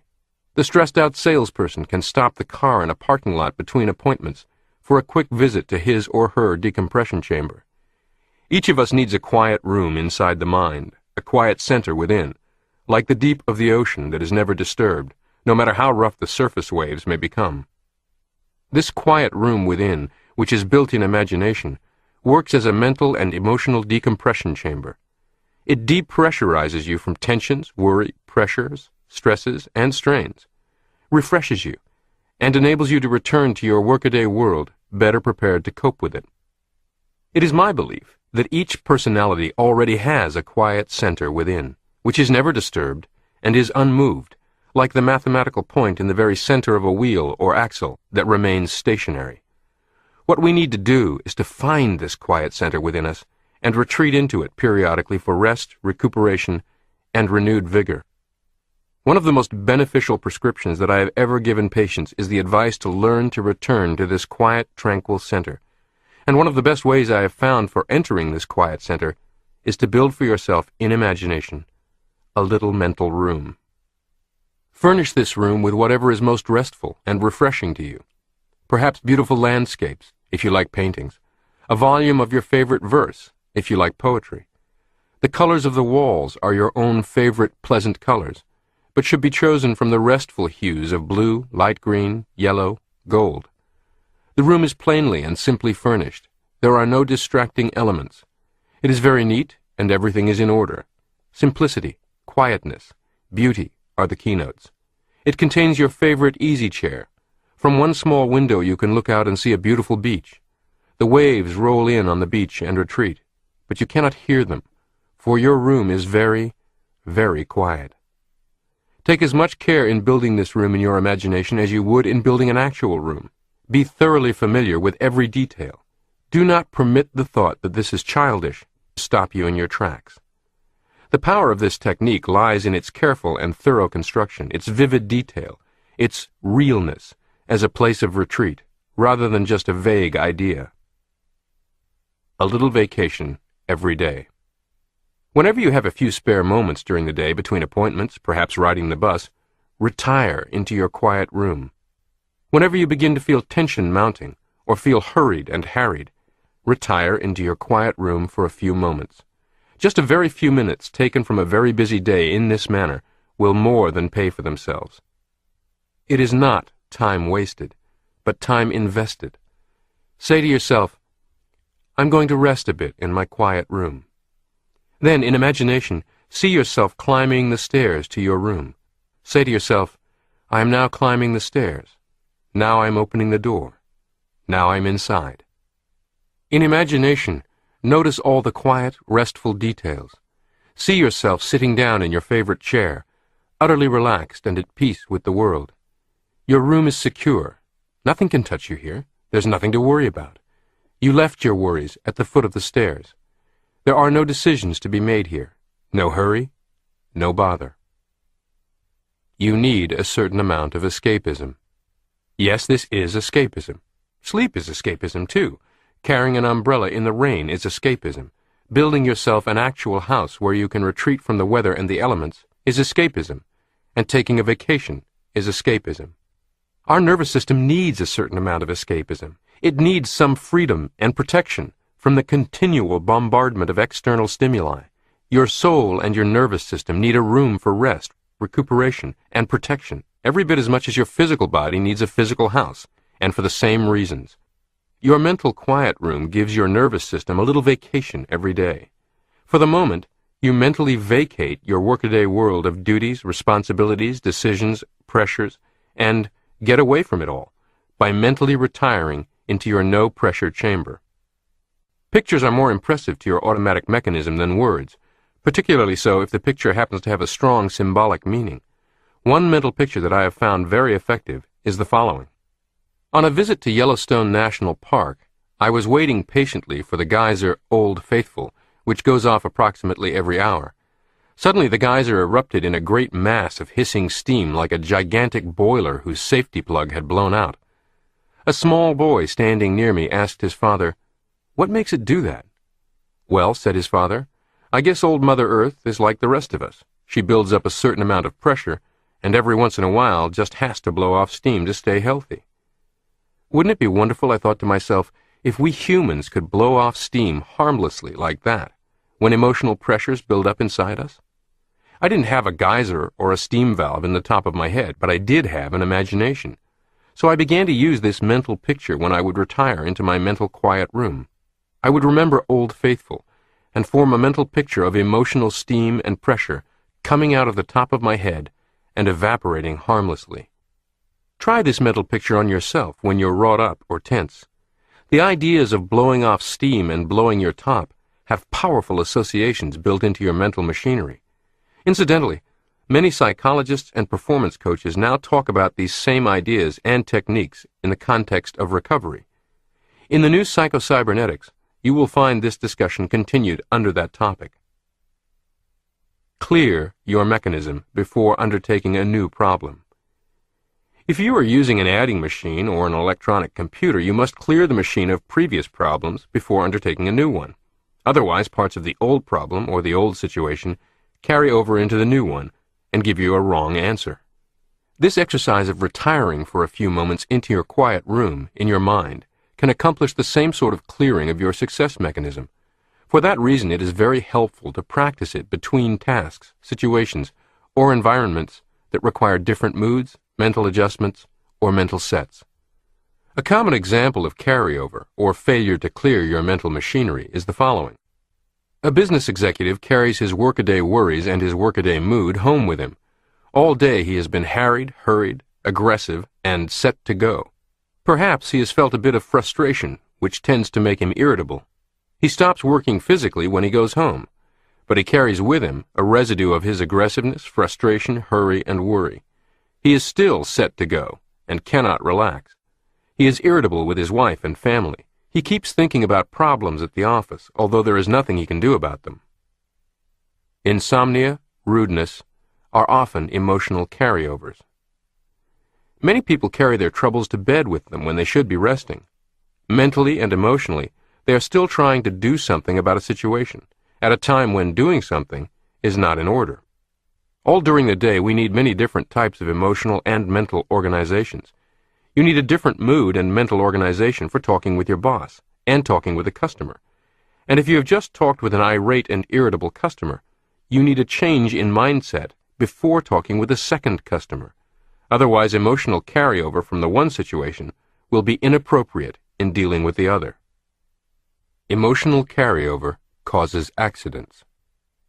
Insurance companies and other agencies that do research on the cause of accidents have found that emotional carryover causes many automobile accidents. If the driver has just had a spat with her spouse or boss, if she has just experienced frustration, or if she has just left a situation that called for aggressive behavior, she is much more likely to have an accident. She carries over inappropriate attitudes and emotions into her driving. She is really not angry at the other drivers. She is somewhat like someone who wakes up in the morning from a dream in which she experienced extreme anger. She realizes that the injustice heaped on her happened only in a dream, but she's still angry, period. Fear can carry over in the same manner. Carryover is the opposite of concentration. The popular television detective Lieutenant Columbo, played brilliantly by actor Peter Falk, once said, "Sometimes my thoughts, it gets like a traffic jam up here." Successful performers in all fields know that they cannot function well with a traffic jam going on in their head. In fact, peak performers virtually worship at the altar of focus and concentration, working tirelessly to achieve it for very good reason. Concentration is a major key to minute-by-minute success in any endeavor. John Lyons, one of the world's most celebrated trainers of horses and riders, as well as editor of the Perfect Horse newsletter, states, The hardest thing about training horses isn't knowing what to do, or having enough strength or courage to do it. It is learning to stay focused." Unquote. The same statement may be made about golf, or selling, or parenting, or you name it. The hardest thing is not the mechanics. It's staying focused. Mr. Lyons went on to say, "If I don't zero in on one thing at a time, I can't help my horse. If you don't zero in on one thing at a time, you cannot help yourself, help a team, or succeed." Create your own quick distractions eraser and use it as often as needed. The visualization I taught for many years, which I called clearing the calculator, depicted clearing or storage for later work one mathematical problem on the calculator's little screen before you could attempt work on another. Hitting the clear button takes problem 1 completely off your screen. You must do so before addressing problem 2. Many people develop other illustrations and visualizations more useful to them. I've received many letters in which people describe visualizing using an eraser and wiping a chalkboard clean, a sponge to wipe a window clean, even stepping into the shower and rinsing clean. You can call up this mental picture and use it as an eraser in as short a time as a few seconds, such as those 5 seconds of imposed hesitation before answering the phone. Olympic champion high diver Greg Louganis reportedly mentally rehearsed each dive 40 times immediately prior to the dive. In reality, what he was doing was 1. Stopping to clear the calculator, 2. Pushing all distractions aside by, in quick succession, replaying a mini mental movie 1, 2, 3, 4, 5, 6, 7, 38, 39, 40 times, so that there was nothing left on his screen but the successful mental picture. 3. Letting his servo mechanism deliver the 41st as actual experience. Most people never adopt this simple but profoundly effective approach. Instead, they enter into a challenging activity, say an important meeting at the office, with traffic jam, complete with horns blaring, people shouting, going on in their thoughts. They attempt to function without focus. With a whole pot of thought and emotional stew boiling over, worries about this or that, a disagreeable conversation with spouse or friend, distraction by things that need to be addressed an hour or two down the road, they give their servo mechanism 50 different things to do, thus dissipating its power. An athlete like Louganis must put a firm lid not only on that bubbling stew, but also on another pot on the next burner over, where perhaps thoughts recognizing stiffness or soreness in a limb, tension in a muscle, worry over form, all threatens to boil up as well. All of this must first be replaced with single focus to permit relaxed performance. You, too, need to put the lids firmly on the pots, turn down the heat, and successfully ignore them altogether in favor of concentration on one vivid, successful mental picture at a time. Here's a prescription to help you along. Develop your own equivalent of the clear the calculator ritual to erase distractions instantly on command and practice its use. With practice, it will become more and more effective, so that the desired clear-headedness occurs faster and faster, ultimately in an instant. Then for each situation, you can immediately follow the erasing with an appropriate mini mental movie, or even a still or two from the movie, providing the mental picture for the servo mechanism to concentrate all of its powers on at that moment. Click off tension. Click on performance. I was once backstage at a television talk show chatting with the host of the program. The show's director stuck his head in the green room door and said, "1 minute." "Excuse me, Dr. Maltz," the host said. He closed his eyes firmly, snapped his fingers loudly once, stood still and silent for a few seconds, snapped his fingers again, and stood silent again for a few seconds. Then he opened his eyes, smiled, and said, "Let's go make show business magic," and walked confidently across the hallway, through the curtains, and out onto the stage in front of the audience and the cameras. After the taping was over, I asked him about what I'd observed. "It's my get-ready ritual," he explained. "Early in my career, it took me 20, even 30 minutes of hard effort to try and clear my head of everything except the show I was about to do. Gradually, I learned how to do it in steps in my mind. Then I was able to speed it up. Now I can do it in about 30 seconds. "What about the finger snapping?" I asked. "Those are like clicking on and off a light switch. The first snap triggers the clearing or blanking of my mind. and now that happens just about instantly. The second click triggers a quick series of slides, pictures of me walking out to the rousing applause, the audience laughing during the show, a pleasant interview with a guest, and the crew, producer, and I congratulating ourselves on another great show at its end. He smiled and added, "You see, I really did read your book years ago." Calmness carries over too. A helpful aside to all this is that friendliness, love, peace, quiet, and calmness also carry over. It is impossible, as we have said, to experience or feel either fear, anger, or anxiety while completely relaxed, quiet, and composed. Retiring into your quiet room thus becomes an ideal clearance mechanism for emotions and moods. Old emotions evaporate and disappear. At the same time, you experience calmness, peacefulness, and a feeling of well-being that will carry over into whatever activities immediately follow. Your quiet time wipes the slate clean, so to speak, clears the machine, and gives you a clean new page for the environment to follow. I practice the quiet time both immediately before and after surgery. Surgery requires a high degree of concentration, calmness, and control. It would be disastrous to carry over into the surgical situation feelings of hurry, aggressiveness, or personal worries. Therefore, I always deliberately cleared my mental machinery by spending a few moments completely relaxed in my quiet room. On the other hand, the high degree of concentration, purpose, and obliviousness to surroundings which are so necessary to the surgical situation would be most inappropriate to a social situation, whether the social situation be an interview in my office or a grand ball.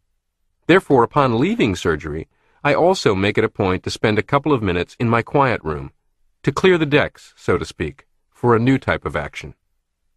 Dr. Ira Charlip, a San Francisco surgeon, talks about running a mental movie from initial incision to final suturing.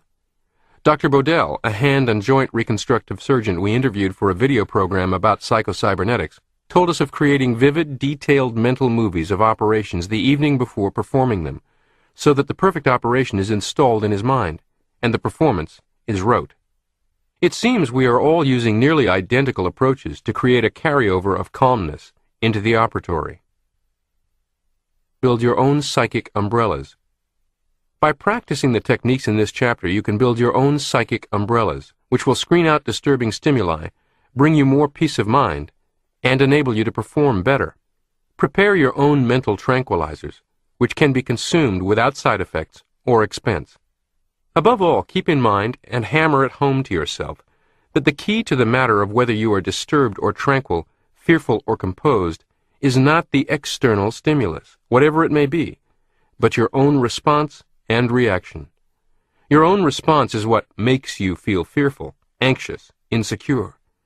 If you do not respond at all but just let the telephone ring, it is impossible for you to feel disturbed, regardless of what is happening around you. You are striving to be an actor, not a reactor. Throughout this program, we have spoken of reacting and responding appropriately to environmental factors. The human being, however, is not primarily a reactor, but an actor. We do not merely react and respond willy-nilly to whatever environmental factors may be present, like a ship without a captain that goes whichever way the wind happens to blow. As goal-striving beings, we first act. We set our own goal, determine our own course, then within the context of this goal-striving structure, we respond and react appropriately, that is, in a manner that furthers our progress and serves our own ends. If responding and reacting to negative feedback does not take us farther down the road to our own goal or serve our ends, then there is no need to respond at all. And if response of any kind gets us off course or works against us, then no response is the appropriate response. Your emotional stabilizer. In almost any goal-striving situation, our own inner stability is in itself an important goal to maintain.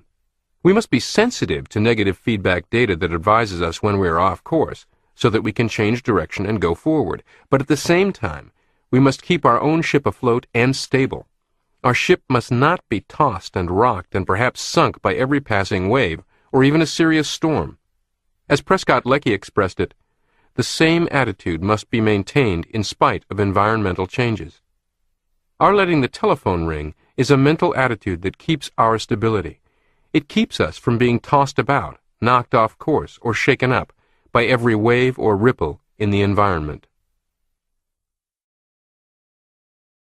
Stop fighting straw men. Still another type of inappropriate response that causes worry, insecurity, and tension is the bad habit of trying to respond emotionally to something that doesn't exist except in our imaginations. Not satisfied with over-responding to actual minor stimuli in the actual environment, many of us create straw men in our imaginations and emotionally respond to our own mental pictures. In addition to negatives that actually exist in the environment, we impose our own negatives. This or that may happen. What if such and such happens? When we worry, we form mental pictures, adverse mental pictures of what may exist in the environment, of what may happen. We then respond to these negative pictures as if they were present reality. Remember, your nervous system cannot tell the difference between a real experience and one that is vividly imagined. Doing nothing is the proper response to an unreal problem. Again, you can tranquilize yourself against this sort of disturbance, not by something you do, but by something you don't do. Your refusal to respond. As far as your emotions are concerned, the proper response to worry pictures is to totally ignore them. Live emotionally in the present moment. Analyze your environment. Become more aware of what actually exists in your environment, and respond and react spontaneously to that. To do this, you must give all your attention to what is happening now. You must keep your eye on the ball. Then your response will be appropriate, and you will have no time to notice or respond to a fictitious environment. Your first aid kit. Carry these thoughts with you as a sort of first aid kit. Inner disturbance, or the opposite of tranquility, is nearly always caused by over-response, a too sensitive alarm reaction. You create a built-in tranquilizer or psychic screen between yourself and the disturbing stimulus when you practice not responding, letting the telephone ring. You cure old habits of over-response. You extinguish old conditioned reflexes when you practice delaying the habitual automatic and unthinking response. Relaxation is nature's own tranquilizer. Relaxation is non-response. Learn physical relaxation by daily practice. Then, when you need to practice non-response in daily activities, just do what you're doing when you relax. Use the quiet room in your mind, both as a daily tranquilizer to tone down nervous response and as a way to clear your emotional mechanism of carryover emotions that would be inappropriate in a new situation. Stop scaring yourself to death with your own mental pictures.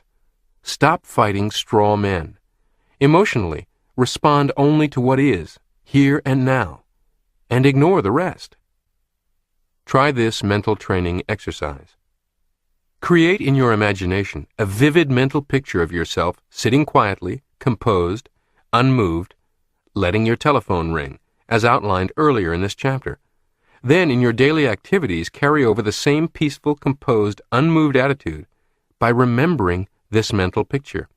Say to yourself, I am letting the telephone ring, whenever you are tempted to obey or respond to a fear bell or anxiety bell. Next, use your imagination to practice non-response in various sorts of situations. See yourself sitting quietly and unmoved while an associate rants and raves. See yourself going through your daily tasks one by one, calmly, composed, unhurried, in spite of the pressures of a busy day. See yourself maintaining the same constant, stable course, in spite of the various hurry bells and pressure bells in your environment. See yourself in various situations that have in the past upset you, only now you remain settled, poised, by not responding. Chapter 13. How to Turn a Crisis into a Creative Opportunity. Connie Mack said, I have seen boys on my baseball team go into slumps and never come out, and I've seen others snap right out and come back better than ever. I guess more players defeat themselves than are ever beaten by an opposing team. Clutch player. Money player. Oh, to be able to handle all the pressure that comes your way and still perform. I knew a young golfer who for many years held the all-time course record for his home course, yet has never even placed in a really big tournament. When playing by himself, with friends, or in small tournaments where the stakes are low, his play is flawless. Yet each time he gets into a big tournament, his game deteriorates. In the language of golfdom, the pressure gets him.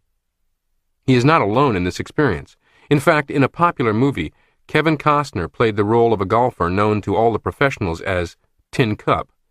He was spectacularly skilled, but under the pressure of big money tournament play, came apart at the seams like a cheap suit in a rainstorm. Many golfers identified with Tin Cup. Ironically, one of the very best golf instructors and coaches I know about, who is well known and often called on by top professionals, is unbeatable in friendly, casual, private play, but has never been able to make the cut to play for real money. Many baseball pitchers have pinpoint control until they find themselves in a situation where the chips are down. Then they choke up, lose control, and appear to have no ability whatever. Casey Stengel, famous manager of the 1950s New York Yankees, made the comment, "Anybody can hit home runs in batting practice." On the other hand, many athletes perform better under pressure. The situation itself seems to give them more strength, more power, more finesse.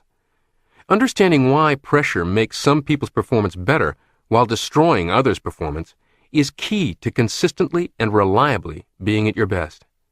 As an aside, let me quickly remind you that the golf pros or baseball pitchers coming apart at the seams does not make him a lousy golfer or a worthless pitcher, does not make either of them a choker.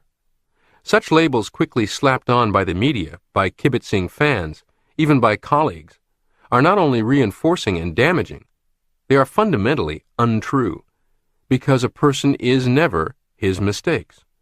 Every one of us is a mistake maker, but also potentially a mistake breaker. We most certainly possess the capacity to rise above our mistakes. In this case, these players have not yet discovered their true selves, not yet learned how to successfully manage their self-images and servo mechanisms so as to respond positively to pressure. While what they do not know and have not mastered does control them at the moment, it does not define them. And whether it is of days, months, or years in duration, it can be changed. People who come into their own in a crisis. One basketball player's foul shot average may be significantly better during practice than regular games, and better in regular games than in playoffs, while another exhibits the reverse behavior. Performance improves in a playoff all-or-nothing situation. Almost every NFL team of note has one pass receiver who can be relied on to make a big play or extraordinarily difficult catch in the clutch when everything depends on that play. Yet he may muff a number of easy receptions earlier in the game. Quarterbacks learn to throw to their clutch receivers when they must, and often also learn to use them minimally at other times. One salesperson may find himself inarticulate in the presence of an important prospect. His skills desert him. Another salesperson, under the same circumstances, may sell over her head. The challenge of the situation brings out abilities she does not ordinarily possess. In our book, Zero Resistance Selling, one of the most important chapters is How to Sell When You Are In Over Your Head. There are students who do extremely well in day-to-day classwork, but find their minds a blank when taking an examination. There are other students who are ordinary in classwork, but do extremely well on important examinations. The secret of the money player. The difference between all these persons is not an inherent quality that one has and the other hasn't. It is largely a matter of how they learned to react to crisis situations. A crisis is a situation that can either make you or break you. If you react properly to the crisis, it can give you strength, power, wisdom you do not ordinarily possess. If you react improperly, a crisis can rob you of the skill, control, and ability that you ordinarily have to call on. The so-called money player in sports, in business, or in social activities, the person who comes through in the clutch, who performs better under the stimulus of challenge, is invariably the person who has learned either consciously or unconsciously to react well to crisis situations. To perform well in a crisis, 1. We need to learn certain skills under conditions where we will not be overmotivated. We need to practice without pressure. 2. We need to learn to react to crisis with an aggressive rather than a defensive attitude, to respond to the challenge in the situation rather than to the menace, to keep our positive goal in mind. 3. We need to learn to evaluate so-called crisis situations in their true perspective, to avoid making mountains out of molehills, or reacting as if every small challenge were a matter of life or death. In other words, making yourself into a money player is very doable, because it is totally dependent on a relatively short list of attitudes and skills that can be learned, exercised, and developed, and that can be accelerated in development and maintained through other psycho-cybernetics techniques. No one lacks what it takes to be a money player. Practice without pressure. Although we may learn fast, we do not learn well under crisis conditions. Throw a man who can't swim into water over his head, and the crisis itself may give him the power to swim to safety. He learns fast and manages to swim somehow. But he will never learn to become a championship swimmer. The crude, inept stroke that he used to rescue himself becomes fixed, and it is difficult for him to learn better ways of swimming. Because of his ineptness, he may perish in a real crisis, where he is required to swim a long distance. Dr. Edward C. Tolman, psychologist and expert on animal behavior at the University of California, said that both animals and men form brain maps or cognitive maps of the environment while they are learning. If the motivation is not too intense, if there is not too much of a crisis present in the learning situation, these maps are broad and general. If the animal is overmotivated, the cognitive map is narrow and restricted. It learns just one way of solving the problem. In the future, if this one way happens to be blocked, the animal becomes frustrated and fails to discern alternative routes or detours. It develops a single cut-and-dried preconceived response and tends to lose the ability to react spontaneously to a new situation. It cannot improvise. It can only follow a set plan. Consider the young man growing up in a tough ghetto environment, spending his time on the street, interacting with gang members, at risk virtually all the time, in an environment where any hint of fear, weakness, or vulnerability may lead to dire consequences. If this is the environment in which he learns all his conflict resolution skills, he will learn only one narrowly defined set of such skills, probably incorporating fiercely aggressive behavior and physical violence. I would suggest you might see this reflected in a man like Mike Tyson, awesomely successful in the boxing ring, but horribly unsuccessful in any other setting. Pressure retards learning. Dr. Tolman found that if rats were permitted to learn and practice under non-crisis conditions, they later performed well in a crisis. For example, if rats were permitted to roam about at will and explore a maze when well fed and with plenty to drink, they did not appear to learn anything. Later, however, if the same rats were placed in the maze while hungry, they showed they had learned a great deal by quickly and efficiently going to the goal. Hunger faced these trained rats with a crisis to which they reacted well. Other rats forced to learn the maze under the crisis of hunger and thirst did not do so well. They were overmotivated and their brain maps became narrow. The one correct route to the goal became fixated. If this route was blocked, the rats became frustrated and had great difficulty learning a new one. Fire drills teach crisis conduct in non-crisis situations. People react in the same way. Persons who have to learn how to get out of a burning building will normally require 2 or 3 times as long to learn the proper escape route as they would if no fire were present. Some of them do not learn at all. Overmotivation interferes with reasoning processes. The automatic reaction mechanism is jammed by too much conscious effort, trying too hard. Something akin to purpose tremor develops, and the ability to think clearly is lost. The ones who manage somehow to get out of the building have learned a narrow, fixated response. Put them in a different building, or change the circumstances slightly, and they react as badly the second time around as the first. But you can take these same people, let them practice a dry-run fire drill when there is no fire. Because there is no menace, there is no excessive negative feedback to interfere with clear thinking or correct doing. They practice filing out of the building calmly, efficiently, and correctly. After they have practiced this a number of times, they can be counted on to act the same way when an actual fire breaks out. Their muscles, nerves, and brain have memorized a broad, general, flexible map. The attitude of calmness and clear thinking will carry over from practice drill to actual fire. Moreover, they will have learned something about how to get out of any building or cope with any changed circumstances. They are not committed to a rigid response, but will be able to improvise, to react spontaneously to whatever conditions may be present. The moral is obvious for either mice or men. Practice without pressure, and you will learn more efficiently, and be able to perform better in a crisis situation. Shadowboxing for stability. Famous boxer gentleman Jim Corbett made the word shadowboxing popular.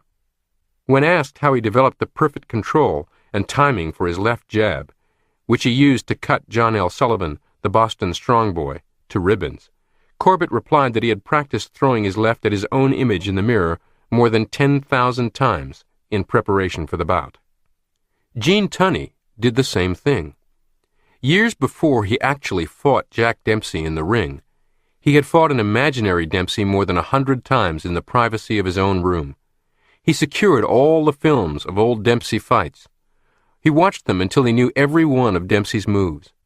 Then he shadowboxed. He would imagine that Dempsey was standing before him. When the imaginary Dempsey would make a certain move, he would practice his countermove.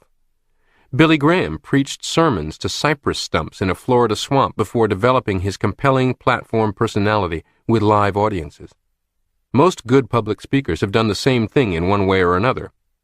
The most common form of shadowboxing for public speakers is to deliver their speech to their own image in the mirror. One man I know lines up 6 or 8 empty chairs, imagines people sitting in them, and practices his speech on the invisible audience.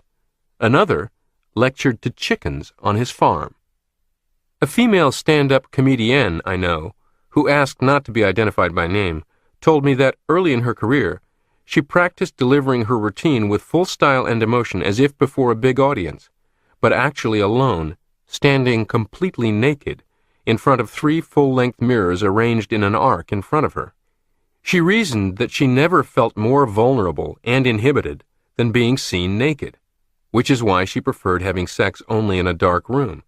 So if she could stand nude in a lit room looking at her mirrored reflections and still concentrate and deliver her routine there, she'd be able to do it easily, fully clothed, and thus protected in front of an audience. Prior to this conversation, I had heard of speakers visualizing their audiences stripped to their underwear so as to be less intimidating, but I'd never heard of a speaker going au naturel. She uniquely combined safe practice with simulated or synthetic pressure. For the record, she has gone on to become one of the most successful female comediennes in the business. My point is to find a form of shadowboxing that works for you. Easy practice brings better scores. When the great Ben Hogan was playing tournament golf regularly, he kept a golf club in his bedroom and daily practiced in private, swinging the club correctly and without pressure at an imaginary golf ball. When Hogan was on the links, he would go through the correct motions in his imagination before making a shot, then depend on muscle memory to execute the shot correctly. Virtually all golf instruction today incorporates such relaxed practice and imagination practice. Shadowboxing turns on self-expression. The word express literally means to push out, exert, show forth. The word inhibit means to choke off, restrict. Self-expression is a pushing out, a showing forth of the powers, talents, and abilities of the self. It means turning on your own light and letting it shine. Self-expression is a yes response. Inhibition is a no response. It chokes off self-expression, turns off or dims your light. In shadowboxing, you practice self-expression with no actual inhibiting factors present. You learn the correct moves. You form a mental map that is retained in memory, a broad, general, flexible map. Shadowboxing helps you hit the ball. I visited a friend of mine one Sunday in a suburb of New York. His 10-year-old son had visions of becoming a big league baseball star. His fielding was adequate, but he couldn't hit. Each time his father threw the ball across the plate, the boy froze up and missed it by a foot. I decided to try something. "You're so anxious to hit the ball and so afraid you won't that you can't even see it clearly," I said. All that tension and anxiety was interfering with his eyesight and his reflexes. His arm muscles weren't executing the orders from his brain. "For the next 10 pitches," I said, "don't even try to hit the ball. Don't try at all. Keep your bat on your shoulder. But watch the ball very carefully. Keep your eyes on it from the time it leaves your daddy's hand until it goes by you. Stand easy and loose, and just watch the ball go by." After 10 trials of this, I advised him, "Now, for a while, watch the ball go by and keep the bat on your shoulder, but think to yourself you are going to bring the bat around so it will really hit the ball, solidly and dead center." After this, I told him to keep on feeling the same way, and to keep watching the ball carefully, and to let the bat come around and meet the ball, making no attempt to hit it hard. The boy hit the ball. After a few easy hits like this, he was knocking the ball a country mile, and I had a friend for life. The salesman who practiced not selling. You can use the same technique to hit the ball in selling, teaching, or running a business. A young salesperson complained to me that he froze up when calling on prospects. His one big trouble was his inability to properly reply to the prospect's objections. "When a prospect raises an objection or criticizes my product, I can't think of a thing to say at the time," he said. "Later, I can think of all kinds of good ways to handle the objection." I told him about shadowboxing and about the kid who learned to bat by letting the ball go by with the bat on his shoulder. I pointed out that hitting a baseball or thinking on your feet requires good reflexes. Your automatic success mechanism must respond appropriately and automatically. Too much tension, too much motivation, or too much anxiety for results jams the mechanism. I said, "You think of the proper answers later because you're relaxed and the pressure is off. Right now, your trouble is you're not responding quickly and spontaneously to the objections your prospects throw at you. In other words, you're not hitting the ball that the prospect throws." I told him first of all to practice a number of imaginary interviews, actually walking in, introducing himself to a prospect, making his sales pitch, then imagining every possible objection, no matter how screwballish, and answering it out loud. Next, he was to practice with his bat on his shoulder on an actual live client. He was to go in with an empty gun as far as intents and purposes were concerned. The purpose of the sales interview would not be to sell. He had to resign himself to being satisfied with no order. The purpose of the call would be strictly practice. Bat on the shoulder, empty gun, practice. In his own words, this shadowboxing worked like a miracle. As a young medical student, I used to shadowbox surgical operations on cadavers. This no-pressure practice taught me much more than technique. It taught a future surgeon calmness, deliberateness, clear thinking, because he had practiced all these things in a situation that was not do or die, life or death. How to make your nerves work for you. The word crisis comes from a Greek word that means literally decisiveness or point of decision. A crisis is a fork in the road. One fork holds a promise of a better condition, the other of a worse condition. In medicine, the crisis is a turning point where the patient either gets worse and dies or gets better and lives. Thus, every crisis situation is two-pronged. The relief pitcher who goes into the game in the 9th inning with the score tied and 3 men on base can become a hero and gain in prestige, or he can become a villain who loses the game. Hugh Casey, who was one of the most successful and the calmest relief pitchers of all time, was once asked what he thought of when he was sent in a game in the middle of a crisis situation. "I always think about what I'm going to do and what I want to happen," he said, "instead of what the batter is going to do or what may happen to me." He said he concentrated on what he wanted to happen, felt that he could make it happen, and that it usually did. This same attitude is another important key to reacting well in any crisis situation. If we can maintain an aggressive attitude, react aggressively instead of negatively to threats and crises, the very situation itself can act as a stimulus to release untapped powers. Keep your goal in mind. The essence of all this is remaining goal-oriented. You keep your own positive goal in mind. You intend to go through the crisis experience to achieve your goal.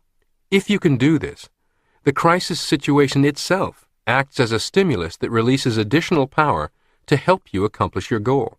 In fact, in many instances, what begins as a crisis ends as yet another opportunity for real progress toward the overriding objectives.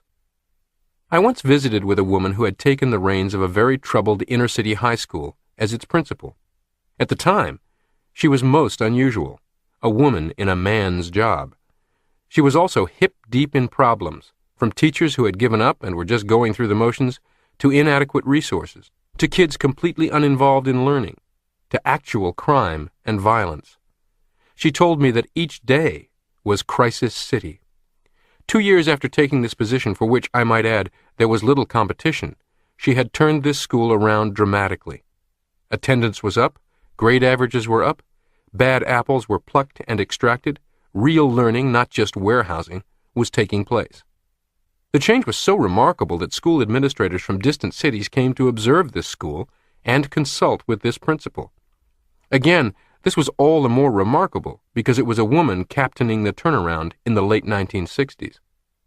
When I asked her how she'd been able to weather the relentless storminess of this environment day after day, she explained that she kept reminding herself that each crisis presented another different opportunity to accomplish something linked to her ultimate objective. Her handling of each problem was an opportunity to gain the trust or grudging respect of a teacher or a student, and she told herself that she would use these as building blocks, constructing her influence and control over this unwieldy organism called a school, one brick at a time. At the end of a particularly bad day, she acknowledged to herself that a few bricks she thought had been properly laid had been knocked back out of place, but that it only meant she would need to put them back and get another one in place the next day. When some crisis exploded into her office, she not only asked herself how to solve it, but how to utilize solving it as a means of moving closer toward her vision of what this school was going to be like when it was made over. It was like a jigsaw puzzle in my mind, she told me. I had a picture from the box of what it would look like when it was done. Then I had all these loose, scrambled pieces in a pile. Most of the time, I didn't get to methodically search for the next piece. I had one leap out of the pile and demand I try to fit it into the puzzle. Sometimes the piece was on fire and had to be saved before it could be used. Sometimes it was crumbling and had to be taped together. But piece by piece, I was still completing a puzzle. The trick was to keep the box handy with the picture of the whole and not lose sight of it." Unquote. If you think about her experience and the words she used to explain her approach, you can clearly see that she was heavily relying on psycho-cybernetics for equilibrium in a pressure cooker situation. Prescott Leckie has said that the purpose of emotion is reinforcement, or additional strength, rather than to serve as a sign of weakness. He believed that there was only one basic emotion, excitement, and that excitement manifests itself as fear, anger, courage, etc., depending on our own inner goals at the time, whether we are inwardly organized to conquer a problem, run away from it, or destroy it. In Self-Consistency, A Theory of Personality from Island Press, New York, Leckie wrote, "The real problem is not to control emotion, but to control the choice of which tendency shall receive emotional reinforcement." Unquote. If your intention or your attitude goal is to go forward, if it is to make the most of the crisis situation and win out in spite of it, then the excitement of the occasion will reinforce this tendency. It will give you more courage, more strength to go forward. If you lose sight of your original goal and your attitude goal becomes one of running away from the crisis, of seeking to somehow get past it by evading it, this running away tendency will also be reinforced, and you will experience fear and anxiety.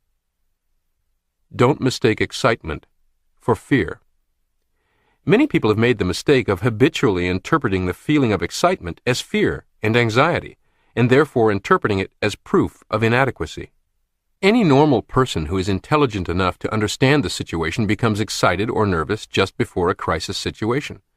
Until you direct it toward a goal, this excitement is neither fear, anxiety, courage, confidence, nor anything else other than a stepped-up, reinforced supply of emotional steam in your boiler. It is not a sign of weakness. It is a sign of additional strength to be used in any way you choose. Here's a prescription to help you along. Stop thinking in terms of fear, anxiety, or nervousness, and think only in terms of excitement. It is fine to be a bit excited before you step into the spotlight in whatever you do. Experienced actors know that this feeling of excitement just before a performance is a good token. Many of them deliberately work themselves up emotionally just before going on stage.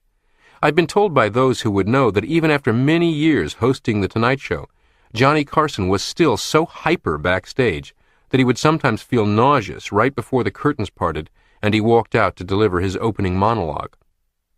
A wonderful man and for years one of America's most beloved speakers to sales organizations, the founder of the National Speakers Association, Cavett Robert, used to say, "Don't try to get rid of the butterflies in your stomach. Just get them to fly in formation." Many people place their bets at racetracks on the basis of which horse appears to be the most nervous just before going to the post. Trainers also know that a horse that becomes nervous or spirited just before a race will perform better than usual. The term spirited is a good one. The excitement that you feel just before a crisis situation is an infusion of spirit and should be so interpreted by you. You do not need to get rid of this. You need to marshal it as a force for your own benefit. In fact, the absence of this excitement can pose its own problems. Not long ago, I met a man on a plane whom I had not seen for several years. In the course of conversation, I asked if he still made as many public speeches as he had in the past. Yes, he said. As a matter of fact, he had changed jobs so that he would be able to speak more, and now made at least one public speech every day. Knowing his love for public speaking, I commented that it was good he had this type of work. Yes, he said, in one way it is good. But in another way it is not so good. I don't make as many good speeches now as I used to. I speak so often that it has become old hat to me, and I no longer feel that little tingly feeling in the pit of my stomach which tells me that I'm going to do well. Some people become so excited during an important written examination that they are unable to think clearly, or even hold a pencil steadily in their hands. Other people become so aroused under the same circumstances that they perform over their heads. Their minds work better and clearer than usual. Memory is sharpened. It is not the excitement, per se, that makes the difference, but how it is used. What is the worst that can possibly happen? Many people have a tendency to magnify out of all proportion the potential penalty or failure that the crisis situation holds. We use our imaginations against ourselves and make mountains out of molehills, or else we do not use our imaginations at all to see what the situation really holds, but habitually and unthinkingly react as if every simple opportunity or threat were a life or death matter. If you have ever watched daytime TV soap operas, and I confess I have, you can quickly see a common thread stitching these programs together. Crisis after crisis after crisis. But in these dramas, every event represents crisis, and everyone reacts with grossly exaggerated emotions. The perfect home for a ham actor is one of these daytime dramas. You do not want to turn your life into one of these soap operas where every incident, small or large, is greeted with the same gigantic excitement. After all, a traffic accident that is a mere fender-bender and only inconveniences you a bit does not warrant the same level or range of excitement as one that sends you or others to the hospital with life-threatening injuries. In a soap opera, one is the same as the other. You can be more discerning. I once counseled a woman who was terribly unhappy with her life and everyone in it. Not a day passed without some provocation sparking a bitter argument with spouse, sibling, or neighbor. Her descriptions of these disputes were as dramatic as any soap opera scriptwriter could imagine. She perceived the slightest problem as an epic crisis, the most trivial slight a mammoth assault on her dignity. She even took inclement weather personally. A simple spill of beverage on the carpet was the same to her as a 5-alarm fire. She had become a drama queen. Such people exist everywhere, in marriages, in the workplace, in political circles, and they are toxic to themselves and to everyone around them. With an inappropriate level of excited response to events and other people's behavior, such a person is a stick of TNT tossed into each situation. But remember, to her overexcitement is a perfectly appropriate response, and altering that will involve fundamental work with her self-image. If you face a real crisis, you need a lot of excitement.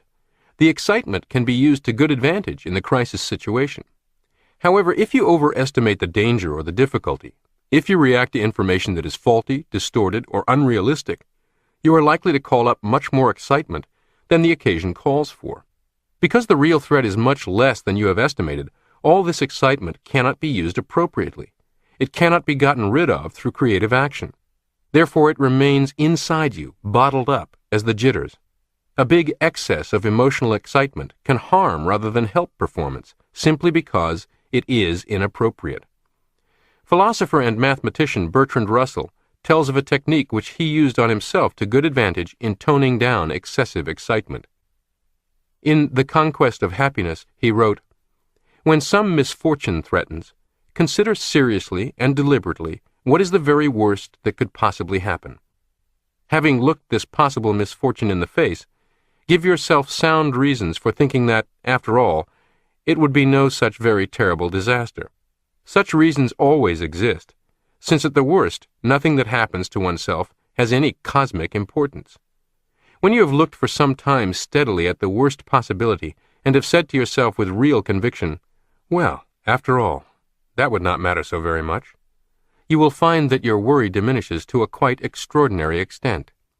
It may be necessary to repeat the process a few times, but in the end, if you have shirked nothing in facing the worst possible issue, you will find that your worry disappears altogether and is replaced by a kind of exhilaration."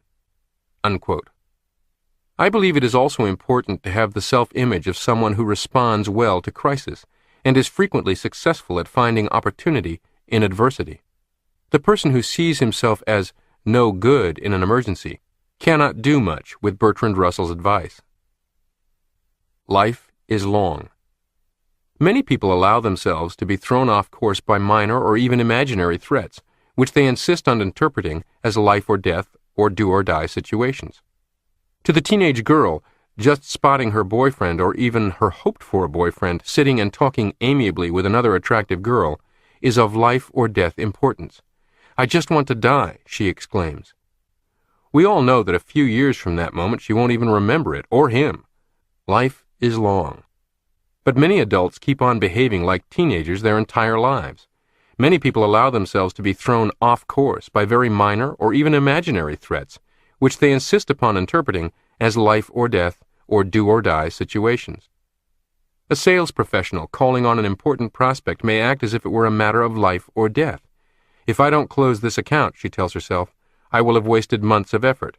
I'll miss quota. I won't make bonus. And how will I tell my husband we can't take our planned vacation? My sales manager may cut my territory." And so on. The single appointment takes on earth-shaking importance. Yet over a year's time, such a muffed opportunity will be offset by solid successes, even by lucky breaks that seemingly deliver new accounts or larger orders from unexpected sources.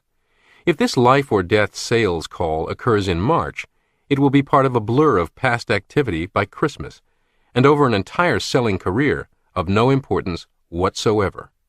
Life is long.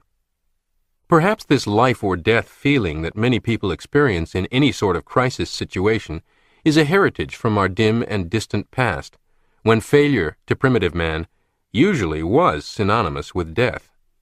Regardless of its origin, however, the experience of numerous patients has shown that it can be cured by calmly and rationally analyzing the situation. Rather than responding automatically, blindly, and irrationally, ask yourself, what is the worst that can possibly happen if I fail?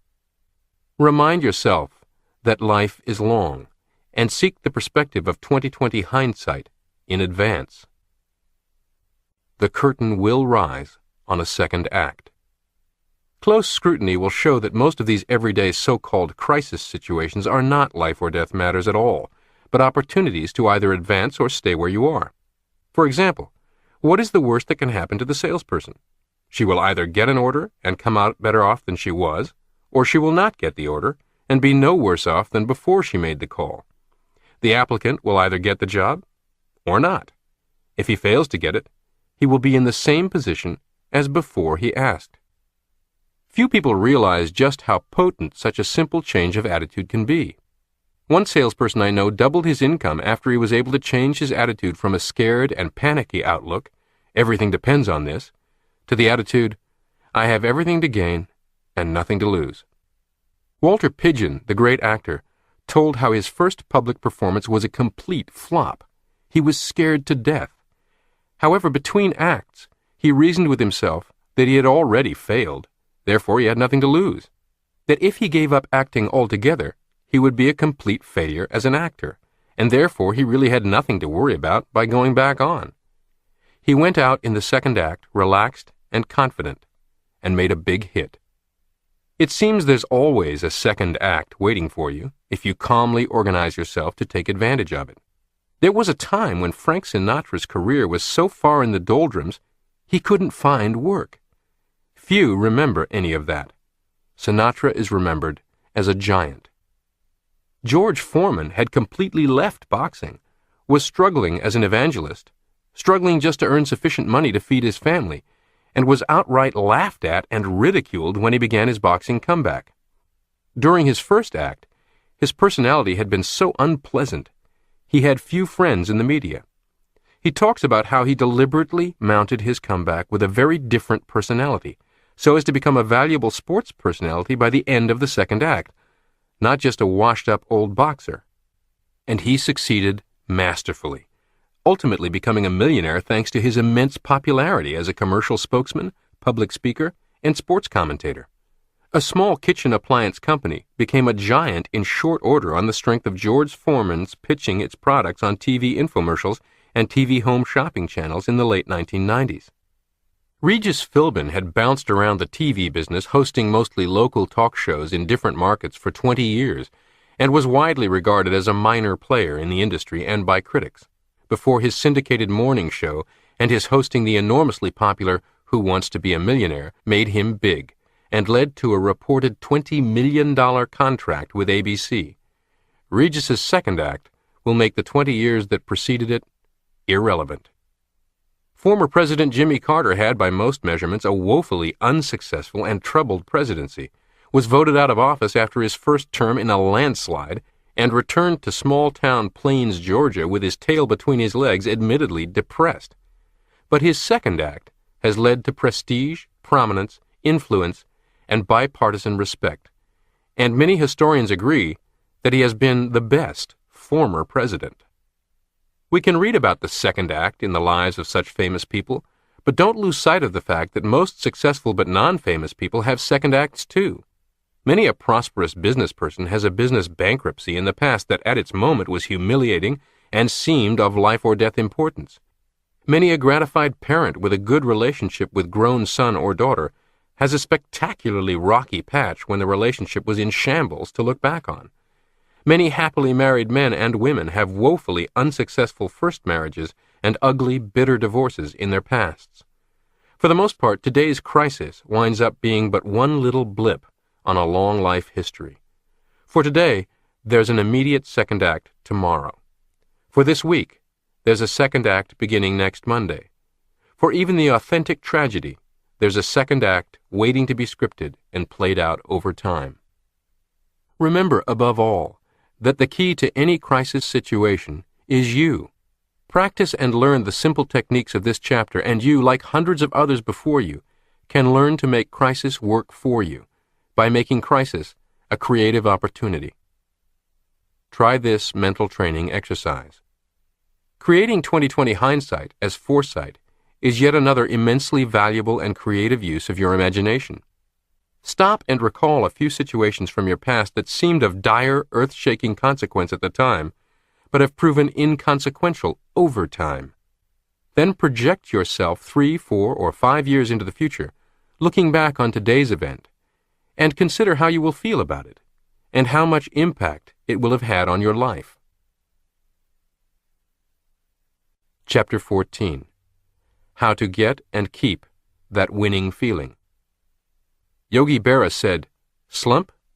I ain't in no slump. I just ain't hitting."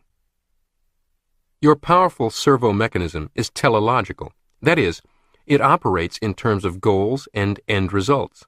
Once you give it a definite goal to achieve, you can depend on its automatic guidance system to take you to that goal much better than you ever could by conscious thought. You supply the goal by thinking in terms of end results. Your automatic mechanism then supplies the means whereby. If your muscles need to perform some motion to bring about the end result, your automatic mechanism will guide them much more accurately and delicately than you could by taking thought. If you need ideas, your automatic mechanism will supply them. There are even many who believe that if you need contacts, your servo mechanism can magnetically attract them. Whatever the extent of its powers, one thing is certain. It will lie sleepy, lazy, and dormant if undirected. Note the word servo.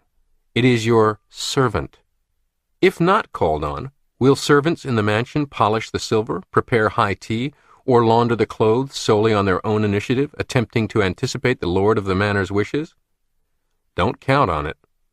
Also, if the servants employed speak only in an unintelligible foreign tongue, and the master speaks only in English, unintelligible to the servant, how much will get accomplished? You see, Psycho-Cybernetics is both the language translator so that you, the master, can communicate with and be understood by your inner servant, and the means of organizing the to-do list, directives, you give to the inner servant so that they may be brought to fruition. Think in terms of possibilities. You must supply the goal. And to supply a goal capable of activating your creative mechanism, you must think of the end result in terms of a present possibility. The possibility of the goal must be seen so clearly that it becomes real to your brain and nervous system, so real, in fact, that the same feelings are evoked as would be present if the goal were already achieved. This is not as difficult or mystical as it may first appear. You and I do it every day of our lives. What, for example, is worry about possible unfavorable future results accompanied by feelings of anxiety, inadequacy, or perhaps humiliation? For all practical purposes, we experience the very same emotions in advance that would be appropriate if we had already failed. We picture failure to ourselves not vaguely or in general terms, but vividly and in great detail. We repeat the failure images over and over again to ourselves. We go back in memory and dredge up memory images of past failures. Remember what has been emphasized earlier. Our brain and nervous system cannot tell the difference between a real experience and one which is vividly imagined. Our automatic creative mechanism always acts and reacts appropriately to the environment, circumstance, or situation. The only information concerning the environment, circumstance, or situation available to it is what you believe to be true concerning them. Your nervous system can't tell real failure from imagined failure. Thus, if we dwell on failure and continually picture failure to ourselves in such vivid detail that it becomes real to our nervous system, we will experience the feelings, even the physical responses, that go with failure. On the other hand, if we keep our positive goal in mind and picture it to ourselves so vividly as to make it real, and think of it in terms of an accomplished fact, we will also experience winning feelings, self-confidence, courage, and faith that the outcome will be desirable. We cannot consciously peek into our creative mechanism and see whether it is geared for success or failure, but we can determine its present set by our feelings. When it is set for success, we experience that winning feeling. Setting your machinery for success. And if there is one simple secret to the operation of your creative servo mechanism, it is this. Call up, capture, evoke the feeling of success. When you feel successful and self-confident, you will act successfully. When the feeling is strong, you can literally do no wrong. The winning feeling itself does not cause you to operate successfully, but it is more in the nature of a sign or symptom that we are geared for success. It is more like a thermostat, which does not cause the heat in the room, but measures it. However, we can use this thermostat in a very practical way. Remember, when you experience that winning feeling, your internal machinery is set for success. Too much effort to consciously bring about spontaneity is likely to destroy spontaneous action. It is much easier and more effective to simply define your goal or end result. Picture it to yourself clearly and vividly.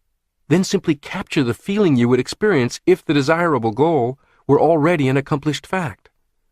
Then you are acting spontaneously and creatively. Then you are using the powers of your subconscious mind. Then your internal machinery is geared for success, to guide you in making the correct muscular motions and adjustments, to supply you with creative ideas, and to do whatever else is necessary to make the goal an accomplished fact. How that winning feeling won a golf tournament. Dr. Carey Middlecoff, writing in the April 1956 issue of Esquire magazine, said that the winning feeling is the real secret of championship golf. He said, 4 days before I hit my first drive in the Masters last year, I had a feeling I was sure to win that tournament. I felt that every move I made in getting to the top of my backswing put my muscles in perfect position to hit the ball exactly as I wanted to. And in putting, too, that marvelous feeling came to me. I knew I hadn't changed my grip any, and my feet were in the usual position.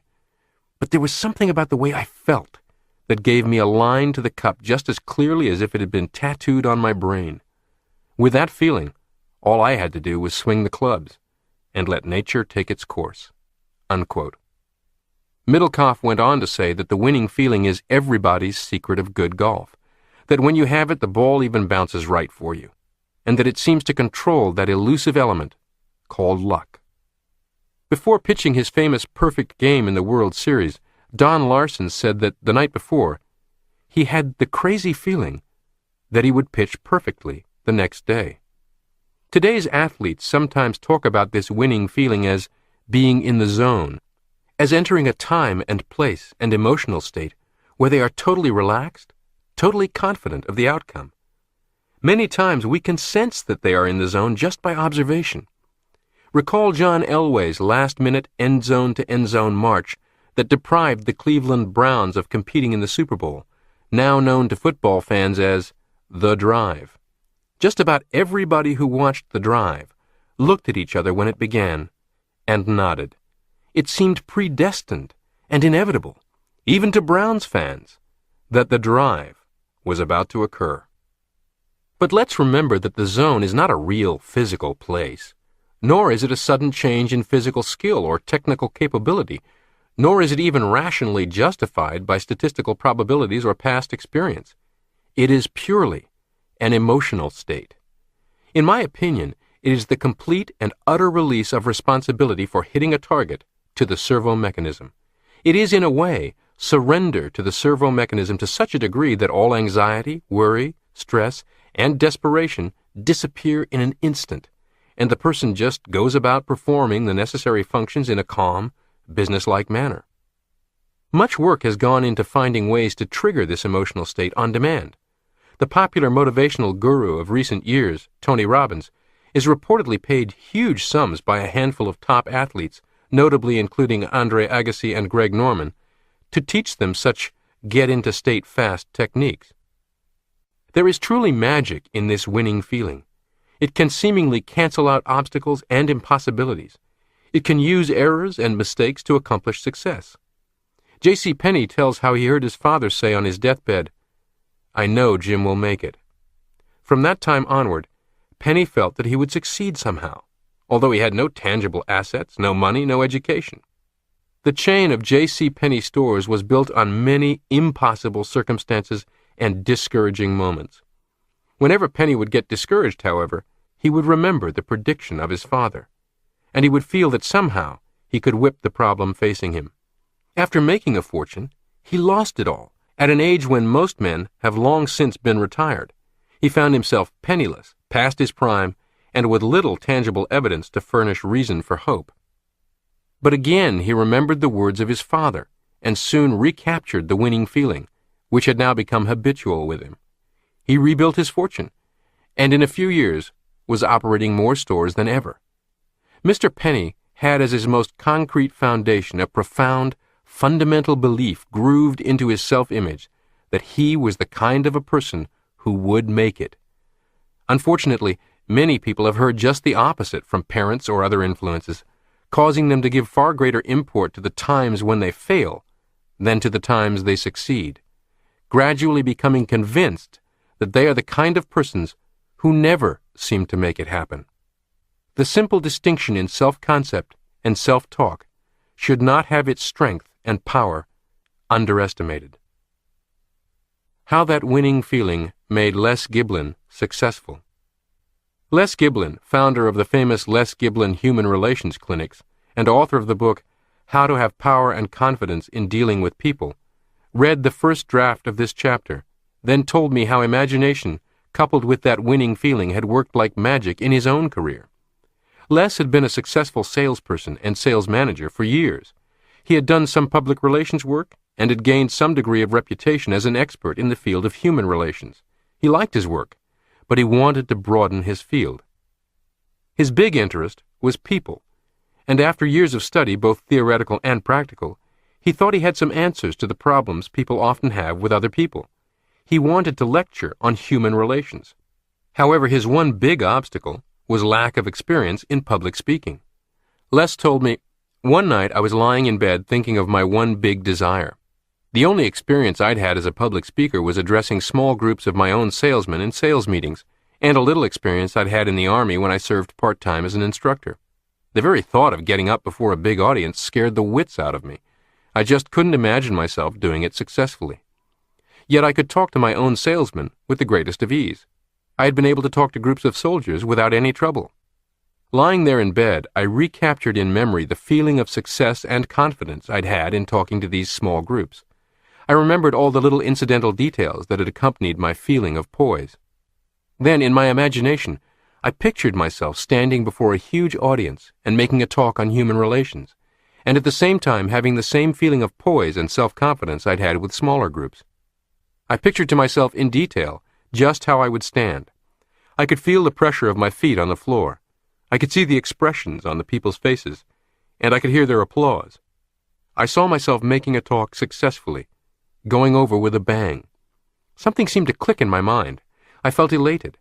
Right at that moment, I felt that I could do it. I had welded the feeling of confidence and success from the past to the picture of my imagination of my career in the future. My feeling of success was so real that I knew right then I could do it. I got what you call that winning feeling, and it has never deserted me. Although there seemed to be no door open to me at the time and the dream seemed impossible, in less than 3 years' time, I saw my dream come true, almost in exact detail as I had imagined it and felt it. Because of the fact that I was relatively unknown and because of my lack of experience, no major booking agency wanted me. This didn't deter me. I booked myself, and still do. I have more opportunities for speaking engagements than I can fill." Unquote. Les Giblin became known as an authority on human relations. Over 200 of the largest corporations in America have paid him thousands of dollars to conduct human relations clinics for their employees. His book, How to Have Confidence and Power, has become a classic in the field, and it all started with a picture in his imagination and that winning feeling. Les's experience demonstrates how we must search our past experiences for signs that the goal we are now tentatively imagining can be achieved. Those signs are almost always there, or the goal would never have occurred to us in the first place. You undoubtedly have little past indications that you can do what it is you would most like to do, and if you will look for them and highlight them in your mind, you can begin proving to your self-image that you are in fact qualified to be as you desire to be. Secure its acceptance of this as new truth, and send your servo mechanism hurrying to make it so. When you shine your spotlight on these can-do indicators, and consign everything else to the shadows, your winning feeling will be reflected back and envelop you in its warmth. Two men, two different feelings. I once had occasion to observe two men I knew quite well. They had remarkably similar backgrounds, education, intelligence, and skill, both attempting to master a brand new endeavor at the same time. Each was totally unknown to the other, but both observed by me. The details of the task being undertaken are unimportant. Suffice it to say it represented considerable difficulty, offered up considerable frustration, and required considerable patience. One of these men said to me, "I'll never get this. You know, Max, all my life, everything's been difficult for me. I've had to do everything the hard way.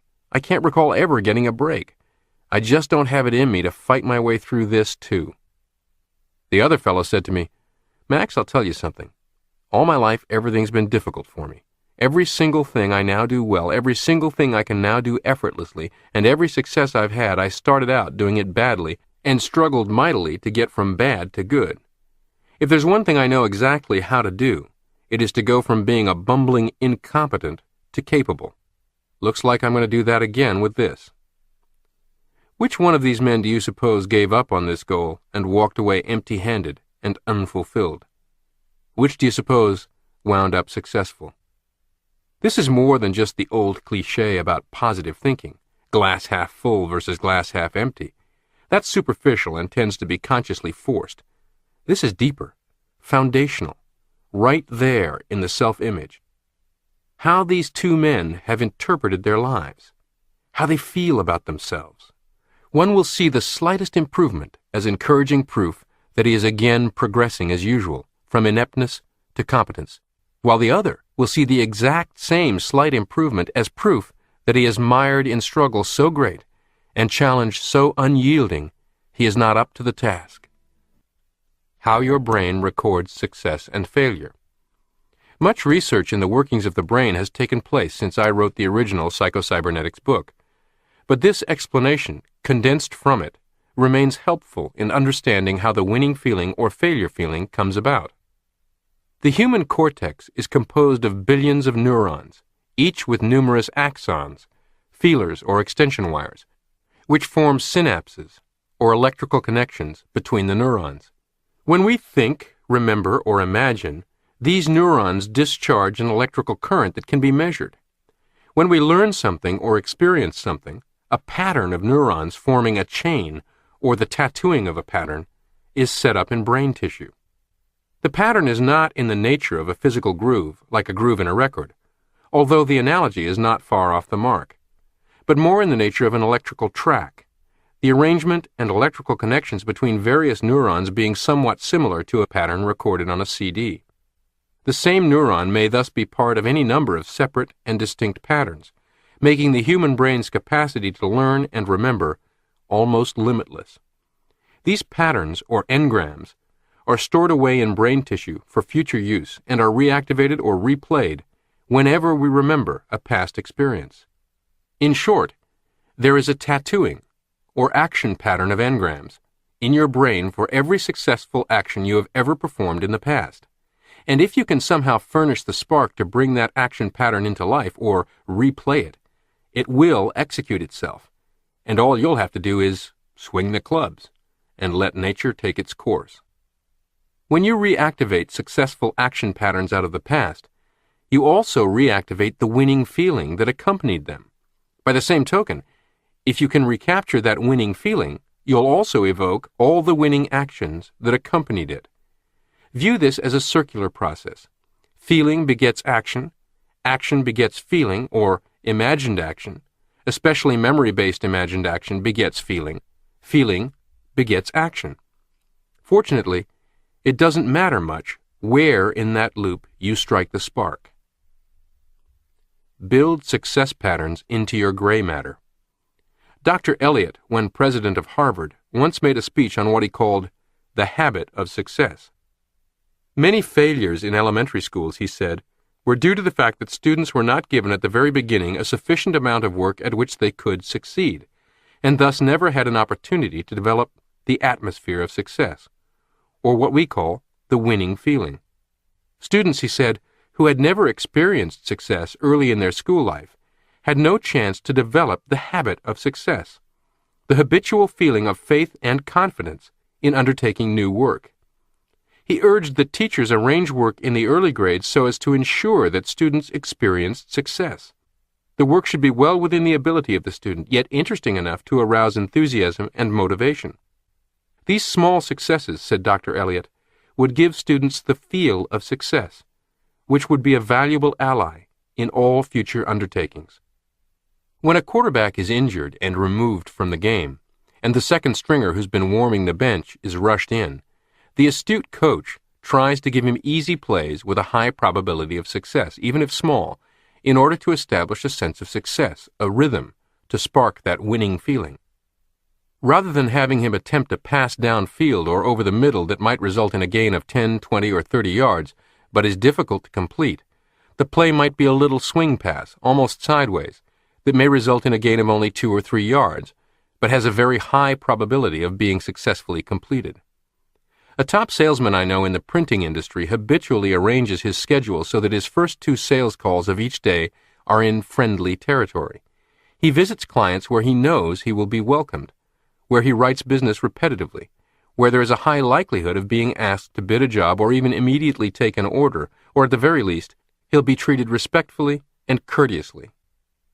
Then he moves on to cold calling on possible new accounts where the welcome may not be nearly as warm, or visiting the tough customers who are ultra price conscious, where he is frequently outbid.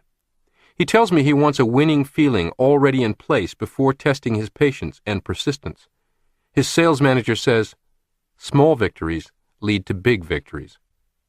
Fred DeLuca, the founder of the Subway sandwich shop chain, a champion of micro-business launches, counsels, "Make pennies first." It is easier to envision making dollars if you've made pennies. Easier to envision making thousands if you've made hundreds. What you might call the small victory process is the natural evolution of things. Crawl. Stand by holding on to something. Stand independently. Toddle forward by holding on to something. Walk. Having mastered walking, it's a bit easier to believe you can ride a bicycle. Having ridden a bicycle, it's easier to picture yourself riding a motorcycle. We can acquire the habit of success or rhythm of success. We can build into our gray matter patterns and feelings of success at any time and at any age by following Dr. Elliott's advice to teachers, the savvy coach's strategy for the inexperienced quarterback, the printing sales rep's trick for starting each day. If we are habitually frustrated by failure, we are very apt to acquire habitual feelings of failure, which color all new undertakings. But by arranging things so that we can succeed in little things, we can build an atmosphere of success that will carry over into larger undertakings. We can gradually undertake more difficult tasks, and after succeeding in them, be in a position to undertake something even more challenging. Success is literally built on success, and there is much truth in the saying, "Nothing succeeds like success." Obviously, as adults, we are eager to speed up this process, to accelerate success. To have such a good foundation in place, we can even trigger our winning feeling on command. The experienced quarterback who has been parked on the bench for weeks needs and wants to turn on his winning feeling in an instant, when suddenly needed in the game, without requiring the gentle, patient build-up of small victories. This acceleration must be created totally through imagination, not actuality, in the theater of the mind, rather than the arena of real experience. Because synthetic and actual experience have virtually identical impact, this can be done. How to play back your own built-in success patterns. Everyone has at some time or another been successful in the past. It does not have to have been a big success. It might have been something as unimportant as standing up to the school bully and beating him, winning a race in grammar school, winning the sack race at the office picnic, winning out over a teenage rival for the affections of a girlfriend. Or it might be the memory of a successful sale, your most successful business deal, or winning first prize for the best cake at the county fair. What you succeeded in is not so important as the feeling of success that attended it. All you need is an experience where you succeeded in doing what you wanted to, in achieving what you set out to achieve, and something that brought you some feeling of satisfaction. Go back in memory and relive those successful experiences. In your imagination, revive the entire picture in as much detail as you can. In your mind's eye, see not only the main event, but all the little incidental things that accompanied your success. What sounds were there? What about your environment? What else was happening around you at the time? What objects were present? What time of year was it? Were you cold or hot? And so forth. The more detailed you can make it, the better. If you can remember in sufficient detail just what happened when you were successful at some time in the past, you will find yourself feeling just as you felt then. Try particularly to remember your feelings at the time. If you can remember your feelings from the past, they will be reactivated in the present. You will find yourself feeling self-confident, because self-confidence is built on memories of past successes. Now, after arousing this general feeling of success, Apply it in your thoughts to the important sale, conference, speech, business, golf tournament, rodeo competition, whatever you are engaged in now. Use your creative imagination to picture to yourself just how you would act and just how you would feel if you had already succeeded. Positive and constructive worry. Mentally, begin to play with the idea of complete and inevitable success. Don't force yourself. Don't attempt to coerce your mind. Don't try to use effort or willpower to bring about the desired conviction. Just do what you do when you worry. Only worry about a positive goal and a desirable outcome, rather than about a negative goal and an undesirable outcome. Don't begin by trying to force yourself to have absolute faith in the desired success. This is too big a bite for you to mentally digest at first. Use gradualness. Begin to think about the desired end result as you do when you worry about the future. When you worry, you do not attempt to convince yourself that the outcome will be undesirable. Instead, you begin gradually. You usually begin with, suppose. Just suppose such and such a thing happens, you mentally say to yourself.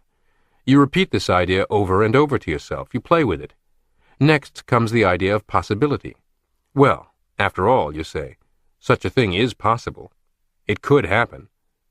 Next comes mental imagery. You begin to picture to yourself all the various negative possibilities. You play these imaginative pictures over and over to yourself, adding small details and refinements. As the pictures become more and more real to you, appropriate feelings begin to manifest themselves, just as if the imagined outcome had already happened. And this is the way that fear and anxiety develop. How to cultivate faith and courage. Faith and courage are developed in exactly the same way, only your goals are different. If you are going to spend time in worry, why not worry constructively? Begin by outlining and defining to yourself the most desirable possible outcome. Begin with your suppose. Suppose the best possible outcome did actually come about. Next, remind yourself that, after all, this could happen. Not that it will happen at this stage, but only that it could. Remind yourself that, after all, such a good and desirable outcome is possible. You can mentally accept and digest these gradual doses of optimism and faith. After having thought of the desired end result as a definite possibility, begin to imagine what the desirable outcome would be like. Go over these mental pictures and delineate details and refinements. Play them over and over to yourself. As your mental images become more detailed, as they are repeated over and over again, you will find that more appropriate feelings are beginning to manifest themselves, just as if the favorable outcome had already happened. This time, the appropriate feelings will be those of faith, self-confidence, courage, or all of them wrapped up into one package, that winning feeling. Don't take counsel of your fears.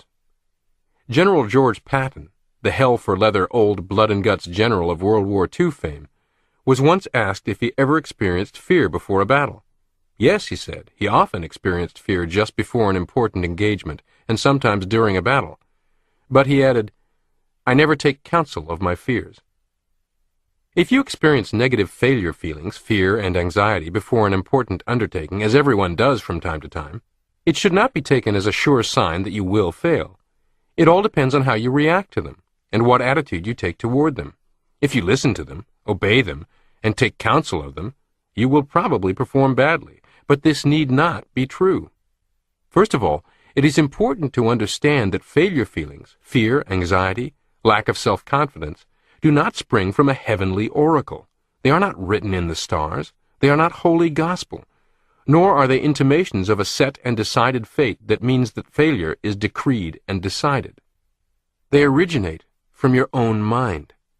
They are indicative only of attitudes of mind within you, not of external facts that are rigged against you.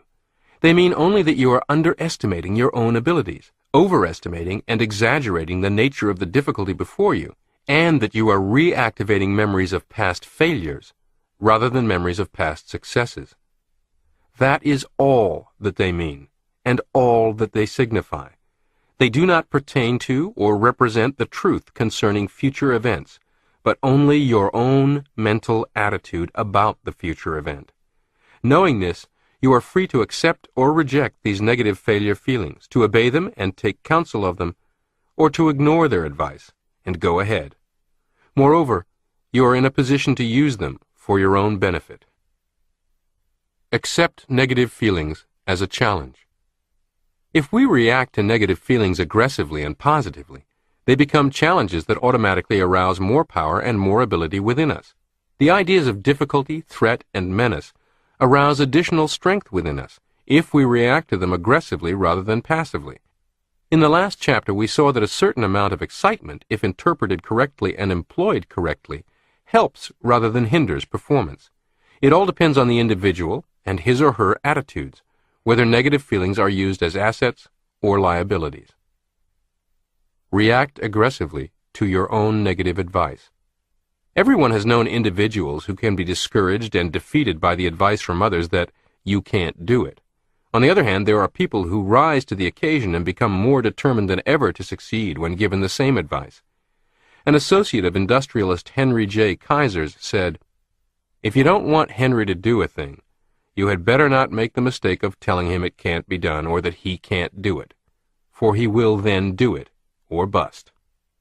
It is not only possible, but entirely practicable, to react in the same aggressive, positive manner to the negative advice of our own feelings, as we can and should, when the negative advice comes from others. Overcome evil with good. Feelings cannot be directly controlled by willpower. They cannot be voluntarily made to order or turned on and off like a faucet. If they cannot be commanded, however, they can be wooed. If they cannot be controlled by a direct act of will, they can be controlled indirectly. A bad feeling is not dispelled by conscious effort or willpower. It can be dispelled, however, by another feeling. If we cannot drive out a negative feeling by making a frontal assault on it, we can accomplish the same result by substituting a positive feeling. Remember that feeling follows imagery. Feeling coincides with and is appropriate to what our nervous system accepts as real or the truth about environment. Whenever we find ourselves experiencing undesirable feelings, we should not concentrate on the undesirable feeling, even to the extent of driving it out. Instead, we should immediately concentrate on positive imagery, on filling the mind with wholesome, positive, desirable images, imaginations, and memories.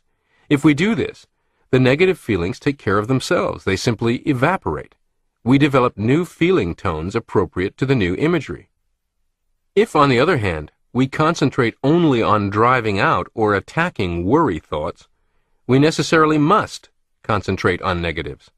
And even if we are successful in driving out one worry thought, a new one or even several new ones are likely to rush in, since the general mental atmosphere is still negative. Jesus warned us about sweeping the mind clean of one demon only to have 7 new ones move in if we left the house empty. He also advised us not to resist evil, but to overcome evil with good. The substitution method of curing worry. Dr. Matthew Chappell, a modern psychologist, recommends exactly the same thing in his book, How to Control Worry.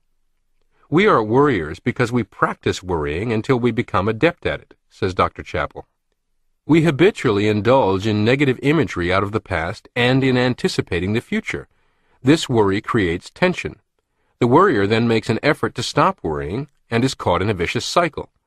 Effort increases tension. Tension provides a worrying atmosphere. The only cure for worry, he says, is to make a habit out of immediately substituting pleasant, wholesome mental images for unpleasant worry images. Each time you find yourself worrying, use this as a signal to immediately fill the mind with pleasant mental pictures out of the past or in anticipating pleasant future experiences. In time, worry will defeat itself because it becomes a stimulus for practicing anti-worrying. The worrier's job, says Dr. Chappell, is not to overcome some particular source of worry, but to change mental habits. As long as the mind is set or geared in a passive, defeatist, I hope nothing happens sort of attitude, there will always be something to worry about. When I was a medical student, I remember being called on by the professor to orally answer questions on the subject of pathology. Somehow, I was filled with fear and anxiety when I stood up to face the other students, and I couldn't answer the questions properly. Yet on other occasions, When I looked into the microscope at a slide and answered the typewritten questions before me, I was a different person. I was relaxed, confident, and sure of myself because I knew my subject. I had that winning feeling and did very well. As the semester progressed, I took stock of myself, and when I stood up to answer questions, I pretended I didn't see an audience, but was looking through a microscope. I was relaxed, and substituted that winning feeling for the negative feeling when quizzed orally. At the end of the semester, I did very well in both oral and written examinations. The negative feeling had finally become a sort of bell that created a conditioned reflex to arouse that winning feeling. Today, I lecture and speak with ease at any gathering in any part of the world because I am relaxed and know what I am talking about when I do speak. More than that, I bring others into the conversation and make them feel relaxed too. The choice is up to you. Within you is a vast mental storehouse of past experiences and feelings, both failures and successes. Like inactive recordings on tape, these experiences and feelings are recorded on the neural engrams of your gray matter. There are recordings of stories with happy endings and recordings of stories with unhappy endings. One is as true as the other. One is as real as the other. The choice is up to you as to which you select for playback. Another interesting scientific finding about these engrams is that they can be changed or modified. Somewhat as a tape recording may be changed by dubbing in additional material or by replacing an old recording with a new one. These recordings in the human brain tend to change slightly each time they are played back. They take on some of the tone and temper of our present mood, thinking, and attitudes toward them. We now know that not only does the past influence the present, but that the present clearly influences the past. In other words, we are neither doomed nor damned by the past. Our present thinking, our present mental habits, our attitudes toward past experiences, and our attitudes toward the future all have an influence on old recordings. The old can be changed, modified, replaced by our present thinking. Old recordings can be changed. Another interesting finding is that the more a given recording or engram is activated or replayed, the more potent it becomes. The permanence of engrams is derived from synaptic efficacy, the efficiency and ease of connections between the individual neurons that make up the chain, and further, that synaptic efficiency improves with use and diminishes with disuse. Here again, we have good scientific ground for forgetting and ignoring those unhappy experiences from the past and concentrating on the happy and pleasant. By so doing, we strengthen those engrams having to do with success and happiness, and weaken those having to do with failure and unhappiness. How we manufacture feelings, or state. When a family member or friend dies, we recall many past memories involving this person. We tend to set aside most of the bad memories, and not only recall but improve on and magnify the good ones. An uncle who was often sullen and distant and hypercritical, but occasionally warm and witty, is transformed into the life of the party, and a great encourager who will be sadly missed at every future family occasion. A sister you were quite content to see only 2 or 3 times a year at holidays, and never missed or thought of much in between, is now a confidant you'll miss talking to every day. This is all part of the mourning feeling. It is manufactured by choosing to replay only certain recordings, to completely forget about others, and even to modify the recordings played. History is literally rewritten to permit the mourning feeling we believe to be appropriate, based on everything programmed into our own self-image about the kind of person we are and how we should behave in these circumstances. I remember attending a funeral where the brother of the deceased, who had been estranged from his brother for years following a very bitter war over the family business, stood up and spoke for nearly 15 minutes, delivering an emotional, moving eulogy that had the halo glowing brightly over the coffin and left no dry eyes in the house. A few weeks later, I encountered him in a neighborhood coffee shop, and we sat down together to talk. I gingerly said, "Bill, I know all about the bad feelings between you and your brother, and I wonder, how did you find it in you to be so gracious at his memorial ceremony?" His answer reveals the chief secret to how we manufacture our feelings. He answered, "I'm the kind of person who never speaks ill of the dead." The phrase, "I'm the kind of person who," is incredibly revealing and incredibly powerful. It reveals what is at the core, not the circumference, of the self-image, to which all other thought, feeling, action, and outcome must conform. It also reveals exactly how you can lock in and assure the emergence of a winning feeling whenever it is appropriate. Try this mental training exercise. Change negative self-talk, the voice of the automatic failure mechanism, to a positive affirmation. I am the kind of person who... Repeat the affirmation as a personal mantra until it becomes an automatic response to any sliver of self-doubt that slips through the door. Here are a few examples. I am the kind of person who effectively plans the day ahead, sets goals, and accomplishes them. Listens carefully, then communicates confidently and persuasively. Takes the initiative in solving problems and suggesting ideas. Stays calm under pressure. Prefers fresh fruit and other healthy foods to junk food. Chapter 15. More years of life, and more life in your years. Dr. Arnold Hutschnecker wrote, "We age not by years, but by events, and our emotional reactions to them." The search for the fountain of youth. Does every human being have a built-in fountain of youth? Can the success mechanism keep you young? Does the failure mechanism accelerate the aging process? Woody Allen said, "I do not want to achieve immortality through my work. I want to achieve immortality by not dying." At my age, I identify with this statement. In fact, I'd gladly trade away whatever legacy I have thanks to my Psycho-Cybernetics work for another decade of comparative youth. But I have lived a very vibrant, healthy, interesting, and rewarding life without significant loss of vitality, activity, or acuity in my later years, so I have no complaint. I believe I have done so in large part by aggressively working on my psychological health and letting it take care of my physical health. I posit that the role of emotional well-being in anti-aging or longevity medicine will only expand and grow and become more accepted, respected, and prominent in the years to come. Truths that cannot yet be proven are nonetheless useful. William James once said that everyone, scientists included, develops his own overbeliefs concerning known facts, which the facts themselves do not justify. As a practical measure, these overbeliefs are not only permissible but necessary. Our assumption of a future goal, which sometimes we cannot see, is what dictates our present actions and our practical conduct. Columbus had to assume that a great landmass lay to the westward before he could discover it.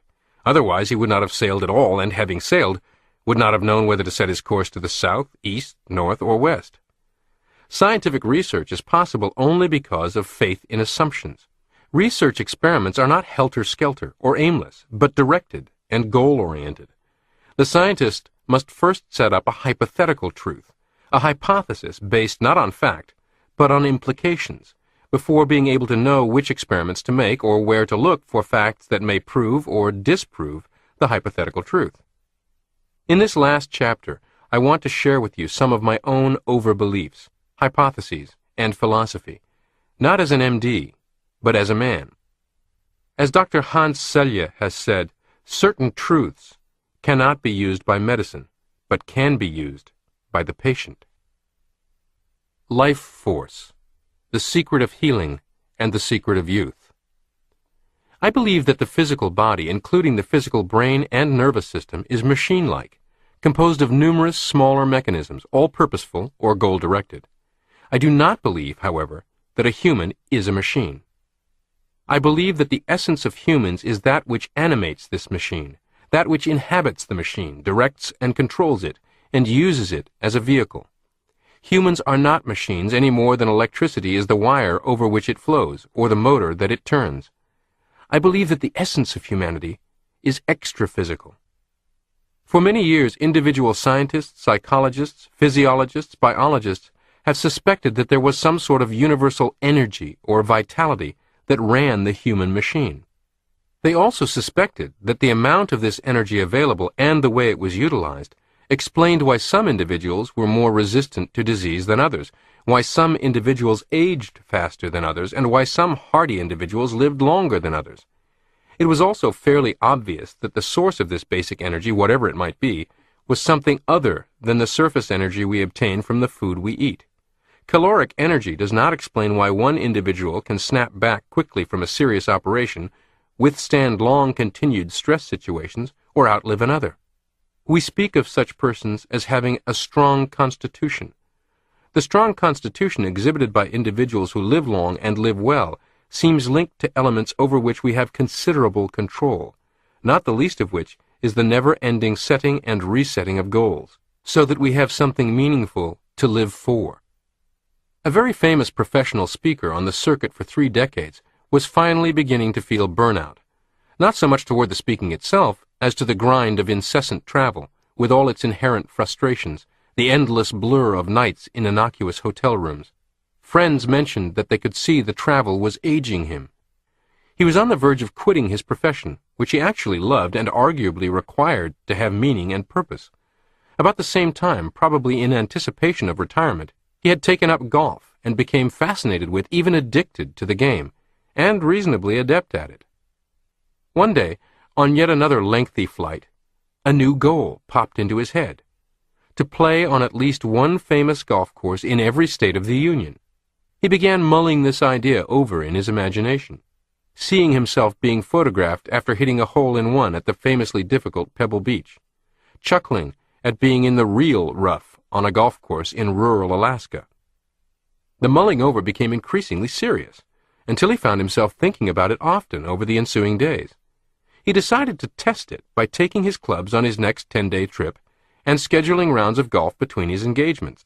Not surprisingly, he found himself looking forward to the next day's travel rather than dreading it. Locked on this new target, he has uncovered a whole new level of passion and energy for securing speaking engagements in locations where there are golf courses he wants to play. He has not only extended and breathed new life into his career, he has quite likely extended and breathed new life into his life.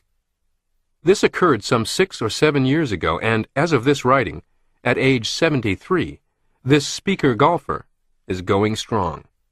It seems he has the life force, or élan vital, of a much younger man. Are you older or younger than your chronological years? The counting itself is arguably arbitrary. After all, if our calendars put 15 months instead of 12 months into each year, you'd be celebrating a different year's birthday this time around. That smaller number might very well convince your self-image of a different truth about your age, and you might very well feel and act differently. We all know people who are 35 going on 65 and 65 going on 35.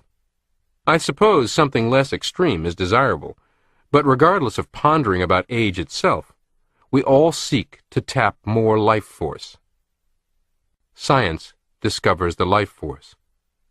This life force was established as a scientific fact by Dr. Hans Selye of the University of Montreal. Since 1936, Dr. Selye has studied the problems of stress. Clinically, and in numerous laboratory experiments and studies, Dr. Selye has proved the existence of a basic life force, which he calls adaptation energy.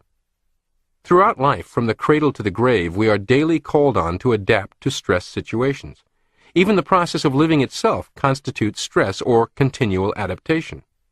Dr. Selye has found that the human body contains various defense mechanisms, local adaptation syndromes, or LAS, which defend against specific stress, and a general defense mechanism, a general adaptation syndrome, or GAS, which defends against non-specific stress.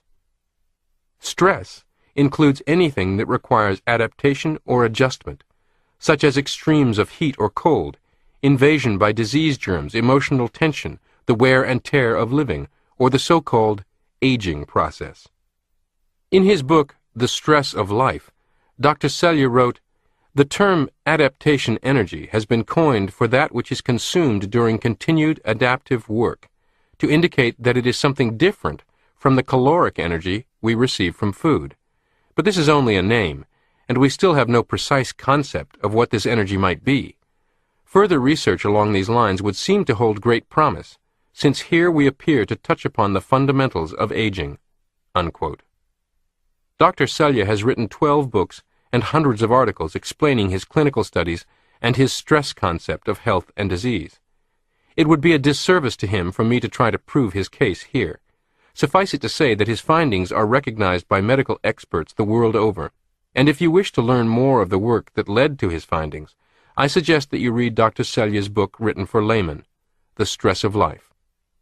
To me, the really important thing that Dr. Selye has proved is that the body itself is equipped to maintain itself in health, to cure itself of disease, and to remain youthful by successfully coping with those factors that bring about what we call old age. Not only has he proved that the body is capable of curing itself, but that in the final analysis, that is the only sort of cure there is. Drugs, surgery, and various therapies work largely by either stimulating the body's own defense mechanism when it is deficient, or toning it down when it is excessive. The adaptation energy itself is what finally overcomes the disease, heals the wound or burn, or wins out over other stressors. Is this the secret of youth? This élan vital, life force, or adaptation energy, call it what you will, manifests itself in many ways. The energy that heals a wound is the same energy that keeps all our other body organs functioning. When this energy is at an optimum, all our organs function better. We feel good, wounds heal faster, we are more resistant to disease. We recover from any sort of stress faster, we feel and act younger, and in fact, biologically, we are younger.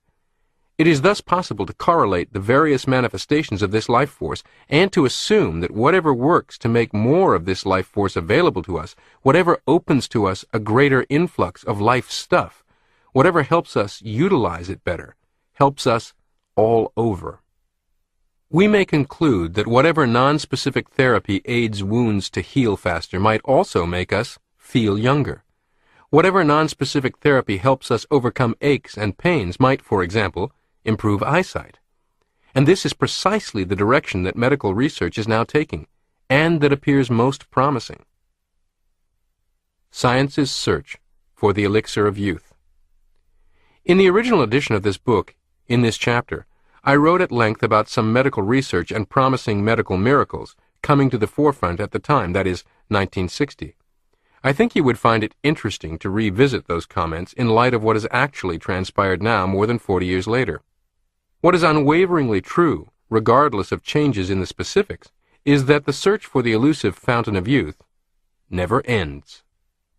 Today, human growth hormone, or HGH injections, are much the rage among Hollywood celebrities, wealthy executives, and aging athletes, and many over-the-counter nostrums purporting to mimic the effects of these injections populate the shelves of health food stores and pharmacies alike.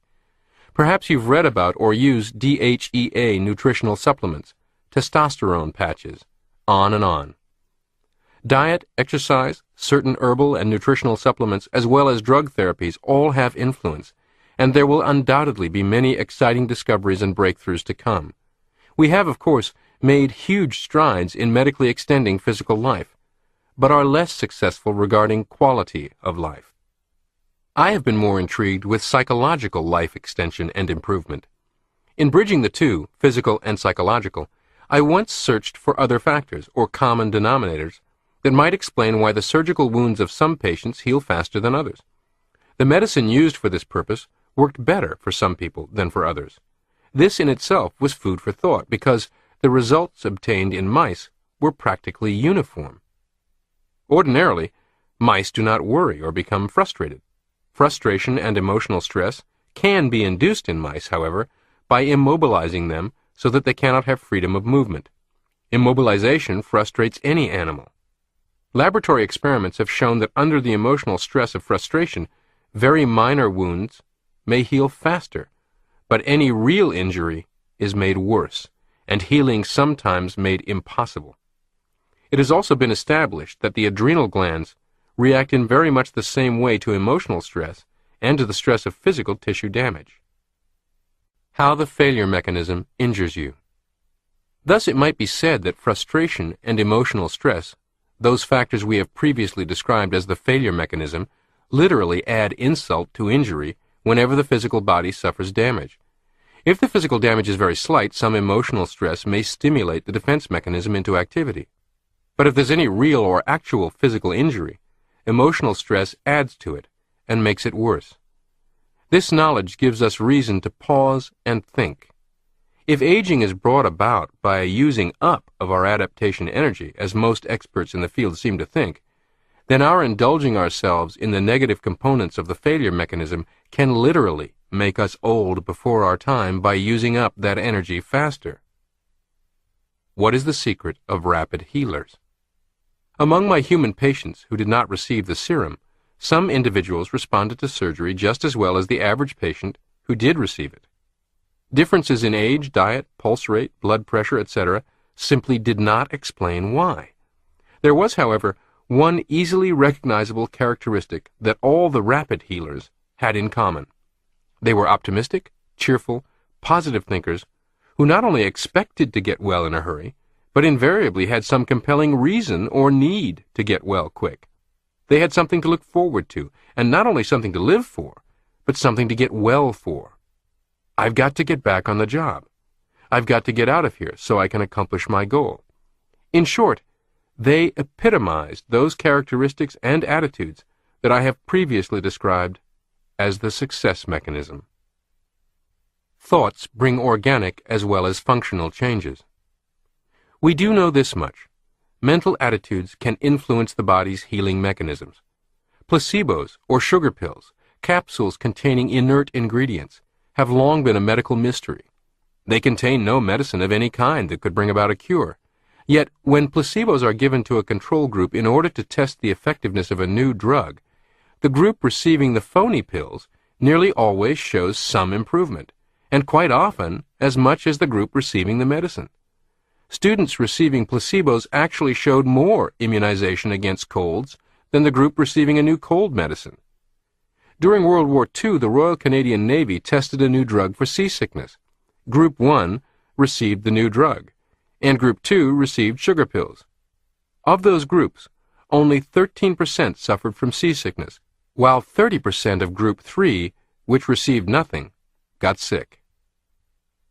Visible results from invisible medicine. Patients receiving placebos must not be told that the treatment is phony if it is to be effective. They believe they are receiving legitimate medicine that will bring about a cure. To write off placebos as merely due to suggestions explains nothing. More reasonable is the conclusion that in taking the medicine, some sort of expectation of improvement is aroused, a goal image of health is set up in the mind, and the creative mechanism works through the body's own healing mechanism to accomplish the goal. The so-called placebo effect is now common knowledge, a powerful form of autosuggestion aided and abetted by convincing physical props. But this is more than another set of evidence that the servo mechanism is unable to distinguish synthetic from real. This is evidence that the servo mechanism can even bring about restorative physical changes without the assistance of actual medicine. Dr. John Schindler, in his book How to Live 365 Days a Year, published by Prentice Hall Incorporated, Englewood Cliffs, New Jersey, pointed out what he believed to be 6 basic needs that every human being has. 1. The need for love. 2. The need for security. 3. The need for creative expression. 4. The need for recognition. 5. The need for new experiences. 6. The need for self-esteem. To these 6, I would add another basic need, the need for more life, the need to look forward to tomorrow and to the future with gladness and anticipation. You might think of this as expectation and engagement. Look forward and live. This brings me to another of my over-beliefs. I believe that life itself is adaptive, that life is not just an end in itself, but a means to an end. Life is one of the means we are privileged to use in various ways to achieve important goals. We can see this principle operating in all forms of life, from the amoeba to man. The polar bear, for example, needs a thick fur coat to survive in a cold environment. It needs protective coloration to stalk game and hide from enemies. The life force acts as a means to these ends and provides the polar bear with a white fur coat. These adaptations of life to deal with problems in the environment are almost infinite, and there is no point in continuing to enumerate them. I merely want to point out a principle in order to draw a conclusion. If life adapts itself in so many varied forms to act as a means toward an end, is it not reasonable to assume that if we place ourselves in the sort of goal situation where more life is needed, that we will receive more life? If we think of humans as goal strivers, we can think of adaptation energy or life force as the propelling fuel or energy that drives us forward toward our goal. A stored automobile needs no gasoline in the tank, and a goal striver with no goals doesn't really need much life force. I believe that we establish this need by looking forward to the future with joy and anticipation, when we expect to enjoy tomorrow, and above all, when we have something important to us to do and somewhere to go. Create a need for more life. Creativity is certainly one of the characteristics of the life force, and the essence of creativity is a looking forward toward a goal. Creative people need more life force, and actuary tables seem to confirm that they get it. As a group, creative workers, research scientists, inventors, painters, writers, philosophers, not only live longer, but remain productive longer than non-creative workers. Michelangelo did some of his best painting when past 80. Goethe wrote Faust when he was past 80. Edison was still inventing at 90. Picasso, past 75, dominated the art world. Wright, at 90, was still considered the most creative architect.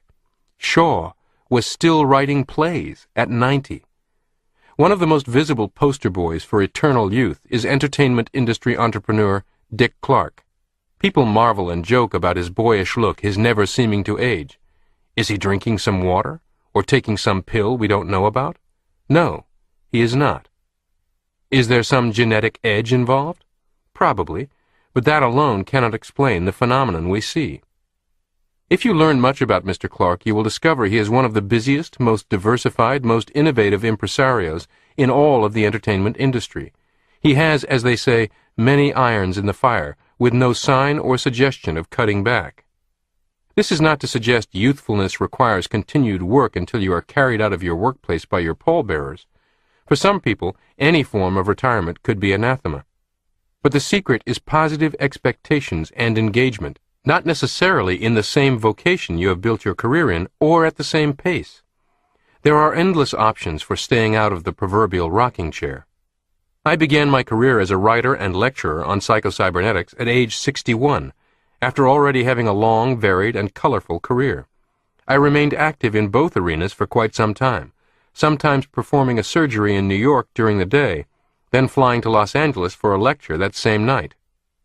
At an age when too many men and women are thinking of stopping and fossilizing, I began anew, doing something that fascinated me. In my case, I have been very fortunate, as it has led to published books, lecturing, and meeting and corresponding with many fascinating people, fans of Psycho-Cybernetics, including Hollywood personalities like Jane Fonda, civic leaders like Nancy Reagan, even Salvador Dali, who presented me with his own original painting depicting the essence of Psycho-Cybernetics.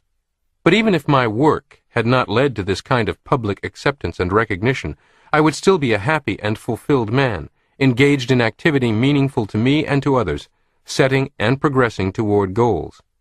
There is absolutely no rational reason that you cannot do the same. This is why I tell my patients to develop a nostalgia for the future instead of for the past, if they want to remain productive and vital. Develop an enthusiasm for life, create a need for more life, and you will receive more life. Have you ever wondered why so many actors and actresses manage to look far younger than their years and present a youthful appearance at age 50 and beyond? Could it not be that these people have a need to look young? That they are interested in maintaining their appearance and simply do not give up the goal of staying young, as most of us do when we reach the middle years? In the revised edition of The Will to Live, published by Prentice Hall Incorporated of Englewood Cliffs, New Jersey, Dr. Arnold A. Hutschnecker wrote, "We age not by years, but by events and our emotional reactions to them." The physiologist Rubner observed that peasant women who work as cheap labor in the fields in some parts of the world are given to early withering of the face, but they suffer no loss of physical strength and endurance. Here is an example of specialization in aging. We can reason that these women have relinquished their competitive role as women. They have resigned themselves to the life of the working bee, which needs no beauty of face, but only physical competence." Unquote. Hutschnecker also comments on how widowhood ages some women, but not others. Quote, "If the widow feels that her life has come to an end, and she has nothing to live for, her attitude gives outward evidence in her gradual withering, her graying hair. Another woman, actually older, begins to blossom. She may enter into the competition for a new husband, or she may embark on a career in business, or she may do no more than busy herself with an interest for which perhaps she has not had the leisure until now." Unquote. Faith, courage, interest, optimism, looking forward, bring us new life and more life. Futility, pessimism, frustration, living in the past, are not only characteristic of old age, they contribute to it. Retire from a job, but never retire from life. Many people go downhill rapidly after retirement. They feel that their active, productive life is completed and their job is done. They have nothing to look forward to. They become bored, inactive, and they often suffer a loss of self-esteem because they feel left out of things, not important anymore. They develop a self-image of uselessness, worthlessness, being worn out, a hanger-on. And a great many die within a year or so after retirement. It is not retiring from a job that kills these people. It is retiring from life. It is the feeling of uselessness, of being washed up, the dampening of self-esteem, courage, and self-confidence, which our present attitudes of society help to encourage. We need to know that these are outmoded and unscientific concepts. Some 50 years ago, psychologists thought that man's mental power peaked at the age of 25, and then began a gradual decline. The latest findings show that a man reaches his peak mentally somewhere around the age of 35 and maintains the same level until well past 70. Such nonsense as, "You can't teach an old dog new tricks," still persists, despite the fact that numerous researchers have shown that learning ability is about as good at 70 as it is at 17. We are always about pluses and minuses. The young person embarking on a business career may have the advantages of great physical energy and stamina, a wide-open and uncluttered mind, intense curiosity, adventurousness, and a sharp and facile mind. A much older person competing in the same business arena may have far less physical stamina and may wrestle with certain physical difficulties. He or she may have certain built-up biases that block creativity and may be risk-averse and conservative, less mentally quick. However, the young buck lacks experience, emotional maturity, confidence built on competence, and credibility with others. The elder statesman has much more relevant experience, in some cultures still revered as wisdom, to draw on in making important decisions and in recovering from mistakes. Each has a different list of pluses and minuses. In business, if either is especially astute, they will counter their minuses with associates or advisors, much like a president constructs a cabinet. Lacking access to such an advisory committee made up of actual persons, a person can develop a round table in his or her own fertile imagination and solicit advice from any expert.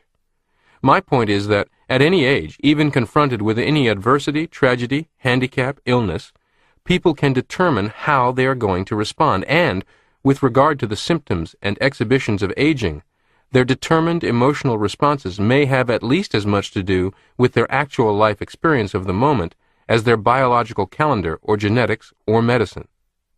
If you accept this to any great degree, then you should have additional motivation for mastering the concepts and techniques of psycho-cybernetics to stay younger than your years. Why I believe in miracles. While confessing my overbeliefs, I might as well make a clean breast of it and say that I believe in miracles. Medical science does not pretend to know why the various mechanisms within the body perform as they do. We know a little bit about the how and something about what happens. We can describe what happens and how the mechanisms function when the body heals a cut.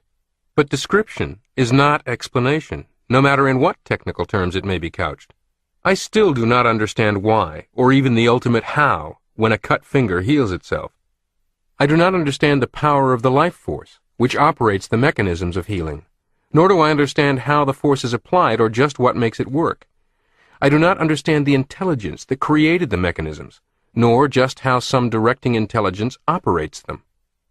Dr. Alexis Carrel, in writing of his personal observations of instantaneous healings at Lourdes, said that the only explanation he could make as a medical doctor was that the body's own natural healing processes, which normally operate over a period of time to bring about healing, were somehow speeded up under the influence of intense faith. If miracles, as Dr. Carrel says, are accomplished by the acceleration of, or the intensifying of, natural healing processes and powers within the body, then I witness a small miracle every time I see a surgical wound heal itself by growing new tissue. Whether it requires 2 minutes, 2 weeks, or 2 months makes no difference insofar as I can see. I still witness some power at work that I do not understand. Medical science, faith, life, all come from same source. Dubois, the famous French surgeon, had a large sign in his operating room. The surgeon dresses the wound. God heals it. The same might be said of any type of medication, from antibiotics to cough drops. Yet I cannot understand how rational persons can forego medical help because they believe it inconsistent with their faith. I believe that medical skill and medical discoveries are made possible by the same intelligence, the same life force that operates through the media of faith healing. And for this reason I can see no possible conflict between medical science and religion. Medical healing and faith healing both derive from the same source and should work together. No father who saw a mad dog attacking his child would stand idly by and say, "I must do nothing because I must prove my faith." He would not refuse the assistance of a neighbor who brought a club or a gun. Yet if you reduce the size of the mad dog trillions of times and call it a bacteria or a virus, the same father may refuse the help of his doctor neighbor who brings a tool in the form of a capsule, a scalpel, or a syringe. Don't place limitations on life. Which brings me to my parting thought. In the Bible we are told that when the prophet was in the desert and hungry, God lowered a sheet from the heavens containing food. Only to the prophet, it didn't look much like good food. It was unclean and contained all sorts of crawling things. Whereupon God rebuked him, admonishing him not to call unclean that which God had offered. Some doctors and scientists today still turn up their noses at whatever smacks of faith or religion. Some religionists have the same attitude, suspicion, and revulsion concerning anything scientific. The biased lack of cooperation is everywhere and repugnant to me. Doctors of chiropractic and medicine choose to feud rather than recognize the value and validity of their respective contributions and work together for the good of their patients. Psychiatrists, psychologists, and academia sneer at self-help. Yet the anecdotal and documented evidence of hundreds of thousands of people being genuinely and profoundly assisted by books like these is so overwhelming and consistent, no sane person would prosecute against it. So why not embrace it?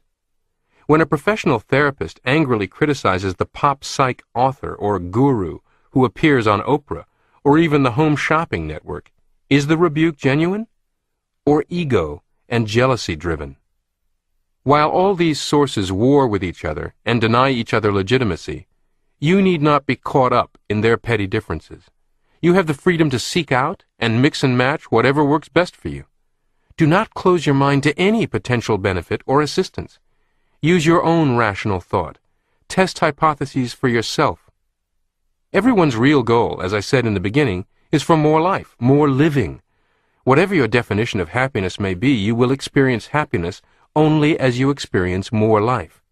More living means, among other things, more accomplishment, the attainment of worthwhile goals, more love experienced and given, more health and enjoyment, more happiness for both yourself and others. I believe that there is one life, one ultimate source, but that this one life has many channels of expression and manifests itself in many forms. If we are to get more living out of life, we should not limit the channels through which life may come to us. We must accept it, whether it comes in the form of science, religion, psychology, or whatnot. Another important channel is other people. Let us not refuse the help, happiness, and joy that others may bring us, or that we can give to them. Let us not be too proud to accept help from others, nor too callous to give it. Let us not say, unclean, just because the form of the gift may not coincide with our prejudices, our ideas of self-importance. The best self-image of all. Finally, let us not limit our acceptance of life by our own feelings of unworthiness. God has offered us forgiveness and the peace of mind and happiness that come from self-acceptance.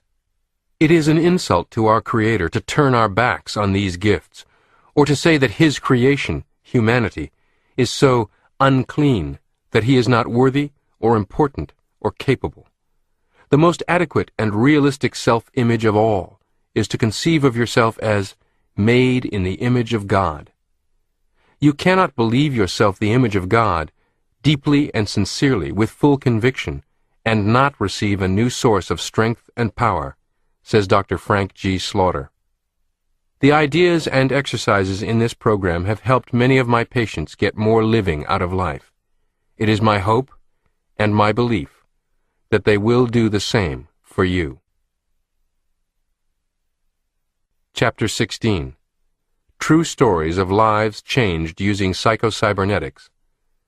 The Case of the Least Likely to Succeed Stockbroker. Sella Quinn was born with a gift, an advantage, far above average intelligence. She is a Mensa member, an association of people with IQ in the top 2% of the entire population. But this gift was of little use to her for quite some time, thanks to other birth disadvantages. She was born with a severe cleft lip and palate, a birth defect that is a split in the roof of the mouth and the upper lip, and that produces mangled speech. It is often accompanied by a deformed nose. Sella described hers as looking like a Quonset hut with one corner of the roof collapsed. The crude, minimal surgery of the time did not help her speech. Her speech was so unintelligible to many, she carried a pad and pencil with her to communicate with. Her jaw, teeth, and face often ached. Sella had a very difficult time in school. Other children picked on her, and even teachers presumed her stupid. "When you can't speak," Sella said, "people think you are stupid. My family, teachers, other children thought so, and even I started to believe it." She was 16 when she left home, catching a bus to the nearest big city with $44 in her pocket. She had no plan, no idea where she was going. She only knew she had to escape where she was. She got a dishwasher job at a drugstore lunch counter. She was able to rent a basement room from a black woman who worked as a prostitute. This woman encouraged Sella to improve herself, to continue her education, and to push to do something with her life. In conversations, Sella learned that the woman owned real estate and even invested in stocks, something that both surprised her and motivated her. A dentist who stopped for coffee each morning at the Walgreens lunch counter got a note passed to him one morning from Sella. It read, "My teeth hurt so much. I can only pay you $5 a month. Will you help me?" The dentist arranged for her to receive surgeries and subsequent dental care at a total cost of over $3,000. Sella remembers bursting into tears over the sum. However, she worked at multiple jobs, paid those bills, paid to attend business school to become a secretary, and saved up to pay for plastic surgery for her nose. Then she worked her way through the University of Nebraska, obtaining a degree in journalism after 12 years. For the next 7 years, she worked in Lincoln, Nebraska, as a reporter. An ad for a trainee for Merrill Lynch intrigued her. She soon began a career with Merrill Lynch. Somewhat to their surprise, she did well, and after 7 years, she was recruited by Smith Barney and made a vice president. Sella Quinn went on to achieve truly extraordinary success as a stockbroker, investment advisor, ultimately as president of her own investment firm. Her personal lifestyle has mirrored that of the rich and famous, complete with a mansion with a swimming pool in its living room, luxury automobiles, civic leadership, and security. How did this woman manage to persevere through so many disadvantages and hardships to achieve such success? She says her conversion was never easy. "My self-image was terrible, but due to a combination of necessity, an occasional push from someone else, and gradually discovering abilities, I moved ahead." Unquote. Early in her selling career, she consulted a psychiatrist to improve her self-esteem. He told her she was not stupid, as she believed. In fact, to the contrary, she was extremely intelligent, and he urged her to take the Mensa examination, and she passed. She discovered the original edition of this book while still working at Walgreens, and says it was pivotal in getting her to pursue and obtain plastic surgery. She also credits the book with giving her the courage to seek therapy. Finally, she began to understand that she need not be held back by any of her childhood traumas, and that she could take pride and confidence from the progress she had made. Dr. Maltz's ideas made it possible for me to go from an 88-cent-an-hour dishwasher to owning my own investment firm, says Sella Quinn. Regardless of the impetus, the important point is that Sella Quinn tested the truths about herself and discovered they were not true at all. Be inspired by this example, and test every believed but limiting truth in your self-image's inventory. You too may very well discover some of the most inhibiting are not true at all. The case of the professor's F. I was flunking out of college and contemplating suicide when I first read Psycho-Cybernetics, and it literally turned my life around. That dramatic statement comes from college professor, professional speaker, author, and successful businessman Marshall Reddick. Mr. Reddick says that at age 20, he was struggling just to stay in college and believed he lacked the intelligence necessary to make it to graduation, let alone to go farther toward success in life. He was also painfully shy, a representation of his poor self-image and near total absence of self-confidence. After reading Psycho-Cybernetics, he began experimenting with some of its simplest, most basic prescriptions and techniques. I began to reprogram myself, he says. For example, I placed little notes all around me, in my pockets, on my mirror, in my car, reminding me that I was a confident person and a capable person. Sure enough, after just 21 days, I started to feel and behave differently." Unquote. Marshall Reddick went on with a successful academic career, obtaining his bachelor's degree in business and economics, a master's degree in business from Colorado State University, his Ph.D. in business from Texas Tech University, and a 3-year tenure as professor of business and economics at California State University. I had all my students read and then write a report on Psycho-Cybernetics, Reddick says, and I still recommend the book today. Unquote. Today, Mr. Reddick is a much-in-demand professional speaker and has earned the Certified Speaking Professional, or CSP, designation from the National Speakers Association.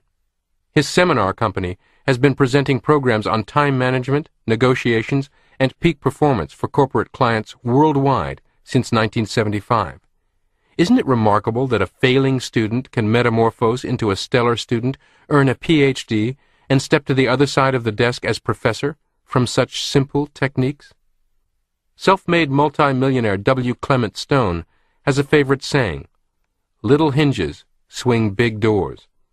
It has many profound applications, and this is one of them, that frequently little tests of truths embedded in the self-image, little experiments in exercising new control over one's thoughts, can swing open huge doorways to rapid and dramatic personal growth.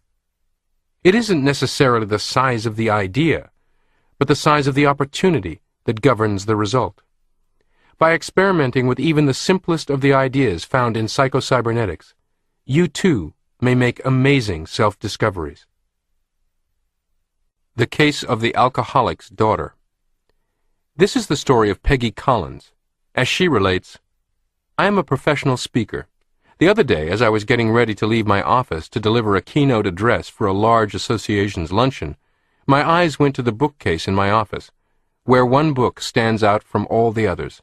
Soft cover, tattered in places, used and worn. It takes me back to 1960. I was working my way through Lamar University in Beaumont, Texas, by being the girl Friday for a prestigious law firm. The managing partner became my mentor.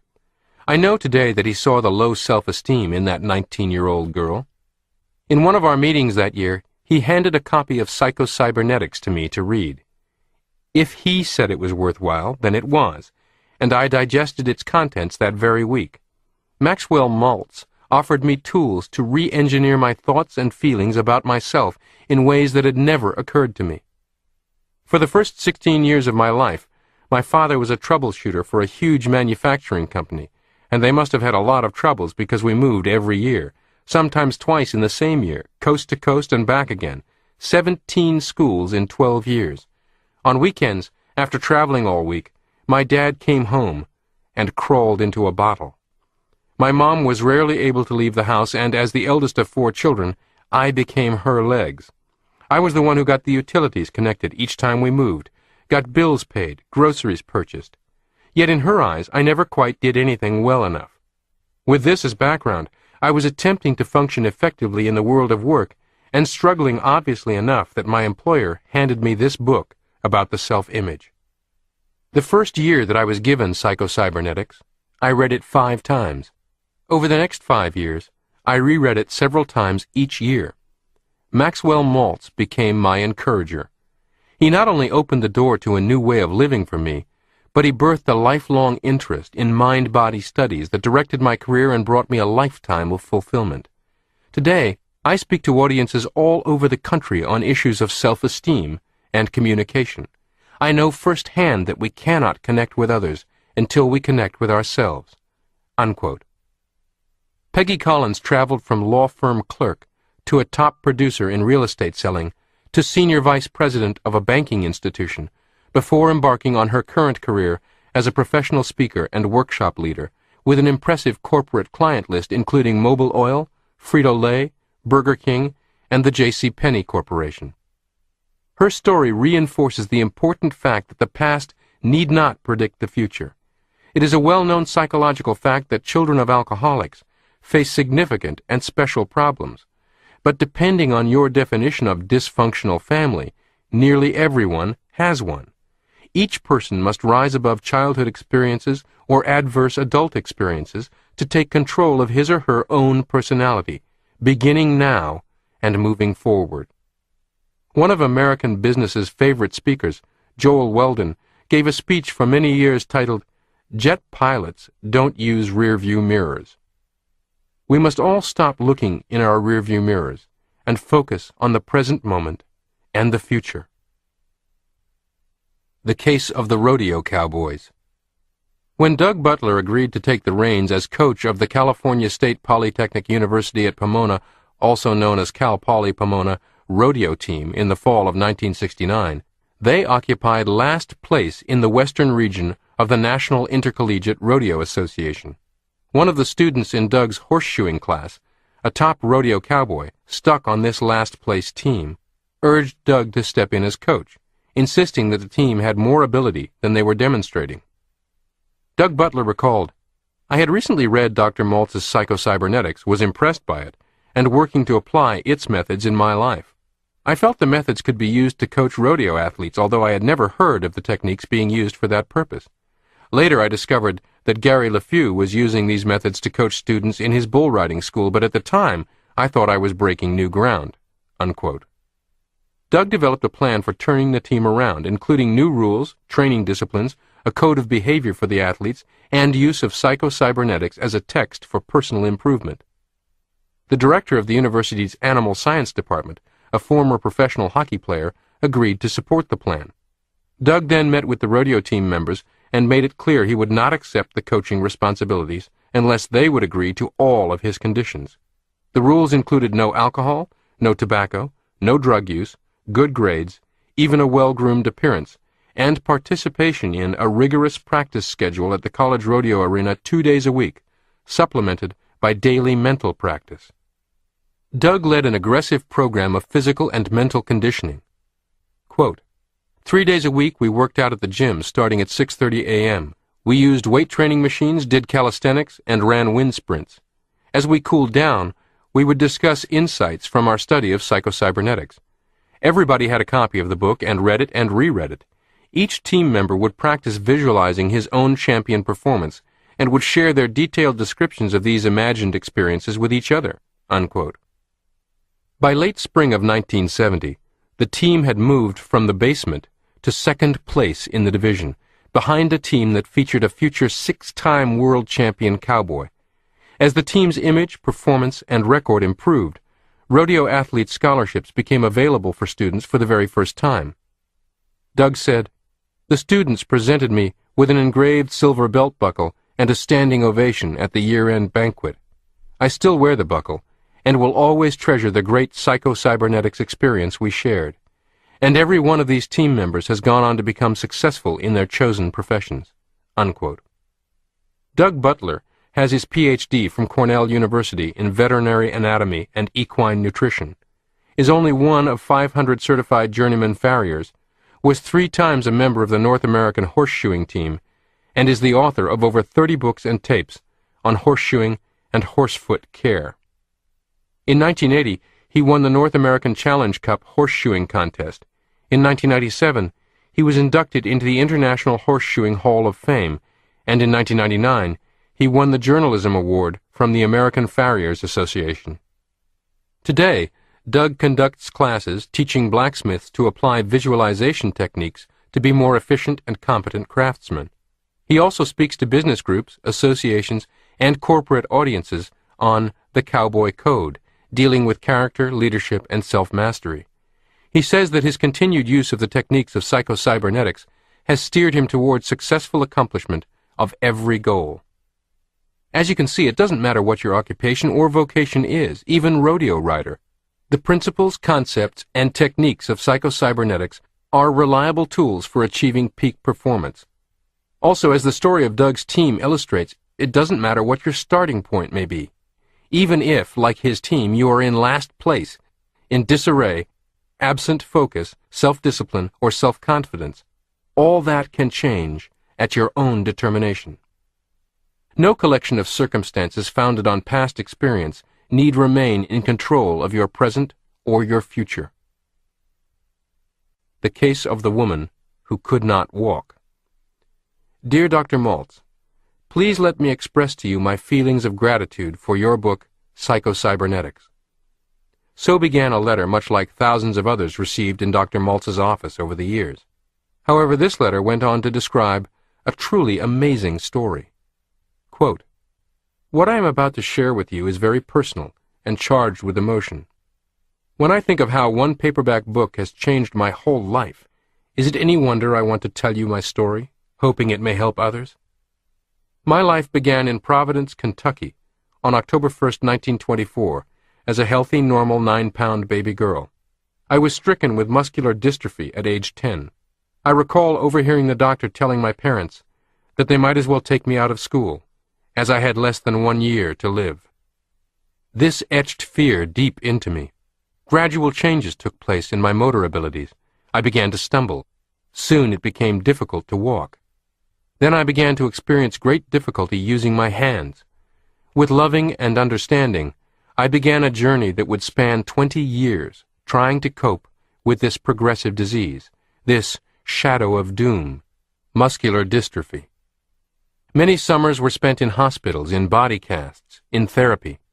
Finally, specially built shoes with steel braces attached were provided to help me walk.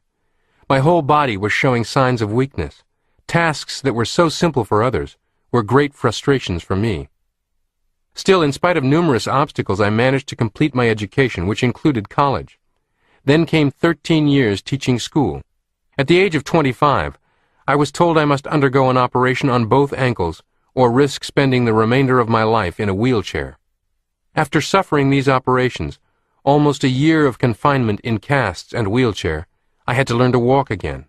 It was months before I could stand for periods of time, several years before I was able to return to work. Even though for the most part the operations were a success, mental scars remained, and they became a greater handicap to me than did my physical disabilities. I lacked self-confidence, self-esteem, and self-reliance. I seemed to have lost a sense of direction and a purpose in living." Unquote. We will interrupt the author only for a moment to make this important point. It does not matter how or by what series of events a person loses the purpose for living, and with it self-esteem and self-confidence. It happens to tens of thousands of people, thousands of different ways. It certainly does not require severe physical handicaps or trauma to wind up in this very same emotional state. However, the pathway out of this darkness into the light is the same regardless of what brought on the darkness in the first place. The letter continues. Well-meaning friends and my family tried to help me. Inspirational booklets, books, and a desperate search into all types of philosophy filled every waking moment. I investigated everything from Buddhism to transcendental meditation. I even delved into some of the ancient Vedas. One day, while browsing in a bookstore, my eye caught sight of a book titled Psycho-Cybernetics. The title aroused my curiosity. I was told by the clerk in the store that she simply couldn't keep enough copies on hand, that it was one of the best-selling books in her store. That was all I needed to hear. I bought a copy and found that I couldn't lay it down. For the first time in my life, I began to gain an insight into my own behavior. When I finished the book, I decided that someday I would meet the author. I didn't know how this meeting could come about, but I knew I must have the opportunity to tell Dr. Maltz of my appreciation. Over a period of years, Psycho-Cybernetics has served as an action manual for me. My attitude has changed from the negative to a winning feeling. What now appears to be a miracle to others is simply my working to change my own self-image. I have become somewhat of a medical phenomenon. Every doctor that has examined me has said that I do not have the physical muscle ability to walk. From a medical standpoint, there seems to be no logical explanation for the fact that I do walk. I was recently named Handicapped Professional Woman of the Year at the District 4 Pilot International Convention. This award is jointly sponsored by Pilot and the President's Committee on Employment for the Handicapped. I have just been appointed to Governor Askew's subcommittee on information and press relations on employment of the handicapped here in Florida. Through my work in television, I have had the good fortune and pleasure of working with many well-known personalities. Among the notables was you, Dr. Maltz. I have come to know what it is to live a fulfilling, useful, and happy life. Signed, Jean Sanders. Jean and her husband Peter became good friends of Max and Ann Maltz. About her, Dr. Maltz once wrote, "Sooner or later in life, every person must face catastrophe. Each person then chooses to rise above it, no matter how Herculean the effort required, or to succumb to it. How can Jean Sanders walk and drive a car without the muscle capability and strength required to do so, according to all medical experts? Because of the muscle strength of her self-image, which cannot be so readily seen or medically evaluated." Unquote. It is significant that Jean Sanders noted that she used Psycho-Cybernetics as an action manual. Unlike philosophical writings and unlike scores of other self-improvement books, Psycho-Cybernetics emphasizes things to do, not just things to think. This is important because it is the constructive doing that yields results.